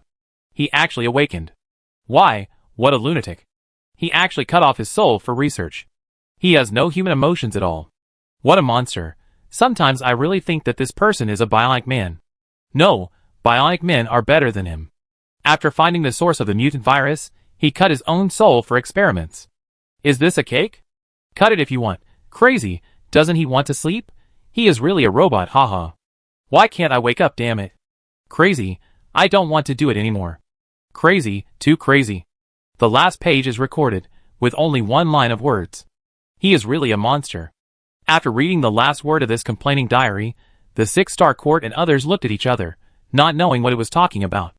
This kind of thing, even if it is uploaded to the official, will not get any points. Without points, it has no value. I thought it was something else, what a waste of time. Thomas threw it to the table and ignored it. Xiaoguang, is this the place? On the other side, Wu Jixing had come to the underground and stood in front of a door at the end of the corridor. However, before she could ask Xiaoguang to open the door suddenly opened automatically. In the darkness, two blue eyes were like a glowing light source, looking at her faintly. Chapter 86. Wu Jixing was startled and took 2 steps back, shining the flashlight on him. The pair of blue eyes in the dark did not show any emotion because of her action. Instead, a flash of light flashed and the lights in the room were turned on. Wu Jixing then realized that there was a bionic man in front of him. The other person was nearly 1.9 meters tall, with short dark golden hair falling in front of his forehead. However, the face that should have been extremely handsome was half broken, revealing the mechanical structure inside that was different from that of humans. This made her recognize that the other person was not a human, but the legendary mechanical bionic man. If it weren't for this damage, she wouldn't have been able to tell that the person in front of her, who looked like a real person, was actually a man-made person. In fact, after thousands of years, how could a human survive until now, unless the other party was an SSS-level awakener? And obviously, if he was really an SSS-level awakener, how could he lock himself in this no-man's land? Even if this strong man was autistic and liked to stay at home, it was impossible for him to not eat or drink at all. So, he was a man-made person, and everything made sense. Man-made people would not be in danger of mutation, because the mutated virus would not infect machines. But, why does this bionic man look so familiar? The dark gold hair, the ice blue eyes, the face is half destroyed, but some outlines can be vaguely seen. Its appearance is almost the same as the person in the photo frame that I saw on Teacher Laney's desk. No, he might be. I've been waiting for you for a long time. Seeing that she didn't speak, the bionic man spoke. But this time it didn't look at Wu Jixing again, but stared at the small robot on her shoulder. My mission has been completed. It said, I know you will come back. Xiaoguang did not speak. In the face of Wu Jixing's surprised expression, it spoke again without emotion. Now, you can devour me. Wu Jixing, shock, she finally reacted. Could this be what Xiaoguang said, his soul fragment? It turned out that the other party was not just a man-made person, but also carried Xiaoguang's soul fragments. Wait, Wu Jixing felt a little dizzy. Xiaoguang's soul, how many pieces did it break into? At first, she thought that something unexpected happened when the other party created the mirror world, causing the soul to be damaged and broken into pieces. But the android in front of her that appeared in the laboratory seemed to be intentional, otherwise why would his appearance be exactly the same as the creator of the mirror world? Obviously, this might be the research institute where the boss had been, and this android was also the other party's masterpiece. Xiaoguang, is he you too? Wu Jixing thought for a while and said, did you create it? As soon as she finished speaking, the android boss on the opposite side sneered, with some sarcasm and disgust in his tone. I didn't expect that you, the original body, not only hide in such a rubbish body, but also have a ridiculous name. Wu Jixing, The boss is awesome, he is so rude to me. She suddenly wanted to laugh, and was a little angry. What's so funny about the name Xiaoguang? So she pouted and said, Xiaoguang, it means light, it means hope, it's not funny at all. If it weren't for Xiaoguang, she couldn't imagine how difficult it would be for her to come this far. So Xiaoguang was really light and hope to her. Wu Jixing finished speaking, and waited for the other party's reaction. She thought he would be sarcastic or angry and drive her out. But she didn't expect that, after hearing her words, the other party would remain silent and frown slightly. The pair of cold blue eyes turned to her, and there was a flash of surprise and incomprehension in them. Wu Jixing was suddenly confused. Did she say something strange? Why did Xiaoguang's soul fragment show such an expression? Guang, hope. The other party stepped back, as if he wanted to take a closer look at the person in front of him and his true self. What is it that makes you have such an illusion about my true self? When he spoke, his tone was still calm, and there was no sarcasm at all. He just asked this question because he was really confused. To me he is. Wu Jixing said honestly, he helped me a lot. It's just an exchange of interests. The person in front of him said, I can feel your ability, which is beneficial to our current state. Does this state refer to the damage of the soul? Wu Jixing asked curiously, do you need to find all the soul fragments to recover? Do you know why? He asked. Wu Jixing didn't keep up with the other party's jumping thoughts, and then he heard the other party say, my original body cut open his own soul in order to be able to do two things at the same time, so I was born. Ah. Wu Jixing was surprised. What? Do you still think my true self is light and hope? He approached, staring at her with his cold blue eyes. When Wu Jixing was stared at so closely by these emotionless eyes, she couldn't help but swallow nervously. You created the mirror and saved humanity, didn't you? She whispered, I think so. The machinery leaking out from the other party's broken skin was clearly visible, and she could even see the tiny artificial blood vessels flowing inside, with blue blood flowing. You split yourself into two in order to better study Pandora, and to make the mirror come into being. So I think it counts. Wu Jixing emphasized again. She had heard so much from Teacher Lamy before, so she naturally knew what he had done. However, he had never been remembered by humans, and no one knew who he was or what he had done. The room fell silent instantly. After a while, the android boss on the opposite side retreated a little, but still stared at her, and said coldly, we just want to explore this world, don't think too much. Wu Jixing, Human life and death have nothing to do with us, take back your strange feelings. Wu Jixing, At the end, he added, it's really strange.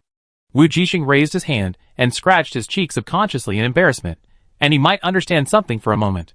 Xiaoguang, or this big guy named Suslin, may be a person with lack of emotions. He can't even understand normal human emotions. For example, how to be moved. In his eyes, it is a very strange thing. But for me, for humans, no matter what your starting point is, she said seriously, it brings us hope. What moved me has nothing to do with you. This time the other party was silent. If there is a chance, he really wants to see if the other party's brain is different from that of ordinary people. After all, the humans around him were all. He narrowed his eyes slightly, not intending to think about those meaningless people. What do you want? He suddenly asked, the data in this research institute? Wu Jixing's eyes lit up when he heard this, and he nodded desperately, can I? Of course. His blue eyes flickered slightly, and countless data turned into data streams flowing in them. Finally, he slowly said, open the port and pass it to you. Okay. Wu Jixing didn't know what the other party did. Suddenly, a prompt for access popped up on her communication terminal. After clicking it, countless data were packaged and encrypted and transmitted over. Only you can access it, and the key is your mental power. At the same time, in the rooms of the laboratory, all the computers lit up and began to format and clear. What's going on? Upstairs, the 6-star Academy team who were copying data were stunned. Maybe it's a defensive measure that was activated. Heya felt a little sorry, and took the last chance to rescue some data and information. Just as she put away her artificial intelligence, she looked around and was about to leave, and suddenly found that one person was missing. Where is Untu? She frowned and asked. It seems he said he was going to look somewhere else. Thomas said indifferently, don't worry about him. Let's go to the ground floor. Just now I was bored and found the map here. There are 2 floors underground. I remember the 4-star court went down. She said. Go and see. He said, maybe there will be something good. So they went to the first underground floor through the stairs, and found that the people from the 4-star court had indeed explored this floor. They went down to the second underground floor. This seemed to be the laboratory of the institute. Without lights, it was very dim. Thomas walked in front, turned on the light, and walked into the only open laboratory. Something is wrong here. Heya suddenly whispered, the damage here is very strange. She pointed to a broken table and said, this broken part looks like it was bitten by something? Everyone immediately came up to take a look and found that the table had a huge missing corner, and the edge was rugged and bumpy.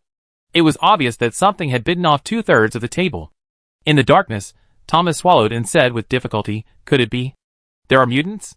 The researchers here have indeed evacuated, but that doesn't mean there are no animals being studied.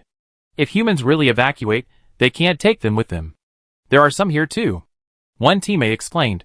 This computer host has also been bitten. The tooth marks on the edge are exactly the same as those on the table. Once they found it, they even felt that everything in this laboratory seemed to have tooth marks left by the other party.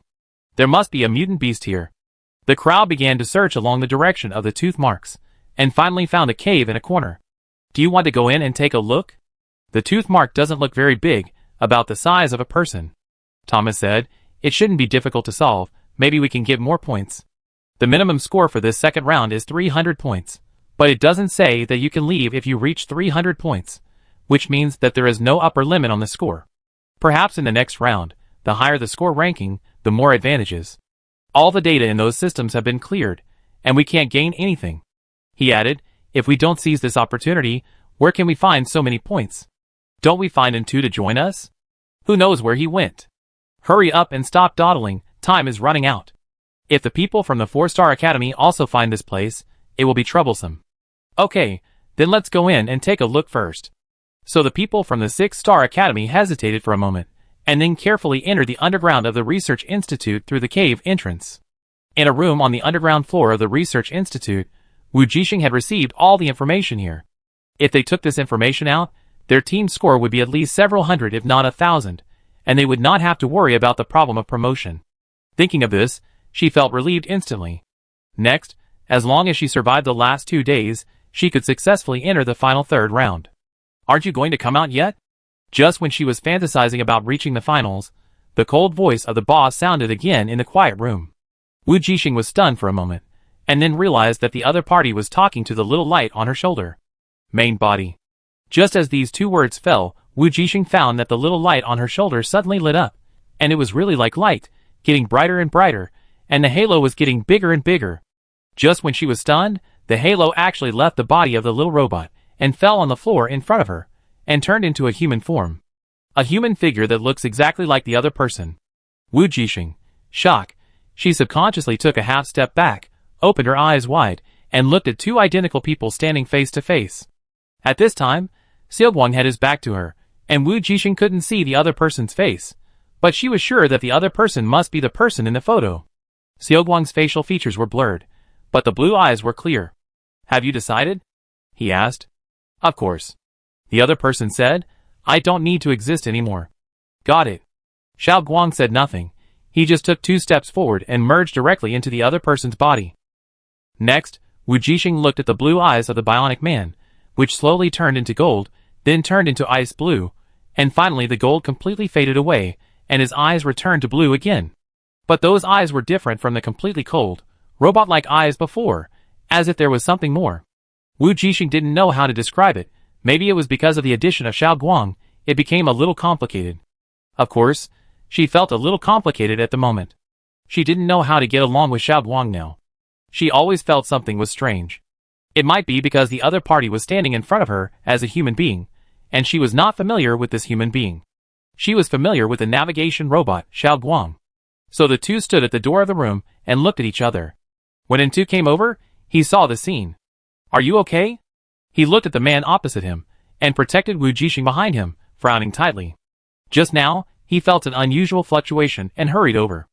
Unexpectedly, he saw a bionic man here. It's okay. Wu Jixing looked at N2, who stood in front of her with caution, and subconsciously raised the corner of her mouth. He is not a bad person. N2 let down his guard a little, but still did not retreat. He is Xiaoguang. Wu Jixing smiled. I found him a good body. She did not mention that according to the other party's identity, she did not know Xiaoguang, but she said it like this, and knew that the other party would definitely understand. N2 understood, and with a slight curl of his lips, he stepped back. Did you complete the task? Yes. Wu Jixing said, Xiaoguang got all the information for me, but I haven't had time to read it yet. There were too many packed materials. N2 was surprised, all of them? Yes. Wu Jixing nodded, all of them. He pondered for a moment and asked, do you have Pandora's password? I don't know, let me see. Wu Jixing was about to check, but he saw Xiaoguang, who had been standing silently opposite him, finally spoke. No. He said. Really? That's good. And N2 smiled. But there is a secret about Pandora. Then Xiao Guang's next sentence made Tu's expression stiffen. What secret?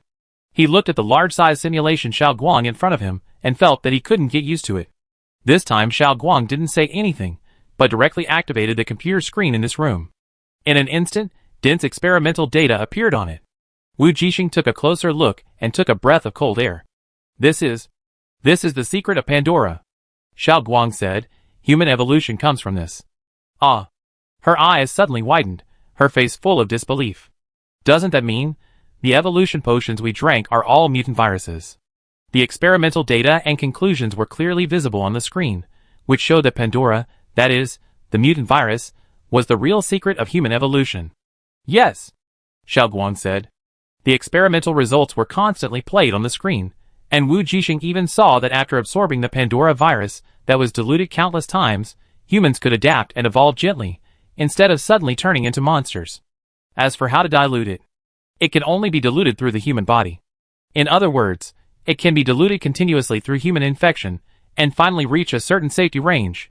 As for those who are used as the medium for dilution, what will happen to the infected people in the end, no one cares.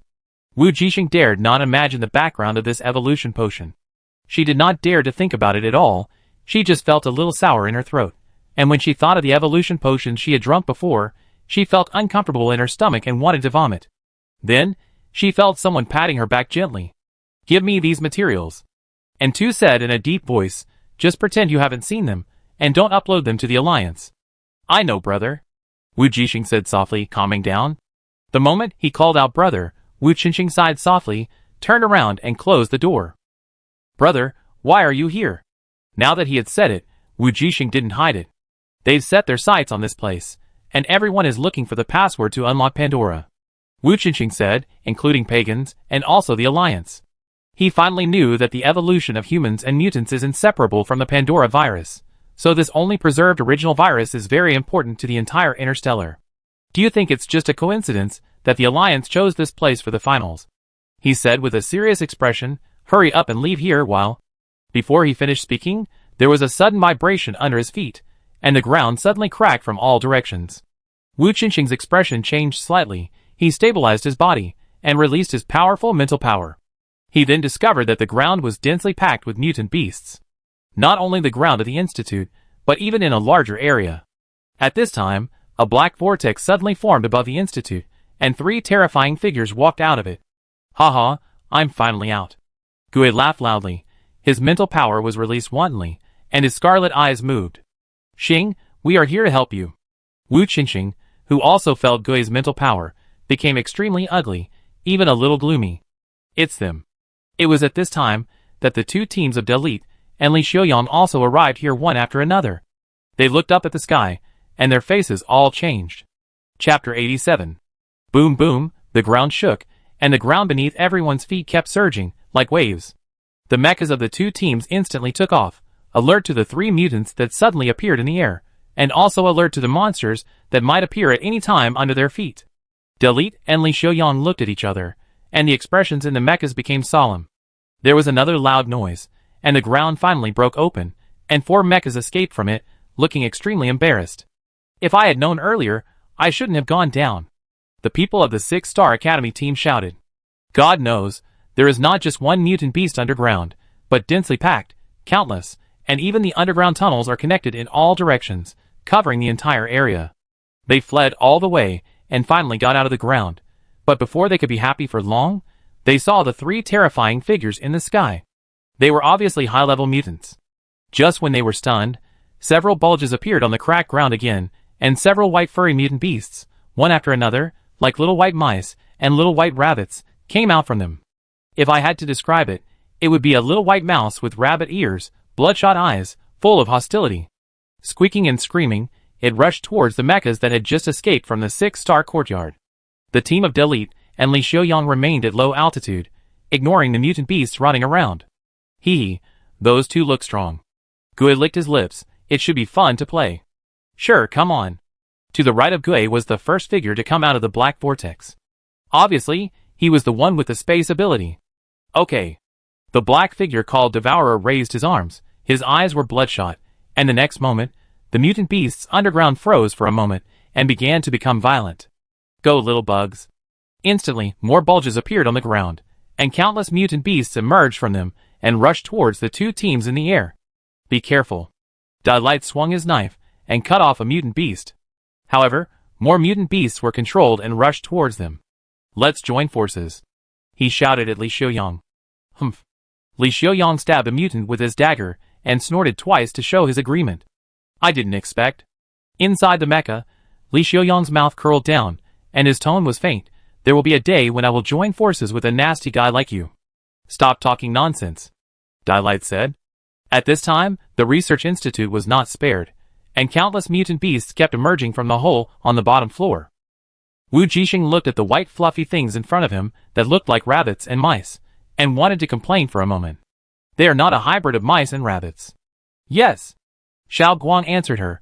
These little things were originally in the laboratory. After they mutated, their reproductive ability was enhanced. For thousands of years, they have spread all over the underground of the entire planet. Wu Jixing hissed and took a breath. According to the characteristics of mutant beasts like this, she dared not imagine how many would multiply in 1,000 years without natural enemies. Why didn't you say it earlier? Stop chatting, go out first. Wu Qingqing casually cut off an attacking mutant beast and said, let your navigation clear the way. The space here is too small to perform, let alone drive a mecha, so we have to go outside.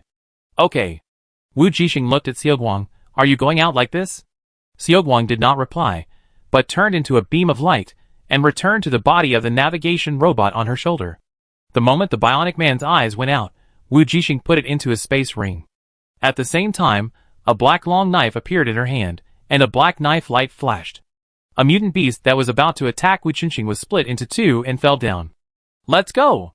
She came to her brother, who was looking back at her. Her eyes narrowed slightly, and the corners of her lips smiled unconsciously. Is this our first official fight side by side?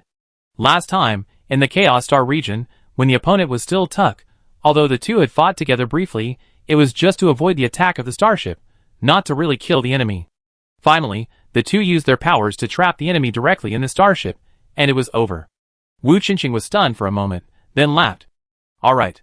The next moment, the silver and black sword lights echoed each other, and then flashed away, and the two mutant beasts fell to the ground. The two fought side by side. Wherever they passed, the silver and black sword lights kept flashing, and one mutant beast after another became the souls of the brother and sister. Captain! When he finally returned to the entrance of the negative first floor, Wu Jixing saw the members of the Aurora team surrounded by a group of monsters. Yushin was the first to see the two. He was stunned for a moment, but his hands did not stop moving, constantly killing the mutant beasts rushing around. Captain, it's great that you're here. Chopin, who was killing the enemy, had a look of surprise in his eyes. I don't know where these nasty things came from, and they can't be killed at all. Although for an average S-level team, each one is not too difficult to kill. But there is no end to the endless mutant beasts that rush up one after another. Even their killing speed was slower than the speed at which the mutant beasts appeared. After a while, they killed more and more. Get out and leave here. Wu Jixing shouted to them. These mutant beasts are all over the underground of the planet, and they can't be killed. Upon hearing this, the Aurora team members took a breath and felt a little desperate. It's a bit difficult, there are too many. Chopin shouted, unless we kill most of them in one go, we can't get out. The stairs were blocked by dense mutant beasts, and there was no way out. I do it. Yushin looked at her and slowly raised a hand. Wu Jixing understood and nodded. In an instant, two different forces gathered in the field. When Wu Jixing's ability joined the other party, Yushin's melting ability formed a huge airtight net, melting all the mutant beasts surrounding everyone into smelly liquid. The originally crowded space was instantly emptied by more than half, and finally a passage leading to the exit was cleared. Let's go! Wu Jixing looked at the old man beside him, and rushed out with a knife. Wu Qingqing followed immediately, and stood side by side with her. Everyone in the Aurora team was stunned for a moment, and without time to think too much, they followed the two and rushed to the first floor. There were also many mutant beasts blocking the stairs. Chopin and his men immediately stood ready, aiming their weapons at those monsters. But before they could make a move, their captain in the front and the man from the 6-star Academy team, who seemed to be called in two, killed them all with a knife, just like cutting melons and vegetables. Hiss, that guy is so strong. Chopin was shocked. They have such good tacit understanding. Huang Rojing looked at the two people, who led them to the first floor, and then killed all the way out with unstoppable force, and always felt something indescribable and weird. It was as if they were the real teammates. Wu Jixing's black long sword and two silver long sword drew one after another brilliant and dazzling light, harvesting one mutant beast after another. The two fought side by side, and they had a very good tacit understanding. Even later, they would deliberately reveal flaws to attract mutant beasts, and then the other person would kill them. Only someone you trust can do this. The Aurora team followed the two killers, holding their weapons in their hands, looking at them blankly for a long time without using them, and then they came to the exit of the Institute. The mutant beasts following behind were also blocked by the defense system controlled by Xiaoguang, and were blocked in one door after another. Xiaoguang, Wu Jixing said to the little robot on his body, open the door quickly. Without her saying anything, Xiaoguang had already opened the door of the Institute, and everyone was immediately delighted and rushed out directly. The door behind him was closed again, and the few fish that had escaped and caught up were also trapped in the slowly closing door. But the people who had finally escaped were shocked by the more brutal battle outside the Institute before they could even catch their breath. Fuck, there are so many outside. Chopin's voice was crying, it's really impossible to kill them all. I told you, there are all of them on this planet and underground. Wu Jixing ruthlessly exposed his fantasy. In fact, those mutants were originally living in peace with them underground and on the ground, but... She looked up at the three terrifying figures in the air who were fighting with other teams, and a rare murderous aura surged in her eyes. These were the people her brother had mentioned, members of the God Organization, the culprits who had caused her brother to mutate, and who even wanted to enslave and control him, and make him loyal to the organization. Especially the monster with many arms, who had tried to kill them twice. As if sensing the murderous aura from the ground, Gui, who was fighting in the sky, glanced down subconsciously. Then, a trace of excitement flashed in his scarlet eyes, and he shouted, Xing, you're here. As soon as he finished speaking, Delete and Li Xiaoyang, who were fighting 2 against 3 and struggling to resist the mutants' attacks, suddenly changed their expressions. There is still one enemy.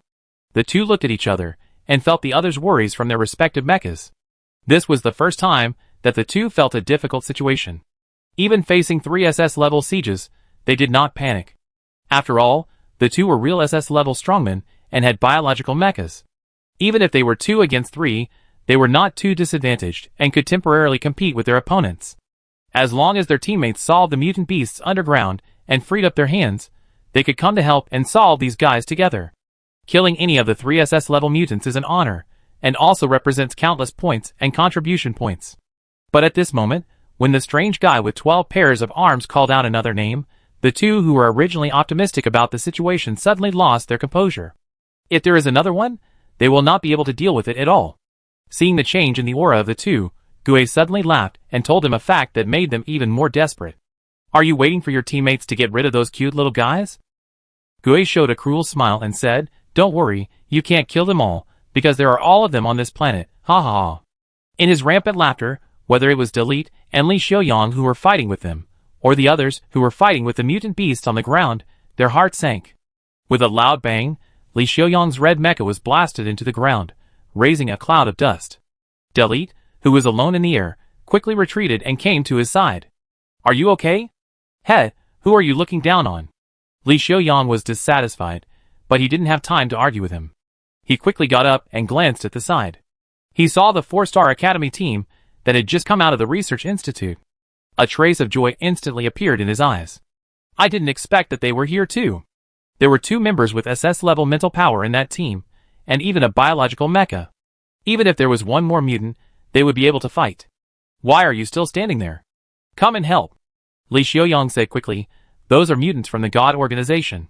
They can control these mutant beasts. We must kill them first, otherwise we will never be able to kill them all. At the same time, Li Xiaoyang and Delete also took the opportunity to observe and be vigilant about the mutant named Xing. But no matter how they used their mental power to explore, they did not find any mutants hiding nearby. Could it be that the guy did it on purpose? Just to shake their minds? The two could not help but doubt. Got it. Wu Jixing quickly looked around, and there were so many mutant beasts that it was almost impossible to find a place to stand. No wonder she felt something was wrong just now. Even though they were slashing at them one by one, the mutant beasts did not retreat at all, and continued to rush towards them as if they were fearless and irrational. At first she thought that the mutant beasts were irrational, but now she realized that they were also controlled. And the people who controlled them were the mutants of the God Organization. Wu Jixing subconsciously looked at her brother. She just heard the guy above her head calling her brother Xing, and he obviously recognized him. So Wu Jixing didn't know what her brother was going to do next. Would he take the initiative to reveal his identity, join the God organization, and be hostile to them, or, "Can you handle them?" Wu Jixing knew what she meant by looking at her, and asked back, "If not, then I." "Yes." Wu Jixing said without thinking, "I have a biological mecha that can make up for my physical disadvantages. The only difference between her and those mutants of the God organization in the sky is that her physique is still a little short of a breakthrough. In terms of mental power alone, she is not afraid of the other party at all. It has been a long time since her mental power broke through the SS level, and it is still being released and rapidly improved as her body becomes stronger." Wu Jixing knows what her brother meant by asking her this question. If she can't deal with it, her brother will definitely break off with the God organization completely to protect her. But if that happens, her brother will be in a very difficult situation. Except for escaping to the Chaos Star region, neither the Human Alliance nor the God organization will tolerate him, and will even send people to hunt him down. Because the Alliance regards him as a traitor and a deserter, and the God organization will regard him as a traitor even more. Although her brother is very strong, facing the anger of the SSS level, Wu Jixing dare not think about it, and is unwilling to really let her brother sacrifice himself for her. Even if she can't deal with it, she will, and must answer that she can. What's more, Wu Jixing has confidence in herself, she really can, she can. The desire to fight rose from her eyes. Such a challenge made her tremble and excited. "Yushin, take them to support others." Wu Jixing commanded the team members and said, "I go meet those guys." As she said, she had already entered her mecha, holding a black long knife in her hand. "Wait." Yushin suddenly stopped her. "I can go with you. I have a biological mecha." "No need." Wu Jixing refused the other party without thinking. "You have side effects, and are not suitable for long-term combat. Wait until the critical moment, then you can make your move." Yushin thought about it, and finally nodded reluctantly. "Okay, Captain." Chopin also came up at this time, gathered a black long sword from his hand and handed it to her. "Use this, you can control it as you like. And be careful." Wu Jixing didn't act pretentiously, and directly took the long sword from Chopin's hand.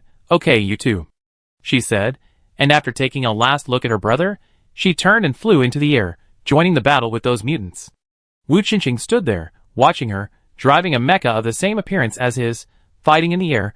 The corners of his mouth could not help but rise. His eyes were filled with strong emotions. There was worry, pride, and more sadness. He also wanted to fight side by side with her. But, not yet, he could not leave the God organization. In the investigations of these days, he had discovered that his infection was not only related to the pagans, but also to the hand of God, the mutant who had lived for 1,000 years and evolved to the SSS level. He still didn't know why the other party was interested in his ability, and what his purpose was. At least, he had to figure it out, and become strong enough to resist the other party. Otherwise, he would not be able to escape, and would never be able to reunite with his family. Wu Jixing's black eyes flickered, fading away the gloom just now, and returning to his previous calmness, and more terrifyingly focused and determined than anyone else. His sister was working hard for him, so how could he let her down? The next moment, he also entered the mecha and returned to the 6-star Academy team that was struggling to resist the mutant beasts. In the sky, Gue, who was expecting to kill people with Xing, was stunned. "Xing, why did you ignore him and pretend not to know him? What are you doing?" Wu Jixing's dissatisfied voice sounded in his ears, and a black knife flashed in an instant. Gue subconsciously avoided it, but he didn't expect that the black long knife suddenly stretched and turned without any warning, and went directly behind him, attacking from the other side at an angle and direction that he had never expected. In an instant, without any defense, the 4 arms on his left were cut off at the root, and purple blood was sprinkled all over the sky. The next moment, Gui's shrill and angry voice resounded through the sky. On the side, the 4 people who were fighting stopped one after another, and looked in Gui's direction in shock. No one present had expected that in this SS level chaos, it was this only little girl, who had not yet fully reached SS level, who took the lead in breaking the deadlock and almost broke Gui's arm. In the red mecha, Li Xiaoyang suddenly licked his lips and laughed. He was seen controlling the mecha, raising his arm, and giving her a thumbs up. "It seems that we didn't work hard enough, and we lost to you, a little brat." At this time, Gui, who was being watched by everyone, felt greatly insulted. He roared angrily, his body swelled up, and his whole body turned red. The wound on his broken arm began to wriggle constantly, and new granulations grew from it. In just a moment, his 4 severed arms grew out again. Gui's mouth cracked, and his whole face became uglier and more ferocious. He uttered hoarsely, and uttered disturbing syllables. "Asshole, I will tear you apart." He no longer cared why Xing didn't recognize him. He only had eyes for the enemy in front of him, and rushed towards her like a madman in anger. Chapter 88. Just as Wu Jixing was doing her best to resist the opponent's attack, Delete and Li Xiaoyang seemed to be stimulated by her and became aggressive, forcing the 2 mutants to retreat again and again. "I really underestimated you." Kong took a half step back, looked at the 3 humans in front of him, sneered, and a black vortex surged around him. The vortex became larger and larger, almost covering the sky on their side. Wu Jixing and others quickly left and looked over from a distance. In the center of the vortex, 3 mutants from the God organization were wearing thick mechanical armor at some point. Black mechanical armor with SSS-level alien beast crystal cores. Unlike human biological armor, those mechanical armors were worn on their bodies. SSS-level alien beast crystal cores were also embedded in the chests of these mutants' mechanical armors. Because they were born with the ability to change their body shape, such wearable armor is more in line with the mutants' fighting style. In just a moment, the balance of the battle fell to the other side again. Without the armor, he had been fighting with them for a long time. Now that he was strengthened again, it was even more difficult to deal with. As expected, when the ghost with 12 arms attacked Wu Jixing again, his speed doubled again. Not only the speed, but also the power of the attack was doubled. Wu Jixing didn't dare to take it head-on, and immediately dodged to avoid the opponent's attack. "Ha-ha." Gui laughed loudly. "You were quite powerful before. Why are you running away now? If you have the ability, take my move." Wu Jixing raised his hand, and fired an energy cannon at his laughing mouth. Gui was caught off guard and quickly shut his mouth to dodge, almost getting a stitch in the side, and being hit by the energy cannon. But even so, when the energy cannon brushed past his side, it still burned a scorch mark on the opponent's mecha armor. "I told you to concentrate." Wu Jixing curled her lips, and the movement of her hands did not change. She fired one shot after another, constantly suppressing the opponent from getting close. When she met this mutant in front of her, she had no choice but to run away, but now she can stand in front of him and fight him. She did not break her promise. She said she could handle it, and she would definitely be able to handle it. She was already strong enough, and her brother did not need to sacrifice for her.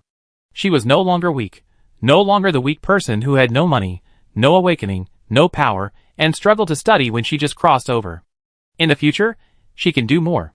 Thinking of this, Wu Jixing was full of strength and her blood was boiling. On the forehead of the mecha, the dark red beast crystal core was shining, and she felt that her body was getting hotter and hotter, and invisible flames rose outside the mecha. Every attack she launched, every knife she swung, was filled with a burning aura, and she forced the opponent to retreat step by step. Gui became more and more frightened as he fought. He was wearing biological armor, but why couldn't he gain the upper hand? His defense was broken, and his attacks became more and more fierce. However, the more he broke his defense, the greater the range of his movements and the greater the force he used, and the more flaws he had.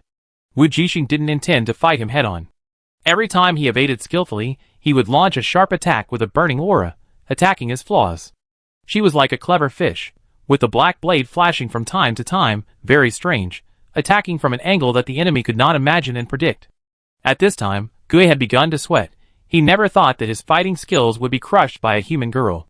He was obviously stronger. Why did he not take advantage, but was beaten without any way to fight back? Although those attacks could not cause fatal damage to him, he was obviously stronger. But the more so, it proved his weakness. Gui didn't want to believe this fact at all. He didn't want to accept it. "Ah!" he roared, bursting out all his strength again. The new wounds continued to heal and grow, and returned to their original appearance. Wu Jixing pulled back the corner of her mouth, feeling that all her attacks were in vain.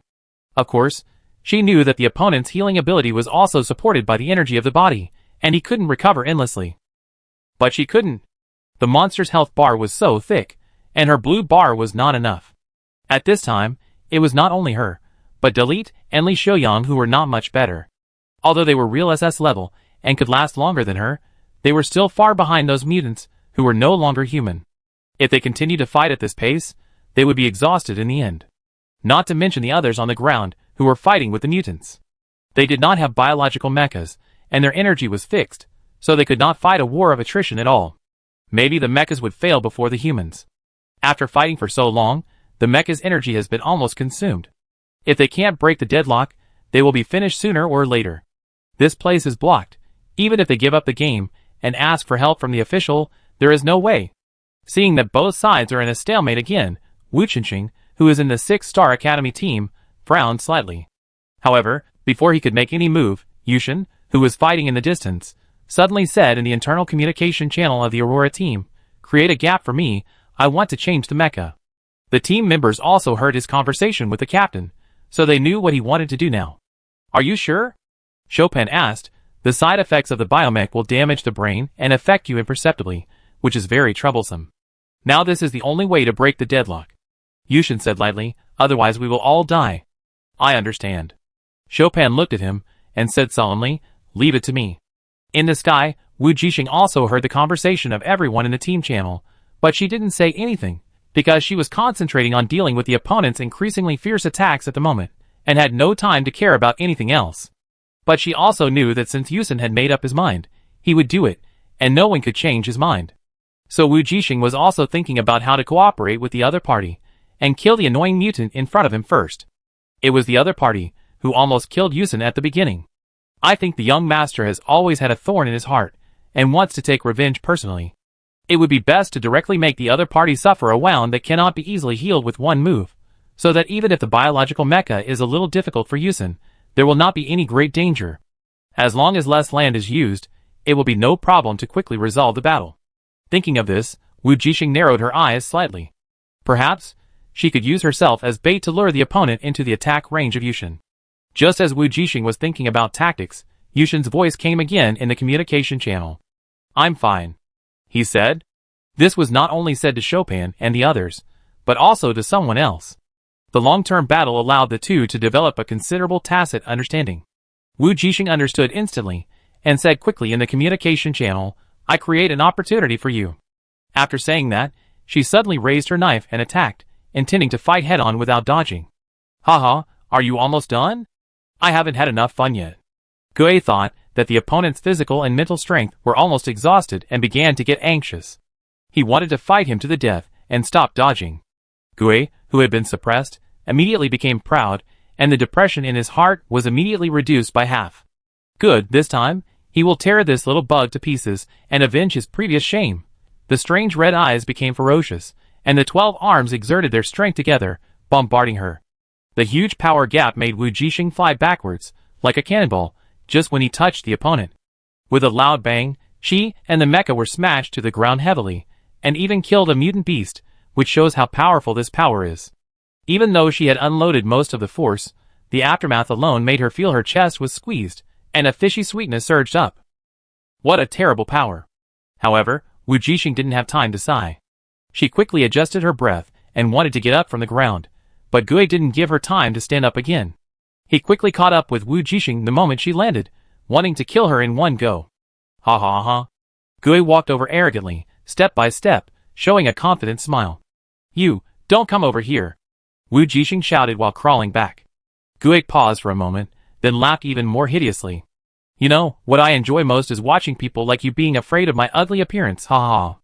Just as he stretched out several arms with spikes, step by step forcing her to retreat. Gue showed a very happy smile, and his hoarse voice sounded in his ears.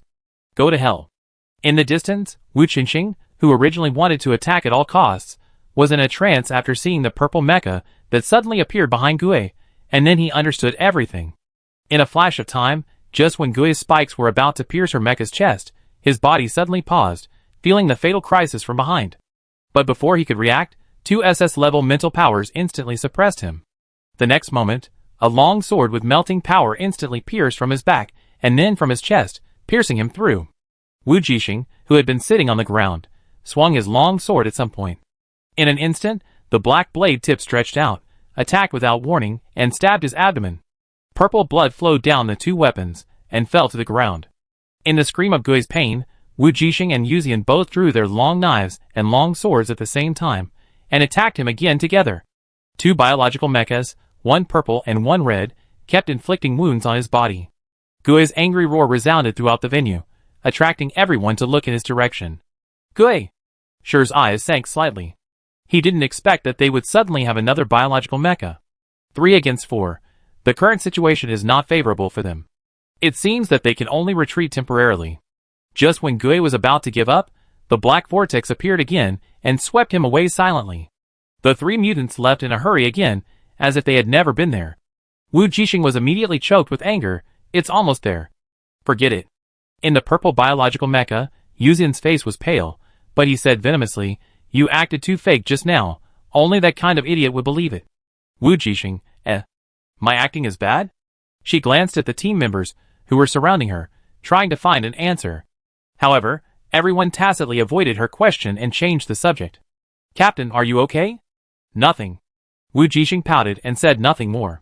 Seeing that the enemy had left, Delete and Li Xiaoyang in the air both breathed a sigh of relief. At this time, they looked at the extra biological mecha of the 4-star academy team on the ground in the distance, and their eyes narrowed slightly. Uther and Ozan. Li Xiaoyang muttered to himself, not surprising. Without the control of those people, the mutant beasts are no longer increasing. Delete said, "Let's get rid of them now." After he finished speaking, he went straight back to his team. "TSK, I need you to remind me." Li Xiaoyang pouted in dissatisfaction, and also flew in the direction of his team and started to clean up. Starting from the vicinity of the research institute, he continued to clean up the periphery. "You guys go too." After clearing out the mutant beasts in this area, Wu Jixing said to his team members, "I go and clean up the mutant beasts in the institute." "Okay, be careful. You should let everyone away." Of course, he had changed back to his original mecha at this moment. After just driving for a few minutes, his face turned a little paler, almost without any blood color, which shows how serious the side effects are. "Well, you guys should be careful too." Wu Jixing watched the few people leave, then turn around and walk to the remote place behind the institute. Someone was standing there at some point. "Brother," Wu Jixing said, "are you leaving?" "Yes." Wu Jixing nodded. "They clearly recognized you just now. Will there be any problems?" Wu Jixing asked with concern. "Don't worry, I have completed the mission." In order to reassure his sister, he explained, "The information you gave me is useful to the God organization." "That's good." Wu Jixing breathed a sigh of relief. "It's good if it's useful. Let's go, I leave after we finish this last thing," he said. "Okay." Wu Jixing nodded, followed his brother with some disappointment, and came to the wall of the institute. He raised his hand and touched it lightly, and asked with a smile, "What shape do you want to make this time?" That's right, they don't need to re-enter the institute and kill them all over again, but can directly use his special ability to solve it. The brother's ability is really useful. But it was too useful, which made their last time together short again. Wu Jixing wanted him to keep pretending to be in two until the end of the game. But she knew that this wouldn't work. If Wu Jixing didn't leave, the God organization would really get suspicious. So she pouted and muttered, "Then just make a heart this time." But before that, she suddenly looked at her brother. "Can I see what you look like now?" After meeting several mutants from the God organization today, she suddenly wanted to see her brother, and see what he really looked like now. Instead of wanting to see the identities, he constantly disguised himself. When they were on E1236, the distance was too far, and they were busy escaping, and the sky was also dark. She only had time to see the other person's eyes before leaving in a hurry. When Wu Qingqing heard this, his hands on the wall of the research institute suddenly froze, and he was silent. After a long while, he replied in a low voice that is not good looking. Wu Jixing smiled immediately. "No matter how good looking it is, you are my brother." And, as she spoke, her expression became very serious. Besides, previous research data has already said that the evolution and infection of human beings are actually caused by Pandora. We are all the same. It's just that your evolution direction is different from ours. It's not really turned into. It turned into a monster. Wu Jixing didn't finish, but Wu Qingqing understood. Because he understood, he could only sigh deeply. It was as if he was saying, "There's really nothing I can do about you. If I don't agree, will you not let me go?" Although he was helpless, a rare smile flashed in his eyes. "Yes." Wu Jixing nodded and admitted it with a thick face. She jumped out of the mecha directly, and stood there, looking up, waiting for him to transform expectantly. Wu Qingqing, Wu Qingqing sighed again, and jumped out of the mecha. Only this time. As he said, his figure began to change. Originally, N2 was a thin young man of medium build, but now, he is constantly growing taller. His shoulders have become wider, his arms have become thicker, and countless dark red things, like small tentacles, and dead branches are crawling out from his shoulders, entangled and covering his entire left arm. Another part of it climbed up along the neck, covering his entire left face. At the same time, the facial features of the other half of his face also changed, and finally, he could vaguely see the handsome face that once belonged to Wu Qingqing. But when Wu Jixing looked at his left face, there was only something hideous and dark red, and she didn't know how to describe it. She stared at the face, and couldn't help raising her hand to touch it. What on earth was that? Wu Qingqing quickly turned his face away, only showing her the right half of the human face. Wu Jixing touched the air, and did not force it, but took his hand back. "Are you satisfied now?" he asked. Wu Jixing nodded. "Not bad, pretty handsome." Wu Qingqing laughed. He was actually very nervous just now, worried that the other party would be scared when seeing his current appearance. But he stared at her carefully for a long time, and did not see any fear or reluctance in her eyes, and finally breathed a sigh of relief. To be honest, since he became like this, he has never looked at his face again. He didn't dare. He was afraid. Because he no longer had the courage to stand in front of his relatives openly. He was afraid to see the fear and terror in their eyes because of him. Fortunately, it was good. Wu Qingqing smiled helplessly. "Okay, hurry up." As he said that, he raised his hand again and covered the wall. Wu Qingqing stood on her right, so he raised the left hand that was covered with dark red unknown objects, like a dead branch. "Yeah." Wu Jixing glanced at him, and then raised his right hand and gently placed it on his hand. The terrifying hand, which was completely different from that of a human, felt unusually warm. "Don't forget, it's heart-shaped," she said. "Got it." The next moment, invisible energy waves surged from the hands that touched. The two different powers merged together, infinitely magnified, and completely surrounded the research institute through the wall. The research institute, which was originally in the shape of a fortress, was constantly twisted and deformed under the effect of the reconstructed power, and finally flattened and stuck to the ground, drawing a big heart. "I'm leaving." Wu Qingqing put down his arm. "Yeah." Wu Jixing nodded and reluctantly took back his hand. "Have a safe trip. There are still many pagans here, so you have to be careful," he reminded them, and turned to leave. "Okay." Wu Jixing didn't look back, but nodded. "I be careful." "You too." "Yeah." Wu Qingqing walked away, and in the remote forest, there was a door that Kong left for him before leaving. He stepped into the black vortex and disappeared from the planet. "You are sad and happy. Why?" Xiao Guang's golden figure appeared beside her. "Why do humans have two different contradictory emotions at the same time?" His tone was full of doubt and confusion, and his meticulous and cold eyebrows were deeply frowned because of confusion. "This is illogical." Wu Jixing, The other party looked like he was thinking about some world-class problem, which finally made her feel that Xiao Guang was a scientist, but... Forget it. She laughed, and the sadness of parting was instantly half gone. "Because I'm very happy to see my brother, and it's sad that he's leaving." Wu Jixing ignored him after saying that, jumped on the mecha, and left directly to help his teammates clean up the remaining mutant beasts. However, not long after she left, a member of a team in the military academy, who noticed the movement here and rushed over to check, saw Xiaoguang still in the same place, and his eyes widened instantly, his face full of disbelief. The golden figure came back to his senses from his contemplation and glanced at him coldly.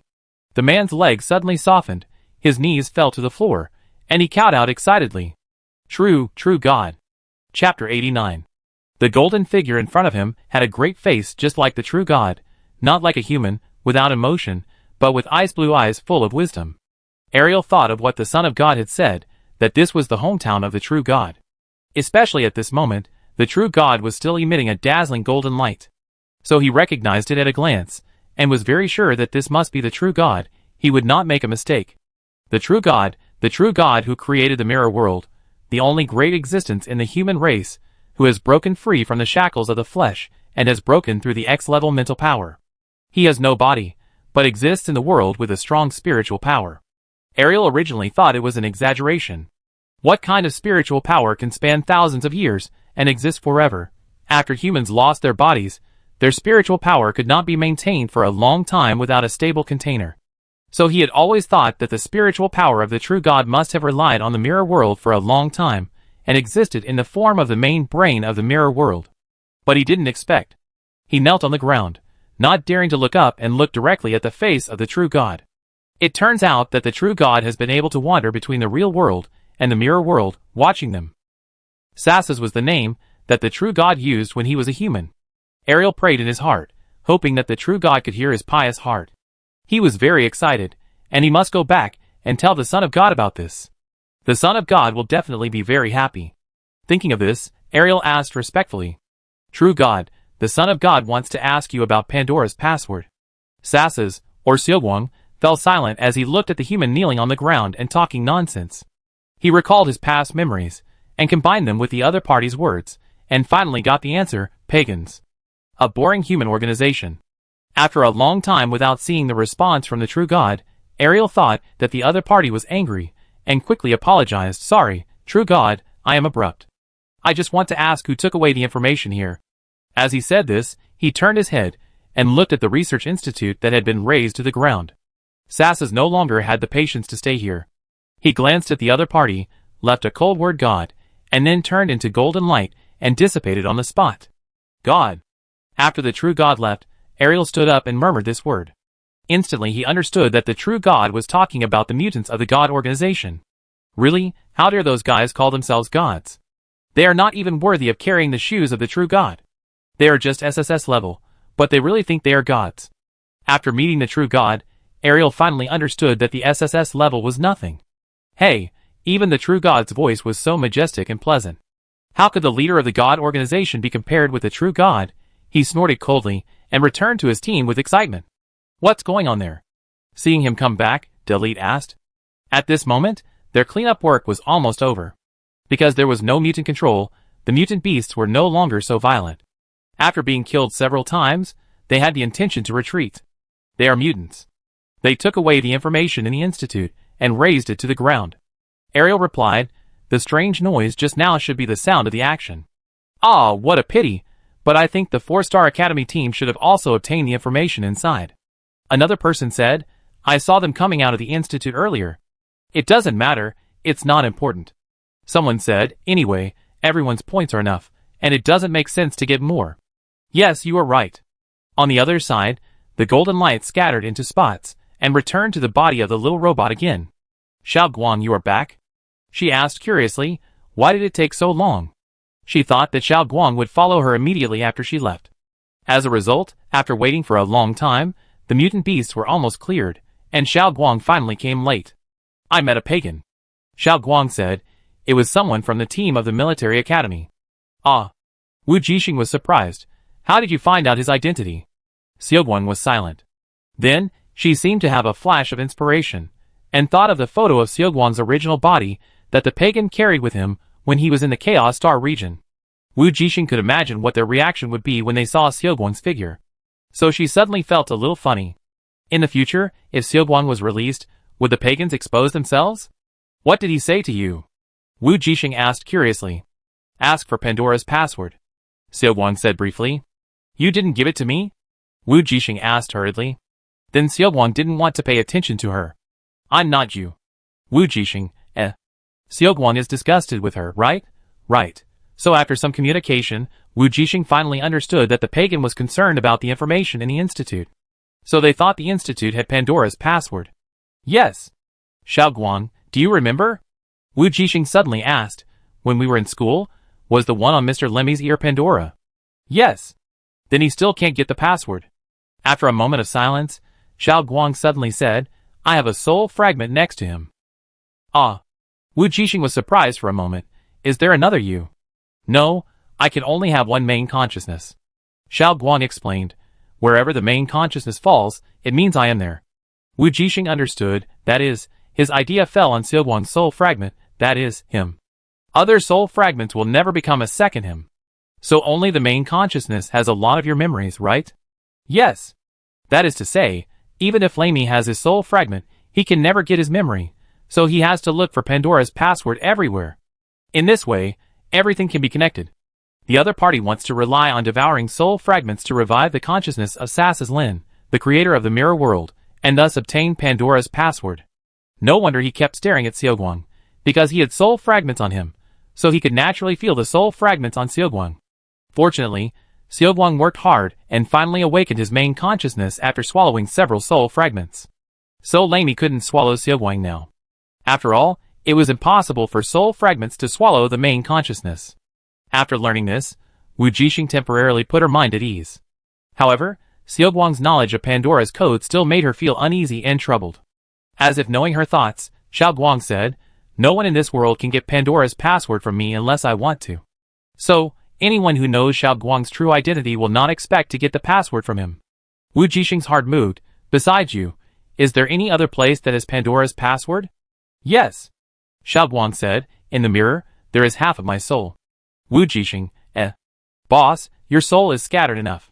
Just when Wu Jixing and others were doing the finishing work in the restricted area, the research institute was destroyed, and the barrier that blocked the information in the area gradually weakened. The audience in the live broadcast room finally waited for the long-lost picture. "Everyone look, there is a picture. Aw, damn, is it finally fixed? Not sure, anyway, I can finally see the situation in the restricted area. Oh my god, there are so many corpses of mutant beasts. Look, there seems to be a building over there that has been flattened and pressed into a heart shape. Is someone confessing here? Who would confess in such a situation? Didn't you see the miserable situation here? It seems that a fierce battle has just happened. There is no intact land at all. It's all the blood of mutant beasts. Wow, we missed the most exciting thing. If it could be repaired earlier. Don't think too much. I guess it's because the signal shielding device here is destroyed that we can see the situation." Correct answer. At the same time, in the control room of the starship, Eve was relieved to see that everyone was safe. Unlike the audience in the live broadcast room, with her eyesight, she could see something from the traces of the battle. This intensity was almost an SS-level battle. Excluding all possibilities, there was only one answer left. That is, the God organization, the mutants. After all, this was their territory, so it was normal for them to come here. Eve had been waiting for them to appear, but she didn't expect that perhaps because she was here, they never showed up, and only dared to attack humans after entering the restricted area. She sneered disdainfully, looking down on those mutants. It was natural to look down on them. After all, she was SSS level. No matter how strong the mutants were, as long as their leader didn't come, no one would be her opponent. The people of the God organization were certainly not stupid. Etun felt bored. After more than an hour, the mutant beasts in the restricted area finally stopped resisting and fled back to the underground. When another team came, the original 4 teams had already cleared all the monsters and were cleaning the scene, putting all the bodies of the mutant beasts into their own storage space. Originally, those people were eager to grab the corpses on the ground. But after seeing Delete and Li Xiaoyang here, they could only leave in disappointment. They didn't dare to snatch food from the tiger's mouth.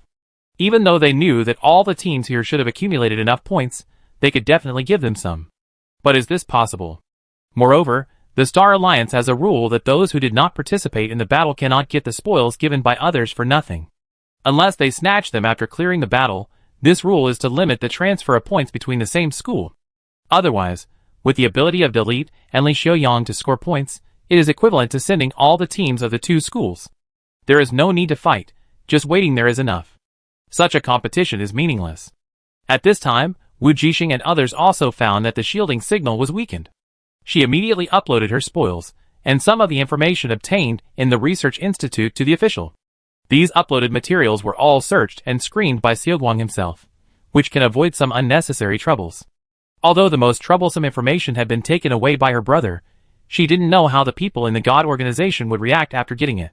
Wu Jixing didn't care about it anymore.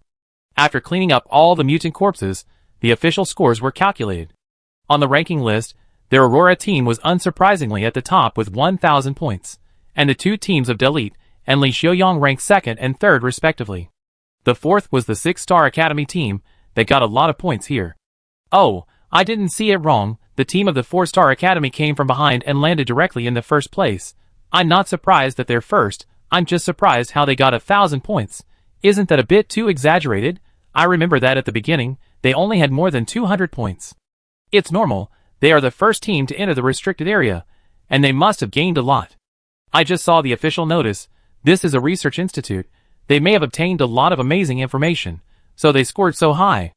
This time, the 6-Star Academy team was also very sneaky, secretly following the 4-Star Academy team, and sure enough, they ate meat while the other side ate soup, and unexpectedly reached the 4th place in one fell swoop. You know, their ranking in the previous round was not high. But facing such a good result, the captain of the 6-Star Academy team, Heye, was not happy. Where is Turin? Have you found out where he went? The crisis has already occurred, but the other party has not returned to the team. He was still there during the previous battle, and I don't know when he left. Could he have encountered some danger? He secretly left the team, who can blame him? Thomas snorted coldly, with a tone of gloating. He had hated that pretty boy for a long time, and didn't care whether he was dead or alive. How can you be so cold? Hea was a little angry. No, we have to go find him, she said, and turned to leave. The team members behind him looked at the two of them, hesitated for a moment, and finally followed their captain to leave. Thomas was immediately angry, hesitated for a while, and followed. I heard that someone from the 6-star courtyard team is missing. At the resting place of the Delete team, Ovi said, I saw they have been looking for someone. I saw it too, but it seems I didn't find it. Another person said, where do you think the person will go? Who is it from their team? Ariel asked tentatively. It seems to be a guy named Untu. The man said, I just ran into someone from their team when I went there to relieve myself. I see, I seem to have some impression of him. Ariel's expression moved slightly, his eyes rolled around in his eye sockets, as if he was weighing something. Do you still remember that the mutant in front shouted that there was a companion named Xing? Could it be him who did it? Ovi worriedly said, maybe he hasn't left yet, and is hiding somewhere waiting for an opportunity to act. However, Delete immediately rejected his idea. As long as it's not SSS level, it's generally impossible to escape the perception of me and Li Xiaoyang. Even if he has hidden abilities, you don't have to worry. The shielding here has disappeared, and the monitor is watching here. He can't escape the perception of SSS level strongmen. That's good. Everyone in the team breathed a sigh of relief when they heard this. Ariel suddenly stood up and said, Boss, I want to go to the bathroom. Yeah. Delete nodded, no longer paying attention, but leaning against the tree and closing his eyes to rest. Ariel left the crowd and walked alone towards the mutant grove. Because this time is special, and it takes 3 days, the official has distributed portable toilets to everyone. As long as you take off the camera and enter the toilet space, the live broadcast screen will not record the picture. Ariel found a safe place, took out the toilet from the space ring, then jumped off the mecha and walked in, locking the door.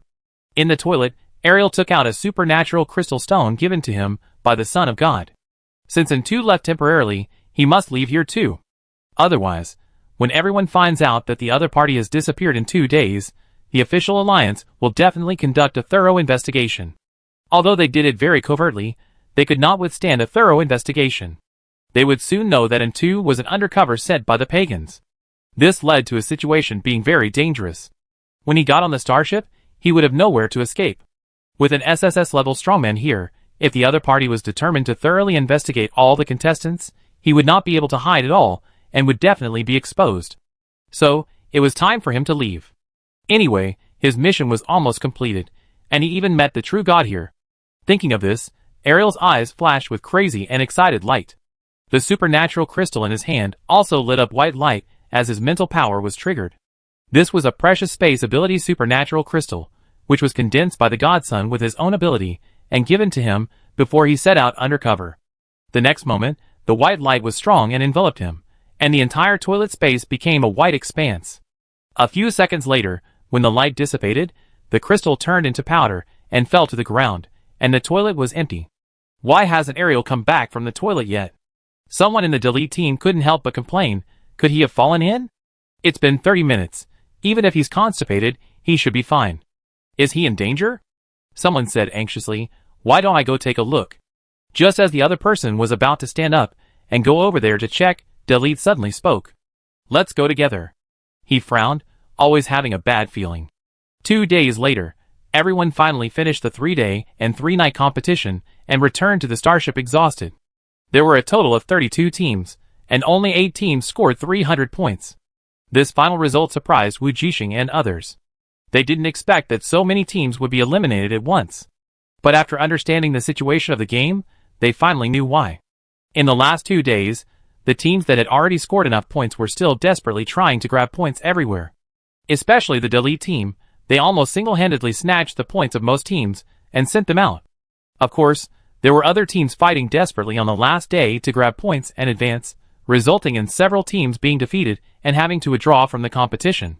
So the final result was that only 8 schools advanced. In addition to the Aurora team, the Delete team, and the Li Xiaoyang team, there was also the 6-star Academy He team, the Alliance Military Academy Jita team, the 2nd Star Academy Tai Tai's team, and another First Star Academy team, and the Third Star Academy team. However, just when all the qualified players were waiting for the next round of competition, the Star Alliance officials suddenly reported something unexpected. Ariel from the Alliance Military Academy team and Untu from the 6th Star Academy team suddenly disappeared during the competition. After a large-scale search and investigation by the official, it was confirmed that the two were undercover agents of the Pagans. Everyone waiting for the top 8 finals on the internet was shocked. You know, these two teams are members of the top 8 teams, especially the first seed, the team where the Alliance Military Academy Delete is.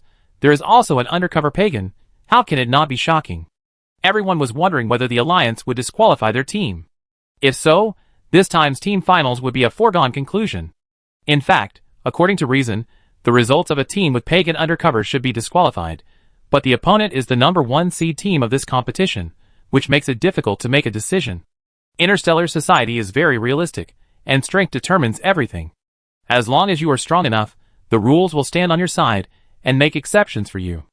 Obviously, Delete is the person who has the ability to make exceptions to the rules. Of course, even so, if they want to continue to participate in the competition, there are only 4 of them. At this time, everyone on the Star Network forum was also in an uproar. Before the game, the post about the dark horse of the 4-Star Academy was pushed up again. 52F. Prophet, who would have thought that the 4-Star Academy team actually won the first place in the second round, beating the Alliance Military Academy and the First Star Academy. 53F. Although they are very strong, I still think they are just lucky to get the first place. After all, in terms of strength, they are still a little behind Delete and Li Xiaoyang. 54th floor.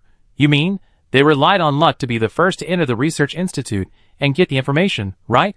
But I think luck is also a manifestation of strength.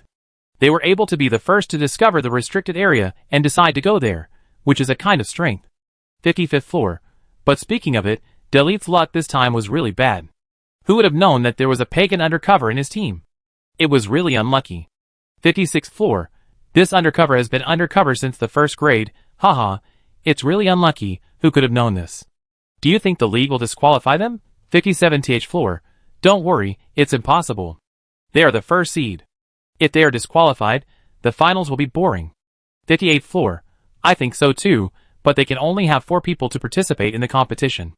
Ariel is the most important assistant of their team. Without him, their strength will be greatly reduced. In the end, there is still no suspense. The First Star Academy, Li Xiaoyang team, will definitely win the team competition. 59th floor. That's right, only the 4-Star Academy team has a chance, and the others basically have no chance. 60th floor. Ah, now that you mention it, I suddenly feel that it is boring. Let's look forward to the next highlight, the individual competition.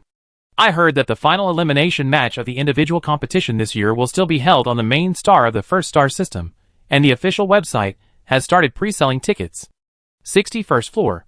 Damn, thanks for the reminder, I will go grab the tickets right away. Every time the individual league, the last 16 will be a one-on-one elimination match, which will be held in the largest stadium on the main star of the First Star Academy. At that time, the audience can buy tickets to enter and watch the game up close, which is much more exciting than watching the live broadcast online. On the other side, on the abandoned star, the god on the throne looked at the information brought back by the star on the tablet in his hand, and his eyes flashed with surprise. Although I failed to get the password, but he looked at the results of the Pandora virus experiment in the information, and his tone was excited. If this information is made public, the alliance will be finished, ha ha ha. They didn't expect that there would be such critical information here, and it was not completely cleared at the beginning. The evolution of human beings is just a low-level version of Pandora infection, and they, the mutants, are the real high-level evolution. The god couldn't help laughing out loud. He knew, he was the god, the most perfect evolver. He laughed for an unknown amount of time. He looked at Xing, who was still kneeling on one knee, waiting respectfully, and smiled with satisfaction. You did a good job, the god said, and he spread his fingertips and pointed at the other party. Purple-red blood dripped out, shooting out in the direction of his finger, and finally touched the other party's forehead. That was the blood of the god, a gift from the god, and the source of the god's power. Wu Qinqing didn't dare to hide, and let the blood enter him, merge into his blood vessels, spinal cord, and finally explode in his body, transforming his body. In an instant, his eyes were red and ferocious, and every muscle was constantly rising and falling, enduring the pain of the invasion of the blood of God, and the transformation of his body. He clenched his teeth and tried his best to stay awake. God seemed to like to see others in pain, so he didn't interrupt, but quietly admired the other party's expression of enduring pain because of his power.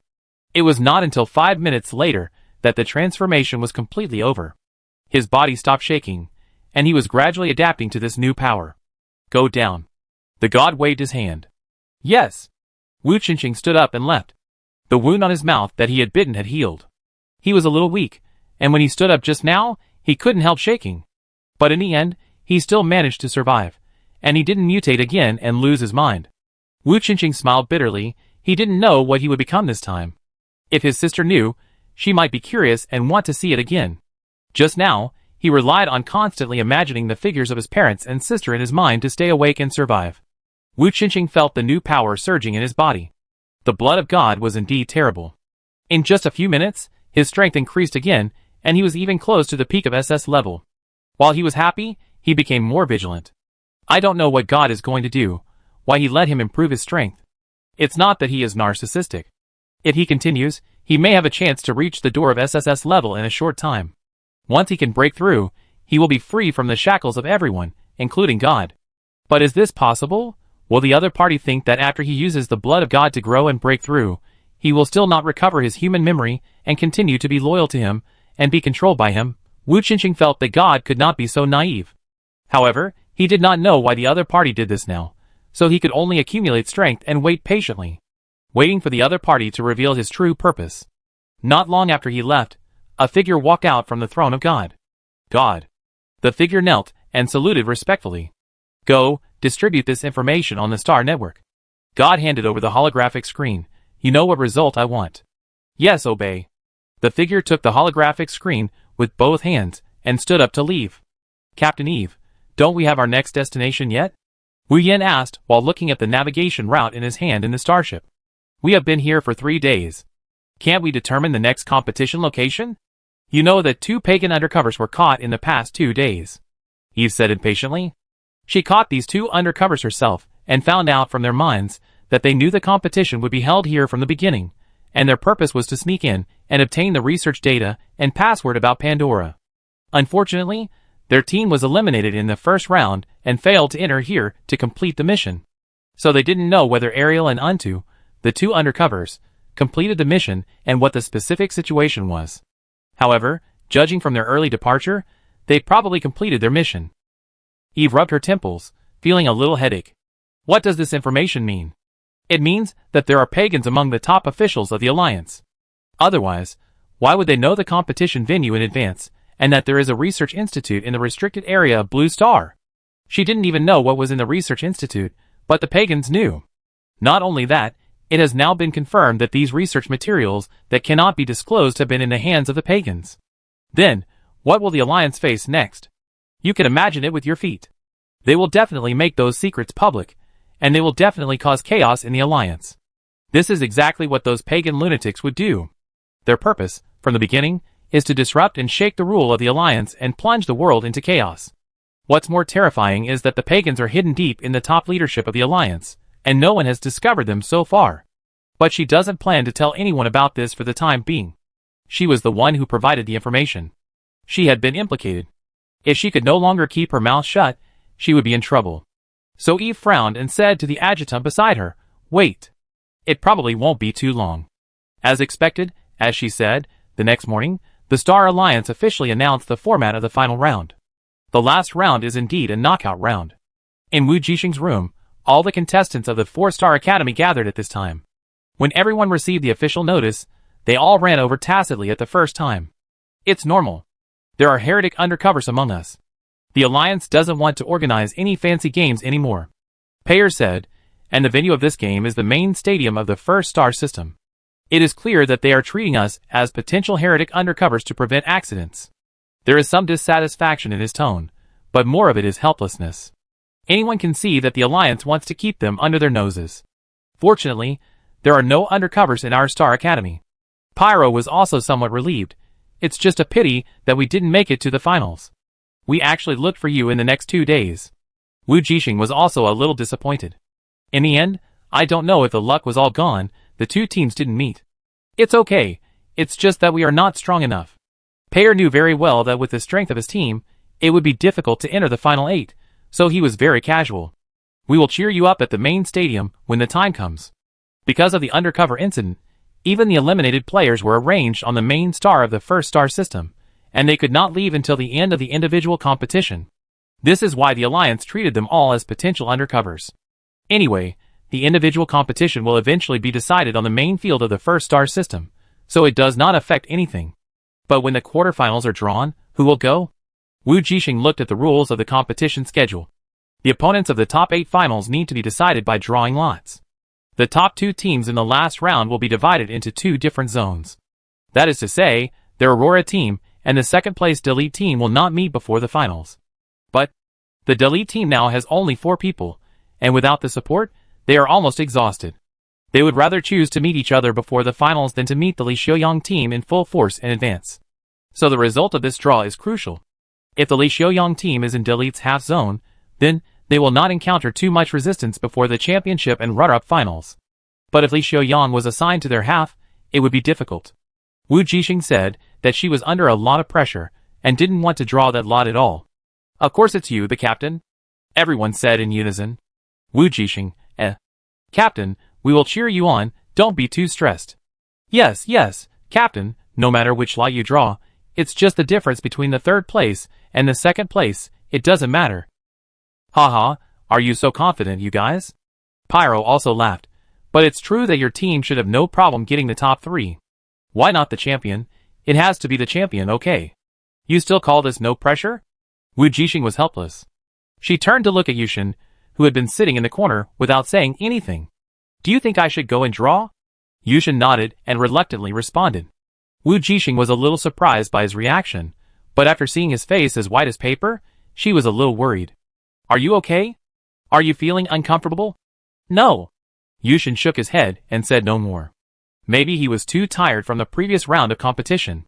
Wu Jixing glanced at him, hesitated for a long time, and still didn't say anything. Fortunately, there is still a long way to go from here to the first galaxy, enough for them to rest. In the first galaxy, on a private planet, there is a steel castle. Unlike other ordinary buildings, this castle is completely spliced by mechanical structures, and it doesn't seem like a place where humans would choose to live. Because the outer walls of the building are all airtight metal, there is not even a half window. At this time, in a room in the castle, a thin young man with blonde hair and blue eyes was lying in a metal bathtub with his head tilted up, his pale and slender arms with blue veins hanging limply outside. His cheekbones were prominent, his eyes were sunken in his brows, his eyes were dark blue, and his skin was pale to the point of being bloodless. If you don't look closely, it looks like a dead body in a bathtub. Finally, the eyelashes of the corpse moved. Respected Son of God. Ariel crawled at the door and bowed to the room. The corpse in the bathtub finally opened its eyes. It was a pair of blue eyes, staring blankly at the ceiling. If Wu Jixing was there, she would definitely recognize that the other party was her teacher Lamy, whom she had not seen for a long time. Sir, the research data on Pandora on the Blue Sea Star has fallen into the hands of the God Organization. It is said that Sir has been lifeless since he came back from the undercover of the 4-Star Academy. Everyone has gotten used to it, so when Ariel found that the other party was listening, he began to report everything. I see, you did a good job. The thin young man said listlessly, they will complete the next task for me. No matter who gets the information, it will be released to disrupt the Alliance. His goal has been achieved. It should be said that he has already set the ending from the beginning. Let's go! He waved his hand. Don't bother me if you have nothing to do. Yes, Lord Son of God. But I have one more thing to report. What's the matter? The young man in the bathtub was a little impatient, and he looked depressed. At the door, Ariel's eyes suddenly burst into a hot light, looked up at the other party, and said excitedly, I saw the real God there. Instantly, the young man who was lying in the bathtub in a lifeless and depressed manner suddenly widened his eyes, stood up, and walked quickly to the other party. Water splashed all over the floor, but he didn't care. Tell me more. In the dim shadow, his blue eyes were terribly bright. 4 days later, the starship finally arrived at the first star system, the main star of the Alliance. The final draw ceremony for the quarterfinals of the team competition will be held here. Chapter 90. The first star system, the main star of the Alliance, A1, represents the most important planet in this interstellar society. If you want to describe it, it can be understood as the capital of the human alliance. Those who can live on the main star A1 are all very important. The major families at the beginning of the establishment of the alliance, the leaders in various fields, and the headquarters of the joint government agencies are all on this planet. It can be said that if there is no special situation, ordinary people cannot set foot here. Of course, in addition to the annual league, as long as you have money and are lucky enough to get a ticket, you can come to this legendary main star and take a look. As soon as the news that the league team competition quarterfinals will be held here was announced, the Star Network became lively and set off a wave of ticket grabbing. For the people of the Interstellar, the price of a ticket is not expensive, but also not cheap. It is not expensive because middle-class families on B-level stars and above can afford it. However, if you really want to go to A1, the main star of the Alliance Center, to watch the game, the cost is very expensive. In addition to the spaceship ticket, there is also the high price of this planet. The cost of accommodation and transportation is unaffordable for ordinary people. Of course, this is only if you are lucky enough to draw a ticket at the original price. So many people will sell the tickets and make a lot of money in this situation. After all, the league tickets have been sold at sky-high prices in previous years, and they are still in short supply. Every ID in the StarCraft can participate once, and the probability of winning is almost the same as winning the lottery jackpot. The tickets for the quarterfinals of this team competition are equivalent to extra winning places. Whether the StarCraft people are paying attention or not, they can't wait to wait on the ticket purchase interface on time. Not only that, the online forums are also very hot. In addition to discussing and analyzing this year's players, how to grab tickets metaphysically is also a hot topic of discussion. In short, the popularity of the 10 Schools League has reached an unprecedented height as the final date approaches. After all, the scale of this league is so large that it is rare to see it once in a century. So even if it is just the draw ceremony for the quarterfinals of the team competition, the league has opened the entire live broadcast. There is still an hour before the draw, and every household has already waited on the official live broadcast channel. At this time, in a club on the main star, a group of playboys are also waiting in front of the screen for the draw ceremony to begin. In the magnificent club, on the super luxurious holographic screen, the official platform is looping the wonderful clips of the league finals. Did you get the ticket? Someone asked. In the box, a group of young men and women were enjoying delicious food and wine and having fun. No. Someone said irritably, I paid a lot of money for the ticket, and it was almost the final transaction, but someone else cut it off halfway. Did that person pay more than you? Damn, it was 3 times as much as mine. The person who spoke was a little dejected. It's because I don't have enough pocket money, so I can only admit it. No way, this is too crazy. After all, the team competition is just a bonus, and the individual competition is the highlight. What are those people thinking? Someone said in disbelief. In previous years, the team competition, that is, the final tickets, were hard to buy. Yes, and there is nothing to watch this year. The final was originally suspenseful, but now that Delete's team has lost a member, there is basically nothing to watch. Why are there so many people scrambling for tickets? Who knows? I was lucky enough to buy a ticket, but the seat is not very good. Someone came over inside, but it took a lot of effort, and it used up all my pocket money. Ah, it's too difficult. He looked at the thin black-haired young man in the middle of the box, who was enjoying himself with his left and right arms, and said enviously, after all, unlike Wu Xiao, the Alliance will give them tickets every year, so they don't have to spend money to buy them, and they are still the best seats in the box. Wu Tian, who was mentioned, raised his head and smiled. His pale face showed a bit of evil. If you want, I can give you the tickets. Anyway, I'm not interested. Ah, Master Wu, you are not interested. Everyone was surprised when they heard this. This is the final of the most popular mecha competition in the entire alliance. How could anyone not be interested? As expected of Master Wu, you are really generous, haha. Although this was heartwarming, no one took it seriously. After all, even if Master Wu himself was not interested, who would dare to take the VIP ticket given to the Wu family by the Alliance? All those who can be here are children from big families, and they are all smart. What's so good about fighting? Wu Tian frowned and said with disdain, they are just some rude and reckless men. No one dared to answer him. But everyone still said, yes, yes, Brother Wu Yin is still awesome. He is the deputy commander of the strongest starship in the Alliance, and the youngest deputy captain. Wu Tian didn't say anything after hearing this, and looked uninterested. Seeing this, everyone stopped talking, and there was some silence in the box. Coincidentally, at this moment, the luxurious holographic screen in front of them was playing the final clip of the last round of Blue Sea Star. It was the beginning of the game, when the Delete team attacked the 4-Star Academy team, but was eventually ripped off one of their mecha arms. So someone tried to change the subject. By the way, did you watch the game of the 4-Star Academy team? I listened to the analysis post on the forum, the very popular Dark Horse post, and bet on them, making a small profit. The money I earned from buying tickets, this time was earned from it. Oh, I know, don't mention it. Another person regretted, I didn't believe it, and bet on the Delete team, and I lost a lot this time. Me too, I regretted so much. Ah, I didn't see the post. If I had, I would have voted.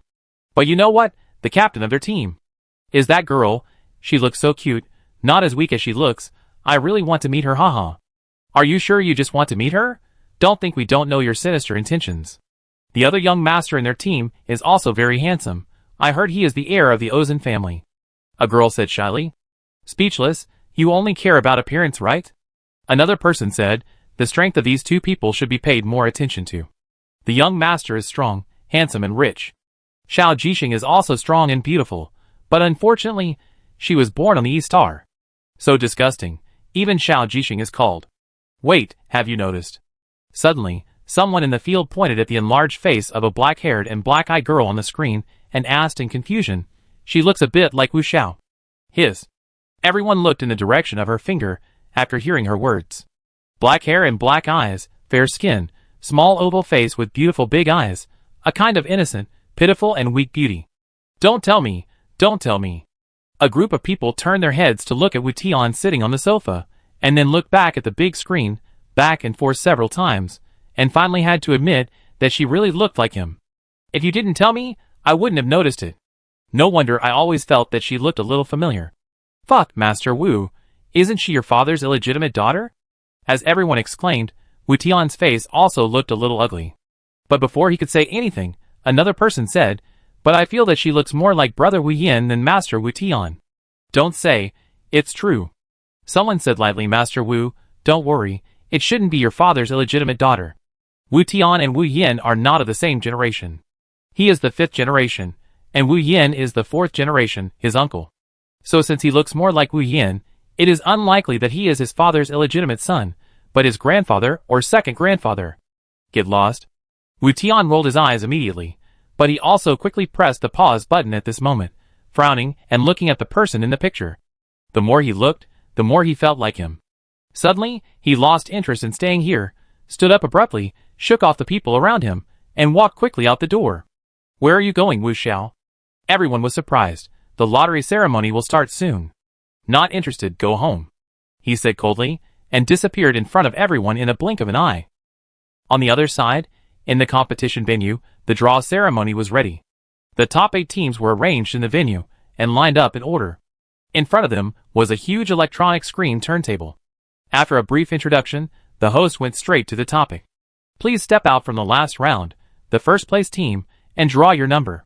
The moment the voice fell, a golden beam of light came down, and the faces of the Aurora team members appeared on the live screen. Wu Jixing took a deep breath and walked forward quickly. When she walked to the side of the big turntable, the electronic screen on the turntable flashed and turned red. There were 4 numbers on it, which obviously represented the 4 teams in her half. The host nodded at her, indicating that it was time to start. Wu Jixing didn't hesitate and raised her hand to turn the turntable. After about 10 seconds, the turntable finally stopped, and the last pointer pointed to the number 3. The host immediately said A3. Next, it was the turn of the second place team. When Delete stood next to the turntable, the electronic screen above turned blue. As the turntable turned, the pointer finally stopped at the number 3. B3, the host shouted. After the first 2 teams finished drawing, the screen on the turntable was no longer a fixed color, but was directly divided into 2 halves. One side was blue, and the other side was red, representing 2 different groups. Please ask the third place team to come forward and draw a number, the host said. On the live screen, everyone saw Li Xiaoyang lazily walking up and shaking the big turntable.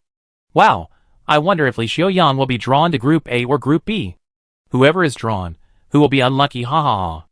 At this time, it depends on luck. There is almost no suspense about the first place. It depends on who will be the second and third place. This draw is very crucial. As everyone expected, the turntable finally stopped slowly, and the pointer pointed at the boundary between blue and red in a very dramatic way. Everyone held their breath, especially the two teams that had already drawn. "Don't move, don't move." The Aurora team shouted in their hearts that if the pointer moved again, they would enter the red zone. Unfortunately, perhaps because the last round was too smooth, the goddess of luck did not favor them this time. After slowing down, the pointer moved slowly for 2 seconds and finally stopped at the red plaid number 2. A 2. With the host's stamp of approval, Li Xiaoyang's team was confirmed to be assigned to Group A number 2, that is, in the same half of the zone as the Aurora team. Haha, it looks like Team Delight is lucky this time, otherwise, they might be eliminated in the semifinals. I can only say that luck is conserved. They were so unlucky in the beginning, and they could have had a great chance of winning the championship, but in the end, a pagan undercover appeared in the team, and they were one man short. Isn't Li Xiaoyang the luckiest? In this way, they basically locked the victory. No, if he really had good luck, he should have been drawn to Group B and played against Team Delight first. In the finals, they will play against the 4-Star Academy again. After all, judging from the current situation, the 5 people of the 4-Star Academy are still stronger than the 4 people of Delete. So it's a pity for the 4-Star Academy, haha, they have bad luck. As expected, sometimes luck is also a kind of strength. It's okay, Captain. At this time, in the competition venue, although Chopin felt it was a pity, he still walked up and patted someone on the shoulder to comfort him. At least you are not in Group A, number 4. Otherwise, they would have to play against them in the quarterfinals. Now, even if we can't win the championship, we can still keep the 3rd place.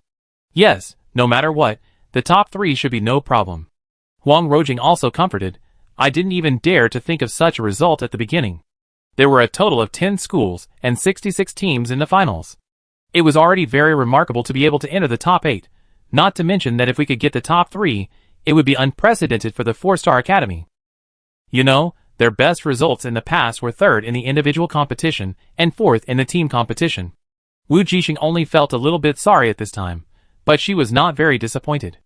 After all, in her opinion, if their 4-Star Academy really had the strength to win the championship, they would not have to worry about the draw. It depends on luck. In the final analysis, the overall strength of the team is a little bit weak. Moreover, this result was not drawn by her, but by Li Xiaoyang. Wu Jixing decided to pass the blame, and absolutely refused to admit that it was her bad luck. As the draw ceremony continued, the final result was soon announced on the big screen. The Red Group A, A1, the 2nd-Star School Tai team versus A2, Li Xiaoyang team, A3, the 4-Star School Aurora team versus A4, another 1st-Star School team. The Blue Group B, B1, the 3rd-Star School team versus B2, the Union Military Academy Jita team, B3, the Union Military Academy Delete team versus B4, the 6-Star School team with only 4 people. The first round of the top 8 will be held on the same day, with 2 games of Group A in the morning and 2 games of Group B in the afternoon. Although the competition time is not limited, because the elimination match is held in a gymnasium, the space is not large, and it is a direct face-to-face duel, and the winner will generally not take too long. Without the complex terrain, the 2 teams have no space to hide and dodge, and it seems that there are fewer thrilling chases and ambushes, but in fact, such face-to-face direct fighting is more direct, more exciting, and more bloody, which can stimulate the audience's adrenaline. Haha, this is too coincidental. The 2 unlucky 4-person teams are divided together. I'm looking forward to it. It's a pity that I don't have money to watch the game live, otherwise it must be very exciting. Ah, I want to go there too. When is the first game? 8 o'clock the day after tomorrow. The live broadcast of the lottery ended here. In the main house of the Wu family, Wu Tian turned off the screen. Dad. Wu Tian said to his father, do you think she looks a lot like my uncle? The population of the Wu family has gradually shrunk in this generation. Due to extreme gene worship and interfamily marriage, most of the descendants of this family died at birth, and there are not many real Wu family members left. And they are all weak and sickly, or should we say, they are all serious genius patients.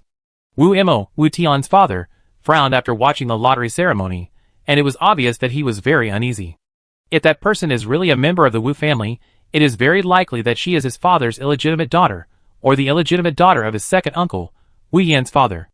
Of course, she looks more like Wu Yan, so it is more likely that she is his second uncle's. As for why she is called an illegitimate daughter, it is because only those who marry outside the race can give birth to such a powerful person, who is not troubled by genius disease. They are not unaware of the disadvantages of intermarriage, they are just too paranoid. There are no idiots among the Wu family who have strong spiritual talents. It can be said that everyone is very smart. Extremely paranoid, they believe in and worship their own genes. Now, they have no new geniuses who can drive mechas. So subconsciously, everyone thinks that the girl is really a Wu family member, and must be a generation that was left behind outside, and finally thrown to planet E. Because the family will not tolerate children born from intermarriage with outsiders. They believe that this will taint the genes passed down from generation to generation in the Wu family. If discovered, the inheritance rights will be revoked. That's right, after Wu Tian returned home, he immediately asked someone to investigate the other party's information. An orphan abandoned on planet E and adopted by someone. Obviously, this result greatly increases the probability. Thinking of this, Wu Mo couldn't sit still. No, he had to confirm with his father first. If it's not his father's child, it must be his second uncle's. If this is true, they have a handle on each other. Thinking about the past 10 years, the second uncle was very proud because he had a most useful son. Especially Wu Yin was designated as the next heir by the family. He always showed off in front of them. Wu Mo was very unhappy, and even hated his father, and him, because he always suppressed his father and him. Originally, his father was the eldest son, and the family's resources were more inclined to his branch, but who would have thought that the second uncle was lucky, and had a son like Wu Yin. The father was honored by his son, and directly suppressed them. Over the years, he and his father have worked just as hard, but neither of them has the luck of his second uncle. Wu Mo looked at his disappointing son, and felt so angry that his teeth itched. He had 3 children, a boy and 2 girls, and none of them were useful. However, when he thought of his son, Wu Tian, bringing him this important news, Wu Mo temporarily suppressed his annoyance. "I'm going to find your grandfather, you stay at home," he said, and slammed the door and left. "Wu Yin, aren't you going to go home?" Outside the orbit of the main galaxy, Eve's starship was parked high in the sky, overlooking the prosperous first planet of the Alliance below, which was also Wu Yin's home. He was born in a large family that everyone envied, but he himself hated this family very much. No reply. Wu Yin glanced at his communication, which had more than 10 missed calls, all from his parents. Just as he was replying, another communication request popped up. "From your father? Don't you want to answer it?" Eve asked. No answer. Wu Yin shook his head, watching the call time out, without even the slightest desire to open it. But at this moment, Eve's call rang. She glanced at it, and finally picked it up. After a few seconds, she hung up the call and looked helplessly at her adjutant. "Your great-grandfather called me and asked you to go home immediately." Eve spread her hands. "It seems to be about that girl." Wu Yin lowered his eyes, and a shadow covered his face, making it hard to see or guess his emotions at the moment. After a long while, he spoke lightly. "I know.